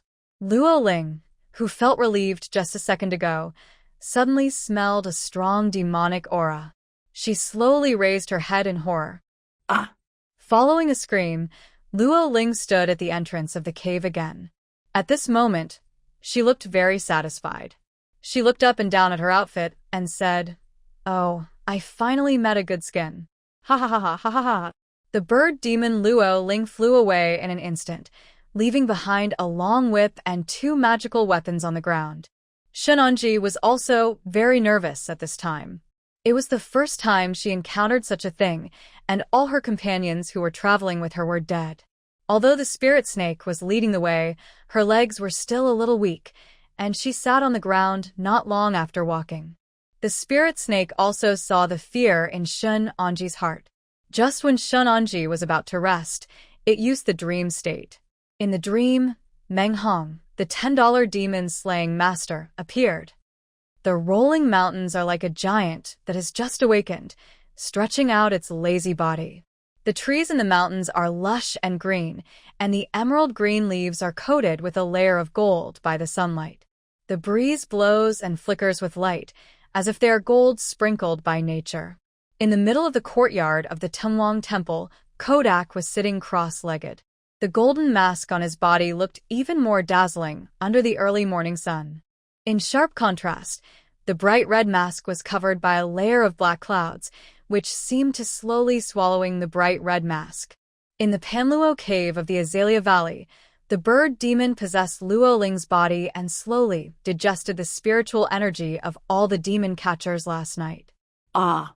As the spiritual power was transformed into demon spirit, the sparrow demon clearly felt the activity of the demon spirit in his body and was getting closer and closer to his ideal level of demon lord. Congratulations, congratulations. Xiao Yao clapped his hands and cheered. The sparrow demon nodded with great enjoyment and said, "This is the correct way to cultivate as a demon. Haha. If you practice with the real method, it will be so slow. You might even be wiped out by these demon catchers. The demon catchers kill the demons, and I will kill the demon catchers. Ha ha ha ha ha ha." After saying that, the bird demon stretched out his right hand and slapped an alchemy furnace, the flames of which were blazing. "Come on, put all the demon catchers we captured last night into the furnace to temper and hammer them. We need to bring out all the spiritual power in their bodies. I am going to start the transformation." After saying that, the bird demon admired Luo Ling's skin again. The bird demon felt that although it had occupied Luo Ling's body, Luo Ling's spiritual power still existed and seemed to be putting up a little resistance. Things in Duan Valley are intense, but Qiren in Bai Taoyuan is suffering. Although he knew that his companions were about to face a disaster, he could not leave the peach garden which was enchanted by the peach fairy lord. Although he had tried hard for 2 days, Qiren still failed to find the exit of Bai Taoyuan. The peach blossom forest in Baitawan is like a maze, and it seems like you can never get out. Oh, please let me out, Kongqing, I beg you. Quirin had collapsed. He seemed to have given up resistance. He sat under the peach tree, drank the wine in the gourd and begged, I must save them. Kongqing's long hair fell to her waist like a black waterfall, dotted with a few fresh peach blossoms. When the breeze blew, her hair and petals swayed gently, emitting bursts of charming fragrance. In fact, she seemed very helpless. She knew how powerful the bird monster was. Even if Quirin went out, it would only increase the spiritual power of the bird monster to transform into a demon spirit. Although it was painful to see Quirin, she had to do it. I know you're good to me and you don't want me to die, but I can't just watch them die. You hate them, but so do I. My master once taught me that a demon hunter must also have a Bodhi mind. Woo-woo. Looking at Kue Ran, who was crying like a child, Kongqing looked at the flying peach blossoms and said sadly, Your pain now is just like my pain back then. I watched my sisters being killed and was powerless to do anything. In the Panluo cave of Duan Valley, a blazing fire was burning in the demon furnace representing the refining process. The mouth of the alchemy furnace is like a big open mouth, as if it wants to swallow everything in the world. A huge fire started in the furnace, and the raging flames jumped and rolled inside, illuminating the entire alchemy furnace red, as if it were a beating heart, with wailing and despair filling the air. Help. The demon catchers were thrown into the demon furnace by the sparrow demon. They were in excruciating pain and screamed continuously, especially Nyejanlin, who is already a 7-cent demon catcher with relatively more spiritual power. He was in great pain in the demon furnace. He felt desperate and only wanted to go home to find his mother. Meanwhile, the bird demon at the side was fully utilizing the spiritual energy of the demon catchers in her body. She really enjoyed the process, and the screams at the side further accelerated the speed at which the bird demon's spiritual energy was transformed into a demon spirit. As Nyejanlin slowly fell into coma in the demon furnace, his spiritual power almost dropped to 0, which was irreversible for a demon catcher. Seeing this, the little demon opened the demon furnace and dragged Nyejanlin out of the furnace with a red hook. The moment the body comes out, countless demons swarm in and quickly devour it. This means that no matter how powerful the demon catcher is, no matter what methods he uses, the chance of rebirth is 0. Then the second monster catcher, the third monster catcher, the fourth monster catcher.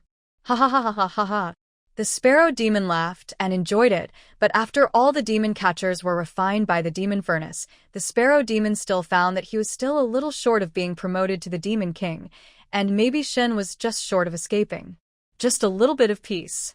Come on, find the escaped female Taoist quickly. You must find her. After speaking, the sparrow demon Luo Ling's eyes became firm. Yes. Xiao Yao quickly spread the message. Also, the sparrow demon looked at the piles of dry skeletons on the ground and said, Instruct our little demon to lure some demon hunters here, especially those with resentments, to help everyone enjoy. The most enjoyable way to turn spiritual power into a demon spirit is a demon catcher with a grudge, as he will speed up the process. Yes.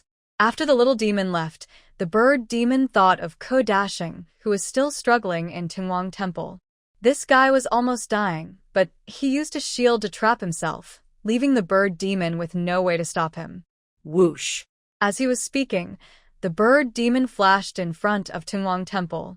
Although Ko Dashing was sitting quietly on the spot at this time, it was obvious that the power of the 3 Qingming red cover had weakened, and the demon's gnawing force had increased. Haha, shout out, just give up.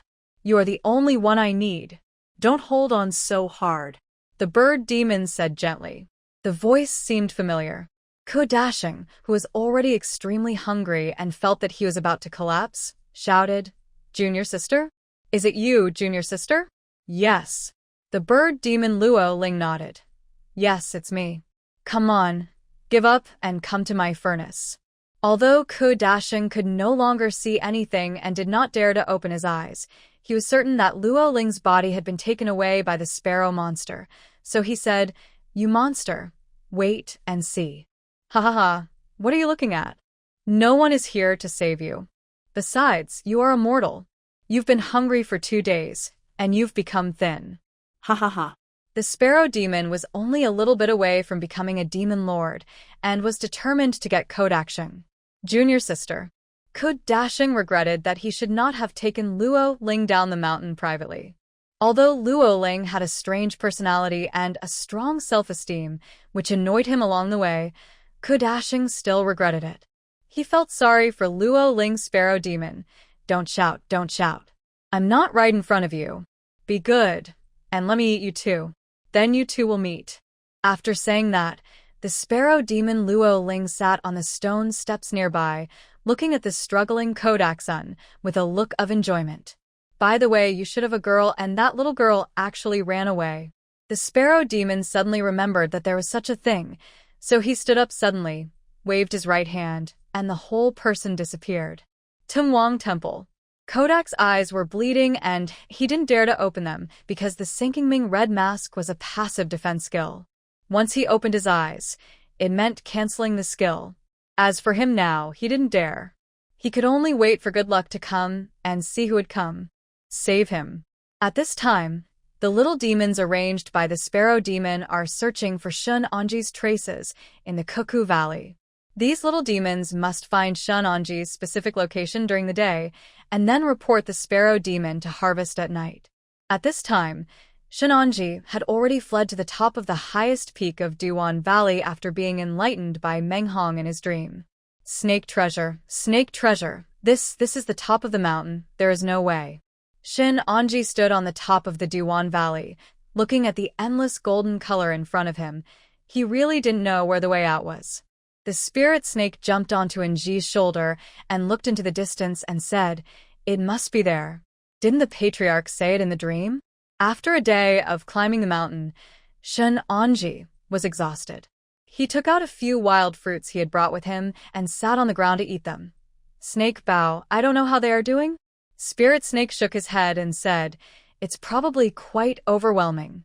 Here, why is this Sparrow Demon so powerful?" The scene of fighting the Sparrow Demon at the Vine King Temple flashed in Shun Anji's mind. Spirit Snake, this sparrow monster is only a 7th level monster, but its abilities are already above those of an 8th level monster. After hearing this, Shun Anji was still a little scared. If the ancestor hadn't pointed the way, he would have finished playing it long ago. Hey, fortunately, I have the blessing and guidance of my ancestor otherwise. Shun Anji seemed a little discouraged. The spirit snake sipped the water on the leaves and said, "Master, don't be discouraged. Let's take a rest and then hit the road. We must get out of this area before dark. You can get out of the Cuckoo Valley from the underworld on the top of the mountain." The underworld on the top of the mountain. Shun Anji repeated it. This was the way out that his ancestor Meng Hong told him in his dream. The spirit snake threw a leaf with water to Anji and said, "Master, you must remember, no matter what happens at any time, don't be discouraged. The ancestor is here. Who is he? He is the 10-coin demon slayer." The spirit snake kept encouraging Shun Anji, hoping that she would not be discouraged and negative. Only in this way could she get out of the Cuckoo Valley. Yes. Shun Anji nodded firmly. Let's go. Otherwise it will get dark again, and the monsters will become even more unscrupulous. The mountains are shrouded in clouds and mist, like a soft white gauze, gently wrapping the mountains.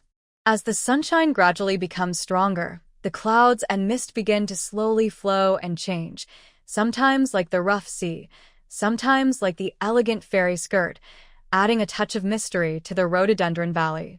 Kuei Ran was trapped in Baitawan for 3 days. In the past 3 days, he had walked through all the intersections leading out of Baitawan, but he couldn't get out. Finally, a new day dawned amidst the suffering.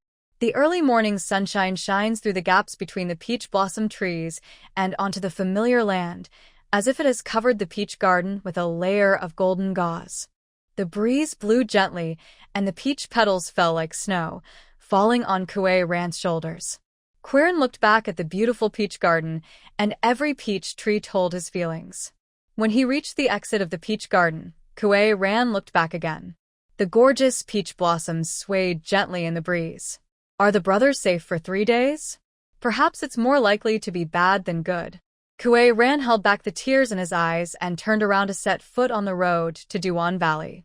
He didn't know about his brother's current situation, but he felt that it was not very good.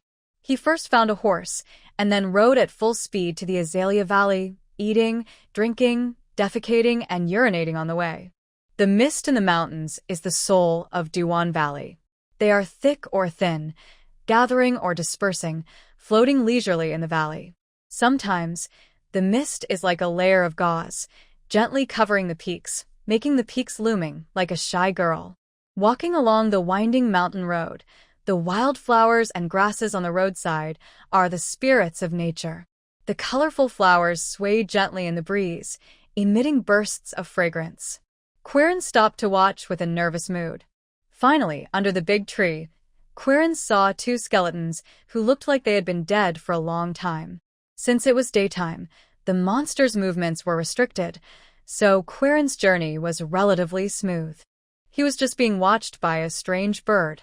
The bird moved when Quirin moved and rested when he rested, perhaps waiting to reach a dark place to attack.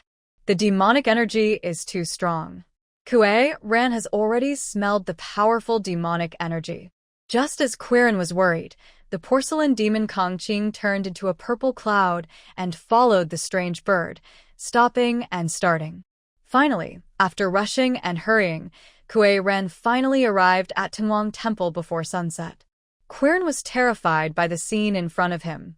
Although Ku Dasheng was still sitting cross-legged in the same place, he had fallen to the ground due to exhaustion. The red shields of the 3 Qingming had been completely covered and eaten by the black evil spirits. It seemed that he would not survive until tomorrow morning. Keskiviikko daseng. Kuei Ran shouted loudly and immediately drew the saber from his waist. Red slash.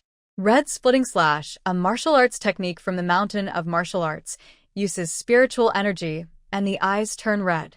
The saber instantly becomes flaming with fire, and with one slash, a murderous aura is emitted like the ground splitting the monster, and the monster is instantly cut in half.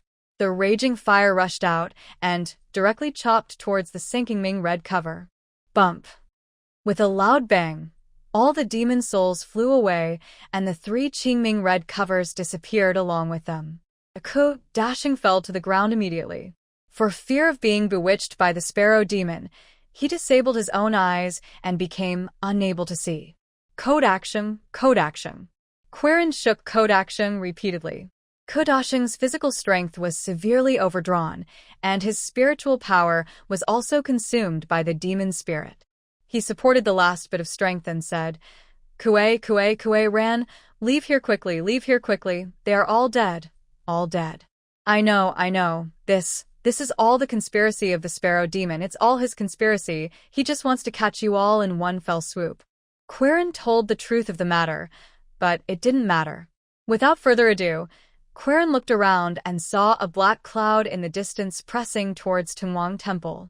Kuei Ran, hurry up, the sky is dark and the bird demon is coming. Suddenly, Kongqing's voice softly appeared in Quirin's ears. Hurry up. Quirin quickly helped Ku Dasheng onto the horse, and then he also rode on the warhorse and ran out of Tinwang Temple together. The bird demon came too fast. Soon, a dark cloud covered the Tinwang Temple, and the temple, which was sunny just now, suddenly became dark and gloomy. Kuei Ran, you must run to a sunny place. There is a strange bird following you. Kongqing followed all the way, reminding Kuei Ran fearfully that she dared not show up. The horse seemed to sense the presence of the monster and became very impatient, speeding up. Its hair was soaked with sweat and blood, but it was still running hard.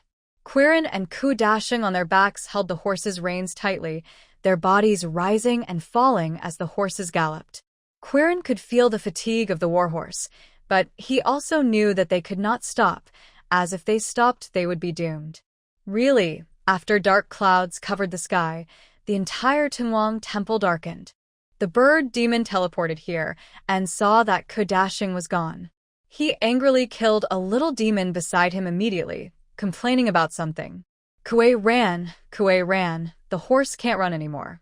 Let me down and you walk quickly. Dashing sensed the horse's effort. Quirin really wanted to dismount. He put his saber behind his back and said, Dashing, don't stop. I'll lead them away. After saying that, Quirin jumped off the horse, and then took a fighting stance, waiting for the bird monster to appear. Guiran. The horse took code action out of the rhododendron valley, towards the sunny place. When I was little, the dark clouds reached Quirin's head, and he knew that the bird demon had appeared. Kuei ran. Why did you come just now? My senior brothers are all dead.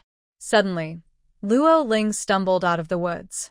Kuei ran, held his saber in place, and was on guard. Come quickly, come behind me. Kuei ran obviously didn't know that Luo Ling's body had been hijacked by the sparrow demon. He only felt that the demonic energy at the scene was so overwhelming that he couldn't breathe. He tightly protected Luo Ling behind him and said, Go quickly. You may still be able to catch up with Dashing. Leave this to me. What Quirin didn't know was that at this moment Luo Ling was extending her tentacles to control Quirin's soul from above her head. This scene happened to be seen by Kong Qing. She was very anxious, but she didn't dare to speak out. Seeing that Quirin was about to be killed by the sparrow monster, Kong Qing finally spoke out. Kuei ran, Luo Ling is the sparrow monster. Phantom clone. Realizing that something was wrong, Kuei ran triggered his passive skill, without even turning his head. In an instant, 3 Quirins appeared around the sparrow monster, looking exactly the same, even with the same hand gestures. Phantom Clone is Wagongshan's passive skill, which can instantly create 2 or 3 clones, which is effective for both avoiding danger and attacking. The 3 Quirins attacked the bird monster continuously, but it seemed to be of no avail. Kuei ran. You can't beat her, come with me. Kong Qing's voice sounded in his ears again. Quirin looked up and saw a purple cloud under the dark clouds moving towards the southeast. Quirin quickly left his clone behind and followed. The bird demon's power had reached superb levels, and it could deal with Quirin's clone in a matter of seconds. I'll see where you run, ha. Although the sparrow demon was angry, she was still very excited. After all, after Kuei Ran's death, she would definitely be promoted to the ranks of demon lords. The bird monster was about to catch up with Kuei Ran. At the critical moment, Kong Qing took out a porcelain palace model that he carried with him with tears in his eyes. The sparrow demon is determined to capture Quirin. Once this demon catcher is hunted down, he can be promoted to the rank of demon lord in basically one night. She flew under the dark clouds, using them to block the scorching sun, her face full of excitement. Suddenly, how come the vast forests in front of the bird monster suddenly turned into large pieces of floor, and a magnificent porcelain wall appeared around it? The more it flew, the more it felt something was wrong, so the bird monster landed on the ground. Oh my god! The bird demon roared in frustration, and then spat out bursts of flames from her mouth. She knew that this was the masterpiece of the porcelain demon. She wanted to burn down the porcelain palace with bursts of fire, but it was useless because porcelain is fire-resistant. I shouldn't have let these porcelain monsters go. The bird monster was a little depressed. Seeing Kuei Ran, who was about to be caught in her mouth, disappear, she anxiously looked for the exit of the porcelain palace, but it was hard to find the exit in a short time.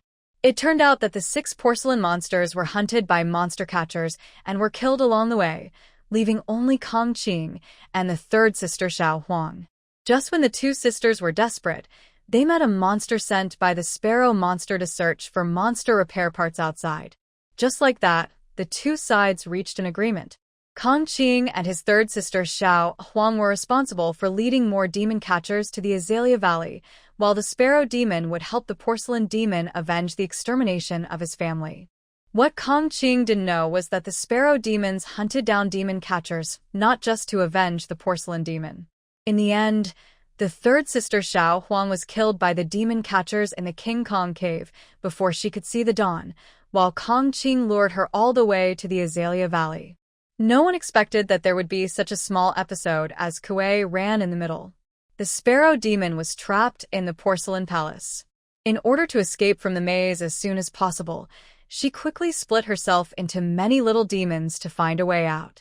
Quirin took this opportunity to run quickly into the depths of the forest.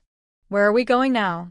Kuei Rand asked Kong Qing, the purple cloud group following closely behind him, while running. Kong Qing also knew the terrain here. There were only 2 ways in and out of Duan Valley. It's too late for us to go through the main valley.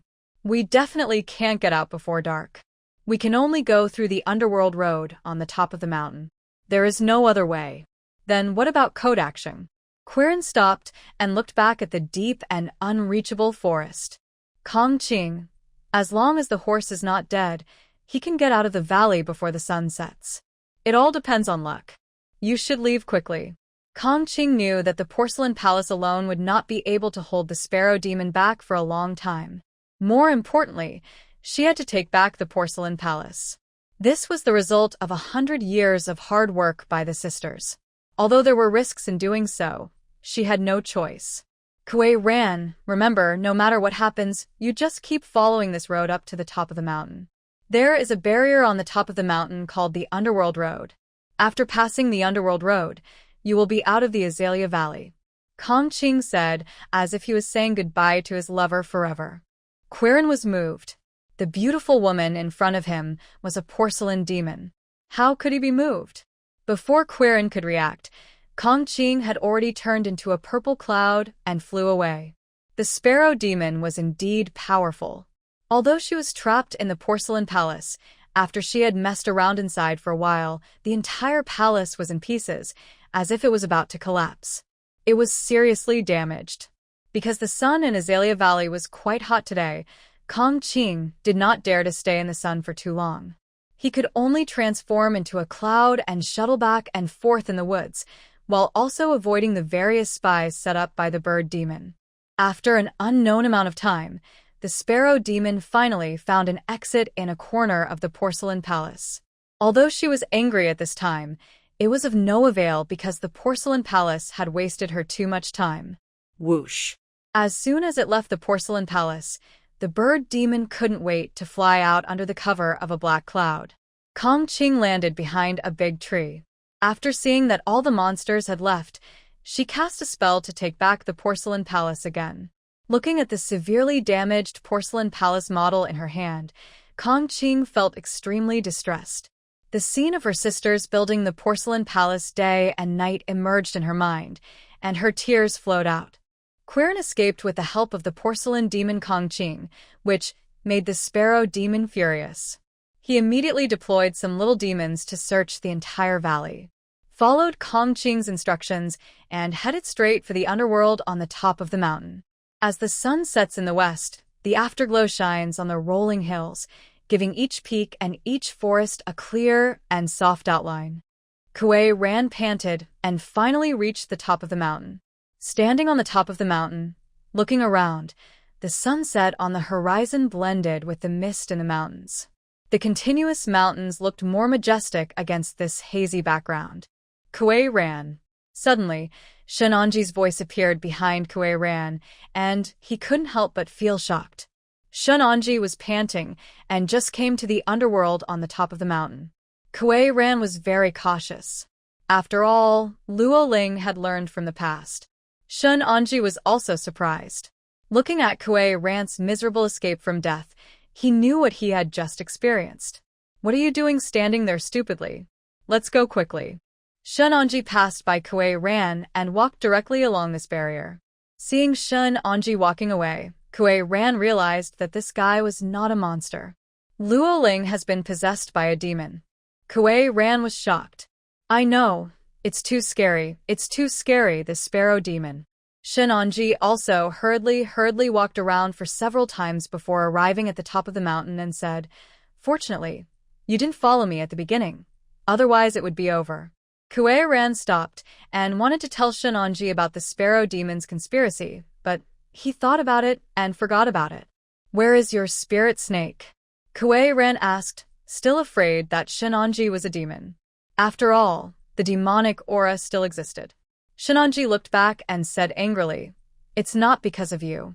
It was afraid of you when it saw you and hid." After saying that, Shenanji did not forget to look at his pet bag and continued.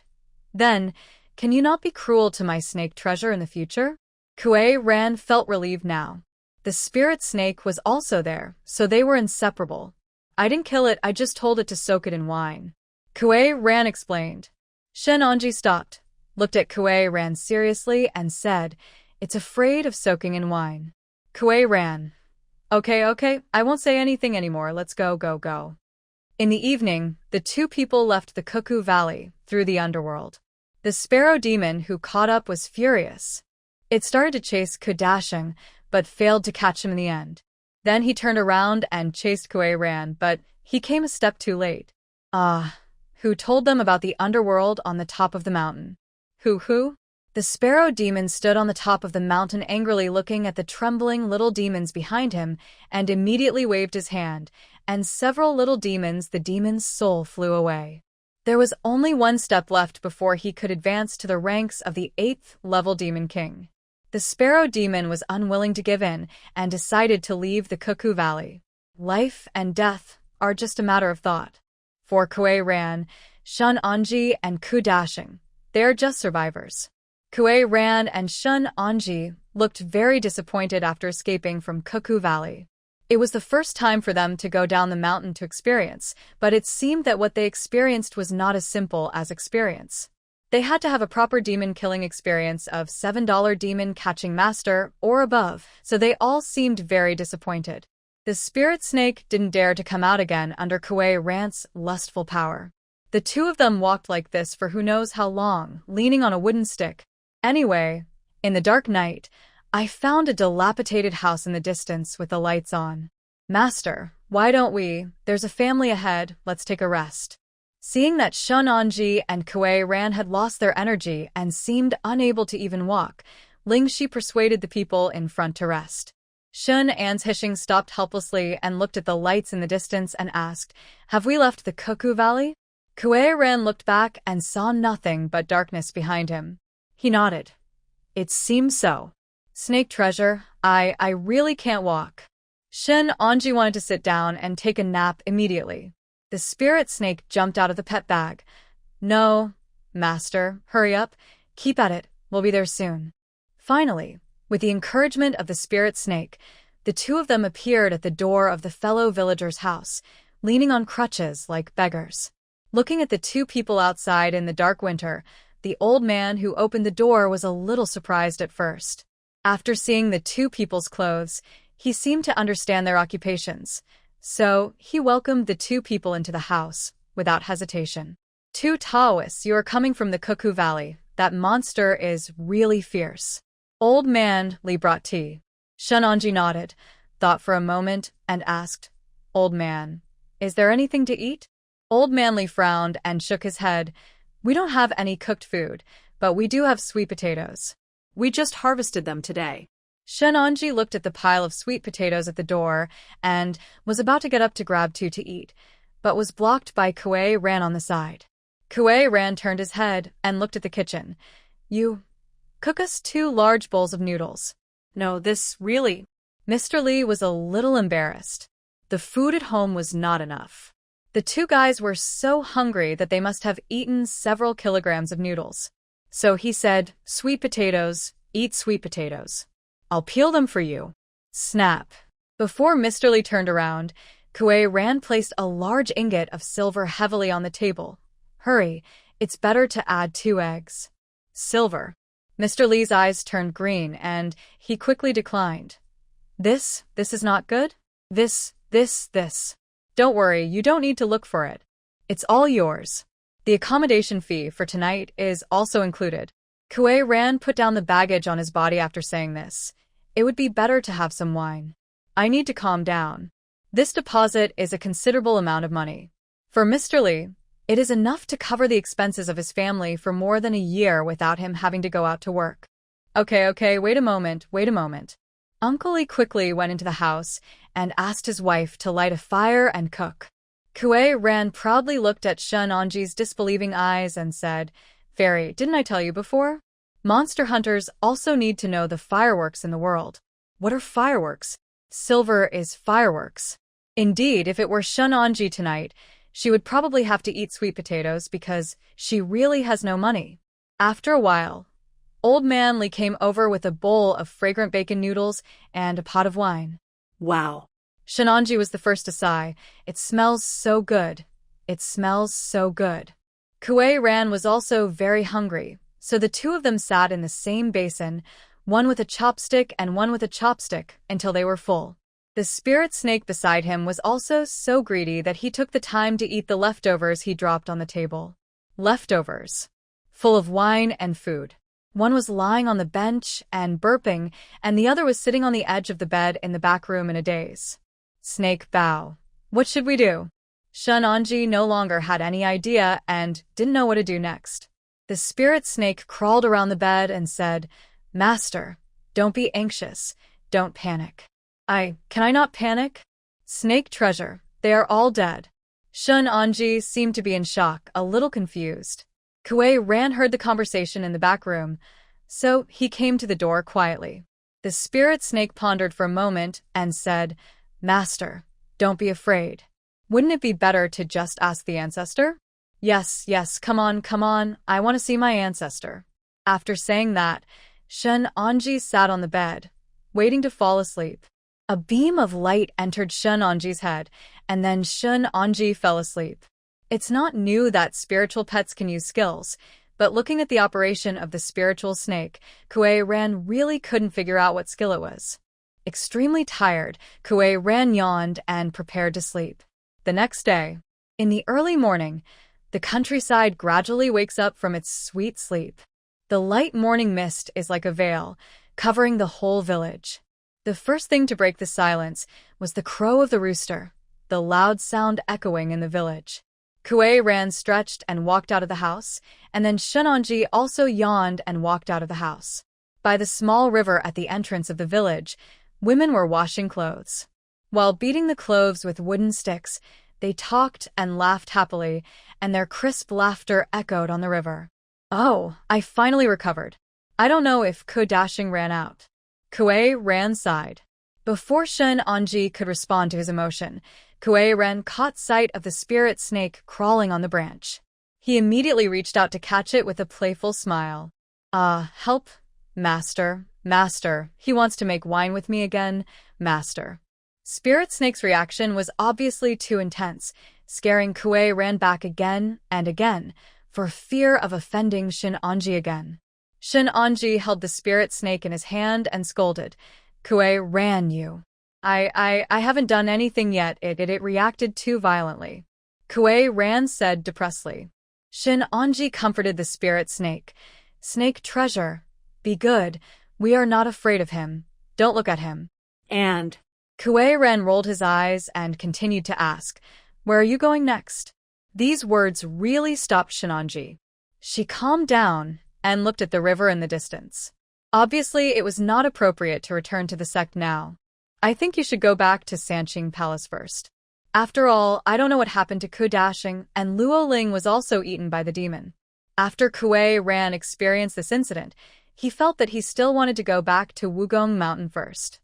Suddenly, the spirit snake poked its head out of the pet bag and said, "Master, we can't go back to Sanqing Palace. Let's go back to Jingdejun first." "Why do you want to go back to Jingdejun?" And Ji asked puzzledly. "Spirit snake, I don't know either. Anyway, the patriarch said it last night." "Oh, right." And Ji then remembered that Meng Hong told him in his dream last night to go back to Jingdejun first. In the center of the village, there is an intersection. It is like a silent witness, quietly watching the years flow through the village. There are two directions at the intersection, connecting different corners of the village.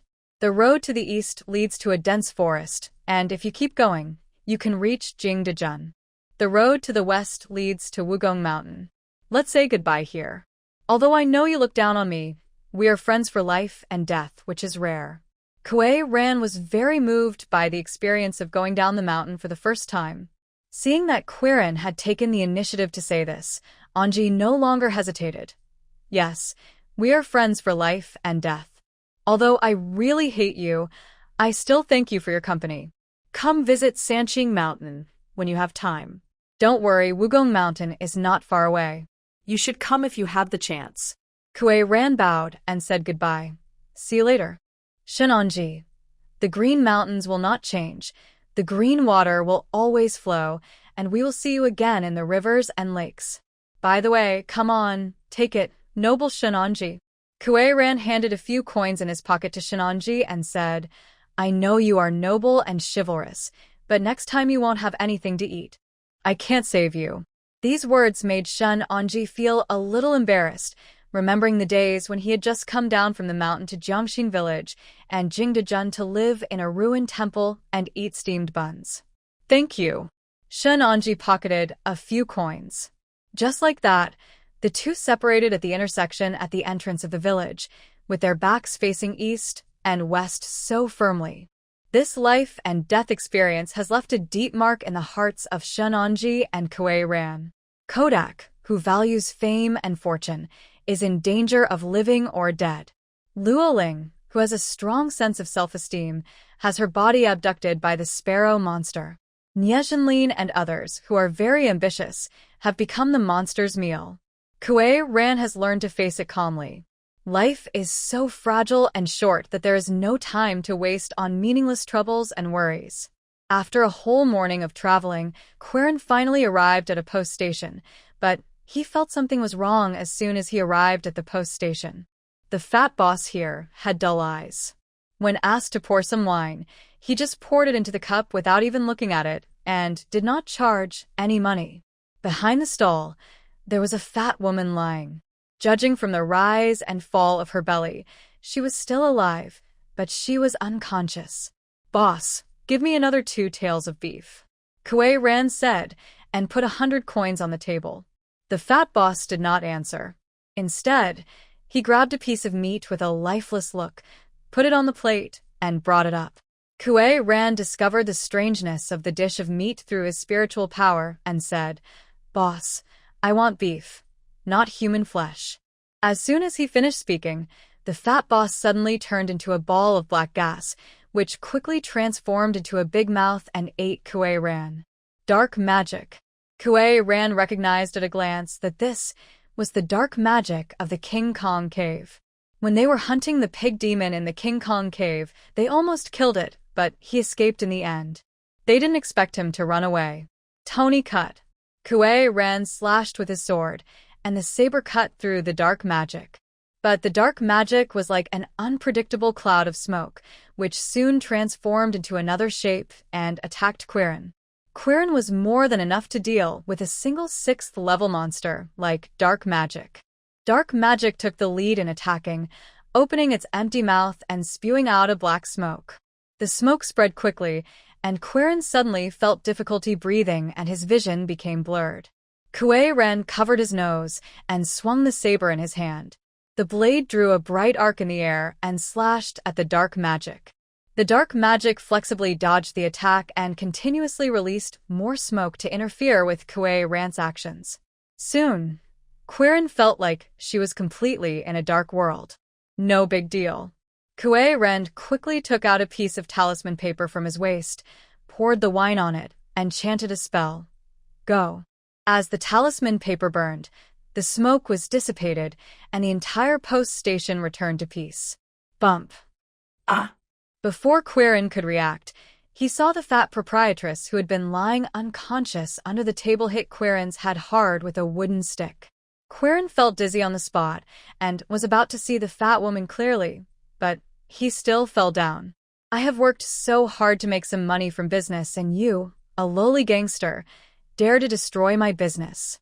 The fat woman put her hands on her hips and scolded Kuei Ran, who was lying on the ground motionless. She also kicked Kuei Ran and said, It's good to be young. You can fall asleep as soon as you lie down. This made the dark magic that had just avoided the talisman happy. Unexpectedly, after just a short teleport, Kuei Ran was knocked down by a physical damage from the proprietress. Thank you. Who is it? The fat proprietress just turned around and saw a black thing smiling at her. She said in surprise, I fainted again. Then she fell beside Kuei Ran like a puddle of mud. Ha ha ha, ha ha ha ha. The dark magic power slowly approached Kuei Ran, and the screen suddenly went black. In a daze, Kuei Ran felt a splitting headache. He tried hard to open his eyes, but he had no strength at all. He heard the sound of flowing water and the whistling breeze, and more importantly, he smelled the familiar scent of peach blossoms. "You're awake." A sweet voice came. Yes, it was Kong Qing's voice. Kuei Ran tried to open her eyes. In front of her, Kong Qing was wearing a pink dress with beautiful peach blossom patterns embroidered on the hem. The breeze blew and the hem fluttered gently, as if blending in with the surrounding peach blossoms. She had a white ribbon tied around her waist with a string of peach blossom-shaped bells hanging on the ribbon. When she walked, the bells made a clear and pleasant sound that echoed in the peach blossom forest. "Why am I back here again?" Quirin looked at the peach trees all over the hills outside the thatched cottage and knew it was the green peach garden. Kong Qing filled a lotus leaf with water spirit beads and handed them to Kuei Ran and said, "This is the peach garden water spirit collected by the peach fairy lord. Drink it. It will help you recover from the injuries in your head." Kuei Ran remembered it, but he didn't see the face of the fat landlady clearly and muttered, "Being physically attacked." It turned out that Kong Qing had been following Kuei Ran after Kuei Ran separated from Shunanji. She saved Kuei Ran from the dark magic, but she was also injured as a result. Kuei Ran drank all the water spirit beads from Lotus Leaf injury and suddenly felt that his head was much clearer. Forget it if you don't pay attention. With this concentration, Kuei Ran found that Kong Qing in front of him was so beautiful and moving. Her eyes were like clear lake water or like twinkling stars in the night sky, smart and deep. "What's wrong?" Kong Qing asked when he saw Quirin staring at him. "The peach garden seems like a fairyland isolated from the world.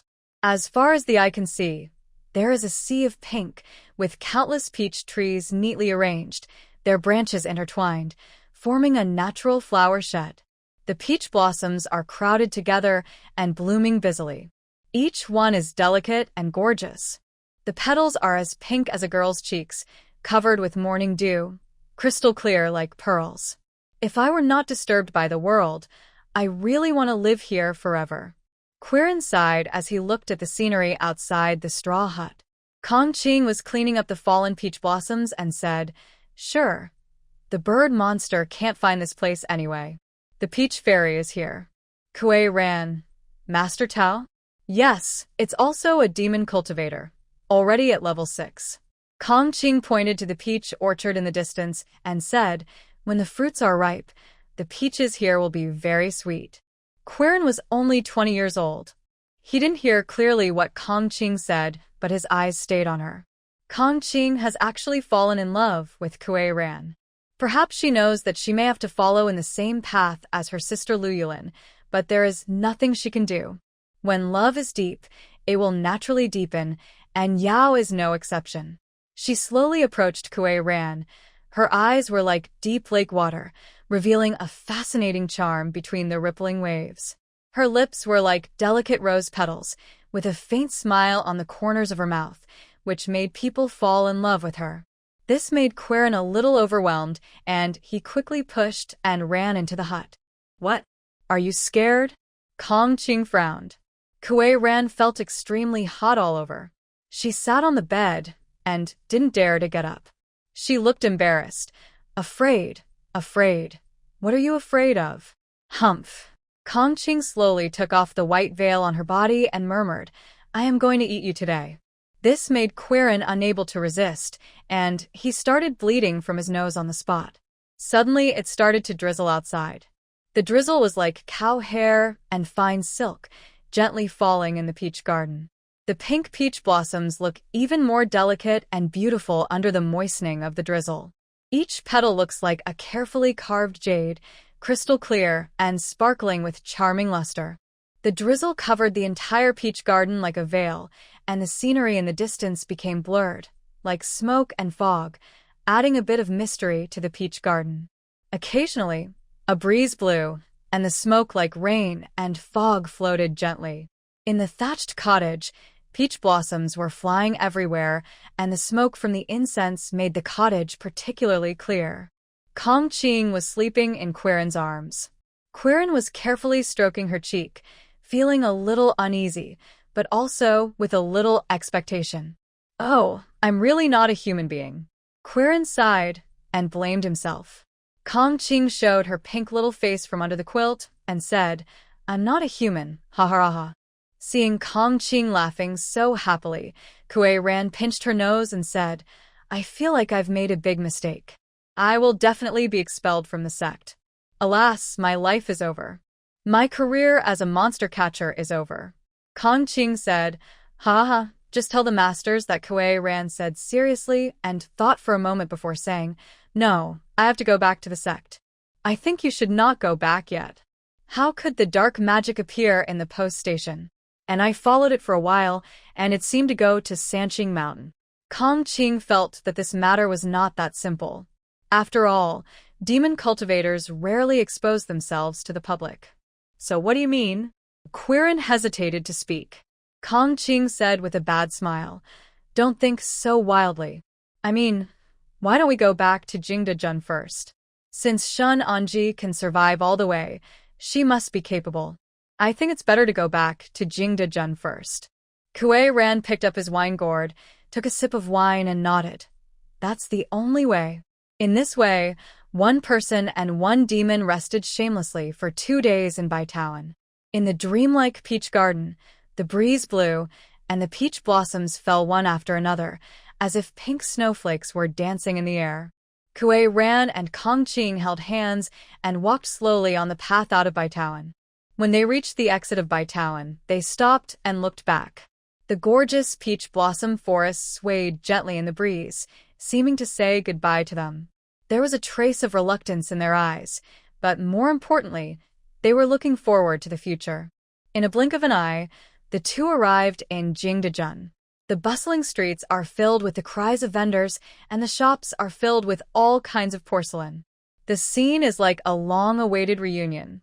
Quirin and Kongqing held hands and stopped under a tall building. Kongqing looked up at the pavilion with a sad face. A blue and white porcelain was placed right on the top, looking at the prosperity of Jingdejun. Kongqing couldn't help shedding tears, and the scene of making porcelain with her sisters appeared before her eyes. Quirin knew how she felt at the moment and could only hold Kongqing's hand tightly to comfort her. At the ruins of the ancient kiln, Ding Tianfeng was teaching step by step how to make porcelain, which made Kongqing very happy. They couldn't stay in the town. After all, Kongqing had indelible memories, so at Ran's suggestion, the two of them could only go to the woods on the outskirts of Jingdejun and prepare to find a family to live in. In the yard of a wealthy family in the southern suburbs of Jingdejun, Ran found a group of monster hunters gathered here. After settling Kongqing, he entered the yard to investigate the situation. Unexpectedly, he saw Shunanji. Why are you here? Didn't you go back to Wugong Mountain?" Shunanji was very surprised. Ran looked around at the demon hunters and asked, "If you go back, you can't come back. What are you doing?" "Get ready to catch monsters." Shunanji responded firmly. Ran was confused. "What kind of monster are you catching? Why don't you go back to Sanqing Palace?" "I discovered dark magic on the way back." Ah? And Ji couldn't believe it. "Is it the one in the diamond cave?" "Yes, I was almost KO'd by it." After Ran finished speaking, he took out the wine gourd and took a few sips. But these words made Shunanji on the side seem to feel uneasy. "No wonder Snake Bao asked me not to return to Sanqing Palace." "What did you say?" Ran asked again to confirm. Shunanji said with some anxiety, "Just 2 days ago, Snake Bao said that he wanted to go out and asked me not to go back to Sanqing Mountain. You also said that the dark magic went to Sanqing Mountain. Will the Sparrow Demon also go to Sanqing Mountain?" "It's very possible." Ran confirmed immediately. In this way, after a brief chatter, the two of them unanimously decided to return to Sanqing Mountain immediately. In the suburbs, Ran took Kongqing's hand and asked him to stay in Jingdejun. After all, Jingdejun has a millennium-old porcelain atmosphere. Ordinary monster hunters and monsters would not dare to make trouble in Jingdajun, so he followed Anji back to Sanqing Mountain. You have to be careful and don't try to show off. When you encounter danger, you must protect yourself first. Kong Qing warned worriedly. Kuei Ran took the celestial phenomenon pendant from his waist and handed it to Kong Qing. Take it. I, Kuei Ran, dare to say it, dare to do it, and dare to take responsibility. Although you are a demon, you are also Kuei Ran's demon. Take the celestial phenomenon pendant. It will be of great use at the critical moment. Kuei Ran. Kong Qing held Kuei Ran's hand tightly with some reluctance, his eyes full of worry. Sanqing Mountain at night seems like a dream world. When the last sunset glow disappears in the sky, night falls quietly, shrouding this mysterious mountain in deep darkness. The trees on the mountain cast mottled shadows in the moonlight, like natural ink paintings. The breeze blew gently, and the leaves rustled, as if it was a serenade played by nature in this quiet night. But what is inconsistent is that the bird monster is already killing everyone at the foot of the mountain. At the Sanqing Temple, Taoist Master Yushu, upon hearing the news, immediately organized forces to respond urgently. Elder, the people here have bad intentions. None of our disciples who came all the way up the mountain survived. The new senior brother Yang Wanda reported. Yang Wanda is the last disciple of Taoist Yushu. He was chosen by the elders after Ku Dasheng and Luo Ling left Sanqing Palace. He is only in his 30s and his style of doing things is decisive. After listening to Yang Wanda's words, Taoist Yushu looked at Elder Taiching standing beside him, only to see that Elder Taiching looked indifferent, while another elder, Fan Jin, was dozing with his eyes closed due to his old age. The other elders also had their own thoughts. Taoist Yushu could only sigh and said, Yang Wanda, lead him to Eugin Peak. Yes. Yang Wanda answered and left. Taoist Yushu knew that none of these old guys sitting in the hall could be relied upon, as they were all just occupying the grass and doing nothing, so he had to deal with such a powerful monster himself. Master, I have a report to you. The bird monster has killed all the disciples outside. Suddenly, Luo Ling ran in quickly from outside the hall, which made Elder Taiching, who had been depressed because of this matter, stand up excitedly. Fan Jin also slowly opened his eyes to see if Ko Dasheng had come back. How dare you come back? You have completely disgraced your master. An elder suddenly stood up and scolded. Seeing this, Elder Mingyuan also followed suit. Luo Ling, you did something shameful and walked away, damaging the reputation of the sect. Luo Ling ignored the masters on the stage and walked straight to Taoist Yushu, who was standing next to the incense burner. Master, look at you. What kind of useless people have you brought out? They can only sit on their chairs, doze off, and pick their nails. I think you shouldn't be sitting in the position of the head sect leader, and the Sanqing sect shouldn't exist. Luo Ling said provocatively. How dare you? Taoist Yushu waved his hand and threw a Buddhist dust towards Luo Ling. Luo Ling instantly transformed into a stream of gas and flew away in midair. Ha ha ha ha, old Taoist priest, you're still so energetic even though you're almost buried. All the elders stood up and prepared to fight. Elder Taiching was extremely surprised. How could his disciple? Yushu, after so many years, you still haven't advanced to the ranks of 10-cent demon slayers. No wonder you only brought out this group of misfits. Ha ha ha ha, you're old, so just take a rest and don't show off. The sparrow demon repeatedly provoked. Elder Taiching couldn't believe what he saw, and asked in a trembling voice, You are Luo Ling? Ku Dasheng and Luo Ling are both disciples of Elder Taiching. Although he himself feels that these two disciples are not promising, his love for them is sincere, so when he saw Luo Ling this time, he couldn't help but ask such questions. The sparrow demon had borrowed Luo Ling's body and inherited Luo Ling's memory. Of course, he knew that the old man in front of him was Luo Ling's real master, so he taunted. So what if it's me? You useless master, haha. How dare you, you sparrow demon? Suddenly, Fan Jin, who had been sitting in his seat with a squinting look, shouted loudly. This scolding really frightened the bird demon. The voice was so familiar. She looked closely. Although the old man had a gray beard, she vaguely remembered his youthful appearance. Fanjin? You are still here?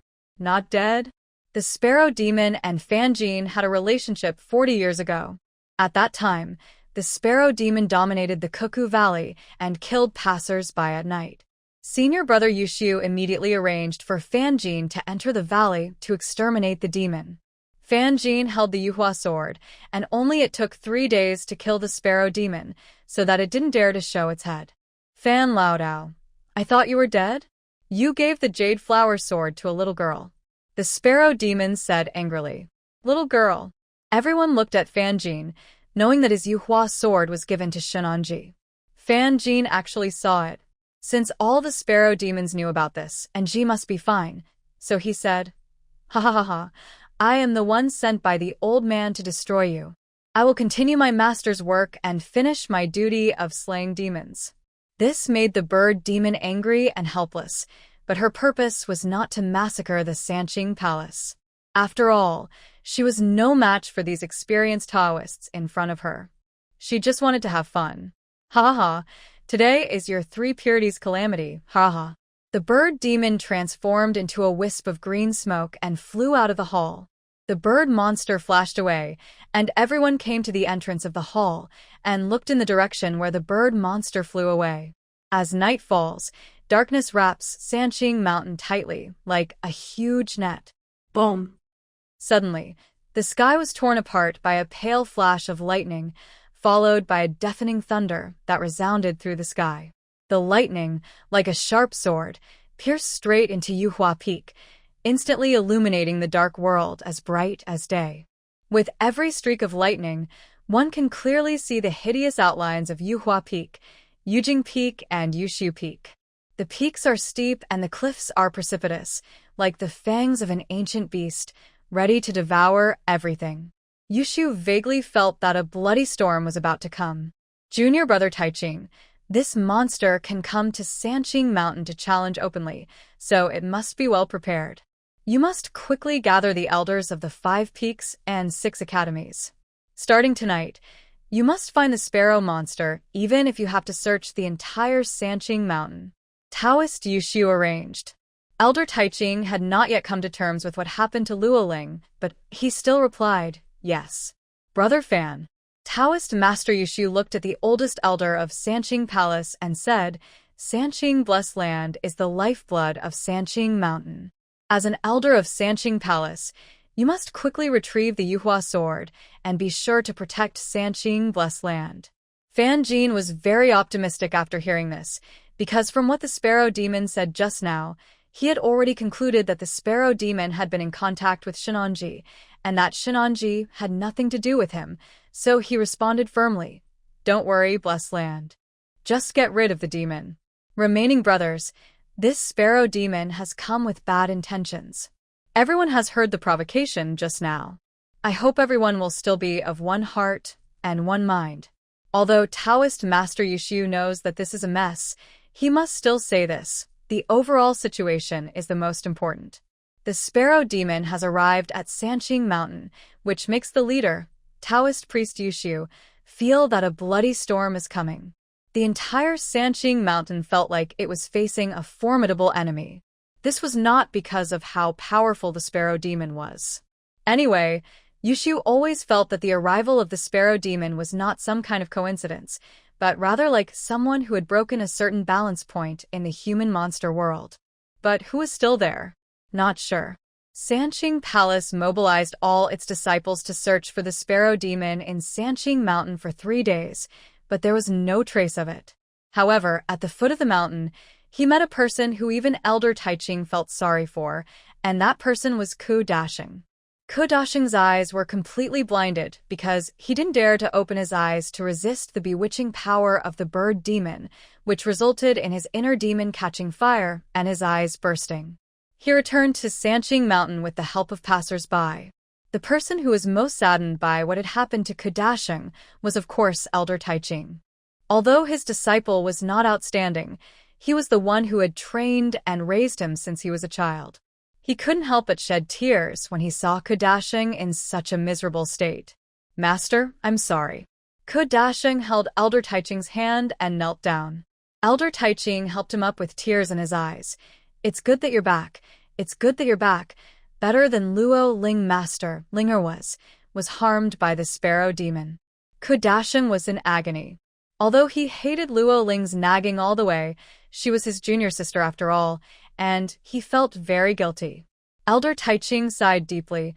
"Master knows that she has returned." Kodak was shocked.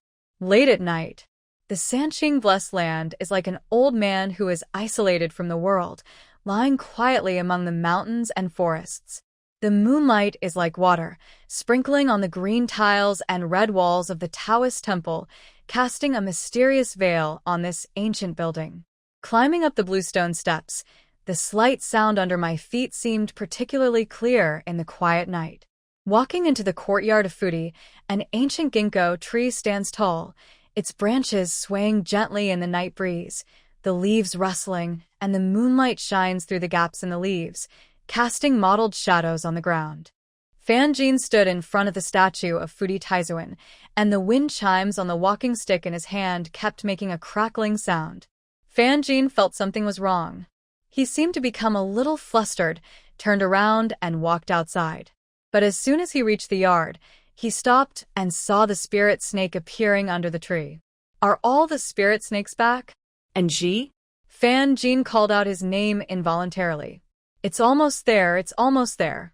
The spirit snake suddenly crawled out of the blessed land excitedly. Fan Jin missed Shen Anji too much while she was away, and was especially concerned about her safety. In addition, she was very worried about the sparrow demon going up the mountain, so she followed the spirit snake and walked quickly outside the blessed land.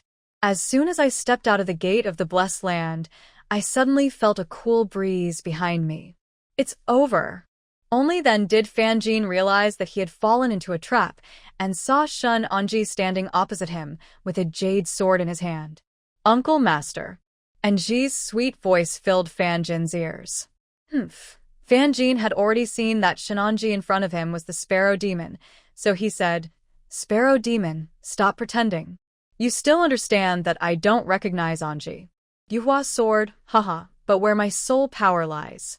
Seeing that Fan Jin had exposed him, the Sparrow Demon no longer concealed anything and immediately changed back to Luoling, looked at Fan Jin from side to side, and said, "Old man Fan, you deserve praise, and this is the only one of your disciples who has escaped from my hands." Escaped. Fan Jin was thinking about how to escape at this moment, because he had already walked out of the Sanqing Blessed Land, and the Sanqing Jinqi could no longer protect him. What was even more terrible was that he didn't take any magic weapon when he walked out of the Sanqing Blessed Land. "It was my regret that you escaped from me 40 years ago. Since you took the initiative to come to the door today, I won't be polite." After saying that, Fan Jin began to concentrate his spiritual power on his fingertips, preparing to attack the bird demon. Counterattack when attacking. The Sparrow Demon was angry. She was wearing a dark red robe, her long hair fell like a waterfall, and her eyes revealed an evil and cunning look. Her fingers were long and sharp, flashing with strange light, as if ready to attack at any time. Although Fan Jin is old, he is wearing a Taoist robe, and his eyes are full of determination and fearlessness. The battle was about to break out, and the Sparrow Demon took the lead in attacking. She opened her arms, muttered something, and suddenly a black smoke poured out from her hands and swept towards Fan Jin. Fan Jin was not afraid at all.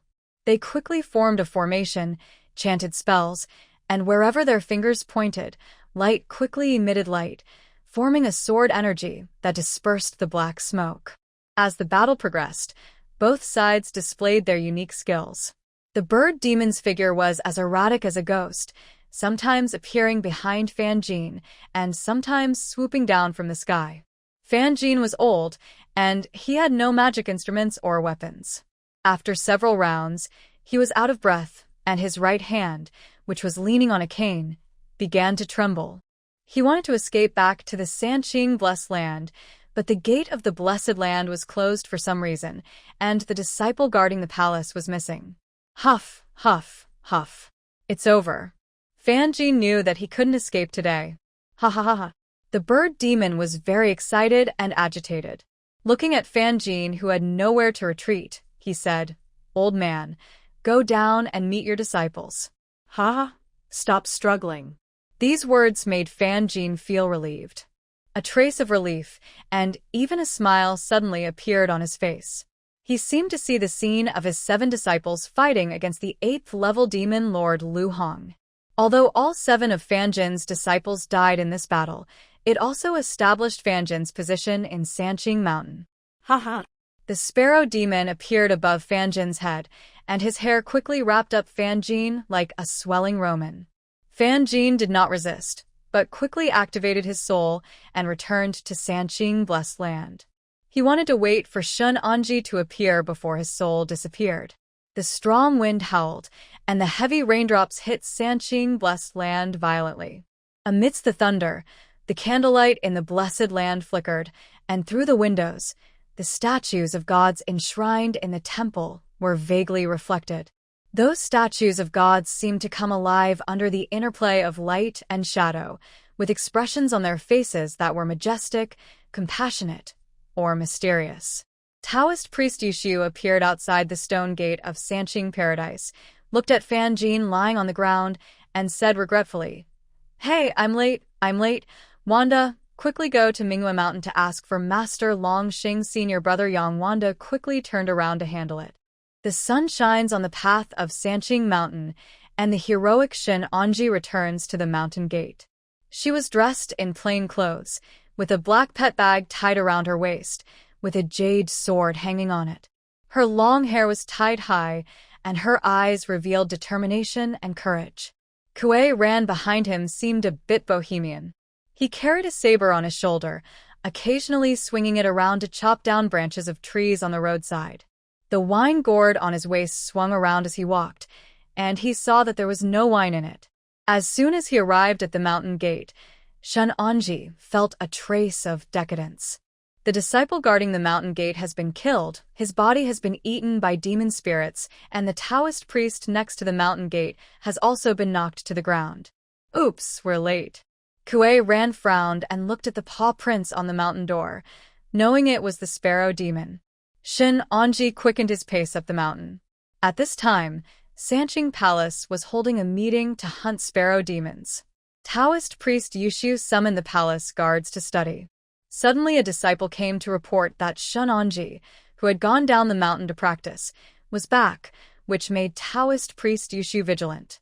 Soon. Shin Anji led Kuei Ran into the gate of Sanqing Palace, cupped his hands and said, "The disciples of Sanqing Palace pay their respects to Master Yushu." Taoist Master Yushu, who is the leader, has actually never met Shin Anji.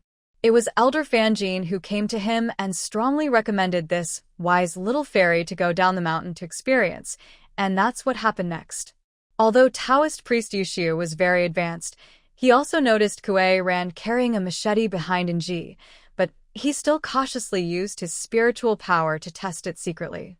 After all, the sparrow demon had advanced to the level of demon master and could transform into anything. Master? Nji saw that Taoist Yushu didn't speak, so he reminded, "Master, is it a sparrow demon?" It was certain that it was Shun Anji. Taoist priest Yushu nodded and said, "The sparrow demon has advanced to the level of demon master, and it has entered the mountain. Report to the leader. We fought against him in the Cuckoo Valley, senior brother and senior sister Luo." Nji didn't know how to continue. Head Yushu nodded regretfully. All these deities know about it. At this moment, several disciples rushed in from outside, led by Yang Wanda. As soon as he arrived at the hall, he slowed down his pace, and it seemed that all his attention was focused on Nji and Kuei Ran. "Master, I found a sparrow monster with my fellow apprentices at Eugin Peak. We just organized people to use the monster locking formation to deal with it, but it still escaped." After saying that, Yang Wanda directly asked, "Master, please give the Jade Void Buddha dust to me." Taoist Master Yushu waved his hand, and a Buddhist dust appeared out of thin air. "Wanda, you are now the eldest brother of Sanqing Palace. You must do something. Although this is a disaster for Sanqing, it is also your opportunity. Senior brother. And Ji couldn't help but look at Quirin and immediately understood what was going on. Disciple will definitely live up to the mission. Yang Wanda took the Buddhist dust and turned away resolutely. After Yang Wanda left, Taoist Yushu turned his attention to Kuei Ran. Swordsman, saber, you're from Wugong Mountain. Taoist Yushu blurted out. Before Quirin left Wugong Mountain, his master Tianlei told him that he must visit Taoist Master Yushu at Sanqing Mountain if he had the chance. Today, it finally came true. Quirin from Wugong Mountain asked Senior Yushu a question on behalf of Master Tianlei. Seeing the young man was formidable, Yushu nodded and said, "The last time I went to Wugong Mountain was 30 years ago.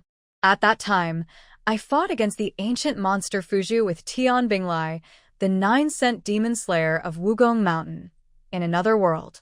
Master Tian Binglai, alas, he is old now." Kuei Ran said with some regret. Taoist Yushu shook his head and said, "Yes, time is merciless." The two exchanged a few pleasantries, and Taoist Yushu suddenly cast his eyes on Anji.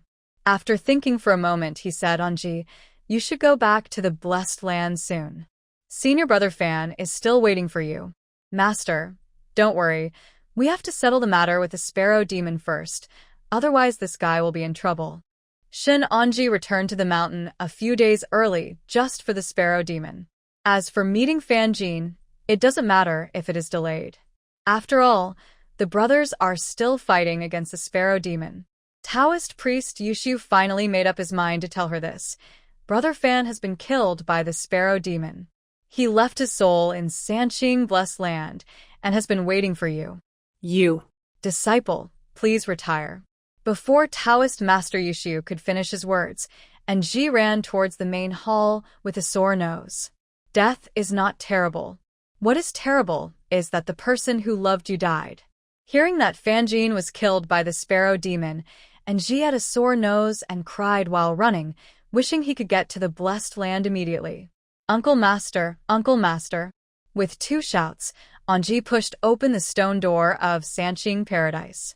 The yard is still the same yard, the fish pond is still the same fish pond, and the firewood piled aside is still the firewood Anji chopped. Master Uncle, Master Uncle.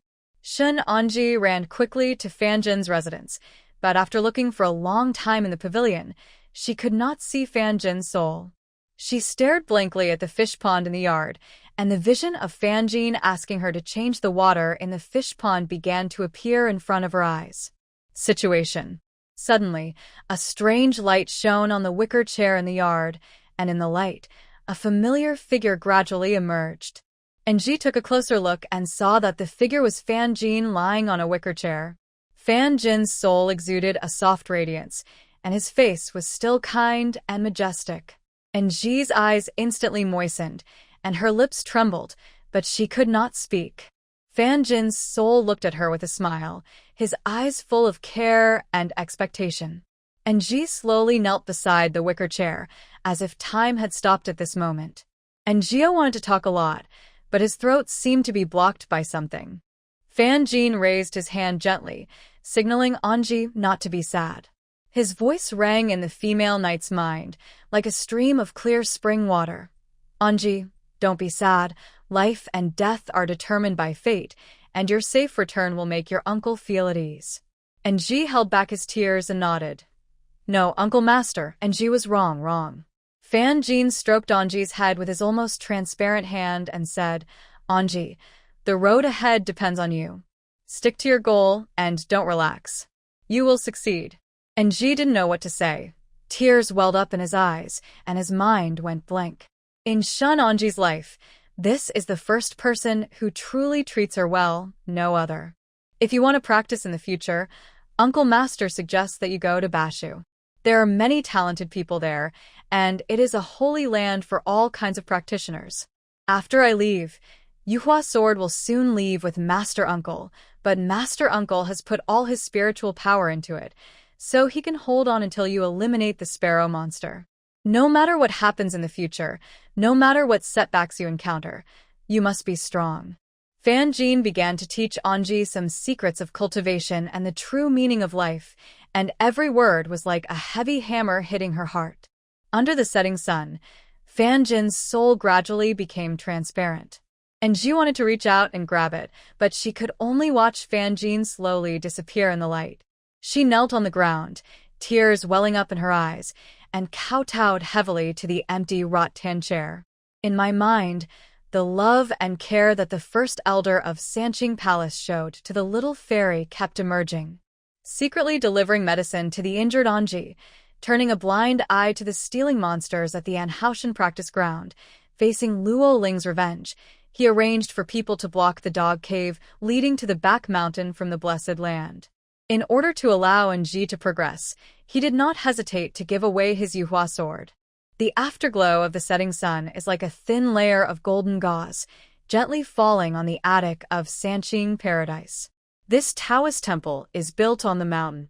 Under the reflection of the twilight, it looks like a sacred temple shrouded in Buddha's light. Shenanji was heartbroken because Fan Jin was the first person she had ever met in her life who was kind to her, and he did so without expecting anything in return. Tired of crying, the sun sets. The blessed land at this time is quiet and peaceful. The warmth of the setting sun blends with the solemnity of Sanqing Paradise, making people feel as if they have traveled through time and space, returning to that ancient and distant era, feeling the precipitation of time and the power of faith. Suddenly, Anji, who was sitting in a daze beside the rattan chair, saw the spirit snake in the distance. Snake treasure, woo-woo. Anji stood up and went to hold it in his palm. Where have you been? Uncle sure was killed by the sparrow monster. Woo, snake treasure. Think of a way. I want to kill the sparrow monster. The spirit snake lowered its head and said softly, Master, don't be discouraged. This revenge will definitely be avenged. Anji looked at the empty rattan chair again with sadness and asked, why are you back? Master, I heard that the sparrow monster went up the mountain, so I wanted to go up the mountain in advance to take a look to avoid danger. I didn't expect it. The spirit snake lowered its head and shed tears. I didn't expect that the sparrow monster would come to my house just after I met my uncle, and then the sparrow monster drew a barrier at the stone gate. My uncle was killed by the sparrow monster outside the stone gate. Anji held the spirit snake in his palm, looked at the setting sun in the distance, and vowed to kill the bird demon. Faced with the demon lord Sparrow Demon who entered Sanqing Mountain, the new eldest senior brother Yang Wanda lived up to everyone's expectations and took all measures to beat the Sparrow Demon so hard that he dared not show up. For 3 consecutive times, Yang Wanda made the Sparrow Demon suffer heavy losses. In the Sanqing Temple, everyone gave Yang Wanda a thumbs up and praised him highly, saying that he was worthy of being the master's disciple. Anji soon came out of her sadness. Her current mission was to avenge Fan Jin, so she was also very concerned about the sparrow monster. Master, there has been no trace of the bird demon for 3 days now. I don't think it will appear again. Yes, Yang Wanda is great, much better than your predecessor. I think the sparrow demon has already gone down the mountain. 3 days ago, she was injured by Yushu Buddhist dust, so she probably retreated because she knew it was difficult. Faced with everyone's nagging in the main hall, Yang Wanda didn't seem to listen at all. He glanced at Shun Anji and Kuei Ran, with a sense of doubt in his eyes, as if he had endless things to think about. Wanda, what do you think? Taoist priest Yushu asked. Yang Wanda finally realized what he was doing and said casually, this disciple feels that the situation is not optimistic. As soon as these words came out, everyone gathered together. You looked at me, and I looked at you. How can you say that you cannot be objective? Yang Wanda won 3 out of 3 battles, and the Sparrow Demon did not dare to show up for 3 days. If he continued to pursue him, he would definitely die. Seeing everyone's puzzled expressions, Yang Wanda handed over his hands and reported, Elders, brothers and sisters, you are not afraid of strong monsters, but you are afraid that you can't find them. The sparrow monster has advanced to the level of Monster Master and is extremely powerful. It can manipulate natural elements and control the world. Force. After saying that, Yang Wanda looked at the faces of the elders and continued, I'm afraid he didn't show up at this time because he was scared. He should still be in our Sanqing Mountain. I think he should be. What Yang Wanda said touched the heart of Taoist Yushu, which made Taoist Yushu even more relieved that he had made the right choice of the senior brother this time. At least, Yang Wanda would use his brain before doing things, so he once again deployed a carpet search across the mountain. After returning to the Blessed Land from the Sanqing Temple, Anji was still in a low mood and felt empty inside. Looking at the empty rattan chair in the yard, he sat on involuntarily and then closed his eyes. The spirit snake beside him suddenly floated and rubbed the tentacles on his head. A beam of light shot into Anji's brain, and he fell asleep. The place where I met Meng Hong was exactly this blessed land of Sanqing. When Anji saw Meng Hong walking towards her, she ran to her master excitedly, tears welling up in her eyes. Meng Hong smiled and stretched out his hand, gently stroked Anji's head, and said, "Don't be sad. Fan Jin is already old, and it is a blessing to be gone." But he was killed by the sparrow demon. Anji couldn't cheer up whenever he returned to the blessed land these days. Meng Hong sat on the floor and began to enlighten Shenanji and began to analyze the whereabouts of the sparrow demon to Shenanji. Yang Wanda is a good young man. He actually led people to search all over Sanqing Mountain. Yes, but there is still no trace of the sparrow demon. I am also going to kill this demon with my own hands to avenge my uncle. And Ji was a little disappointed. After so many days, there was not even a trace of the sparrow demon. He he he. Meng Hong suddenly laughed. "Grandmaster, what are you laughing at?" And Ji was puzzled. Meng Hong looked at the peach tree in the yard and said, "Based on my understanding of the sparrow demon, although she has now been promoted to the 8th level demon lord, she has not yet transformed the spiritual power in her body, especially Fan Jin's spiritual power. After all, Fan Jin's Taoism is also very profound." "You mean she hid somewhere to transform her spiritual power?" And Ji asked. Meng Hong nodded. "According to what I know, there is still one place in Sanqing Mountain that has not been searched." Anji widened his eyes, looking forward to the result. Meng Hong smiled slightly. "Dragon and Tiger Hall." "Dragon and Tiger Hall?" And Ji was shocked. He had heard about it once when he went up the mountain. "That is the forbidden area of Sanqing Mountain." She. Facing Anji's astonishment, Meng Hong nodded very affirmatively. Where else would she go? "Tell me." And Ji looked at the stone gate in disbelief. Anji suddenly woke up from her dream. She opened her eyes and looked at the dark sky. Then she sat up and looked around. Except for the spirit snake lying on the steps, there was no figure of Meng Hong. The next day, Anji came to Sanqing Hall early, and it happened that Kuei Ran and senior brother Yang Wanda met again after searching all night last night. When the two saw Anji's arrival, they shook their heads, saying that they had not found the sparrow demon. "I know where she's hiding." As soon as Anji said this, everyone looked at her in surprise. Anji nodded firmly. "Really, she is in the Dragon and Tiger Palace." "Impossible, it's nonsense." "Do you have any evidence?" Elder Taiching suddenly stood up to refute. And Ji was willful. "Believe it or not, I'll go in and have a look later." "And Ji, this is no joke. The Dragon and Tiger Palace is a forbidden area in Sanqing Mountain. It is said that those who do not possess 10 coins to kill demons and 10th level demon kings will die if they enter the palace." A demon king, might. Yang Wanda doubted and Ji's conclusion. Kuei Ran on the side was like a crowd eating melon and could only listen. "If you're afraid, I'll go, and you can just watch from outside." After Nji said that, he turned around and walked out. Kuei Ran quickly followed and grabbed Nji. "Are you crazy?" "Who told you that?" Facing Anji's decision, everyone was dumbfounded. They looked at each other one after another. They kept cursing this little girl as a madman in their hearts.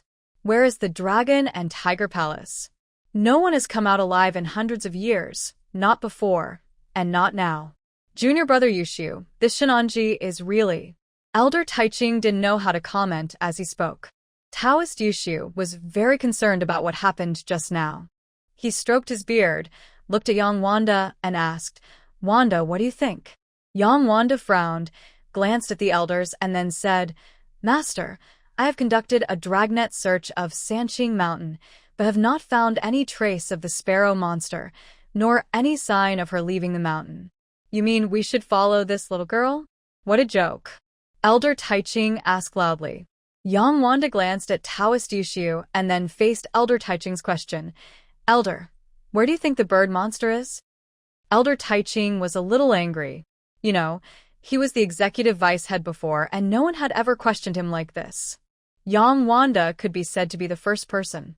The elders were somewhat angry with Yang Wanda, because after Ku Dashing left, Yushu forced Yang Wanda to take the position of eldest senior brother, but Yang Wanda did not take these elders seriously at that time. Seeing that all the elders seemed to be coming for him, Yang Wanda didn't waste any words and only spoke with his achievements and strength. Master, I think I can give it a try. If I don't come out, it will be my fate. After saying that, Yang Wanda, like Shenanji, turned around and left without saying anything, with determination written all over his face. Junior brother, look at the disciple you have trained. He doesn't distinguish between the old and the young, the noble and the humble. Let him go. Just let him do what he wants. Faced with the nagging of the elders, Taoist Yushu was angry but helpless. However, he was optimistic about Yang Wanda. At least Yang Wanda had the vision and ambition to be a good eldest brother. In the months that Ku Dashing was away, he had indeed done some great things. After Yang Wanda walked out of the hall, he met Kuei Ran. Although Kuei Ran was from Wugong Mountain, he was a visitor, and they all came for the same thing. Brother, do you dare to enter the Dragon and Tiger Palace with me? Yang Wanda suddenly asked such a question. Kuei Ran was in a dilemma when faced with this request, but in the end he nodded in embarrassment. Okay, let's go, let's get ready. After saying that, Yang Wanda held Kuei Ran's shoulders and walked towards the peak hall. In the past few days, because Shenanji is a woman, Kuei Ran doesn't look for him much. The best drinking partner in Sankingshan is Yang Wanda. The two of them make some kebabs and have a drink almost every night. Of course, they are emotional. There are also, the Peak Palace is the weapons arsenal of Sanqing Mountain. Opening the door, Yang Wanda tried various magic weapons and secret books. Wanda, this Peak Palace, you can just enter? Kuei Ran was surprised. This is in Wugong Mountain. Without the order of Elder Qingchuan, even the leader Tianlei can enter. Yang Wanda of Sanqing Palace, actually come and go as you please. Yang Wanda took out a demon mirror and shook it from side to side and said, I didn't just come in casually. Look at us elders. When we get old, we don't want to give up our position, and we don't want to do anything. If it's good, it's their credit. If it's broken, it's ours. Fault. Yang Wanda had long been dissatisfied with the sect's ethos, but there was nothing he could do about it. By the way, do you want to choose a few pieces for Shenanji? Yang Wanda asked. Kuei Ran picked a piece of talisman paper and said, No, she has the blessing of the Yuhua Sword and a rope to bind the demon. The two of them just selected a bunch of magic weapons in the Peak Palace and left. Dragon and Tiger Palace. Sanqing Mountain is a restricted area. The founder set a rule that no one can enter without a demon slayer worth 10 cents. The specific reason is unknown. Over the past 100 years, 36 people, whether disciples of Sanqing Palace or not, have entered and none of them have come out, including a demon catcher worth 8 cents. So when everyone had finished searching Sanqing Mountain, no one believed that the bird monster would enter the Dragon and Tiger Hall. Over the long course of time, the Dragon and Tiger Hall has quietly stood on a mysterious piece of land in Sanqing Mountain, like an old man who has witnessed countless changes here. The Dragon and Tiger Hall has a unique architectural style. The hall is built of huge stones. The walls are covered with traces of time, and mosses and vines grow tenaciously in the cracks. In front of the hall, a pair of stone dragons and stone tigers stand on both sides. The stone dragon coils and its scales gleam faintly in the sunlight. The stone tiger stands majestically, its piercing eyes staring into the distance, revealing its guardian majesty. Yang Wanda, Kuei Ran, and Shenanji stood at the entrance of the Dragon and Tiger Palace. Waves of cool wind blew out from the entrance, accompanied by waves of terrifying demonic energy, causing all the brothers and sisters who came to watch to retreat. The three of them discovered that except for Taoist priest Yushu, none of the other elders appeared in the crowd. Kuei ran. I didn't see it. He was so hesitant about eliminating demons, but he was so courageous. Shunonji saw Kuei ran with him, so he was a little surprised. Come on, give me a thumbs up.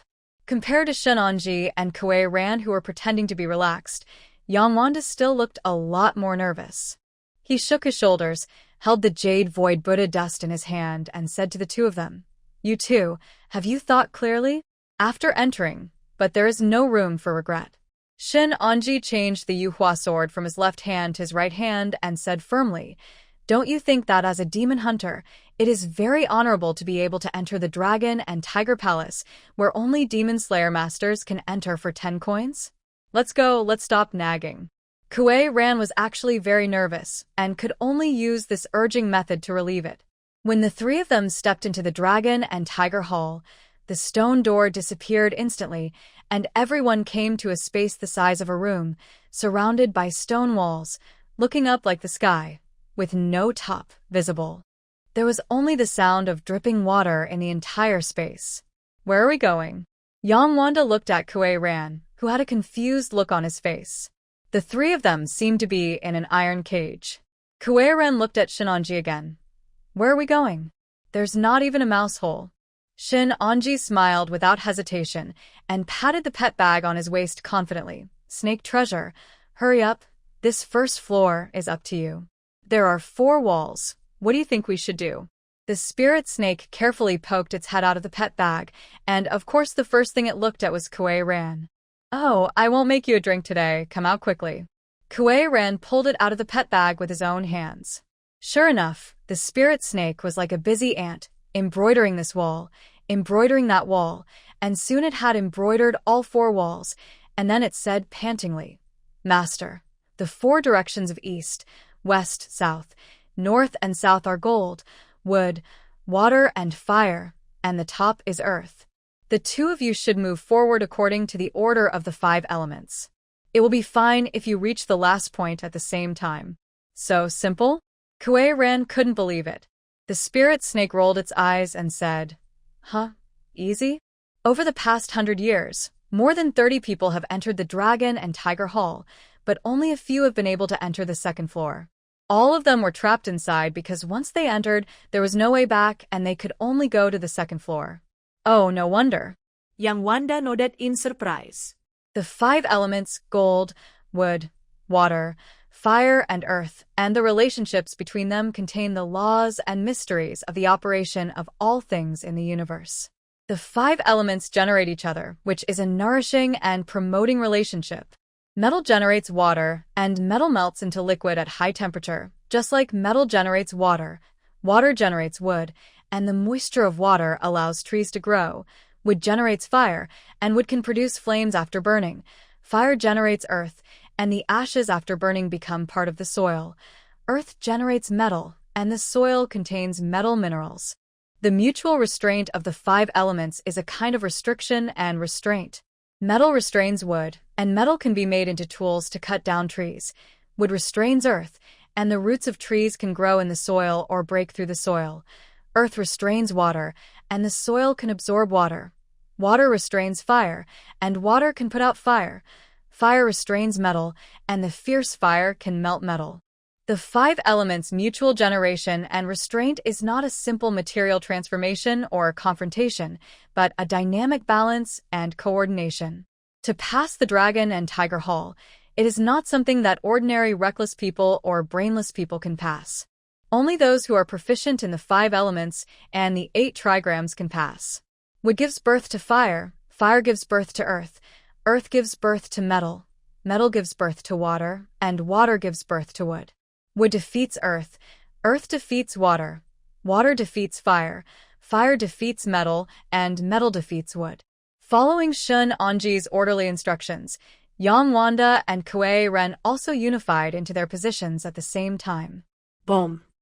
Sure enough, when both of them put their hands on the word wood at the same time, the sky above their heads suddenly opened. The 3 of them looked up like frogs in a well, only to see a gossip in the sky. Shun Anji followed the guidance of the spirit snake and formed a seal with his hands, and then a gossip instantly appeared between his hands. Go. As Shun Anji punched the bagua into the air above his head, the small bagua coincided with the big bagua in the air, and the three of them were brought into another time and space. Such a magical scene shocked the three of them. It's so amazing. Kuei ran sighed. Spirit Snake seemed very proud and said, Sanqing Mountain, as a holy land of Taoism, naturally has the meaning of the 5 elements and bagua.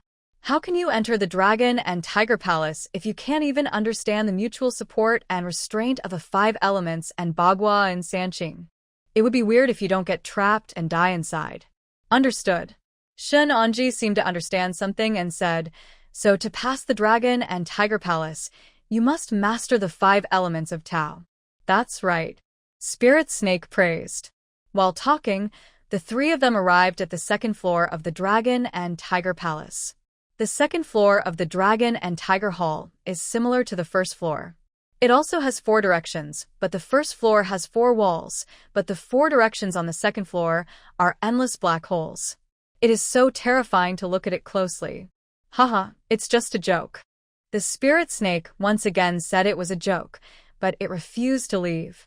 And Ji looked at the spirit snake that was still on the spot and asked, Snake treasure, where are you going? In fact, the spirit snake didn't know at this time, so it could only bite the bullet and walk westward. Go this way.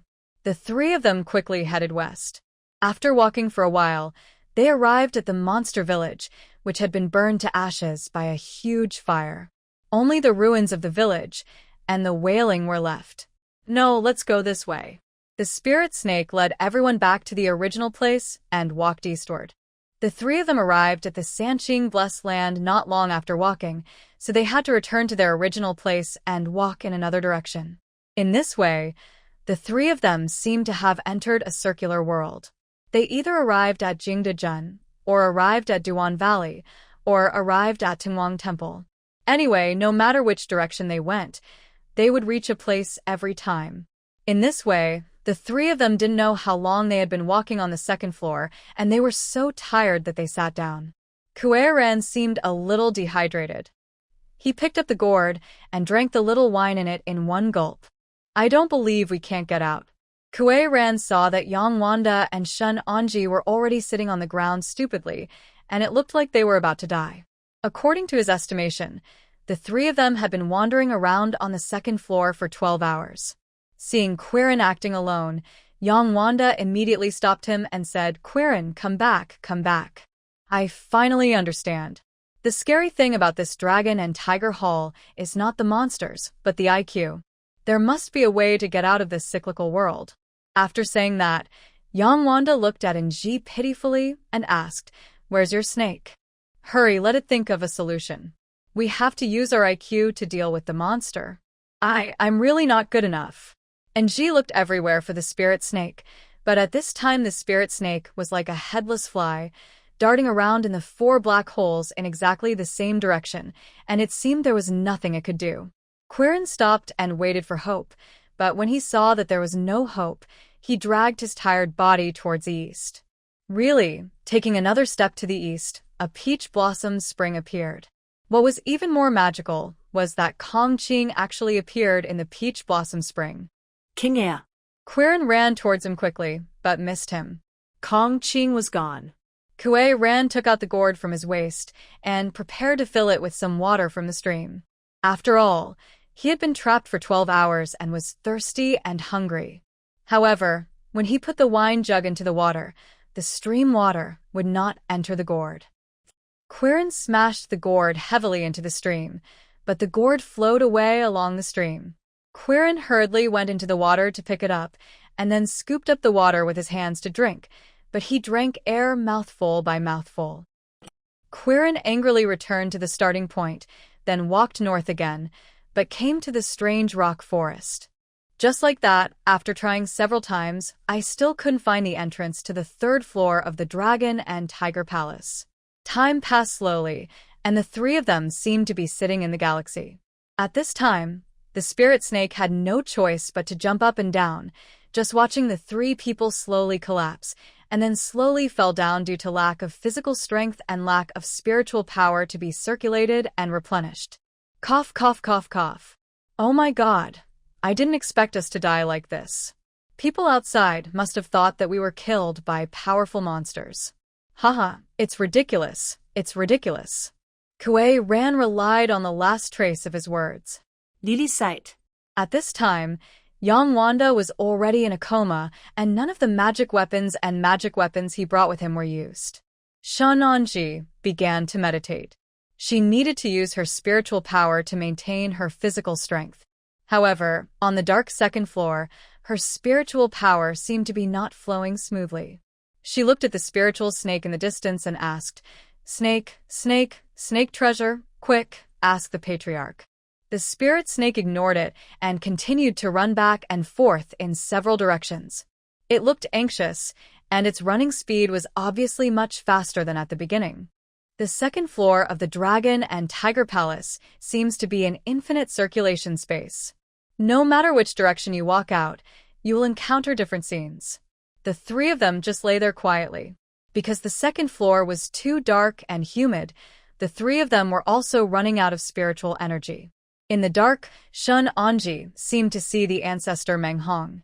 She slowly stretched out her hand. Meng Hong walked towards the side, and he also stretched out his hand to pull Shun Anji up from the ground. "Master Patriarch, what should we do now? Did you really not get out when you made the decision not to enter without a 10-cent demon-slaying master?" Shun Anji looked at the darkness all around and asked, "We have tried many times." Meng Hong's face no longer looked relaxed as before, but became more serious as he said, "Everyone thinks that the monsters in the Dragon and Tiger Palace are ferocious, but this is not the case.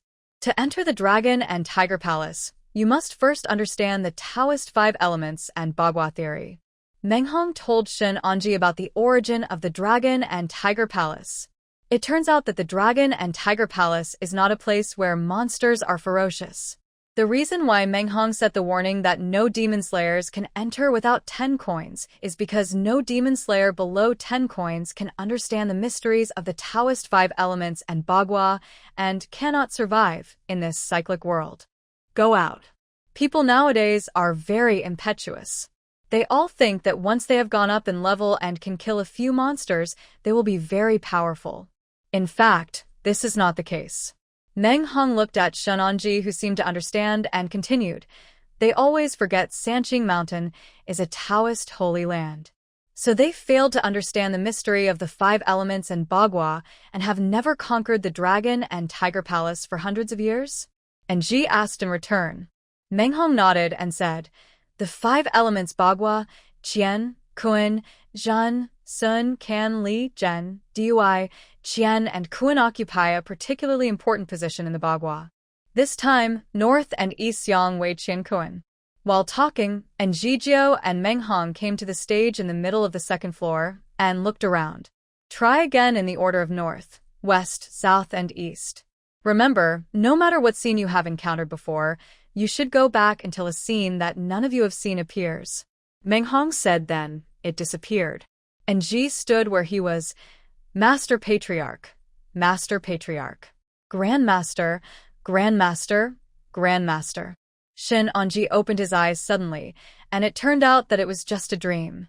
Because Shun Anji's voice was so loud just now, it woke up Kuei Ran and Yang Wanda, who were already unconscious. They both looked at Shun Anji in confusion. Since his spiritual power had not been running for a long time, he looked extremely exhausted. Shun Anji said, "Quick, don't sleep, I have a solution." "There is a way." Kuei Ran and Yang Wanda suddenly became energetic. Although they had lost their strength, they still helped each other to stand up. Grandmaster just said that we should go one by one in the order of North, West, South, and East until a scene that none of the 3 of us has seen appears. Hurry, hurry. And Ji stumbled towards the north. Just halfway through, she remembered something, so she turned back to look for it. Snake treasure, snake treasure. At this time, the spirit snake followed Ji slowly, like a pickled eggplant, and stopped jumping up and down. The 2 tentacles on its head were drooping, and it looked back at the black holes around it 3 times at a time. Since the three of them have been stranded on the second floor for a whole day, their physical energy has been severely exhausted, and their spiritual energy is also in a state of idle operation. All aspects have been severely reduced. If they can't get out of the second floor, they may collapse.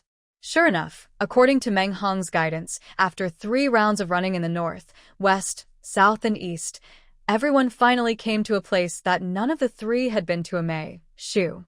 Quick, Kuei ran. Think carefully, have you ever been to this place in your life? And Ji felt that it was time. Kuei ran, frowned, and thought hard, shaking his head in confirmation. Senior brother, how about you? Yang Wanda was also very cautious, knowing that if he missed this time, he would have to run again, so memories began to flood his mind, and in the end he shook his head. Shun Anji was relieved. She had never been to Mauname but had only heard about it. Let's go. The 3 of them just supported each other and walked in this direction. The further they walked, the more terrifying it became. There were piles of bones on the ground and scattered magic weapons everywhere.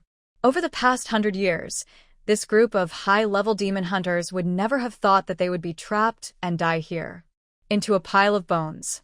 Although the piles of bones looked scary, in order to prevent themselves from turning into bones, Shunanji and Yang Wanda continued to move forward without looking at them.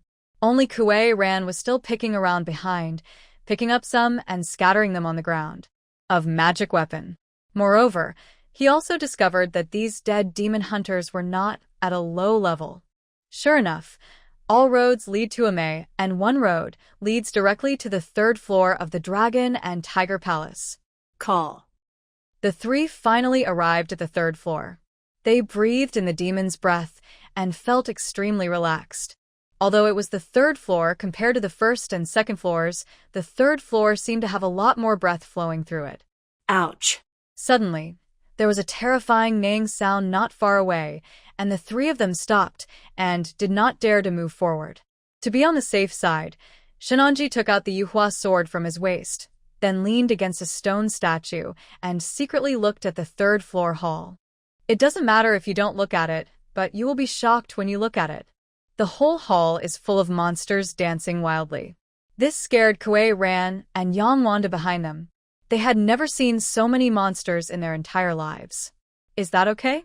Shin Anji asked the 2 people on the side after exhaling. Although Kuei Ran and Yang Wanda have slowly recovered some physical and spiritual power, he is still a little staggered in the face of so many demons. Why don't you wait a little longer? Are you recovering? Wait a minute. Yang Wanda didn't want to wait any longer, so he turned around and rushed towards the group of monsters. The 3 of them were not afraid and quickly formed a formation. Shun Anji was good at swordsmanship and had a strong body. He waved the Yuhua Sword and Spirit Sword in his hand. The shadow of the sword flickered, and he shuttled among the monsters like a silver snake. Monsters appeared everywhere he went. Fall down. Yang Wanda was proficient in talismans. He muttered words and threw out shining talismans. The talismans turned into powerful magic power in the air, causing huge damage to the monsters. Kuei Ran took a deep sip of the remaining wine in the gourd, and then sprayed it on the blade of the Zhanma sword. The flame of the Zhanma sword was immediately awakened, and then he rushed into the group of monsters and started the melon cutting mode. After an arduous and fierce battle, the 3 finally killed all the monsters in the hall. Seeing all kinds of shining monster seals all over the floor, Shinanji was extremely excited and quickly collected a bunch of them. Ha ha, I'm not far away from being promoted to the Demon Slayer. How long does it take to digest this to complete the transformation? Whatever, collect them first, then slowly transform them after they get out. Ha ha. Ha ha ha, you're here after all. A dull voice appeared, and Yang Wanda and Shunanji, who were picking up demon seals, came back to their senses. Looking in the direction of the sound, Luo Ling appeared in the 3rd floor hall. Senior Sister Luo. Kuei Ran shouted involuntarily. Shunanji took 2 steps forward.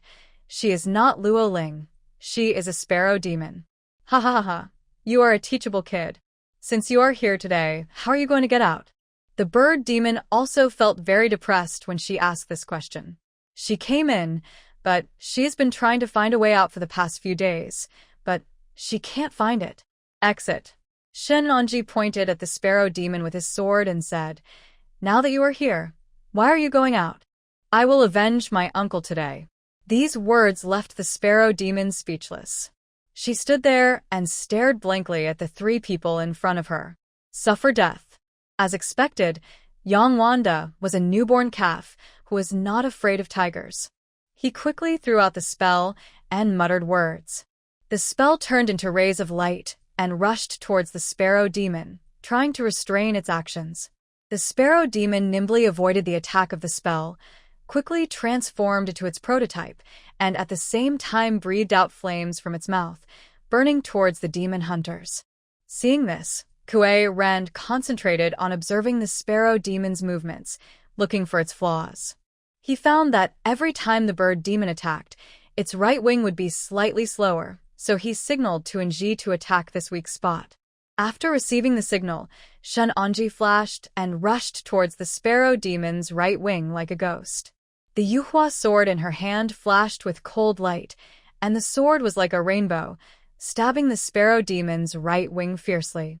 The sparrow demon was in pain and let out a sharp cry, and its attack became more fierce. However, the three monster hunters did not back down. They cooperated with each other and worked closely together. Yang Wanda, who is good at talismans, constantly changes the spells of the talismans to create interference for the sparrow demon. Kuei Ran continues to look for other weaknesses of the sparrow demon. Shen Onji seizes the opportunity to launch fatal attacks on the sparrow demon. The battle entered a fierce stage, and the stone carvings and stone pillars of the three-story hall were destroyed by the power of evil spirits and spells. The sparrow demon gradually felt powerless, its movements became sluggish, and many wounds appeared on its body. At the moment when the sparrow monster showed its weakness, the three launched their strongest attacks at the same time. With a shrill scream, the bird demon finally fell to the ground and disappeared into a cloud of smoke. After the smoke disappeared, Luo Ling appeared lying on the ground, her face covered in blood. She looked at the three monster catchers with tearful eyes. Senior sister. Yang Wanda shouted. Although Luo Ling was a little arrogant on the mountain, she had helped Yang Wanda before. Seeing Luo Ling's miserable state, Yang Wanda couldn't bear it. "Don't be afraid. You can go home now." With tearful eyes, Luo Ling pushed away Yang Wanda's hand and staggered to stand up, but ultimately failed because her waist had been severed by Kuei Ran's red slash and could never be reconnected. Although he hated Luo Ling before, looking at the scene in front of him, even the hard-hearted Shen and moved his heart. "It's over. I shouldn't have used red slash just now. I forgot that the sparrow demon also borrowed senior sister Luo's body." Kuei Ran hurried forward, held Luo Ling in his arms and called softly, "Senior sister Luo, senior sister Luo." At this time, Luo Ling was already dying, her upper and lower body had fallen off, and with only a faint consciousness left, she took out a sachet from her arms and handed it to Kuei Ran and said softly, "Help, help, give it to Ko, senior brother Ko." Okay, definitely. After Kuei Ran said that, he watched Luo Ling fall into his arms. Luo Ling left completely. Although Shen Onji hated her very much before, she couldn't get up now. Boom. Suddenly, a door on the third floor of the Dragon and Tiger Palace suddenly opened, and the three of them quickly stepped forward to check. I saw that outside the cave entrance it was like a fairyland, with all kinds of strange and large birds flying in the sky. There is a monster village in Qian, there is a different world in Koan, the 5 elements in Bagua. In the universe, there is still a world of monsters. After passing the first and second floors of the Dragon and Tiger Palace, Kuei Ran seemed to understand the principle of the survival of all things, and also understood, as the Master once said, the world is a world for all spirits, not just human beings. Although the demon clan is outside the 5 elements, it is within the universe. A different world. A world of monsters. Yang Wanda also lamented that the different world is just a legend. "Master, ha. The work of exterminating demons is over. Destroy this demon world and restore peace to the world."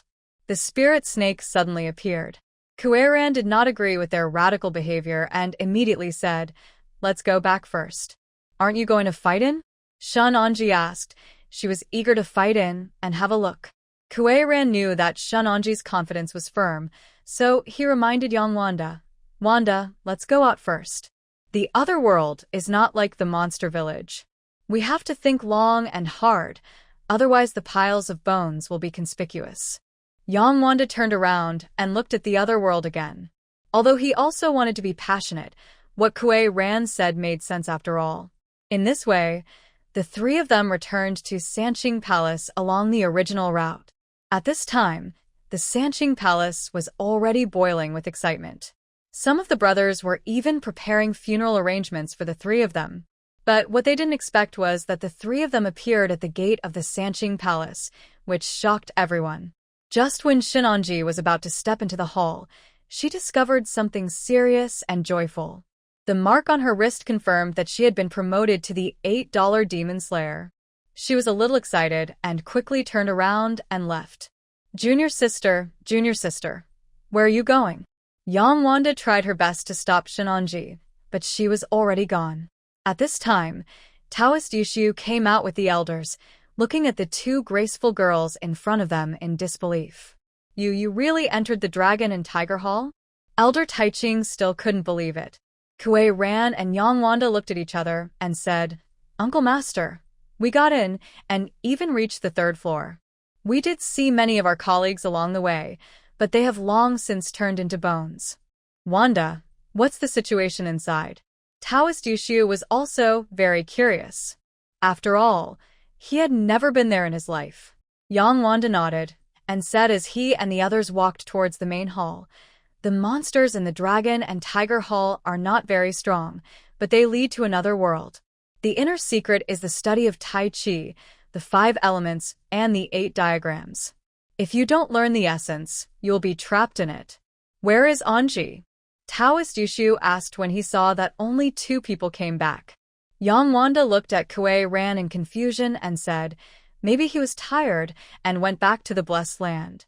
Finally, someone came back alive from the Dragon and Tiger Hall. This was the first time in at least 100 years, shocking everyone. Young Wanda reported the situation of this trip to the head Taoist Master Yushu and the elders overnight, especially the knowledge of the 5 elements contained in the 1st and 2nd levels. As Quirin is outside the sect, he of course has a very important thing to do. When parting with young Wanda in the afternoon, Quirin learned that his former senior brother Kodashin was currently living in a dilapidated house somewhere in Sanqing Mountain. Following young Wanda's guidance, Kuei-ran came all the way to this place. Deep in the mountains, there is a dilapidated house, standing there alone, as if forgotten by the world. The walls of the house were already mottled, and the erosion of time had caused the once solid wood to rot. The tiles on the roof were incomplete, and weeds had grown in some places. The glass in the windows had long been broken, leaving only an empty frame. Perhaps the owner heard the noise outside, and he walked out with his crutches. "Who is it?" Li Lin. "Just send some food when the time comes. Nothing else." "Where is the person? Wasn't he outside just now?" Quirin was stunned. He saw Kodashing holding a stick and exploring the way. His eyes were completely blind. "Dashing, it's me, Quirin, I'm Quirin." The voice was so kind that Kodashing dropped the stick in his hand and went forward to support Quirin. He couldn't help crying. "Wow, Quirin, you are still alive, you're still alive." "Alive, I'm still alive. Come, sit down and talk. Quirin helped Kodashing sit down. Kodak held Quirin's hand tightly and said, "Thank you so much. You gave me the horse. I thought you. Oh, I'm blessed with a good life. But you've worked hard." Kuei-ran poured 2 glasses of wine from the gourd and continued, "Come, have a drink. We haven't had a drink together for a long time." After hearing this, Kodashing felt a little ashamed. "Oh, I can't see with my eyes. What a pity, you know. If I had opened my eyes at that time, I would probably be gone. The temptation of the sparrow demon is too strong. Are you not hurt?" Kuei-ran, "I didn't, lucky me." There was an exquisite gourd on the table, and 2 glasses of wine released a faint aroma. Although both of them were still young, they were like old friends who had not seen each other for a long time. Every word they said seemed to bring them back to the days when they used to hunt monsters together in the mountains. They started chatting, their conversations full of memories of the past. When they talked about those thrilling battles, their faces showed both pride and emotion. When they talked about the friends they had made, most of them were no longer alive, and they couldn't help but sigh. Before leaving, Quirin took out the sachet from the bag around his waist, which Luoling had temporarily asked Quirin to give to Ku Dashing. Kodak smelled the sachet and stood up with his nose twitching. Although he couldn't see, he still searched around. Lingair? Is that you? Are you back? Quirin didn't know how to respond to Ku Dashing's words, so she could only hand the sachet to Ku Dashing and said, Dashing, she can't come back. She asked me to give this to you. After these words came out, Ku Dashing's face showed disappointment. He kept poking and rubbing the sachet and said, Kue Ran, this sachet was sewn for Luo Ling by me when I first met him. It contains the scent of gardenia from Bashu. Quirin didn't know how to comfort him, so he could only pat his shoulder and said, Dashing, take care. Ku Dashing stood up with a smile. Won't you sit for a while? No, I have other things to do. Take care of yourself, Quirin said in a very depressed mood. Just like that, the two chatted for an hour. On the way back, Quirin thought of Kong Qing. It had been almost 10 days, and he didn't know how Kong Qing was doing in Jingdezhen. Fortunately, the astronomical pendant had not sent back any information, so it could be said that Kong Qing was still safe. After Quirin left, Ku Dashing tidied up the tables and chairs in front of the room, and then took the sachet and sniffed it again and again as he walked into the house. An hour later, the disciple came to deliver the food and pushed the door open. Oh, no. The disciple turned around and ran outside frantically, seeming to be frightened. The room was filled with a suffocating silence. Ku Dashing lay quietly on the ground, his body already lifeless. The Yuhua Sword that had accompanied him in slaying countless demons also fell to the side sadly, as if mourning for its owner. His eyes were still open, but they had lost their former spirit and were empty and desperate. There was still a trace of blood at the corner of his mouth, and he was still holding the gardenia sachet tightly in his hand. In this way, he was with his beloved. Ku Dashing's death seemed to be just a speck of dust, and did not cause big waves in Sanqing Palace. Shen Anji only felt very sorry to hear the news when he was practicing in Sanqing Palace. Master, this guy is so bad. He deserves to die. The spirit snake suddenly became happy. Anji stood in front of the window and looked outside. Don't talk nonsense. I have been annoyed all the way. The senior brother is still trying to make do with it. It can be seen that I love Luo Ling very much. Are you envious? Spirit Snake suddenly asked. Shen Anji sneered and said, Haha, I can't talk about envy. I just feel very sorry. Senior brother actually has a lot of future, but it's a pity that he just can't control his concentration and likes to move around. If this shortcoming is changed, he won't do it in this way. Finish. No, you are envious. Spirit Snake confirmed again. Anji lifted up the spirit snake by its tail and said, If you keep talking, I will hang you up all night. Okay, I won't say anything anymore. Master, what are your plans now? Spirit Snake asked tentatively. Shun Anji, I want to see the Patriarch. I am now an $8 demon slayer. I have an idea. Thoughts? Spirit Snake felt that Anji had changed, became calmer, and had his own ideas. Shun Anji nodded and said, I want to summon all the people with lofty ideals to enter the other world and completely eradicate this devil's cave. Okay, the Patriarch will definitely support it. He will definitely support it. Spirit Snake praised repeatedly. Night, as the Spirit Snake activated the 2 tentacles on its head, a beam of light entered Anji's mind. In the dream, Menghong greatly praised Shen Anji's bravery in entering the Dragon and Tiger Palace and guided Anji to complete the spiritual power of the 8-coin demon slayer. Transformation, but this process is very long. After Meng Hong's guidance, Shun Anji already had the aura of a great chivalrous person. Meng Hong took her to Yujing Peak, where she felt as if she was standing on top of the world holding the Yuhua Sword. Meng Hong and Anji stood side by side. They raised their heads slightly, feeling the mountain wind blowing, and their thoughts seemed to drift to the distant sky. It is the responsibility and nature of the monster hunter to eliminate monsters. Shun Anji's goal is to become a $10 demon-slaying master like Meng Hong, so this time she will enter a different world to eradicate the demon's lair, which was praised and affirmed by Meng Hong. Sanqing Hall. Taoist Yushu and the elders were discussing the matter of the dragon and tiger hall. After all, this incident could be said to have shocked the entire demon hunting world, especially the eldest brothers Yang Wanda and Shun Anji, whose determination to enter the dragon and tiger hall again was unwavering. Taoist Yushu, who is only a 9-coin demon hunter, was also eager to try. After all, no one had known about the situation in the dragon and tiger hall for hundreds of years. After his disciple made a way out, Taoist Yushu, as the head of the sect, also felt that he should make a trip. In this way, the news of the 3 men bravely breaking into the dragon and tiger hall spread quickly. At one time, demon catchers from Wugong Mountain, Huangshan Mountain, Lushan Mountain, Nanhai School, and Shushan Mountain went to Sanqing Mountain, and even some immortal cultivators came as well, all wanting to get a glimpse of the truth behind the mystery of this century-old forbidden area. Sanqing Mountain has ushered in unprecedented bustle. Li Longquan. Kuei Ran found a familiar figure in the crowd. Senior brother Quirin. Wow, you are so awesome. You actually made it into the Dragon and Tiger Hall. Li Longquan quickly cast an admiring look at him. Li Longquan is a 5-cent demon catcher from Wugong Mountain. He just came down the mountain for training last month.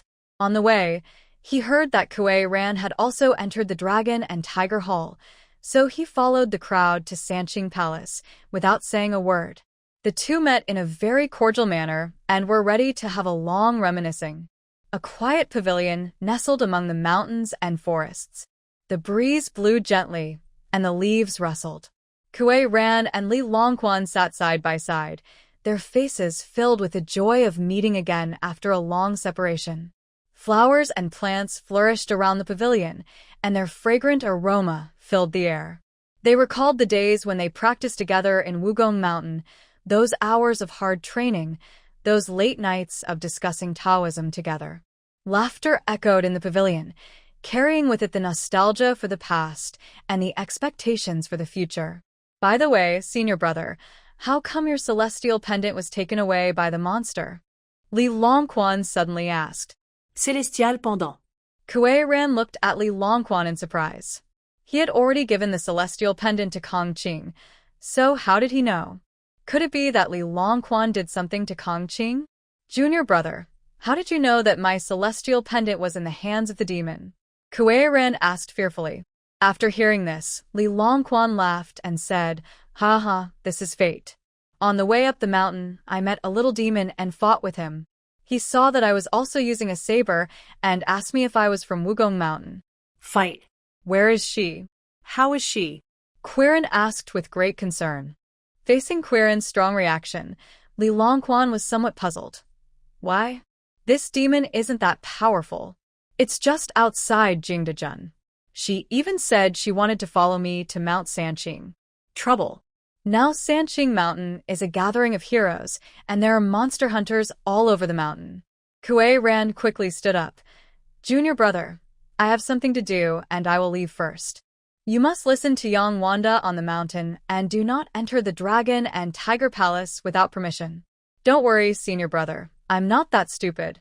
After Li Longquan answered, he looked at Kuei Ran's back, which looked so hurried as he trotted away from the pavilion. Really, you are really afraid of what comes. Judging from the performance of the Tianxiang pendant, the Tianxiang pendant appeared in Sanqing Mountain. Following the instructions, Kuei Ran followed it all the way.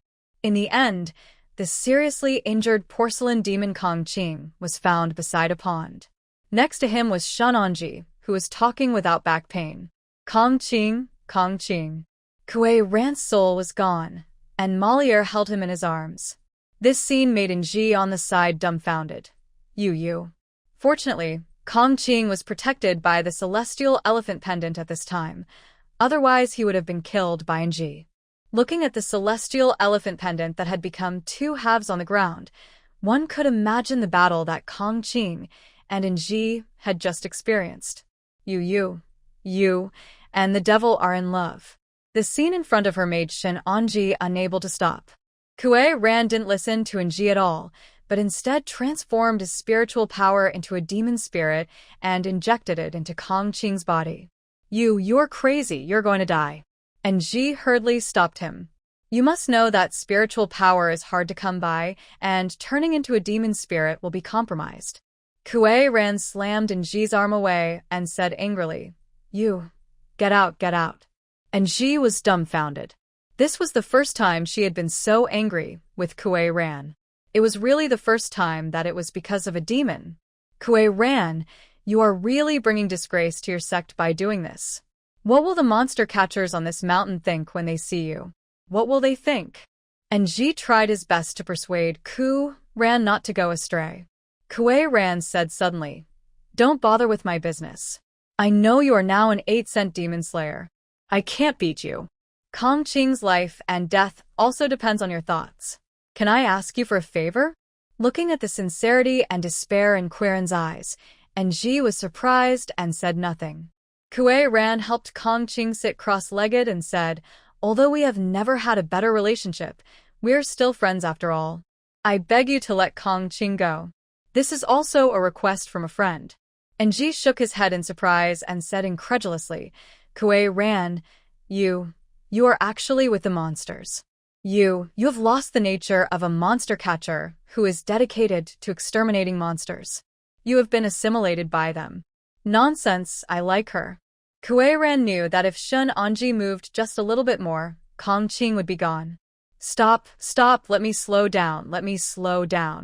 Shen Anji still couldn't believe it, nor could she imagine that the love between a human and a demon actually happened next to her, and it was so vivid. This simply refreshed her. 3 views on humans and monsters. Cough. Suddenly, Kong Qing started coughing violently. Kuei Ran hurriedly stepped forward, held him in his arms, and comforted him. Qing, it's okay.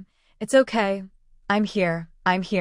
Seeing the scene in front of him, another scene emerged in Nji's mind, that is, when he killed the porcelain demon Lu Yulin in Jingdezhen, her husband Ding Tianfeng held Lu Yulin in his arms and scolded him. Shen Anji. Kuei Ran once again let out a heartbreaking shout. Only then did Shen Anji react. He hurried forward and looked at Kuei Ran, whose eyes were full of tears. Anji said at a loss, I can save her, but she can only save her. Can become a demon spirit. Kuei Ran held Nji's hand tightly and said with some despair, No matter what, as long as she can survive, Kuei Ran, beg you. Good. Shen Anji meditated quickly and transformed the powerful spiritual power in his body into demon spirits and injected them into Kong Qing's body. Slowly, Kong Qing began to recover, and bursts of light filled his body. In less than half a breath, Kong Qing turned into a small porcelain vase and appeared on the ground. Qing, come out quickly. Don't let anything happen to you. Kong, don't scare me. That woman is crazy. My little Qing, please show up quickly. As night falls, the earth is shrouded in darkness, and the pavilion on the mountainside stands quietly, like a lonely watcher. Around the pavilion, insects chirped in the grass, like a gentle serenade.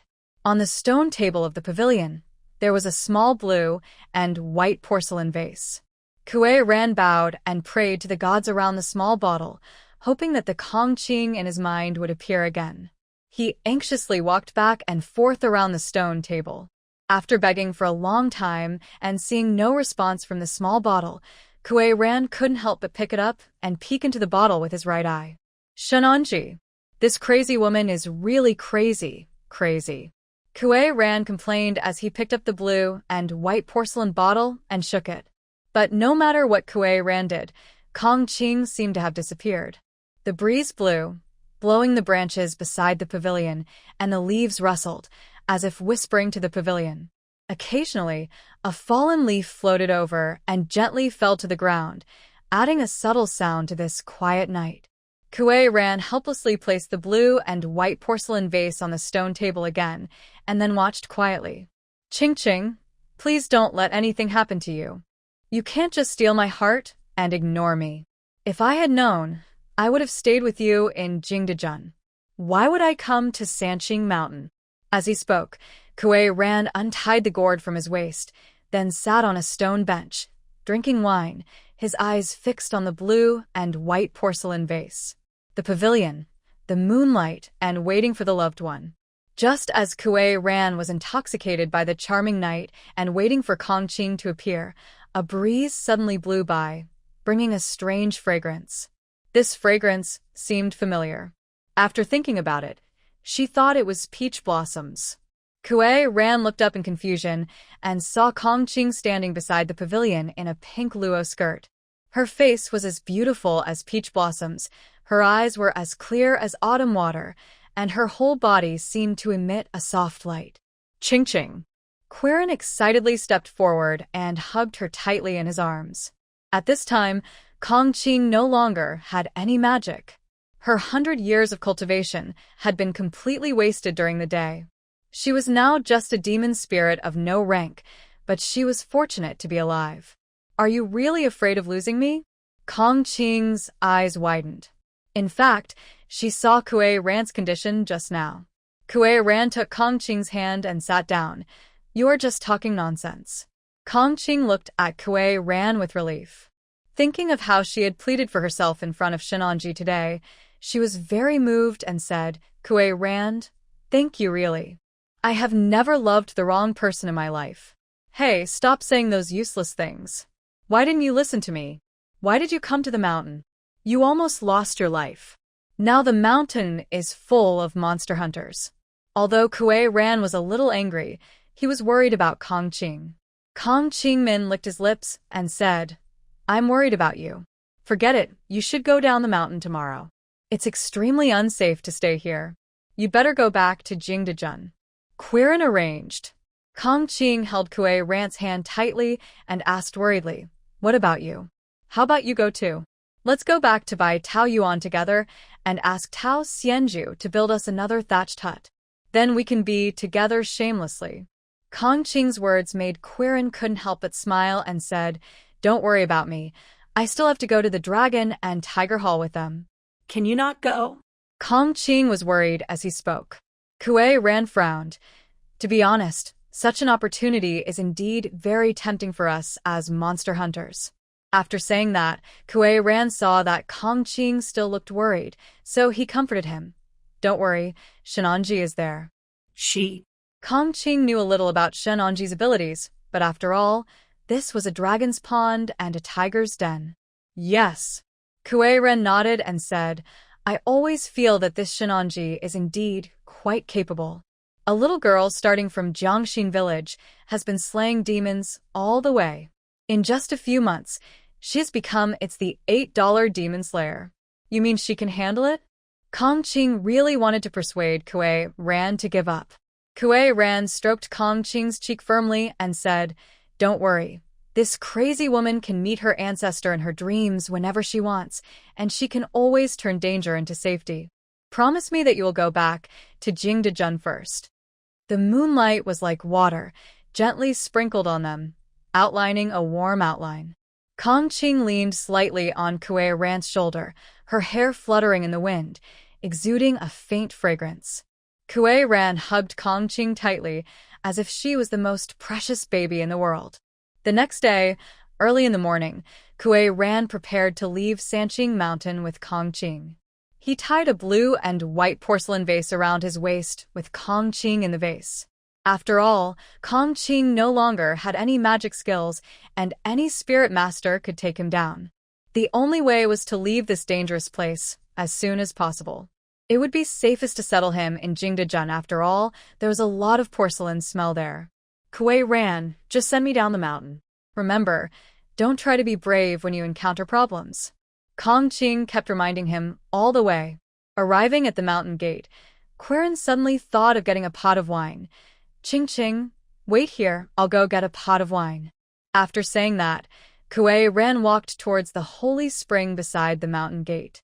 This was the transit supply point for people going up and down the mountain. In addition to water, there was also wine in the spring for people going up and down the mountain to drink. Just as Quirin was pouring wine, Kong Qing suddenly saw the spirit snake. Kong Qing suddenly called out to the spirit snake that was climbing up the mountain. The snake was very surprised.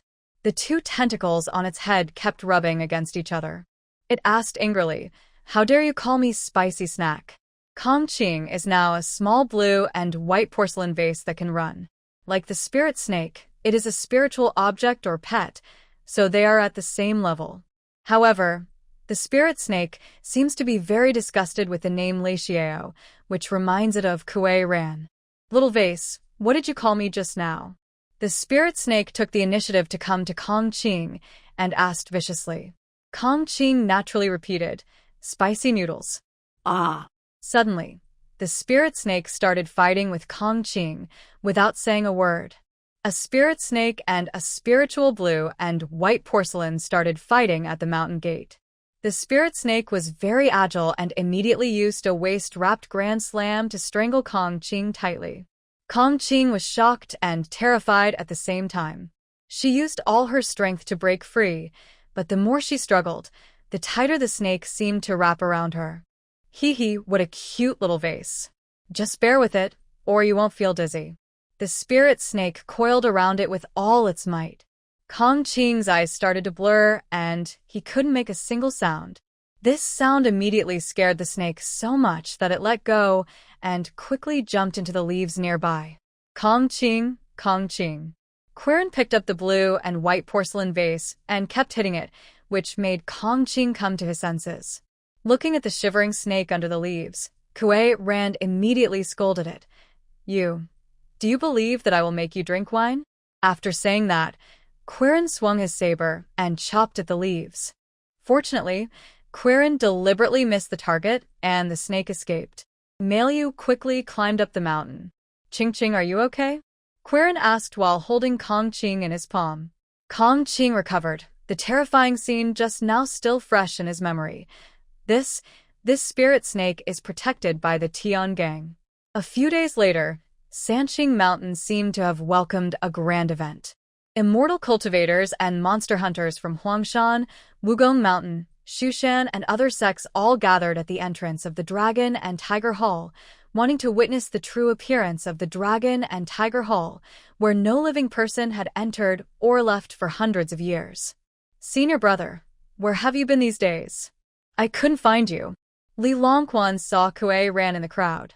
Kuei Ran sent Kong Qing to Jingdezhen a few days ago and just came back last night. Hearing that everyone would enter the temple today, he came without stopping. "Junior brother, follow me after we go in and don't run around." "Are the monsters inside very ferocious?" Li Longquan asked. Kuei Ran looked around at the eager people and said, "It's not that the monsters are ferocious. To enter the palace, you must master the secrets and essence of the 5 elements and bagua, otherwise you will be trapped and die inside." Wow, isn't it? The 5 elements and bagua are the top theories of our Taoism. Li Longquan felt guilty that he had not studied hard. Kuei Ran, "So, just follow me and remember not to run around." The two of them depended on each other for their lives. Looking at Shun Anji and Taoist Yushu who were giving speeches on the stage with passion, Kuei Ran suddenly became panicked, especially when she heard Shun Anji removing harm to the people one by one. All preparations were over, and under the leadership of Taoist priest Yushu, everyone was ready to enter the palace. "Xiaodao, how are you? Your senior brother is here, so you don't have to be afraid." Shun Anji walked over with a proud face. Li Longquan smiled shyly, and then hid behind Kuei Ran shamelessly. Suddenly, Kuei Ran's eyes fell on the spirit snake beating on Nji's shoulder. The spirit snake didn't notice Kuei Ran in the crowd at first. Faced with the sudden gaze, the spirit snake quickly got into the pet bag. "Don't scare me about the snake treasure," Shun Anji scolded. Kuei Ran was a little helpless. Sister, I really didn't scare it, and I don't know why it was so afraid of me. After saying that, Kuei Ran suddenly remembered that 3 days ago he took Kong Qing down the mountain and was almost entangled to death by a spirit snake, so he stepped forward and asked curiously, Lei Xiao, come out and let me see what you are capable of? No, bad guy, crawl away. The spirit snake burrowed into the pet bag with all its strength. It seemed to have a violent reaction. It was even more afraid of being retaliated by Kuei Ran. After all, he almost killed Kong Qing, a blue and white porcelain, 3 days ago. When Shan Anji saw this, he said helplessly, Kuei Ran, considering that I have released the porcelain demon, can you be gentler to my snake treasure, speak softly, and don't look ferocious? In fact, you look really cute when you smile. Seeing Shan Anji talking about this matter, Kuei Ran really felt that he was wronged, and was even more afraid that Shan Anji would tell him that he fell in love with a porcelain demon, so he said with a smile, okay, snake treasure is good, you can't save Luo. Shan Anji patted Kuei Ran on the shoulder and left with a sigh. Although she saved Kong Qing with Kuei Ran's plea, it also shocked her heart. How can people be with each other? Where are the demons together? What's more, Kuei Ran is a monster hunter. Kuei Ran cupped his hands and thanked him. Haha, some are saved. Thank you, heroine. Thank you, Yaoxia. At this moment, Kuei Ran had to keep a low profile. If this matter spread, not only would the teacher be humiliated, but he himself would also be in trouble. Looking at Shan Anji's firm back, looking at the excited Yang Wanda and the calm Taoist Yushu not far away, Kuei Ran's face suddenly became serious and worried. At the entrance of the Dragon and Tiger Hall, there are 2 huge stone sculptures of mythical beasts on both sides. The green dragon on the left holds its head high, its winding body seems to soar into the clouds, its sharp claws seem to be able to tear through the void, and its eyes shine with majesty. The white tiger on the right is majestic, with a strong body full of strength, sharp fangs and bright eyes, exuding an inviolable aura. Under the leadership of Taoist priest Yushu, a total of 42 people from various places walked into the Dragon and Tiger Palace. As soon as they entered the Dragon and Tiger Palace, everyone was trapped in a square stone chamber, just like before. According to the previous opening method, the 2 of them cooperated closely and opened it according to the method of the 5 elements. Water produces wood, and water overcomes fire. Suddenly, a spirit master was engulfed in flames, and everyone was so scared that they crowded into a corner. Fire creates earth, and wood overcomes earth. Help. I saw that half of the body of the other spirit master had already sunk into the ground, and he was struggling in great pain. Quick, pull him up.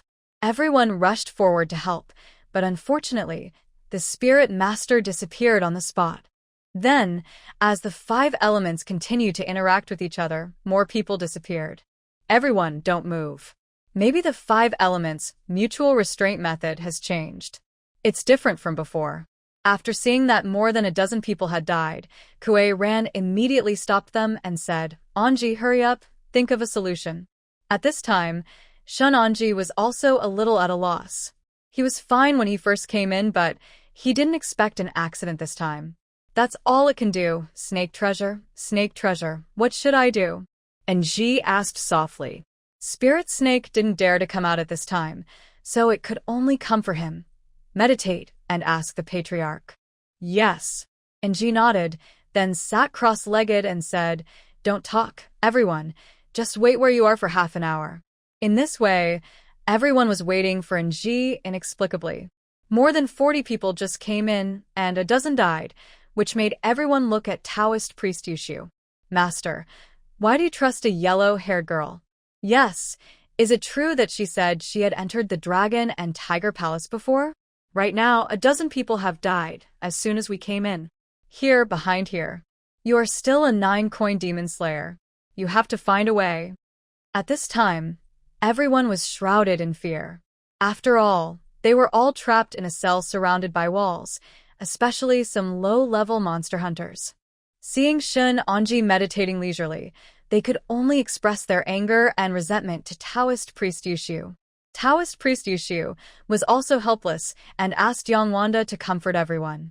After all, before setting off, especially Shunanji and Yangwanda both said they knew how to enter the Dragon and Tiger Palace and how to leave the Dragon and Tiger Palace. It was so simple. Very. But now more than a dozen people have died shortly after entering. Don't be nervous. Don't be nervous. It will be very soon. Let's rest where we are. After calming everyone down, Yangwanda came to Kuei Ran, and the two of them waited for Shunanji. She can do something by meditating? Yangwanda obviously didn't know much about Shunanji's habit of sleeping and meeting his ancestor. Who did I hear her talk about meeting last time? Kuei Ran frowned and said, Master Patriarch. Master Patriarch? What Grandmaster? Yangwanda asked.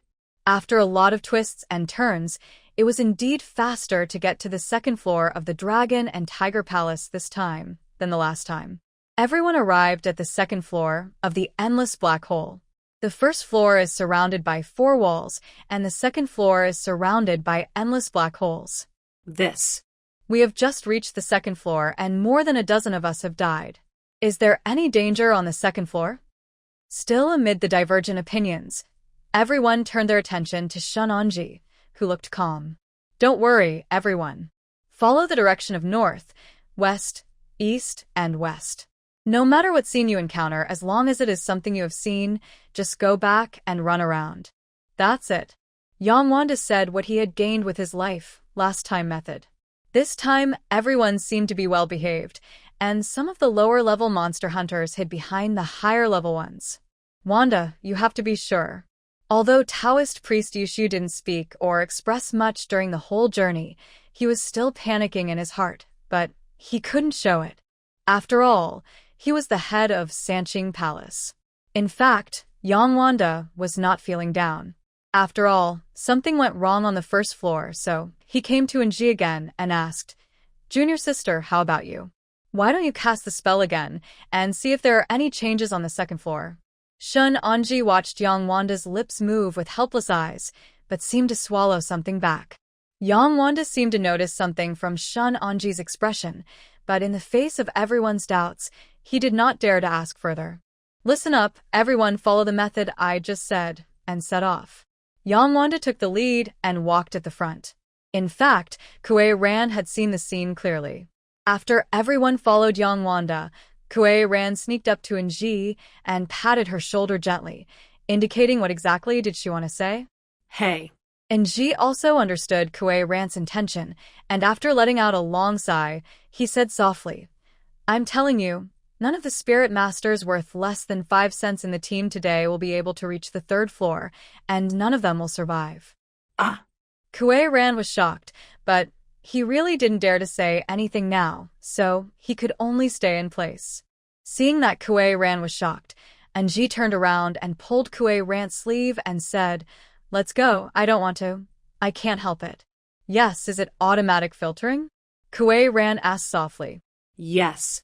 Shunanji nodded. Kuei Ran couldn't believe it. It meant that most of the people in this group would become cannon fodder. His eyes couldn't help but fall on his junior brother Li Longquan, who was slowly following behind him, and he couldn't help but feel worried. Sure enough, after another struggle on the second floor, everyone entered a place that no one had ever seen before. Looking at the only 21 people left, everyone seemed to feel the pressure. After all, there was a 3rd floor. I understand, this Dragon and Tiger Palace is really not open to everyone, not only those with low levels, those who don't understand the 5 elements in Bagua, and finally those who have no ability. Although Taoist priest Yushu didn't say much, but I also felt the pressure. Shunanji cupped his hands and said, Master, the 3rd level requires real skills. What kind of monster? Taoist priest Yushu asked calmly. Shunanji thought for a moment and then responded. They're all monsters and monster lords at least 7th level or above. Just right. Taoist priest Yushu actually wanted this effect. After all, after a battle, he might be promoted to the 10-coin demon slayer master. After entering the 3rd level, everyone should concentrate first and don't attack rashly. Understood. Enji responded and went to make arrangements. Arriving at the third floor of the Dragon and Tiger Hall, at this time, the 3 levels of demonic aura were soaring into the sky. This place had been refreshed after Shen Anji and the others had killed them before, and the Tiangang roared in the distance. Ouch. Ouch. Ouch. Good guys, 3 7th-level monsters. Taoist Master Yushu was happy in his heart. He has been practicing in seclusion, and now he can finally find a big guy to practice with. I killed these monsters when I was young in Wugong Mountain. Tiangang, a 7th-level monster, belongs to the series of heavenly beasts. Taoist Master Yushu was happy. These 3 were all 7th-level monsters that he had killed when he was young. It is already very difficult to encounter 7th-level monsters, and more importantly, there are 3 of them now, as well as countless lower-level monsters. This makes the surviving monster hunters ready to move, and everyone is gearing up to collect the magic weapons in their hands. The leaders, Taoist Priest Yushu, Shenanji, and Yang Wanda, had firm eyes, and the magical weapons in their hands shone with mysterious light. Behind them, some of the demon hunters were holding talismans, some were clutching magical weapons, and all of them had solemn expressions. Except for the 3 7th-level Tiangangs, the rest of the monsters have different shapes. Some are like giant pythons, with scales shining with strange light, and poisonous mist spraying out of their mouths. One monster is like a ghost, erratic, and its sharp screams pierce the night sky. The battle broke out instantly, and the monster hunters shouted in unison and rushed towards the monster. Shen Anji flashed and stabbed straight at the giant python demon. The light on the sword collided with the demon's poisonous mist, making a sizzling sound. Other monster hunters also cast spells one after another. The spells burned in the air and turned into powerful forces, rushing towards the ghostly monsters and the powerful monsters. In the 3-story hall, the lights intertwined, and the shouts of killing and demon roars intertwined. However, the 3 newly refreshed Tiangang monsters were much stronger than before, and for a while, the monster hunters were in a tough fight. But they did not flinch at all, and the justice and mission in their hearts made them move forward bravely. There are probably more than 50 monsters of all kinds on the entire 3rd floor. On this dark 3rd floor, the monster hunters enjoy the joy of exterminating monsters, using various magical weapons, martial arts, and spiritual powers that are difficult to use outside. There is a steady stream of output. Haha, it's so enjoyable. Yang Wanda sighed after killing 6 monsters. Shen Anji's Yuhua Sword is another demon-killing weapon after Taoist Yushu's Yushu Buddha Dust. However, during the entire killing process, she clearly felt that the Yuhua Sword was out of control. Monsters that can be understood must be given a second sword. After killing all the dark monsters, Anji froze on the spot and looked at the Yuhua Sword in his hand, and suddenly remembered something. That is, Elder Fanjin said when he died that the Yuhua Sword will slowly leave with his departure. At this time, the Yuhua Sword is still there, which means that Fanjin is still there. If the Yuhua Sword completely disappears, or if it breaks, Fanjin will go away. On the 3rd floor of the Dragon and Tiger Hall, the battle between the monster catchers and the monsters was truly shocking. The 3rd-level beast Kuei Bao was extremely powerful. Although he was surrounded by 5 monster catchers, he fought against them all on his own. He not only defeated the 5 monster catchers, but also smashed all of their magic weapons, looking like a golden armored god of war. Everyone get out of the way. I am here to learn how powerful the earth beast Kuei Bao is. Taoist Master Yushu stood in front of the dragon and tiger stone sculpture in the middle of the 3rd floor, with a solemn look on his face, staring closely at the huge monster in front of him, the earth beast Kuei Bao. The earth beast Kuei Bao exuded a strong demonic aura, with its fangs and claws bared, and black flames spewed out of its mouth from time to time. Taoist Yushu flicked the Buddhist whisk in his hand, muttering something, and a light golden light gradually gathered around him. He swung the Buddhist whisk fiercely, and the light shot towards the earth beast like a sword. The big monster roared and waved its huge claws to try to disperse the light. Taoist Yushu flashed, dodging the monster's attack like a ghost, and instantly appeared beside it. He waved the Buddhist dust again, and this time the Buddhist dust turned into countless silver threads, tightly wrapping around the monster's limbs. The earth beast struggled desperately, trying to break free, but the silver thread became tighter and tighter. However, the earth beast Kuei-Bao was no ordinary creature. It blew out a black whirlwind from its mouth, blowing away the silver threads. Then, it opened its bloody mouth and a black energy wave whistled towards Taoist Yushu. Taoist Yushu was not in a hurry. He quickly formed seals with his hands, and a golden shield appeared in front of him, resisting the impact of the energy wave. Then, he bit his finger, and a drop of blood flew into the air, shouting, "Righteousness of heaven and earth, listen to my command." The drop of blood instantly turned into a powerful spell, shining with dazzling light, and flew towards the earth beast Kuei-Bao. The spell stuck to the monster, making a crackling sound. The earth beast Kuei-Bao roared in pain, and the demonic energy on his body seemed to be suppressed a little. Taking advantage of this opportunity, the eldest senior brother Yang Wanda jumped into the air and then pointed his sword downward and stabbed fiercely at the earth beast Kuei-Bao. The earth beast Kuei-Bao began to tremble violently, and it tried to resist, but under the suppression of the sword energy above, it finally collapsed to the ground with an unwilling roar and turned into a wisp of black smoke and disappeared without a trace. Taoist Yushu gently floated to the ground, put away his Buddhist whisk, and let out a long sigh. Shunanji, Kuei Ran, Li Longquan, and other monster hunters have also killed the monsters they dealt with. Why is there no demon seal? Kuei Ran asked. Master, leave here quickly, quickly, they will be resurrected infinitely. The spirit snake suddenly ran from a distance. It had been hiding behind the stone during the fight to watch the battle.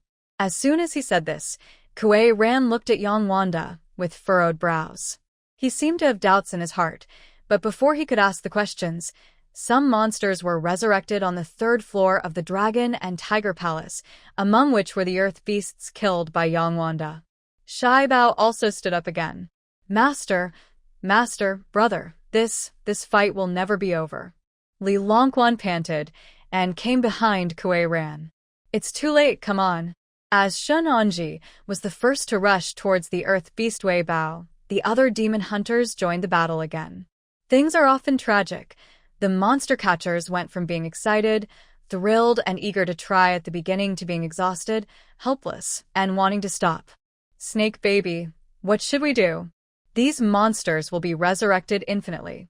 And Ji came to the spirit snake and complained. Spirit snake, master, don't worry. Kill this round quickly and enter the other world quickly. Will the other world be more dangerous than this one? And Ji was very worried about the current situation, seeing that everyone was exhausted. Spirit snake, master, we must get rid of all the monsters. There is a monster bead in the other world. We must take it down. Only in this way can the monster's lair be eradicated forever. Otherwise, they will continue to harm the human world. Although Nji was a little worried, he saw that the monster catchers were still trying their best to kill the monster, so he made up his mind. Everyone, kill it quickly, and then follow me into the other world to completely destroy the monster's nest. We are the most powerful monster-killing team. As soon as these words came out, the confidence of all the demon hunters increased greatly. Sure enough, in less than half an hour, the second wave of monsters were killed. Before the monster was resurrected, everyone followed Shinanji to the exit of the third floor. There are 2 exits on the third floor of the Dragon and Tiger Palace, one leading to the starting point and the other leading to another world. Stepping through here is the world of monsters, a different world. Shunanji stood at the exit and looked into the distance. Looking at the different world from the third floor, it seems to have entered a realm intertwined with dreams and the unknown. In the sky, clouds of strange colors are like flowing scrolls, sometimes showing brilliant purple-pink and sometimes transitioning into deep blue. Huge stars twinkle in the distant sky, and their light is completely different from what is seen on Earth. The Earth is not a single soil or rock, but is composed of various strange substances. Maybe it's the shimmering crystal veins or the soft, velvety, yet tough vegetation. In the distance, The rolling mountains have unusual shapes. Some are like giant biological skeletons, and some are like dreamy castles. There are plants that have never been seen before growing on the mountain, some of which are shaped like huge mushrooms, emitting a charming halo. In this different world, the forms of creatures are beyond imagination. There are winged lions, whose feathers sparkle with metallic luster. There are elves who can become invisible, leaving only faint shadows when moving. There are also huge tree men, whose branches are like ancient runes. It's too late, jump. As Shunan shouted, everyone jumped down after her. Standing at the starting point of the other world, Shun Anji stopped. She knew that the seemingly beautiful and dreamy world was actually full of dangers. It is said that the two major strongholds of the demon world and the human world, the monster village and the other world, seem to be true. Taoist priest Yushu sighed. Facing many monsters, Yang Wanda was also shocked, having never seen them before in his life. Master, don't think about it. Your current achievements are not far away from the $10 demon slaying master. No one can underestimate you in the future. The spirit snake jumped on Nji's shoulder and encouraged. This is the lair of monsters, monsters that harm the human world. They all go out from here. You said that only by winning the demon spirit pearl can the other world be destroyed? Nji's eyes were full of determination. Yes. Spirit Snake also looked firmly into the distance. Shun Anji's face was as frosty as ice, and his eyes showed determination and fearlessness. She holds the jade flower sword in her hand and stands as tall as a pine tree, standing at the front of the team. Her eyes were like a torch, scanning the strange world ahead that was filled with strange aura. Another world is the boundary between monsters and humans, where all kinds of monsters live. Facing the monster catcher who suddenly came in, the monsters also rose up to resist. Shun Anji's steps were vigorous and agile, and his white clothes rustled in the wind. All the demon hunters shouted in unison, followed her footsteps closely, and rushed into the chaos without hesitation. Just when everyone had arrived at the demon platform in another world, a burst of red smoke suddenly appeared in front of the demon hunters. The person who came was the 8th-level demon lord, who was invisible and had 1,000 years of demon cultivation. You are Taoist priest Yushu, right? For thousands of years, the human world and the demon world have always been the same. Why do you want to lead people into another world to massacre our generation of demons? The demon master invisibly transformed into an incomparable picture. Big human face asking. Taoist priest Yushu took a step forward and said, "A demon is a demon. It harms the world and should be punished." Ha ha ha ha. Taoist master, as the leader, I advise you not to provoke the confrontation between the demon world and the human world for your own selfishness. You cannot afford the consequences. Demon Lord invisibly persuaded you again. Shun Anji held the jade flower sword and added, humans and monsters are always antagonistic, so how can we provoke confrontation? This is our world, not your world. I advise you to leave quickly. After saying that, he disappeared invisibly. When Shun Anji saw so many monsters, he decided to lead the monster slayers to kill them. Kill. Shun Anji didn't hesitate at all, shouted loudly, and rushed into the monster formation like a red lightning. Her posture is strong and agile, and the Yuhua Sword dances in her hand like a ball of brilliant light and shadow. The other monster hunters used the magic weapons in their hands to fight the monsters. As soon as she entered the battle, several ferocious-looking monsters pounced on her with their teeth and claws. Shun Anji dodged sideways, swung the sword in his hand, and a sharp sword energy passed by, instantly cutting a monster into 2 pieces. Her movements were smooth and fluid, giving the monsters no chance to breathe. She seemed to have grown from that little junior sister to a heroine. The monsters' attacks came like a tide, but Shun Anji and the monster hunters were not afraid. She rushed left and right in the monster formation, and monsters fell down wherever she went. Her roar resounded throughout the battlefield, declaring, "Justice will surely defeat evil." Taoist priest Yushu's magic power is the most powerful among all, and he is basically a little monster with one mouthful. Compared with senior monster hunters, Li Longquan, a $5 monster hunter from Wugong Mountain, was not so lucky.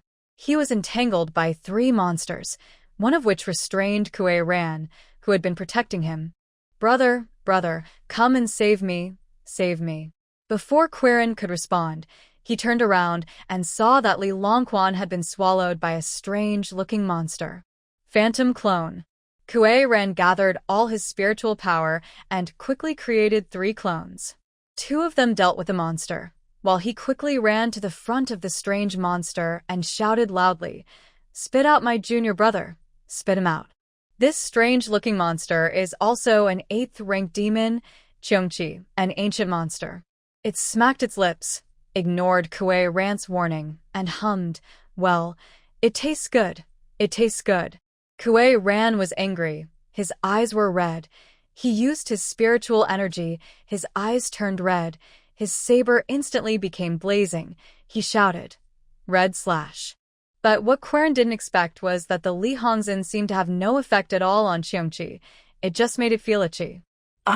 After digesting Li Longquan, Cheongqi set his sights on Kuei Ran and rushed towards him. Kuei Ran used his agility to dodge continuously, but he didn't expect that he was suddenly restrained by something and his feet could not move.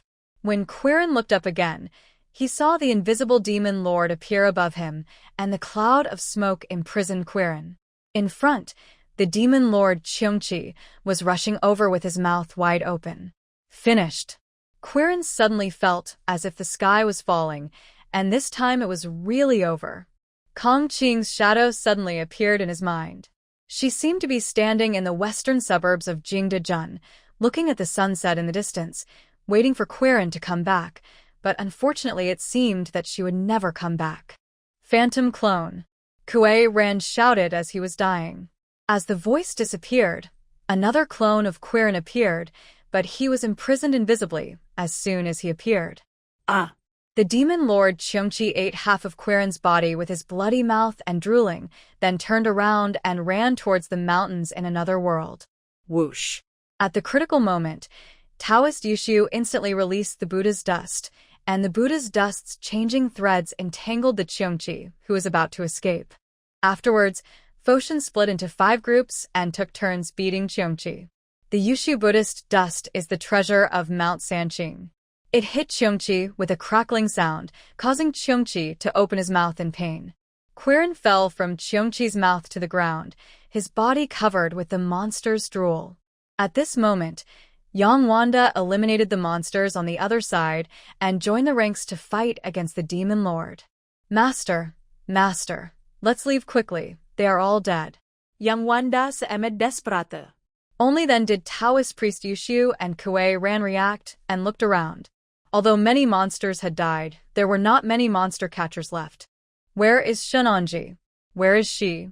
She is the only one who knows how to get out of another world. Only then did Taoist priest Yushu remember to look for Shunanji. Kuei Ran kept cleaning the monster, Halatsi stuck on his body. He felt that the Halatsi was corroding him, and his whole body was in unbearable pain. Ha ha ha, it's not that easy to leave. The demon lord appeared invisible above the 3 people and was about to activate the confinement technique. Taoist Master Yushu flashed above the invisible person in an instant and stepped on the invisible person on the ground with 1 kick. He was worthy of being a 9-coin demon slayer. "Wanda, take Kuei Ran and find the exit quickly." Hurry. After receiving the order from Taoist Master Yushu, Yang Wanda quickly helped Kuei Ran up, but as soon as he helped him up, he was almost fainted by a stench. What's on you?" "It stinks." Yang Wanda covered her nose and helped Kuei Ran clean it up.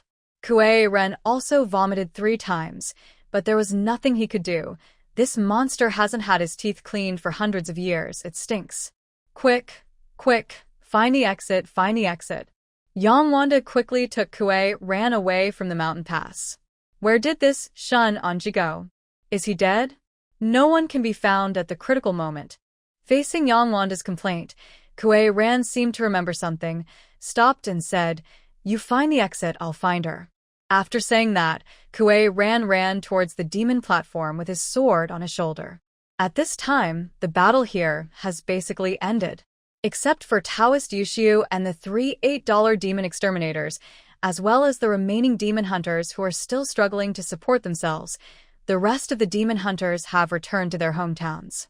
Taoist Yushu led the remaining elites to fight against 2 8th-level demon lords, Wuxing and Xiongqi. From responding calmly in the beginning to being at a disadvantage in the end, Taoist Yushu could no longer leave. After Kuei Ran separated from Yang Wanda, he headed straight for the demon platform.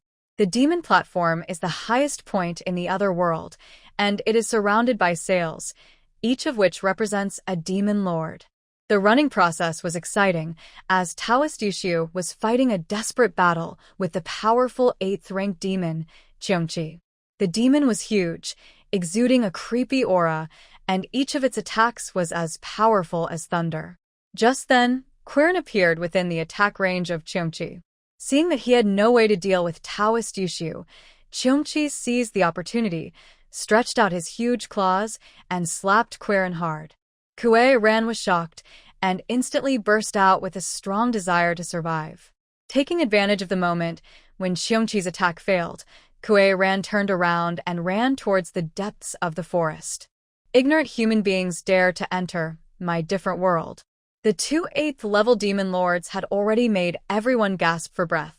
At this time, a flipping flag on the demon platform instantly jumped into the air and transformed into a monster. Yes, this is also an 8th-level demon king named Tianbing. Tianbing flew towards the demon hunters with a ball of ice. One of the demon hunters failed to dodge and was instantly turned into ice. Taoist priest, run quickly, or it will be too late. Kuei Ran yelled at Taoist priest Yushu. Taoist priest Yushu's excitement from the beginning also became overwhelming. Kuei Ran, quickly find Shen Anji and find the exit. I'm looking for. Kuei Ran left a long echo as he went deep into another world. Behind him, Taoist priest Yushu was fighting against the 3 demon masters. At this time, Shen Anji, led by the spirit snake, had arrived at the demon platform in another world. The demon platform in another world is surrounded by clouds and mist, exuding a mysterious and dangerous atmosphere. Legend has it that every full moon night, monsters from all walks of life gather here. Some are to exchange cultivation experiences, and some are to compete for rare treasures. There are no human rules and moral constraints here, only the law of the jungle followed by monsters.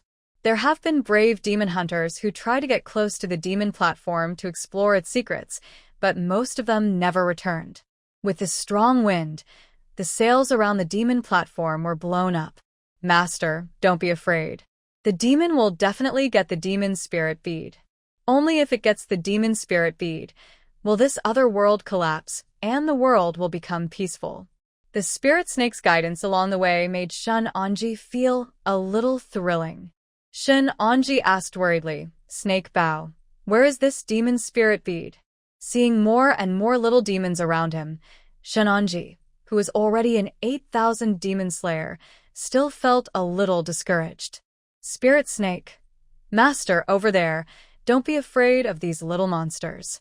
Pull out the Yuhua Sword and kill a baby with each sword. Shen Anji holds a sword in his right hand and a demon-binding rope in his left hand to be prepared at any time. Finally, on the southwest side of the demon platform, in front of a powerful stone wall, there was a picture of a demon beast carved on it. In the middle of the monster picture, there is a crystal-like bead suspended. Although it emits light, red and purple colors occasionally appear on the light, and the monster aura is simply suffocating. Snake treasure. Is that a demon spirit bead? Shen Anji could tell it was a demon spirit bead from the shape of the bead. The spirit snake jumped off Nji's shoulder, looked up at the demon spirit pearl. The 2 tentacles on its head kept rubbing, and said excitedly for a while, Yes, yes, yes, Master, it is the demon spirit pearl. Legend has it that this is the demon world. Soul, take it out quickly. Demon spirit bead. Although Shen Anji didn't know what this demon spirit bead was, his ancestor Meng Hung also mentioned it in his dream. Today, The spirit snake also said that it was the soul of the demon world, and that it would eradicate the demon world in one fell swoop. The demon spirit pearl must be destroyed. Immediately, Shun Anji soared and quickly climbed up the stone wall. At this moment, a sail with demonic aura quickly flew towards Shun Anji, directly blocking Shun Anji, who had climbed halfway, and the sail was heavily inserted into the painting on the stone wall. "Master, be careful, Tianhuang is coming," Spirit Snake reminded. "Sky yellow?" Shun Anji stood there stunned and looked at the changing sail. "Snake treasure? What is Tianhuang?" "That's the 9th level demon king, Tianhuang." The spirit snake slowly backed away as he spoke, with a look of fear in his eyes. 9th level demon king. Shun Anji was dumbfounded. In her opinion, this level was already the highest point that was untouchable. This monster must be catching monsters one at a time. Snake treasure. What should we do?" When Shun Anji saw the spirit snake, he was so frightened that he retreated repeatedly, so he could only retreat slowly. The 9th level demon lord Tianhuang instantly transformed into a Taoist priest with a puff of smoke. He was dressed in a flowing blue Taoist robe, and his robes were gently swaying in the breeze. The posture is tall and straight, the steps are steady, and every step seems to contain the mystery of heaven and earth. Haha, even if you become a Taoist priest, you can't hide your demonic nature, Shun Anji said bravely. Tianhuang slowly moved his feet off the ground and said, "Humans and monsters are two different worlds. From now on, we will never infringe upon the water in the well. For thousands of years, no one has dared to break into my other world. As a monster, we also keep our promises, and there will be no infringement in the world again." "Live your world. Can you say it again?" Shun Anji asked loudly. Tianhuang stroked his beard and suddenly turned into Taoist priest Yushu, and then continued, "Little girl, those are just some sloppy little demons who are obsessed with the world and have done some outrageous things." The conversation between one demon and one person made Shun Anji feel very awkward and asked the spirit snake softly, "Snake treasure? What should I do?" The spirit snake that had been retreating just now seemed to suddenly perk up and move forward slowly. The two tentacles above its head seemed to rub together more forcefully, and the halo above its head became more dazzling, and it made a chirping sound. "Snake treasure, come back, snake treasure." Shun and Zixiang twisted the spirit snake back, but the spirit snake had already run to Tianhuang. Tianhuang was very powerful. Before Ji could react, he transformed into another Taoist priest. In this short period of time, he transformed into 5 Taoist priests.